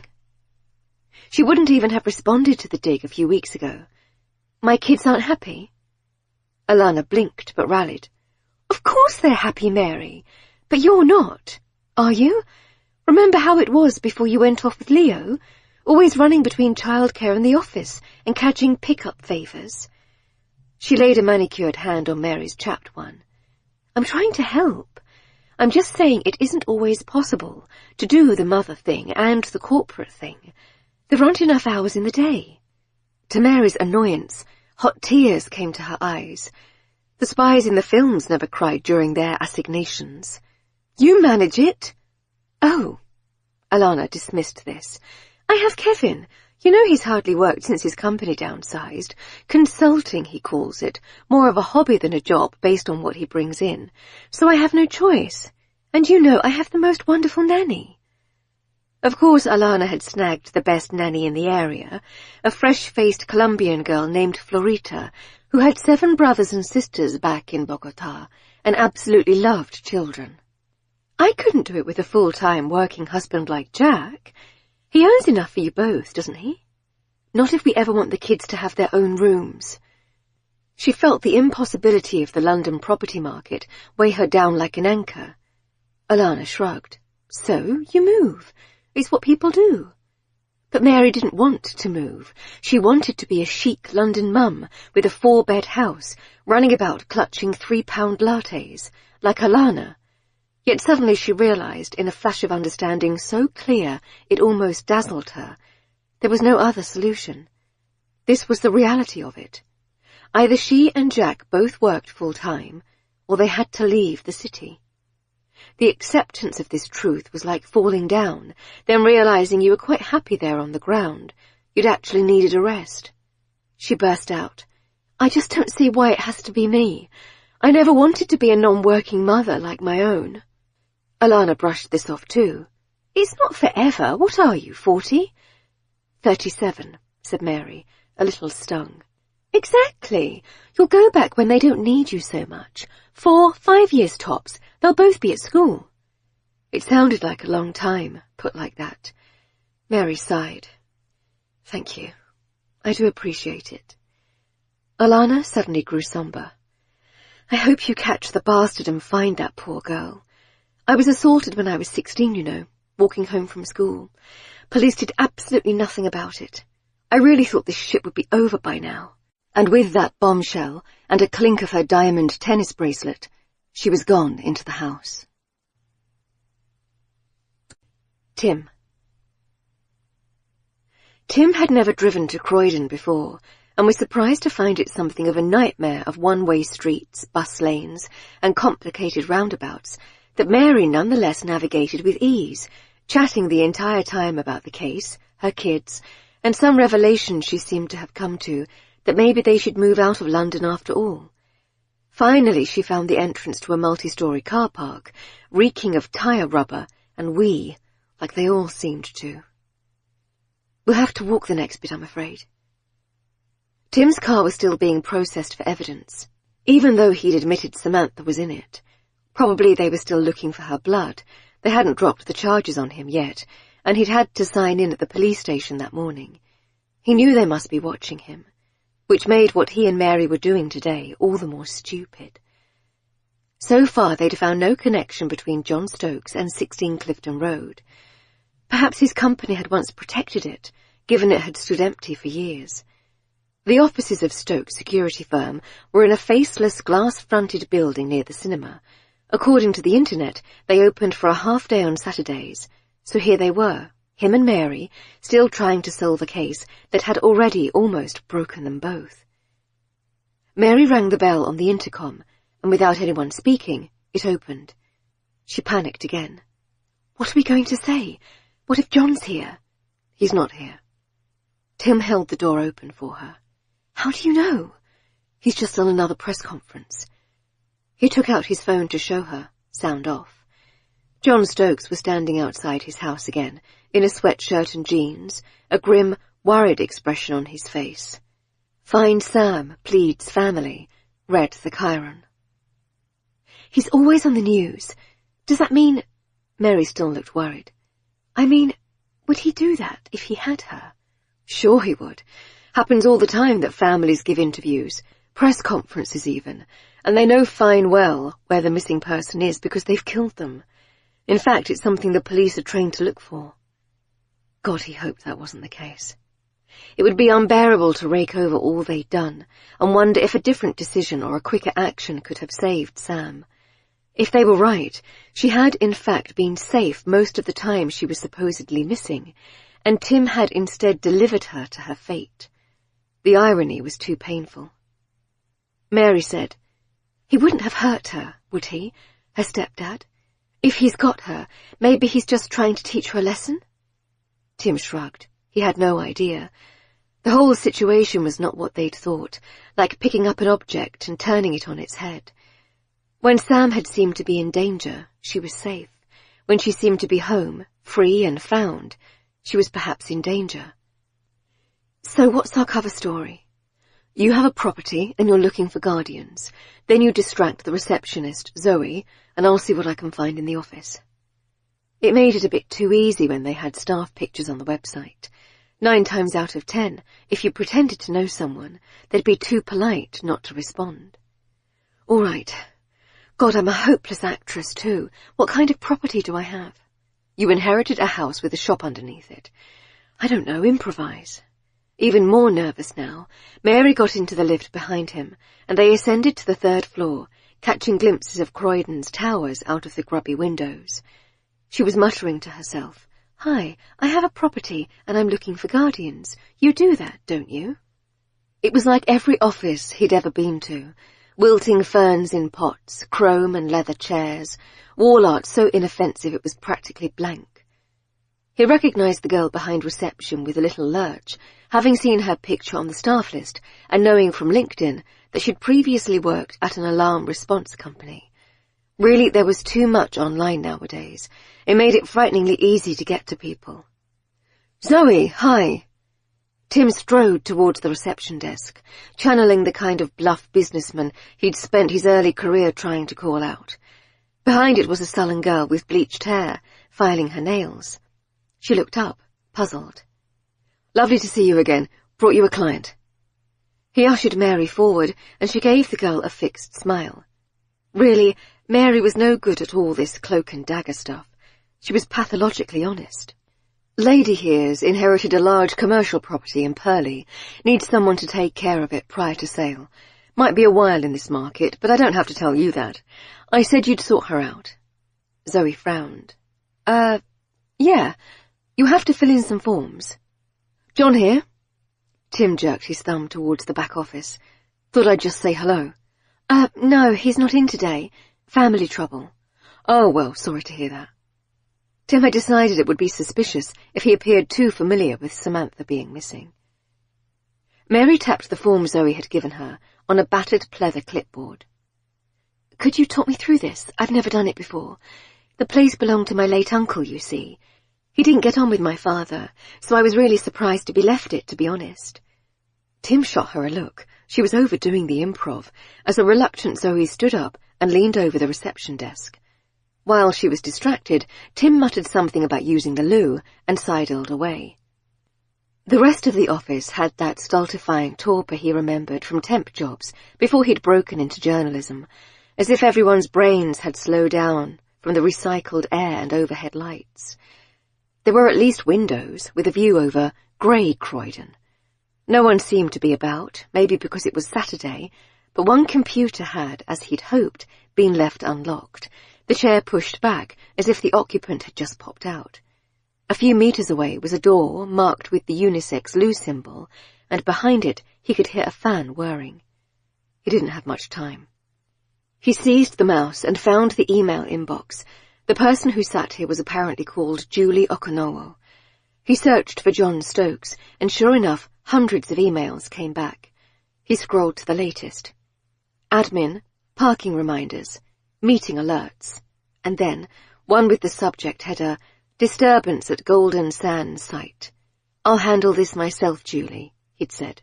Probably just local kids, but it's a big client, and I want them to have my full attention. Tell the usual team to stand down. Golden Sands? What was that? A holiday camp? The ideal place to keep someone. Isolated, abandoned probably, with lots of buildings to lock a girl up in. He jumped as the door to the bathroom opened. A woman in a pink blazer stared at him. Brazen it out, said his journalist brain, back to full strength. Hiya, Julie. Sorry to interrupt, just had to look for a file. Got it, though. He walked quickly off before she could register the violation. They didn't have long. Mary was still puzzling over the form with Zoe in reception. I see, so those fees are monthly, is that right? He cleared his throat. Just remembered the parking. It took Mary a moment to twig. Oh yes, God, don't want a ticket. Can I take some info with me to think about it? Zoe was confused. But, sorry, really don't want to rush such a big decision. I'll grab this leaflet. Thanks. They were almost at the door and free, when, with very unhelpful timing, the lift dinged, the doors slid open, and a man stepped out. Tim recognized him from the news report, and his living room that time. It was John Stokes. Stocky, powerfully built, angry expression on his face. Mary froze, but he'd seen her. You. His enraged gaze turned to Tim. You came here, and you brought him, the man who took my daughter. I didn't take her, and you know it. Where is she? Tell me what you did with her. He raised his voice, and Zoe poked her head out from the reception, eyes like saucers. You know I don't have her. Don't you? It's disgusting the police let you go. I know what you are. You're past. I've only ever tried to help Sam. Can you say the same? Her broken arm, what about that, Stokes? For a moment, Tim locked eyes with the man. Then Stokes fished his phone from the pocket of his slacks and dialed. Hello, police, please. I'd like to report a bail breach. Mary reacted faster than Tim. She grabbed his arm, hustled him out and down the stairs, running all the way to the street, feet clattering on lino. Outside, she stopped to catch her breath. Oh, God, this is bad. You weren't supposed to get near the family, right? How close had he been to Stokes? Less than 50 meters, surely. That meant he'd broken his bail conditions. That meant they could send him back to prison. They were at Mary's car before she stopped panting. Stokes had not chased after them, but looking back, Tim had seen him standing on the top floor, watching them with a strange expression on his face. Mary sank into the car seat, her hand trembling on the ignition key. Christ, Tim, you shouldn't have let him see you. Tim put his head in his hands. I didn't think he'd be there. Why is he in the office when his stepdaughter's missing? What did you even mean? You said something about her arm. How did you know that? He couldn't tell her he'd talked to Colin Ellis. It was something I heard, that maybe he'd broken it one time. She pulled the car away, still shaking. We have to find her. Samantha. They'll come for you otherwise, take you back to prison. We have to find her before then. She drove them home, both on edge the entire journey, for the swelling sound of sirens in their wake. Mary. Their trip to the office had seemed like, at the best, a waste of time, and at worst, something borderline illegal that might derail the investigation. So Mary was shocked, but not entirely surprised, to be woken up by the police the next morning. It was so early even Leo hadn't stirred, and so the whole household was startled awake at the same time, before 5, by the relentless ringing of the bell. Jesus Christ! Jack was pressed along her, his legs twined in hers, which might have pleased Mary had she not been sitting bolt upright, heart hammering. What is that? I don't know. You didn't book the early Sainsbury's slot again, did you? Not even they come this early. She stumbled out, her feet groping around the floor for her slippers. The kids' room door was ajar, both wide-eyed in their cots, cross and shocked. Well, see how they liked a rude awakening. Mummy, called Audrey. It's okay, darling. Daddy will get you up. She shouted the last bit so Jack could hear he wasn't allowed to slip back into sleep. Downstairs it was so early the sun wasn't even up, everything bathed in a stark pale light. She yanked the door open, ready to yell at whatever early morning delivery man this was, only to find herself confronted, in her t-shirt and pants, by the 2 model good-looking police officers, Diana Mendes and the uniformed male one who'd come that first time. Oh, she said weakly. Is this a bad time? Said D.S. Mendes. She looked perfect in a trouser suit and grey shirt ironed flat. Did she do her own or use a service, or perhaps have an adoring man or woman at home to do it for her? Jack's shirts never looked that good when Mary did them. It's 5 in the morning, she croaked grouchily. Yes, sorry for the intrusion. I'm afraid it's urgent. Can we come in? Mary hesitated. The place was such a tip after the late pizza dinner they'd had the night before. She hadn't even bothered stacking the dishwasher. Or we can do this down at the station. Diana raised a groomed eyebrow. No, come in. Sorry about the mess. She ushered them into the living room, wondering if she should excuse herself to put trousers on. Instead, she pulled her t-shirt over her knees as she sat down opposite them. Is everything okay? Clearly not. What had she done? Had John Stokes reported them? I'm afraid Marley Stokes has gone missing. For a moment she didn't understand. Samantha's sister? Yes, her parents are extremely concerned. It seems she took some clothes and money, so it doesn't look like a kidnap. Diana Mendes fixed her with a stare. You saw her when you went to the house. It wasn't a question. Yeah, I just needed to ask her some questions. For a mad moment, Mary wondered if she'd fallen into the same trap as Tim, if someone had recorded her talking to the girl and put 2 and 2 together. You really shouldn't have done that. Her father has complained. Did Marley indicate she was planning to go? She seemed very scared. Her father called her, and she went running into the house. She doesn't believe Tim did it either. She didn't say that to us, said the hot male cop, whose name Mary had forgotten. I don't think she trusts you. It came out more tartly than she intended. Look, I have to ask, have you looked at the dad? John Stokes? No flicker of reaction. Why do you say that? Well, she was clearly afraid of him, and she said she'd heard shouting the night Tim dropped Sam off, so she must have made it back, you see. Maybe it's him who did it all, buried those poor girls at number 16 even. Just then, Jack came down the stairs, bare-chested and in pyjama bottoms, holding Leo to his pecs. He really had lost some weight. Mary caught the DS sweep her dark eyes over him, and felt something she hadn't experienced in a long time. Pride? Possessiveness? Oh, hi, said Jack, his voice tight with fear. Is everything okay? Samantha's sister has gone missing. Mary filled him in as Audrey clattered down behind her father, unwashed in her vest and pants. Mummy, who's these people? It's... God, she couldn't explain it was the police. Not to a toddler. Never mind, darling. Maybe Daddy will take you upstairs for now. Jack caught her look and reversed direction. Come on, let's do baths and teeth first. But I'm hungry. The wails dropped as the bathroom door shut, and Diana Mendes visibly winced. Mrs. Collins, the situation is very serious. I can't have you sneaking around, carrying out your own investigation, or I'm going to have to arrest you for obstruction. Mary swallowed hard. She was so stupid, letting herself forget the fear of Tim's arrest and charge. I'm sorry. I wanted to help my friend. You better tell me everything you know.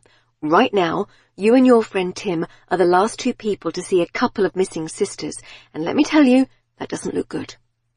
Mary sighed and pulled her T-shirt further over her knees, knowing full well the handsome policeman could probably see her M&S pants. All right, I'll tell you everything. When she'd finished with the long and breathless tale of the goings-on in Acacia Close, their visit to the office in Croydon, she looked between them for reactions. Diana wrote it all down in a neat, blocky hand. You'd sign a statement of what Marley told you about the shouting, that maybe Samantha had come home after all? Absolutely. A glare over the notebook. You understand it's a criminal offence if your statement is false. It isn't, I swear. All right. A nod between them, and they stood up. We'd also like to talk to Tim Darbandy about your visit to the office in Croydon. Mary's pulse leapt. He'd breached his bail, so maybe they were going to arrest him again. Oh? He doesn't seem to be at home. Any idea where he is? Sorry, no. She dropped Tim back at his flat yesterday, and couldn't think where else he would be. She thought of his earplugs, the drugs he sometimes took to knock himself out. Do let us know if you find him. We'll be in touch. And they were gone, just in time for Mary to realize the hot officer had been sitting on a pair of her pants, which, for some reason, were half stuffed down the side of the sofa. At least they were clean. Tim. Since he'd been home, Tim had been desperate to recapture the bone-deep sleep he'd experienced in the police station, that dark oblivion. But back here, in his too hot, too bright flat, his old friend Insomnia waited for him, lying awake thinking about them all. Sam, Mariam, Alice, John Stokes. Around 4 he'd given up and taken an over-the-counter sleep remedy, swallowing twice the recommended dose, until his brain switched off. He surfaced from it, heavy and dry-mouthed, to hear both his phone and doorbell ringing. 6 a.m. He already knew it was going to be Mary as he lumbered from bed, pulling on tracksuit bottoms over his boxers. Mary, for it was indeed her, seemed to have done the same with some athletic shorts, the kind with perforated material round the bottom. She was hugging her arms to herself, and her hair was in disarray. From the way she held her phone, he realized she'd rung him too. His was always silenced at night. For a moment they just stared at each other, two sleepless people, wrenched from even the meagre amount they did get. It's Marley, she said. She's gone. Somehow it seemed inevitable. His first thought, and he was ashamed of it, was, at least I have an alibi for this one. Taken? Run away. I think she's trying to find her sister. Come on, I don't see any police cars on the street, but be careful. He didn't question her, just ducked back in for his phone and keys, and to shove his feet into his ugly Crocs. Then he was trotting after her back to her house, alert every step for sirens. The police woke me up, she said fiercely. The police! I mean, what has my life become? Before all this, I don't think I'd even spoken to a police officer. I know that makes me privileged, so don't say it. Wasn't going to. So they're looking for Marley. They don't think she's been abducted. She took things with her. But Tim, I blame myself. She must have had an idea where Sam was, and I think I tipped her over the edge of going there to look. Did she say where? Obviously not, or the police would be there right now. Mary stopped, fished her key from the cardigan she wore over her nightclothes. She sighed. Sorry, it was just a stressful morning, and hardly even 6 yet. They're looking for you, by the way. They rang your bell, but I guess you were passed out. The bail. No doubt John Stokes had tipped them off. His heart began to race. I can't go back to jail, Mary. The thought of the small, airless room seemed to suffocate him. He'd be useless then, unable to find Sam or Marley. And this was his fault. By trying to help Sam, he'd somehow caused her disappearance, and now that of her sister too. That sweet girl in her oversized hoodie. He had to help her. In their kitchen, Mary's husband was making the little girl pancakes as she prattled on about syrup. He thought anyway, he wasn't great at making out her speech. Jack nodded to Tim warily. The baby was in a mesh-sided crib, chewing on the head of a toy dog. It was hard to imagine it, this many people orbiting around you all the time. So what's the plan? Mary was cleaning plates off the table and motioning for him to sit down. He kept his hands off the table. It was quite sticky. Well, you can't stay at home. You have to make yourself scarce or you'll be back in jail. Then we need to find out where she could have gone. Where did I put my phone? She looked around distractedly, then rummaged in the pocket of her coat, hanging over the kitchen door. She pulled out a USB stick, which she frowned at. Oh, I'd forgotten about this. What is it?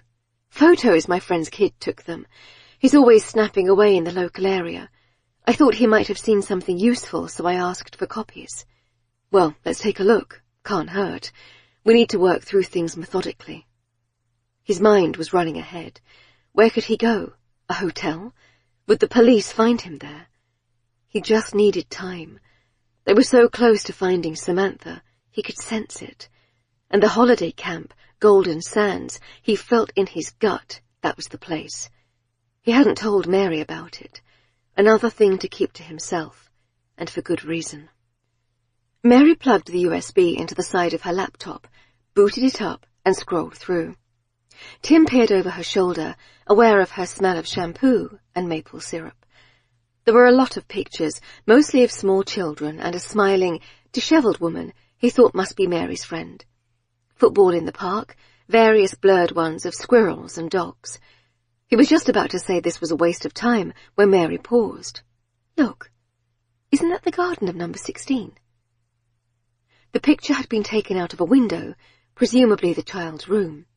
It showed the park, and in the distance the garden of what did indeed look like 16 Clifton Road.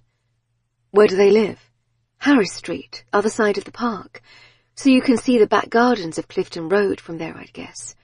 She pointed at the screen. Look. Who's that? There was a figure visible in the garden, which was supposed to be sealed off, and looking at it, Tim could see the garden door was open. The one into the park, which he'd suspected someone had been going in and out of. He'd assumed it was Eric Johnson, but what if someone else had a key too? I don't know. One of the police officers? It was taken before the search. Look at the date. It's almost a month ago. Mary zoomed in, making it blurrier and blurrier. A man in a short-sleeved shirt, stooping down under the big oak tree, as if examining the ground. Suddenly, she exclaimed, "Oh my God, Tim! It's Nigel." Mary. The wait in the police station seemed to take years. She was acutely aware that she'd spent the morning with Tim, who the police were looking for, and that he was waiting with her car a few streets away from the station. Would they know somehow? Perhaps they'd been tracking her.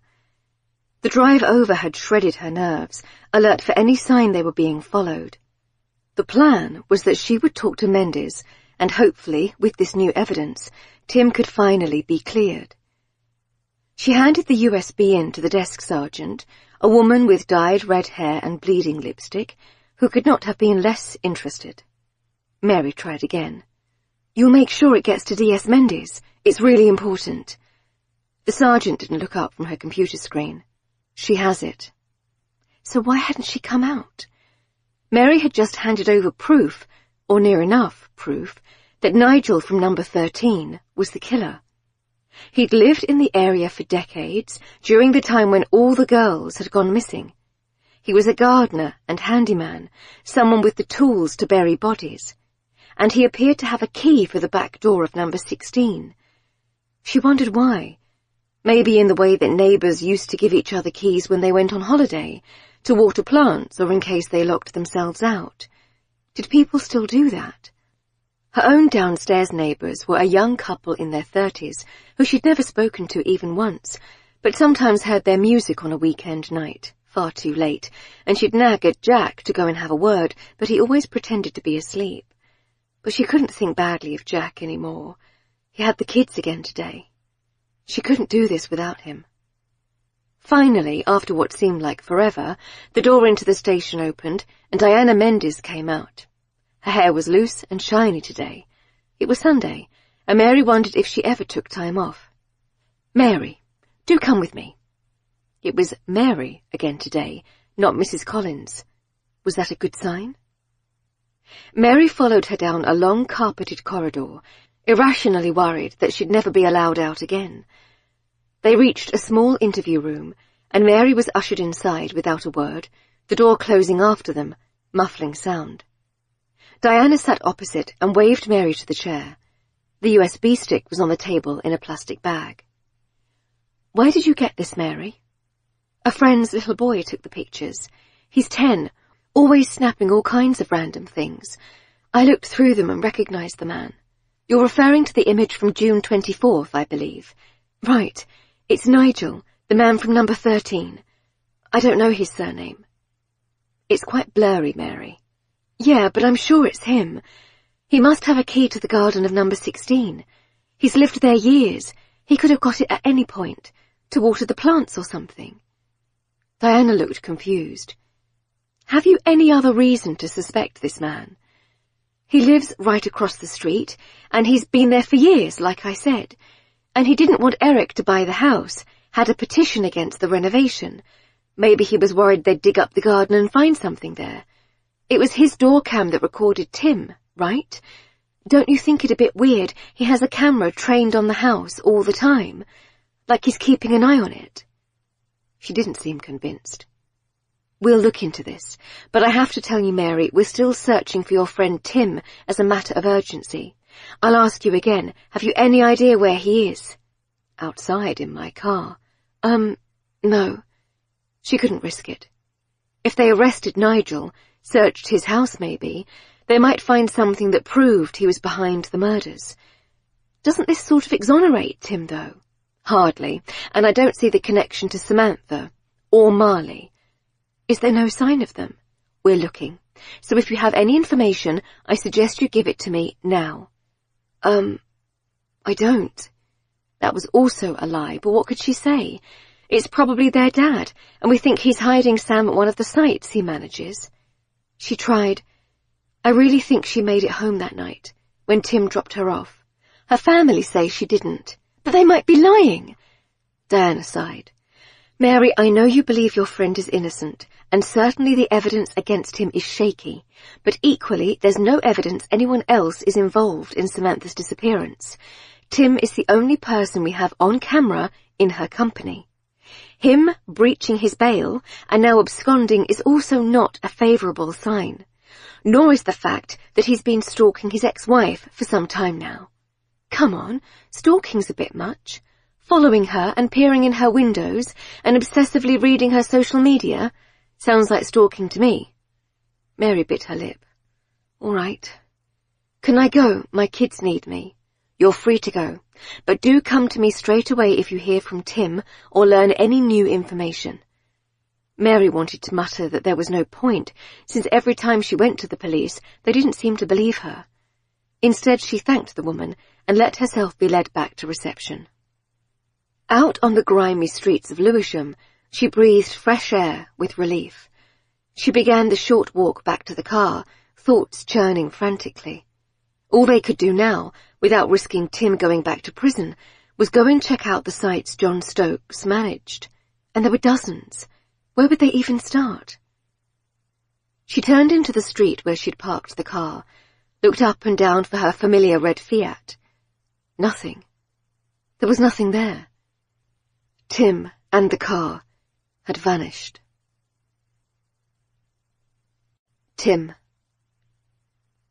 He barely drew breath until he was out of Lewisham and heading south, through Bexley Heath and down towards Kent. He was juggling his phone on his lap to try and find the route, and trying not to think about the fact that he'd just stolen Mary's car. It rang several times, her name flashing up. She must be furious, but she'd be okay. She could easily get the bus home or call an Uber. It was better for her if she didn't come, because he'd already put her in too much danger, dragged her into police stations and rancid bedsits and murder investigations. Mary was a nice woman, a lawyer, a mother of 2. She deserved to live her safe, middle-class life, and so Tim had left her behind while he went to try and save a missing girl. 2 missing girls, maybe. Golden Sands, an abandoned holiday camp that had closed in the 70s, was in Kent, between the Isle of Sheppey and Whitstable.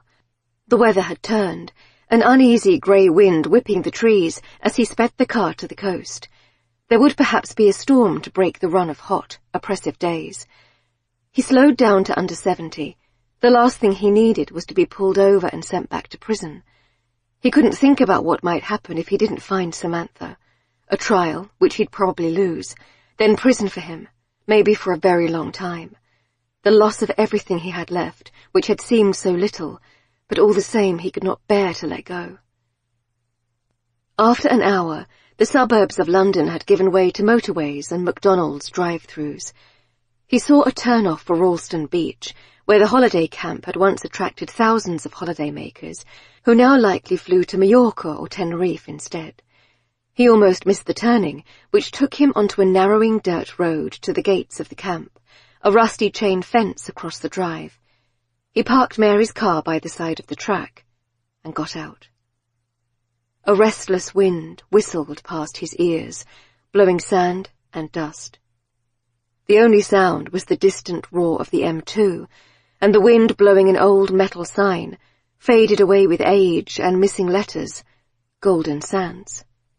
In the distance, down an overgrown tarmac path, Tim could see low buildings, chalets and a restaurant, all abandoned.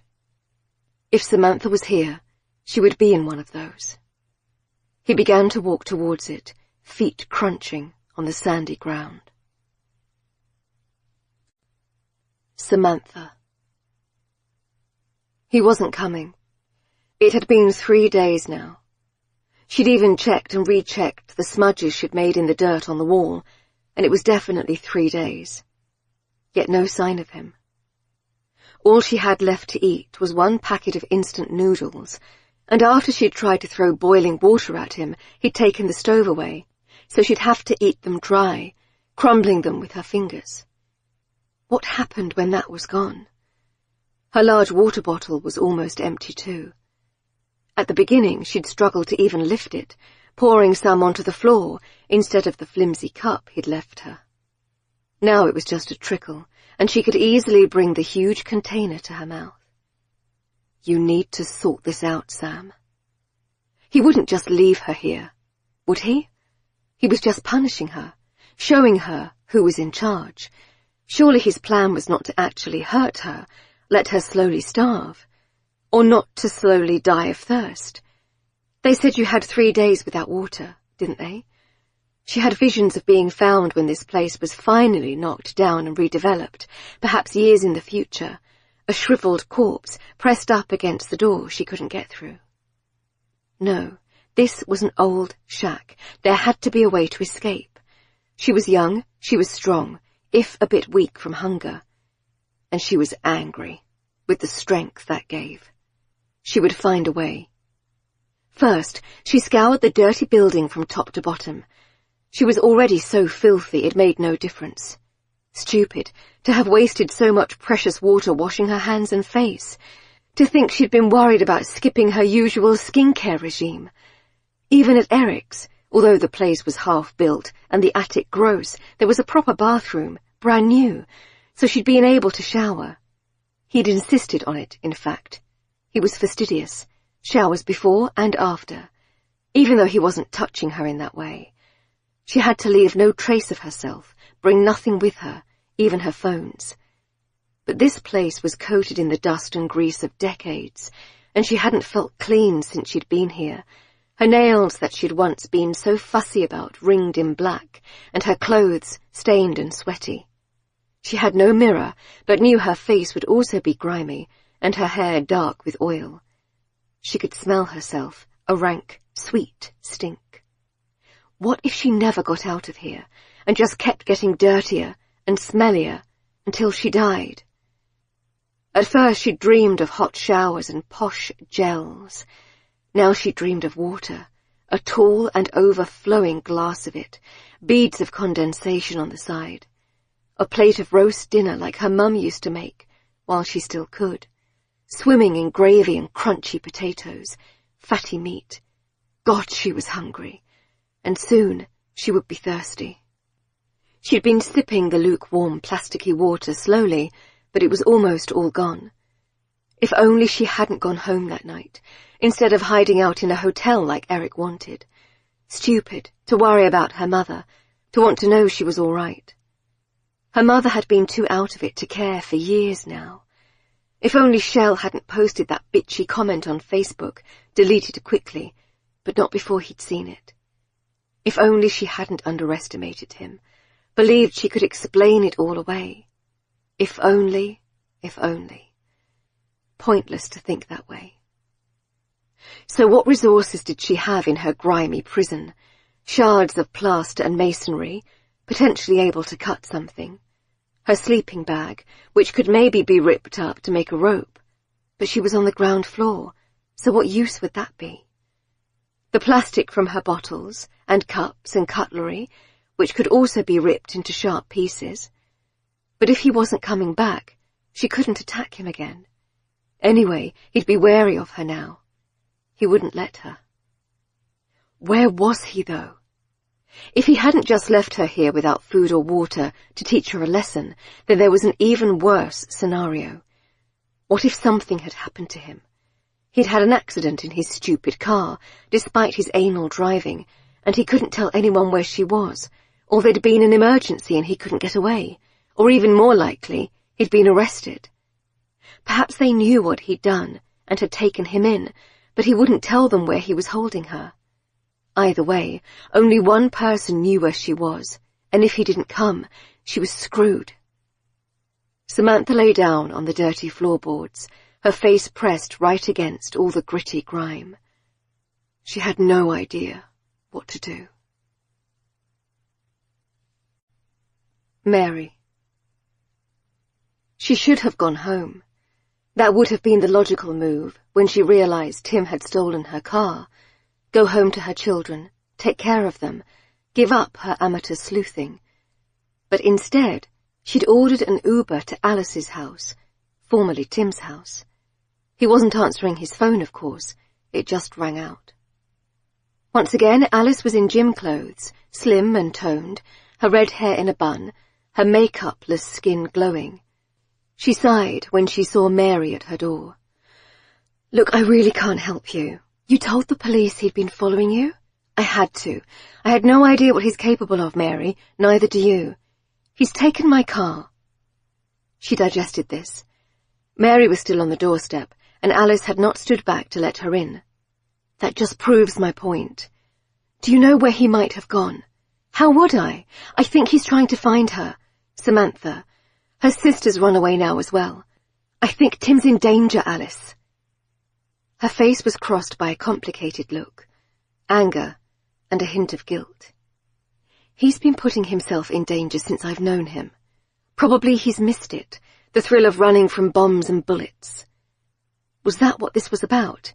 Had Tim actually wanted to throw himself into harm's way, and dragged her with him? "Please, I just need some idea where to find him. Is there anywhere he'd go, a place he has connections to?" "I don't know. I try not to think about Tim if I can help it." She went to close the door and Mary blocked it, shocked by her own daring. "I think it's because of what happened. The woman who died in the bombing. He's trying to, I don't know, redeem himself or something. He blames himself, maybe. Alice stared at her. Oh no, you've misunderstood. Mariam didn't die in the attack. Mary was confused. She didn't. She was injured, they both were, but they survived, and Tim came back a week later with his leg in a cast. I picked him up from Heathrow. Are you married? Yes. You can imagine, I'm sure, the kind of welcome you'd give your husband if he almost died, even if he annoys you a lot of the time. Maybe a selfish bit of me thought, this is it now. He won't be able to travel as much. He can stay here, and I can finally have a family. Mary was nodding hard. She understood this exactly. So, what? As soon as we got home, I'm putting his clothes in the washing machine when he breaks it to me. He's in love with this Mariam. They've been having an affair, and he's going back to Syria for her. They'll start the visa process and then get married as soon as he's divorced me, of course. A short silence. Oh, yeah. So, well, that was that. We fought, I cried, but he'd made his mind up. He went to Syria. Then I don't know what happened exactly, but he came back. She was dead. It had come out about their affair, and her family. Well, they were quite conservative.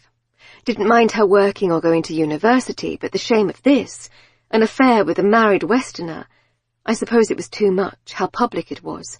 The two of them injured on the way into his hotel. They killed her. Mary was horrified. Officially, it was an accident, but Tim believed he'd got her killed. We tried again, but, well, he was just too damaged. So you see, he doesn't know what he's doing. He's unstable. He doesn't think clearly. If you go after him, you'll be putting yourself in danger too.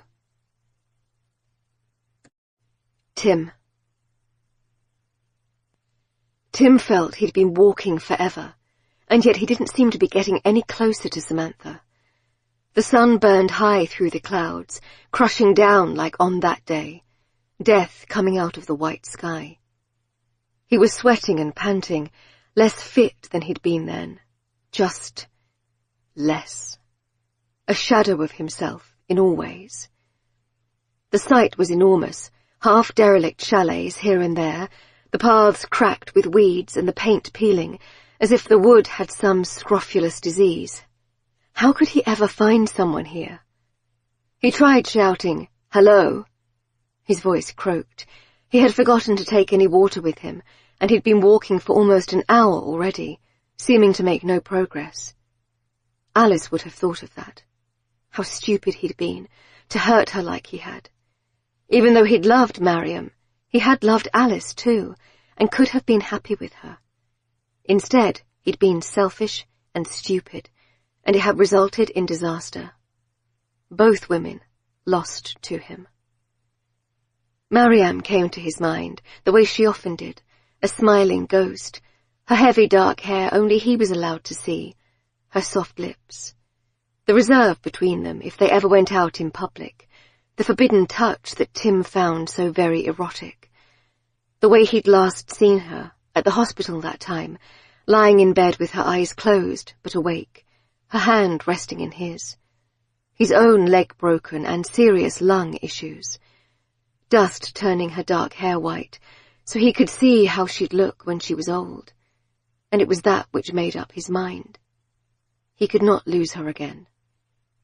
His paper had demanded he come home right away, as their insurance would no longer cover him, so Tim flew out with his leg in plaster. And then, riding the wave of survival euphoria, he told Alice he loved someone else and had gone back as soon as he could manage the flight, still limping, his paper furious, ready to offer himself to Mariam, though who knew how they'd work it out. She'd have to come to the UK with him. They couldn't be together in Syria, not with her family, and immigration might be an issue, but he would sort it. He would be with her. She had been quiet for a few days, but communications were always patchy in a war zone. Anyway, it was romantic, wasn't it? Just to turn up and declare himself. The details of the drive from the airport were etched in his memory. The driver's BO in the chill air of the car, the smell of his cigarettes. Tim's own sweaty body from the plane, belatedly wondering if he should go to a hotel and shower first, but he couldn't wait. Surely she wouldn't mind him travel-stained when they were both alive. A miracle. The cracked and dusty road around her apartment block, the buzz of the security guard's radio. Asking for her, seeing the man's face change. Then his arrest, the police station with the chain-smoking cops, and asking over and over what had happened to her, where was she, why could he not see her? Eventually the answer, after hours of questions. She'd fallen down the stairs in the apartment block, they said. Her neck was broken. She was dead. Just a sad accident. She had tripped, still unsteady on her feet. Or perhaps she'd been unhappy. Perhaps the bomb had broken something in her, and she couldn't recover. Perhaps it was because he left, they implied. The CCTV had stopped working, apparently, so no one could tell what had really happened. But Tim knew. That brother she'd been so afraid of, with his expensive sunglasses and snapping gum. Her family had done this. Because of him. Because he was married, their affair exposed by the bombing they had survived, and she had not survived this. He got her killed. He, who had prided himself on helping women, reporting on their stories, insisting on female translators and camera operators, had directly caused a woman to come to harm through his own selfish blindness. He had never been able to forgive himself, so he had to do his best for Marley and for Sam, and to keep Mary away from the place, because he'd done enough damage already. Mary. Once again, back at the same cul-de-sac, the bland, neat houses of Acacia Close that might have concealed so much. She'd taken another Uber there from Alice's, though every part of her knew she should be going home, picking up the threads of her life, which was a good life, even if she didn't get much sleep. She still loved her husband, or at least fancied him, which was maybe even better at this stage. She had 2 beautiful children, and her job was waiting for her, even if Francesca was stealing all her thunder. She had no need to run about after a virtual stranger, one with a dodgy past he hadn't told her about. But all the same, she couldn't stop now. He'd helped her when she was lost, shown her a way back to herself, and she could not leave Tim to be sent back to prison, let alone what might happen if he faced John Stokes. The drive to the house had taken half an hour. Then Mary had lurked about the entrance of the street, hiding behind some wheelie bins, until John Stokes drove off in his black Audi. He was going too fast, far too fast for the street, to see her, but all the same she felt sick. If he caught her, what would he do? Maybe she should go after him, see if he led her to Samantha. But there'd never be time, since she didn't have her own car. Bloody Tim, leaving her in the lurch. She flip-flopped up the curving street, wishing she'd worn quieter shoes. It was hot, the air greasy and restless. A storm coming, maybe. A snatch of pop music drifting from one of the houses. She didn't know why she felt so worried. Maggie Stokes was a frail, confused woman. She could surely pose no danger. She tried to think how she'd feel if both Leo and Audrey were missing, and the sudden lurch into her throat almost made her gasp. But what if Maggie knew where her girls were? What if John was holding them somewhere, and she knew all about it? It seemed unthinkable, but it did happen. There was no such thing as unthinkable. Despite the quiet, Mary had the impression of eyes watching her from behind the slatted blinds and curtains. It was suburbia. People had time to peer out of the window. She decided it wasn't worth ringing the bell, and instead slipped around the side of the house, hoping no one would call the police about a burglar. The back gate was unlocked, letting her into the garden. It was neatly kept. The grass had even been cut recently. If her kids were missing, she'd be crawling the streets, pulling up manhole covers and digging under bushes, not doing the garden. The house looked deserted, but the patio doors were ajar, to let in some air presumably on such a stifling day. Heart racing at her own daring, Mary stepped inside, her flip-flops echoing on the floor tiles. He was gone, wasn't he? Nothing to be scared of. Was there any chance Sam was here, as she'd thought before, silenced in an upstairs room? The kitchen was spotless, not a plate or glass left out. The tea towel folded on the draining rack. The placemats square on the table, as if put in position by a ruler. And now Mary noticed that some of the cupboards had padlocks on them, shutting them tight. What did it mean? She didn't want to think about it. Through into the living room, crackly carpet under her feet, a feeling of airlessness. The faint sound of a TV. Someone was here. "Hello?" she called, hearing her voice waver in the silence. "Maggie? Are you here?" Oh, God, this was mad. What if Maggie Stokes called the police, and both Mary and Tim went to prison, him for breaching bail, her for trespass or harassment? Mary stepped further into the house. Mary Stokes was exactly where she'd been last time, in the armchair in front of the TV, which played rolling news with the volume down so low it was barely audible. It was in a cabinet, which Mary saw also had a padlock, hanging loose. Maggie was staring into space at a point just above the TV. A sweating glass of water sat at her feet. "Maggie?" The woman jumped, splashing some of the water, and Mary braced herself for screaming, but she didn't react. Her eyes travelled over Mary. "You're in your shoes. He doesn't like that." "Who? John? He doesn't like it." A vague recognition came to her eyes. "You're that woman who was here before." "Yes, I've been trying to find Sam." And why hadn't her own mother done everything to look for her? "Is your husband here?" Mary knew he wasn't, but maybe he'd be back soon. "At work." That could be anywhere, with his vast network of properties. Perhaps he'd gone to Sam, if he was holding her somewhere.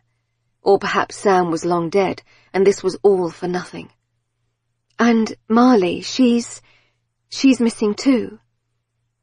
The woman's face was empty, fully made up, her clothes and hair and face as neat and clean as the house. But her eyes were not. They wandered, a wildness trapped in there. She ran off. "I'm sorry. You must be so worried." Mary sat down on the nearby sofa without being asked, close enough to touch the woman's arm, which she did, tentatively. No reaction. "I have 2 little ones. I can't imagine how you must be feeling." "She'll be all right. She's just gone off somewhere. She'll come back." An odd thing to say about a 12-year-old. "And Sam? What do you think happened to her?" No answer.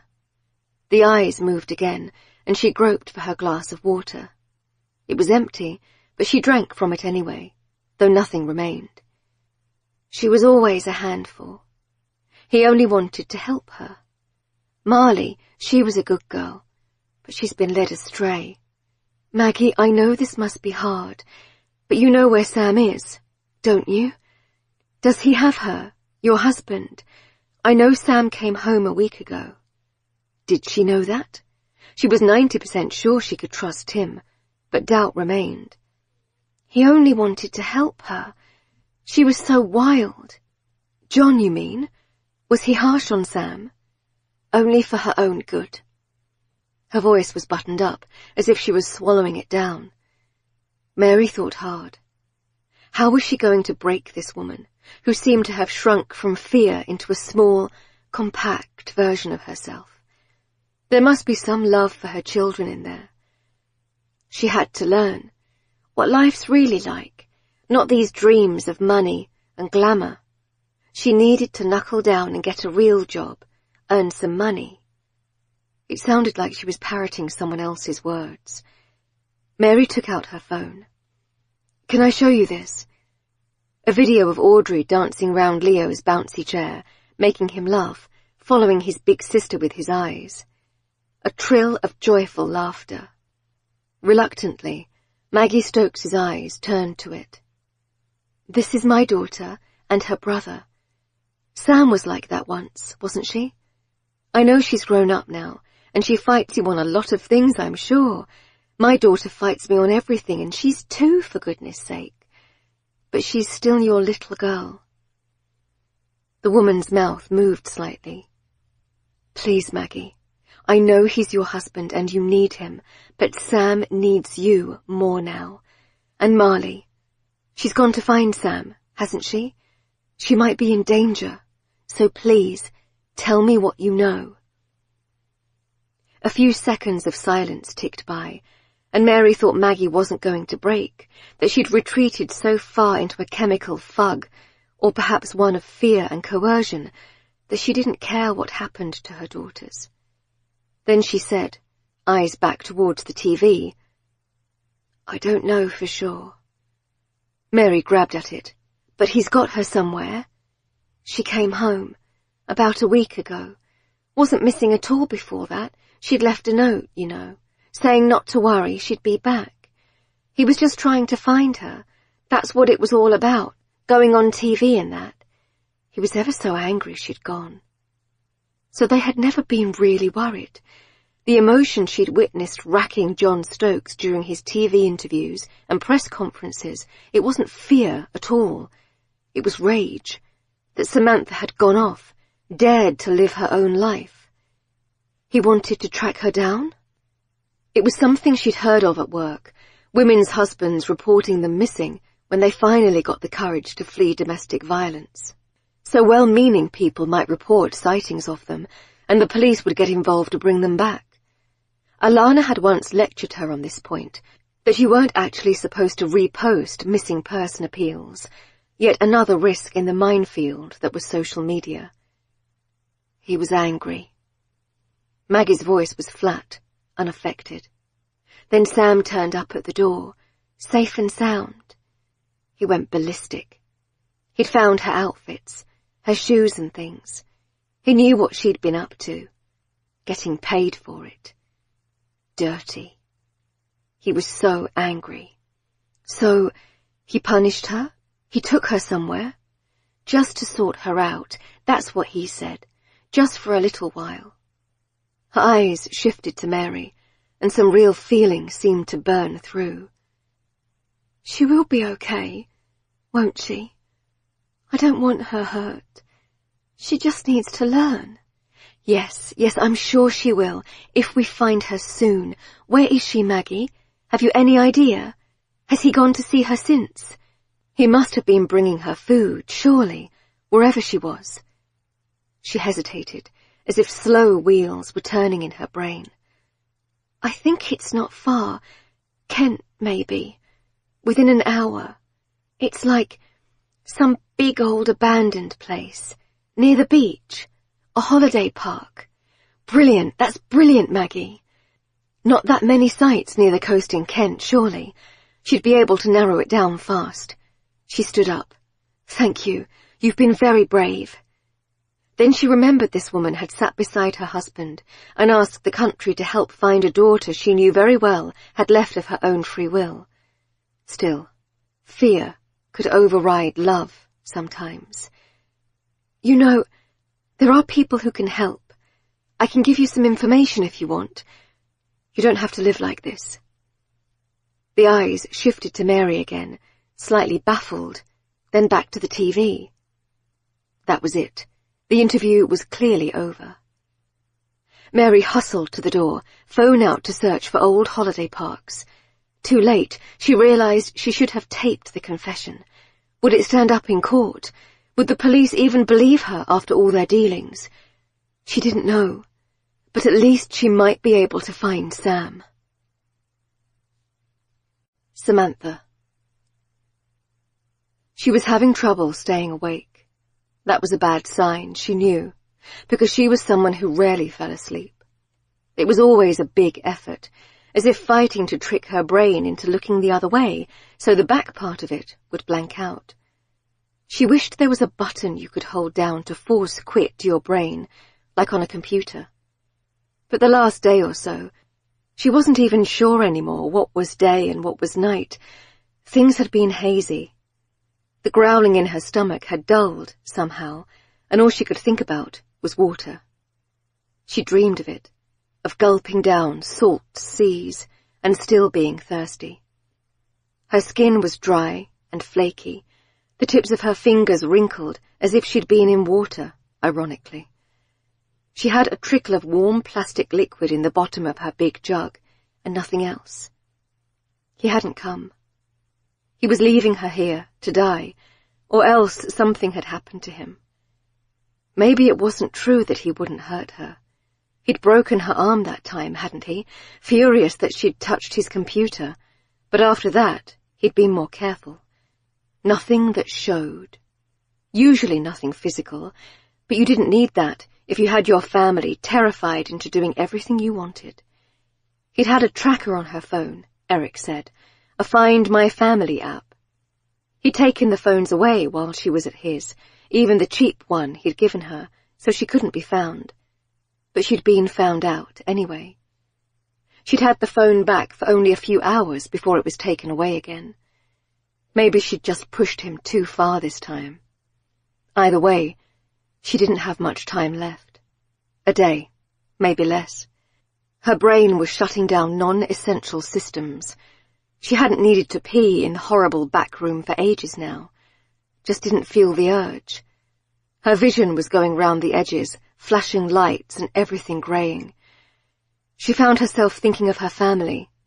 Dad, her real dad, that she'd only just got to know, and she understood it now, how sometimes it all just got too much, life, how you'd do almost anything, reach for a pill or a bottle of whiskey if that could make you feel better. He'd changed. He was different now. And sweet Marley, a good little sister, even if Sam hadn't always protected her. Her mother, weak but broken, not her fault. Shell, her good friend once, could be again.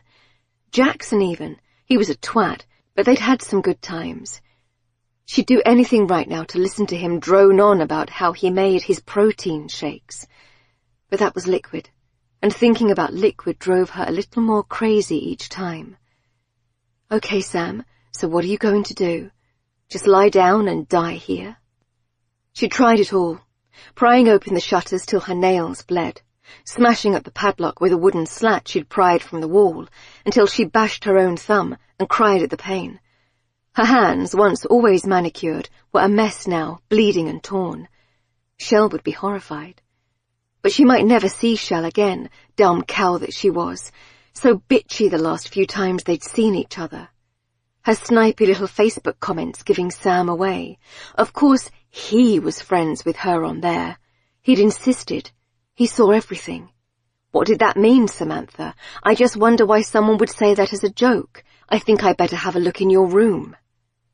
She tried throwing things to break the high windows and standing on a pile of junk to climb up to them, but it wouldn't hold her weight and she'd fallen, twisting her ankle, which was purple now, and pulpy, in a really gross way, like overripe fruit. She'd shouted until her voice gave out, in case someone was nearby walking. She'd even tried throwing boiling water at him and grabbing the keys. That must have been it. She'd pissed him off, like she always did. And he wasn't coming back. She did, however, have one match left, which she'd thought to hide in her bra before she threw the water. Just in case. He'd taken the matchbook, of course, but you could strike them against anything rough, couldn't you? As the hours ticked down, Sam found she was waiting. For what? For the last moment there was hope. She had to strike this match, and she would get only one chance to do it right, firm and hard against the floor, while she had enough strength in her hands and her vision was clear enough to do it. But when was that? Because it was risky. If she was going to burn down the hut, there was every chance no one would see the flames in time, and she would suffocate to death out here, choking on dirty black smoke, gasping for a gulp of air to save her. She put the match down carefully. She was too sweaty to keep it close to her body. She wasn't ready yet. But she didn't have much longer. Tim. He started to himself, He had lost time, blacked out again. No wonder, since he'd been awake since 6, and before that hardly slept for months, hardly eaten, hardly drunk water. He was running on fumes, and the huge area of the holiday site was straining his injured leg, which was dragging behind him like a tired child. How long had he lost? He looked at his phone, which had no reception, and saw he'd been here for well over 2 hours. His skin was starting to tingle in the salty, sand-gritted air, blasted by wind, still hot as hell, and no rain in sight. He was near the beach now, a strip of shingle boiled by grey water. Dead fish scattered here and there along the shoreline. He tried calling out, "Samantha, are you here?" But his voice was swallowed by the elements. Could she really be here? Or Marley? What if he was totally wrong and neither girl was at the site? Or what if he was too late? Tim stood on the desolate beach, and on the wind he thought he caught a snatch of something. Crying. A woman's voice. Was it real or another hallucination? He began to stumble over the shingle towards the noise, getting it into his shoes, sinking up to his ankles. Mary. Mary had taken a third Uber all the way to rural Kent and was horrified at the expense and wastefulness. How would she ever explain this to Jack, that she'd gone off on a whim to an abandoned holiday park she'd found on an Urban Explorers forum, not even sure if Tim was here or she had the right place? She couldn't face telling Jack that Tim had taken their car. "I told you so," he'd say. She'd been helping a man who'd lied to her, making excuses every step of the way for his behaviour and her own. A sunk cost fallacy, they called it, as if she had waded into the sea for a paddle and not noticed it seeping up to her waist. She couldn't go back. She had to keep going forward. The driver had been very dubious, explaining to her that no one was here. The place was long shut down. That was okay, Mary insisted. Yes, she was sure he could leave her. And here she was, somewhere several miles out of Whitstable, a desolate strand of the Kent beach, crunching over stones and dirt. The heat somehow made it all worse, listless and baking, the occasional angry swirl of wind. She was so stupid. She'd no idea if she would even find anything here. The driver's tires crunched on the dirt road, and he was gone. She was alone. Mary had just reached the dilapidated entrance, the G of Golden Sands missing, when she heard a noise above the swish of the waves and the wind in distant trees. A car. Someone else was driving up the narrow, cracked road to the camp. As it got closer, she could see it was a black Audi, one that she recognized. Tim. He'd lost more time. When Tim next came to himself, he was standing in front of a run-down chalet, its roof fallen in, and there was masonry round his ankles. Oh yes, he thought, I'm back. There's been another bomb. What had happened? He tried to think. He'd been trudging through the holiday camp, every step weighed down by heat and weariness. There'd been a noise. He'd run towards it. He'd been confronted with this, the caved-in roof, the rubble settling from a recent collapse. And he'd frozen, gone back in time, as if through a sinkhole to the past. But it was now. He wasn't buried under rocks, waiting to run out of air. He had survived. Mariam had too, but he'd lost her all the same. Her neck, the pale neck he'd loved to kiss, had snapped as she fell from the top of the stairs. Was pushed. There was another noise, one he also remembered from that day. Whimpering. Someone was in pain, buried under the fallen wooden plaster of the chalet. Someone was in there. A woman. Could it be? Sam? He tried, his own voice dry and rusty. Another groan, the voice of a young girl. Without thinking about it, Tim fell to his knees, and for the second time in his life began digging through debris with his bare hands, hardly feeling the scrapes and cuts. He had to get to her. This couldn't happen again. Samantha.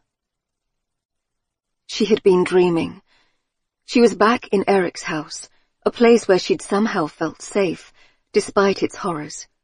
She'd loved to listen to him talk during their time together, often wishing she had a little notebook to write it all down. Sometimes she tried to remember everything he'd said, but she always forgot bits of it. He was someone who'd had nothing, and he'd built himself up to have everything.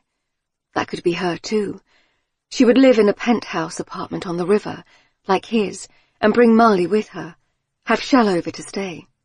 It would all be fine, and it still could be. She had to believe it.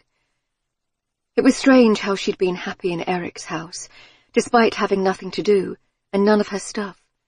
It was her who'd pushed it more extreme, saying he could choke her a bit, carefully, for accuracy, wanting to earn her place, to help him out, because he'd helped her. Maybe being happy was just about being free. No one knocking on the door if she stayed in the bathroom too long, rattling the handle. "Samantha, can you come out of there, please? Other people want to use it. It's very selfish of you." There was nowhere to hide things at home. Even right under her bed up against the wall, it would be found during the rigorous weekly cleaning sessions he insisted on. She and Marley had to empty out their drawers in front of him every week, too, in case of drugs, he said. She'd taken to carrying her extra phone tucked into the waistband of her jeans, under big, baggy jumpers, but one time it fell out in the kitchen, right under her mother's nose. She'd picked it up and hid it before he came in, said she'd dropped a tin, which she got in trouble for. She watched her mother to see if she'd give her away, but Mum didn't say a word. That glassiness was a useful cover, sometimes. Sam jerked awake. She wasn't in the cool quiet of Eric's house, the trees outside her window. She was in the boiling, filthy hut, and her tongue felt coated in dust, so dry she could barely swallow. The match, where was it? She reached around the floor, frantic for a second, before her fingers nudged it. It was time. She knew it. She was drifting between sleep and reality. She was seriously dehydrated, and she'd stopped even being hungry. She could barely summon the energy to stand up any longer, and she might not be able to escape even if the fire cleared her an escape route. It was now. She was so scared. To deliberately set fire to the box you were locked inside, that was mad. But it was the only way. She picked up the match and drew it hard over the rough floor, but her hand wavered, and it didn't light. The top blackened slightly. Come on, come on. Another go. Nothing. Jesus. Come on, Sam. This is your only chance.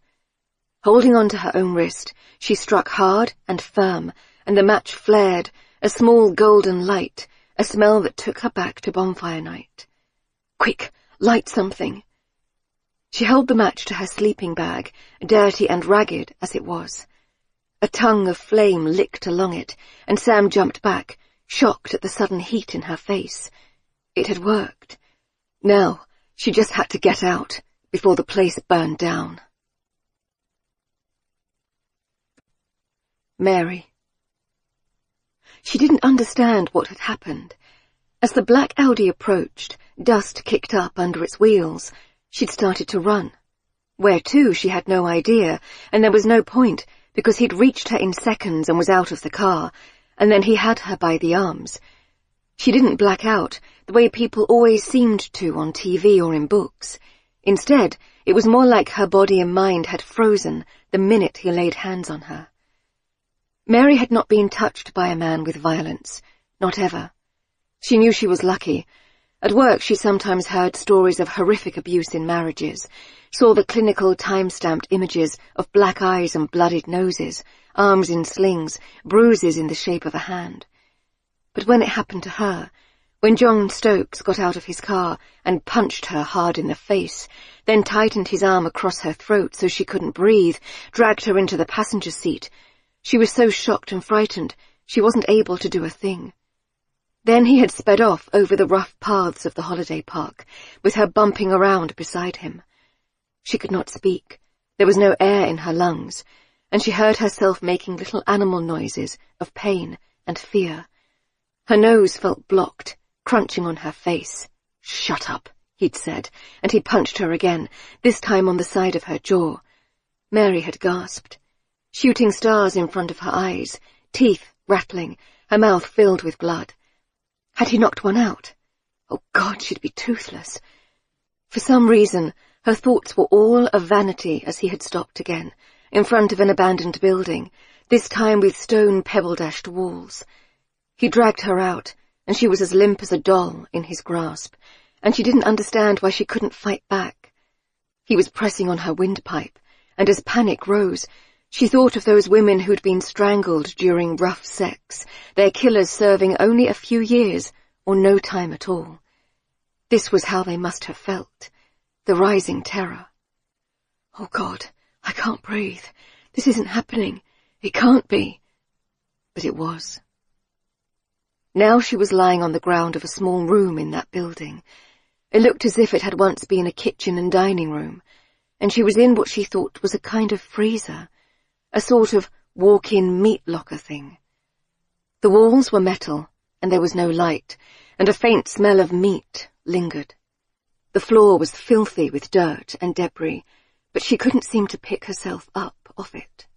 She had done her best to kick and rattle the door, but it was locked fast. She was imprisoned, and she wished Tim were here so she could tell him he was right. John Stokes was the villain in this story, after all. Tim. He had her. He had her. Hands bleeding and sore, he pulled Marley Stokes from the ruins of the small building, choking and crying, her clothes and face white. She was okay, he could see. The place was built of wood and plaster, not heavy stone. Flimsy. She was all right, but she was terrified, crying and moaning. He laid her on the overgrown, parched grass nearby, and tried to clear her face of hair and dirt. "Marley, it's me, Tim. Do you remember?" Tears cleared streaks down her face. "What happened?" "I don't know. Did it fall on you?" "I was looking for her. I tried to check every hut, but there's so many. There's like hundreds. It just came down on me." The old hut must have tumbled on her head when she pushed the door open. There were signs everywhere on site warning that the buildings were unstable, but Marley was 12. She must not have noticed or cared. "You were looking for Sam?" "He has her here. I know it. That lady came and said you drove Sam home. And I heard shouting, and it wasn't a journalist. He was lying. I know it. I looked at his car sat-nav and saw he's been coming here." Tim tried to follow this half-choked-out speech. "You mean Sam did come home after all?" "Well, yeah. You brought her, didn't you?" To be believed was such a simple pleasure that Tim's heart leapt, despite the dire situation they were in. He squeezed the girl's hand in gratitude. He had not entirely trusted himself, he realized, but the proof was emerging. He wasn't crazy. He hadn't hurt Sam. "Your dad has her?" "He took her here. I know he did. But it's so big. I got the train and it took all my money, and I had to walk so far over the beach. I'm so tired, and I can't find her." Tim helped her sit up, wishing he had water. He patted her back ineffectually. She was wearing a large hoodie and jeans, both filthy. Her hair was matted. Poor kid. "Come on, let's get you somewhere safe. I have a car." "But I can't go without her." "We'll call the police. You can explain your dad took her, and it will all be okay. He wasn't going to hurt her, was he? Just scare her a bit?" She bit her lip. "I don't know. He gets so cross sometimes. It's like we can hardly breathe in case we do something to annoy him. Mostly Sam. She would take the blame for me, so he didn't shout at me. But he hated her. He was always so mad at her. One time, I think he broke her arm. Everyone said she fell off a swing, but she was too big for swings. I think he did it." "Does he hit you?" She nodded reluctantly. "Sometimes, if I'm bad. He doesn't like it when people see the marks. I'm sorry, Marley. It's going to be okay now. Tim was helping her to her feet when she tensed. What is it? She pointed behind him. A column of black smoke coming from a distant chalet, roughly in the middle of the development. And as he watched, the first orange tongues of flame, something was on fire. Tim began to run towards the danger, as he always had. Mary. She had drifted off for a second, a respite from the pain, but now it all came rushing back. The dirty floor beneath her cheek, her nose, her chin, her entire face and throat radiating with pain. If she was passing out, this was a very bad sign. She had to try and stay awake. How long had she been in here? He'd taken her bag with her phone, and it was so dark, only a thin line of light under the door. Come on, Mary. Think. No one knew she was here except the Uber driver. That had been very stupid of her. She would agree with Jack when he inevitably told her so, because she would see him again, wouldn't she? Jack and Audrey and Leo, in just a few hours when she got out of here. Even though John Stokes had attacked her and locked her in here, which must mean he had Sam prisoner. Marley too, maybe, punishing both daughters for stepping out of line. A controlling man who'd kept his wife and daughters in a state of frozen fear. And now he had Mary. But she would get out, wouldn't she? Someone would come. Maybe Tim was here. She was trying to sit up, gingerly touching her face, which felt like squashed fruit, when she smelled it. Smoke. There was smoke drifting under the small crack in the door. The building was on fire, and she was locked in. Tim. There was a fire. He couldn't get his head round it. Had Stokes set this to kill Samantha? He was running towards it, gasping for breath now, dimly aware of Marley at his heels. He tried to shout to her to stay away, but no words seemed to come out. There was a black Audi parked outside the central building off the holiday park, which had once been a dining room with some rooms attached, presumably for staff, and Tim was sure the car hadn't been there beforehand. John Stokes was at its wheel, seemingly frozen, staring at the fire that was engulfing the place. Already the air was filled with black smoke, and Tim heard Marley choke, and he could feel the heat as orange flames tore up the side of the building. Tinder dry and built of old wood, it would go up in seconds. It seemed to be coming from inside the building. "I think it's her," Marley shouted, gesturing with her bleeding hands. "In there! She set it on fire to try and get out." She was running towards the flames. Stokes snapped out of his trance and got out of his car, began to lurch after his daughter. She veered from him. "No, Daddy, I have to get Sam." Tim didn't think about it. He launched himself at the man, trying to remember his rugby days, slammed him to the ground, jarring his own bones. But John Stokes was strong. He'd have to be, to kidnap his tall, fit stepdaughter and bring her here. He soon had Tim in a headlock, one arm over his throat. "Get away from my family," gritted teeth, red, enraged face. Tim couldn't breathe. Sips of air, in, just like that day. Pressure on his chest, a feeling of weakness in his limbs. Couldn't breathe.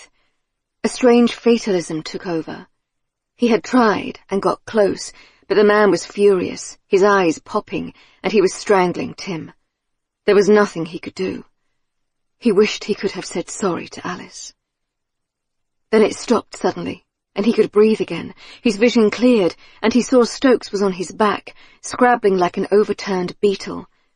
A girl was standing over him, holding a long piece of wood, and as Stokes tried to get up, she hit him again with it, hard and vicious, and his eyes rolled back in his head.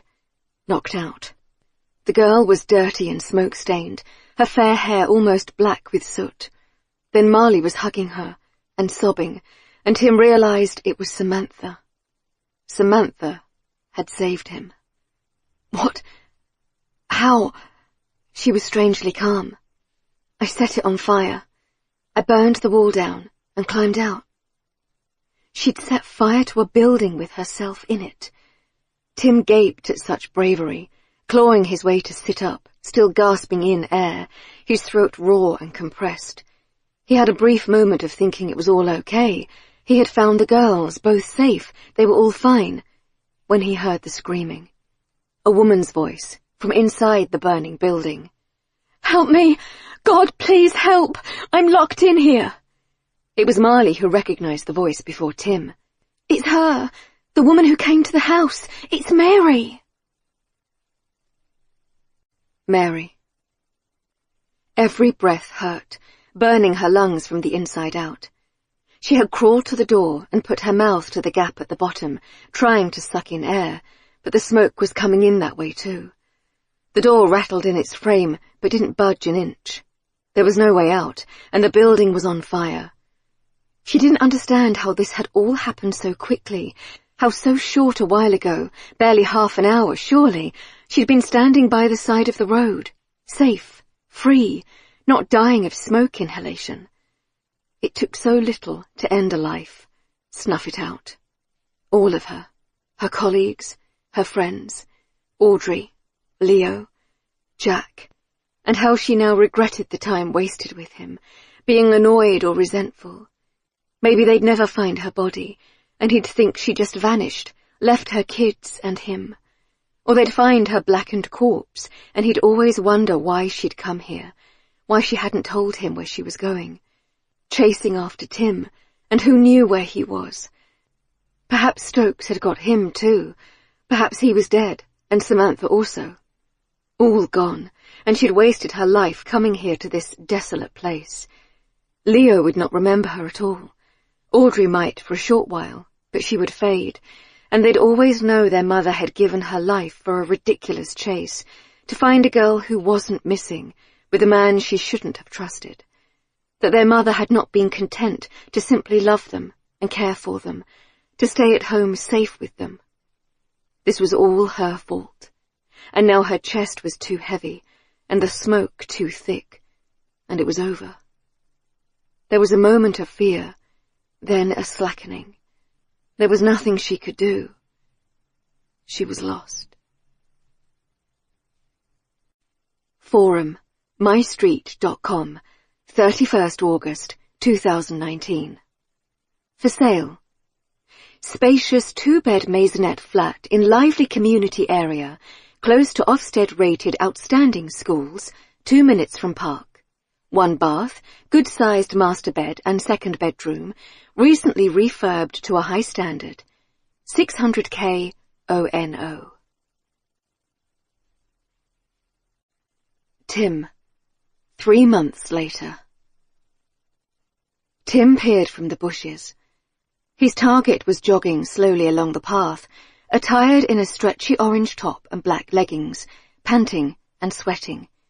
He waited, counting, his heart racing. What if he got spotted, or the police were nearby?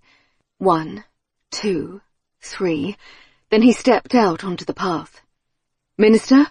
Tim Darbandi from The Guardian. Do you have any comments on the revelations this morning about your department's failure to implement the Trafficking Act? The Immigration Minister, a portly middle-aged man, looked alarmed at Tim's sudden appearance and, instead of stopping, veered around him. No comment. Are you aware that since the bill was passed, an estimated 4,000 women have been trafficked into the country for the purposes of sexual slavery? I don't know if those figures are, No comment. Tim jogged along beside him. He was fitter than the other man, he realized. Since everything that had happened at the holiday camp, remembering how his lungs had burned and his legs ached as he'd run, the way John Stokes had thrown him to the ground with such ease, he had decided to finally get fit. He'd taken up running and even joined a gym. Alice would have been proud, though they weren't in contact, and probably never would be again. He wished her well, and hoped she knew how sorry he was for all that he'd done. He had a new job now, off the back of the blockbuster story he had to tell, and he was even sleeping a little better, with the strict routine and early starts. Sometimes he had nightmares about that day, digging Marley from the rubble, the moment when he'd thought Mary was dead and it was all his fault. He'd tried to get into the building for her, into the flames, but she was behind a locked metal door, her knocks growing feeble, and he couldn't get it open, and the whole place was coming down. Plaster and wood hitting his head, singeing him. Smoke so thick he could chew it. But just when he'd given up, choking and gasping, the wail of sirens had sounded. The police were there, and they had a bolt cutter and got Mary out, pale and curled into herself in a heap, and he'd thought she was dead then too, her hair and skin black with smoke, but she had coughed and spluttered, and an ambulance had arrived to save her. Tim, Mary, Marley and Sam had all been rushed to hospital, treated for smoke inhalation and shock and severe dehydration in Sam's case, but they'd recovered. John Stokes had also been treated for the concussion Sam gave him. Then when he woke up charged with the kidnapping and imprisonment of his stepdaughter, perverting the course of justice, and assaulting Mary, he'd broken her nose and knocked out several of her teeth, and Tim shivered to think of the violence unleashed on her. But she was all right. So was he. He was back doing what he did best, chasing down politicians, holding them to account. "Minister?" he prompted. "Just a quick quote and I'll leave you to your jog." The minister was running out of puff. "I'm not sure of those figures, but we're certainly committed to ending trafficking, whatever it takes." Bingo. The quote he needed for the evening edition. "You'll take steps to implement the act then?" "Of course." There it was. Tim stopped, and the man panted off. He checked his dictaphone had been recording, and headed back to the office to transcribe it, and make the front page. Mary, 3 months later. "Audrey, please put down the stick. Audrey, Audrey!" Mary sighed as her daughter haired off over the open green space that was their new lawn. It was hard to believe all this land was theirs, after the postage stamp-sized bit of London they had once laid claim to. The new house, in a village a few miles from Guildford, had 4 bedrooms and 2 bathrooms, a garage, a huge garden, a studio office. She was already wondering how they'd fill it all with their meagre furniture.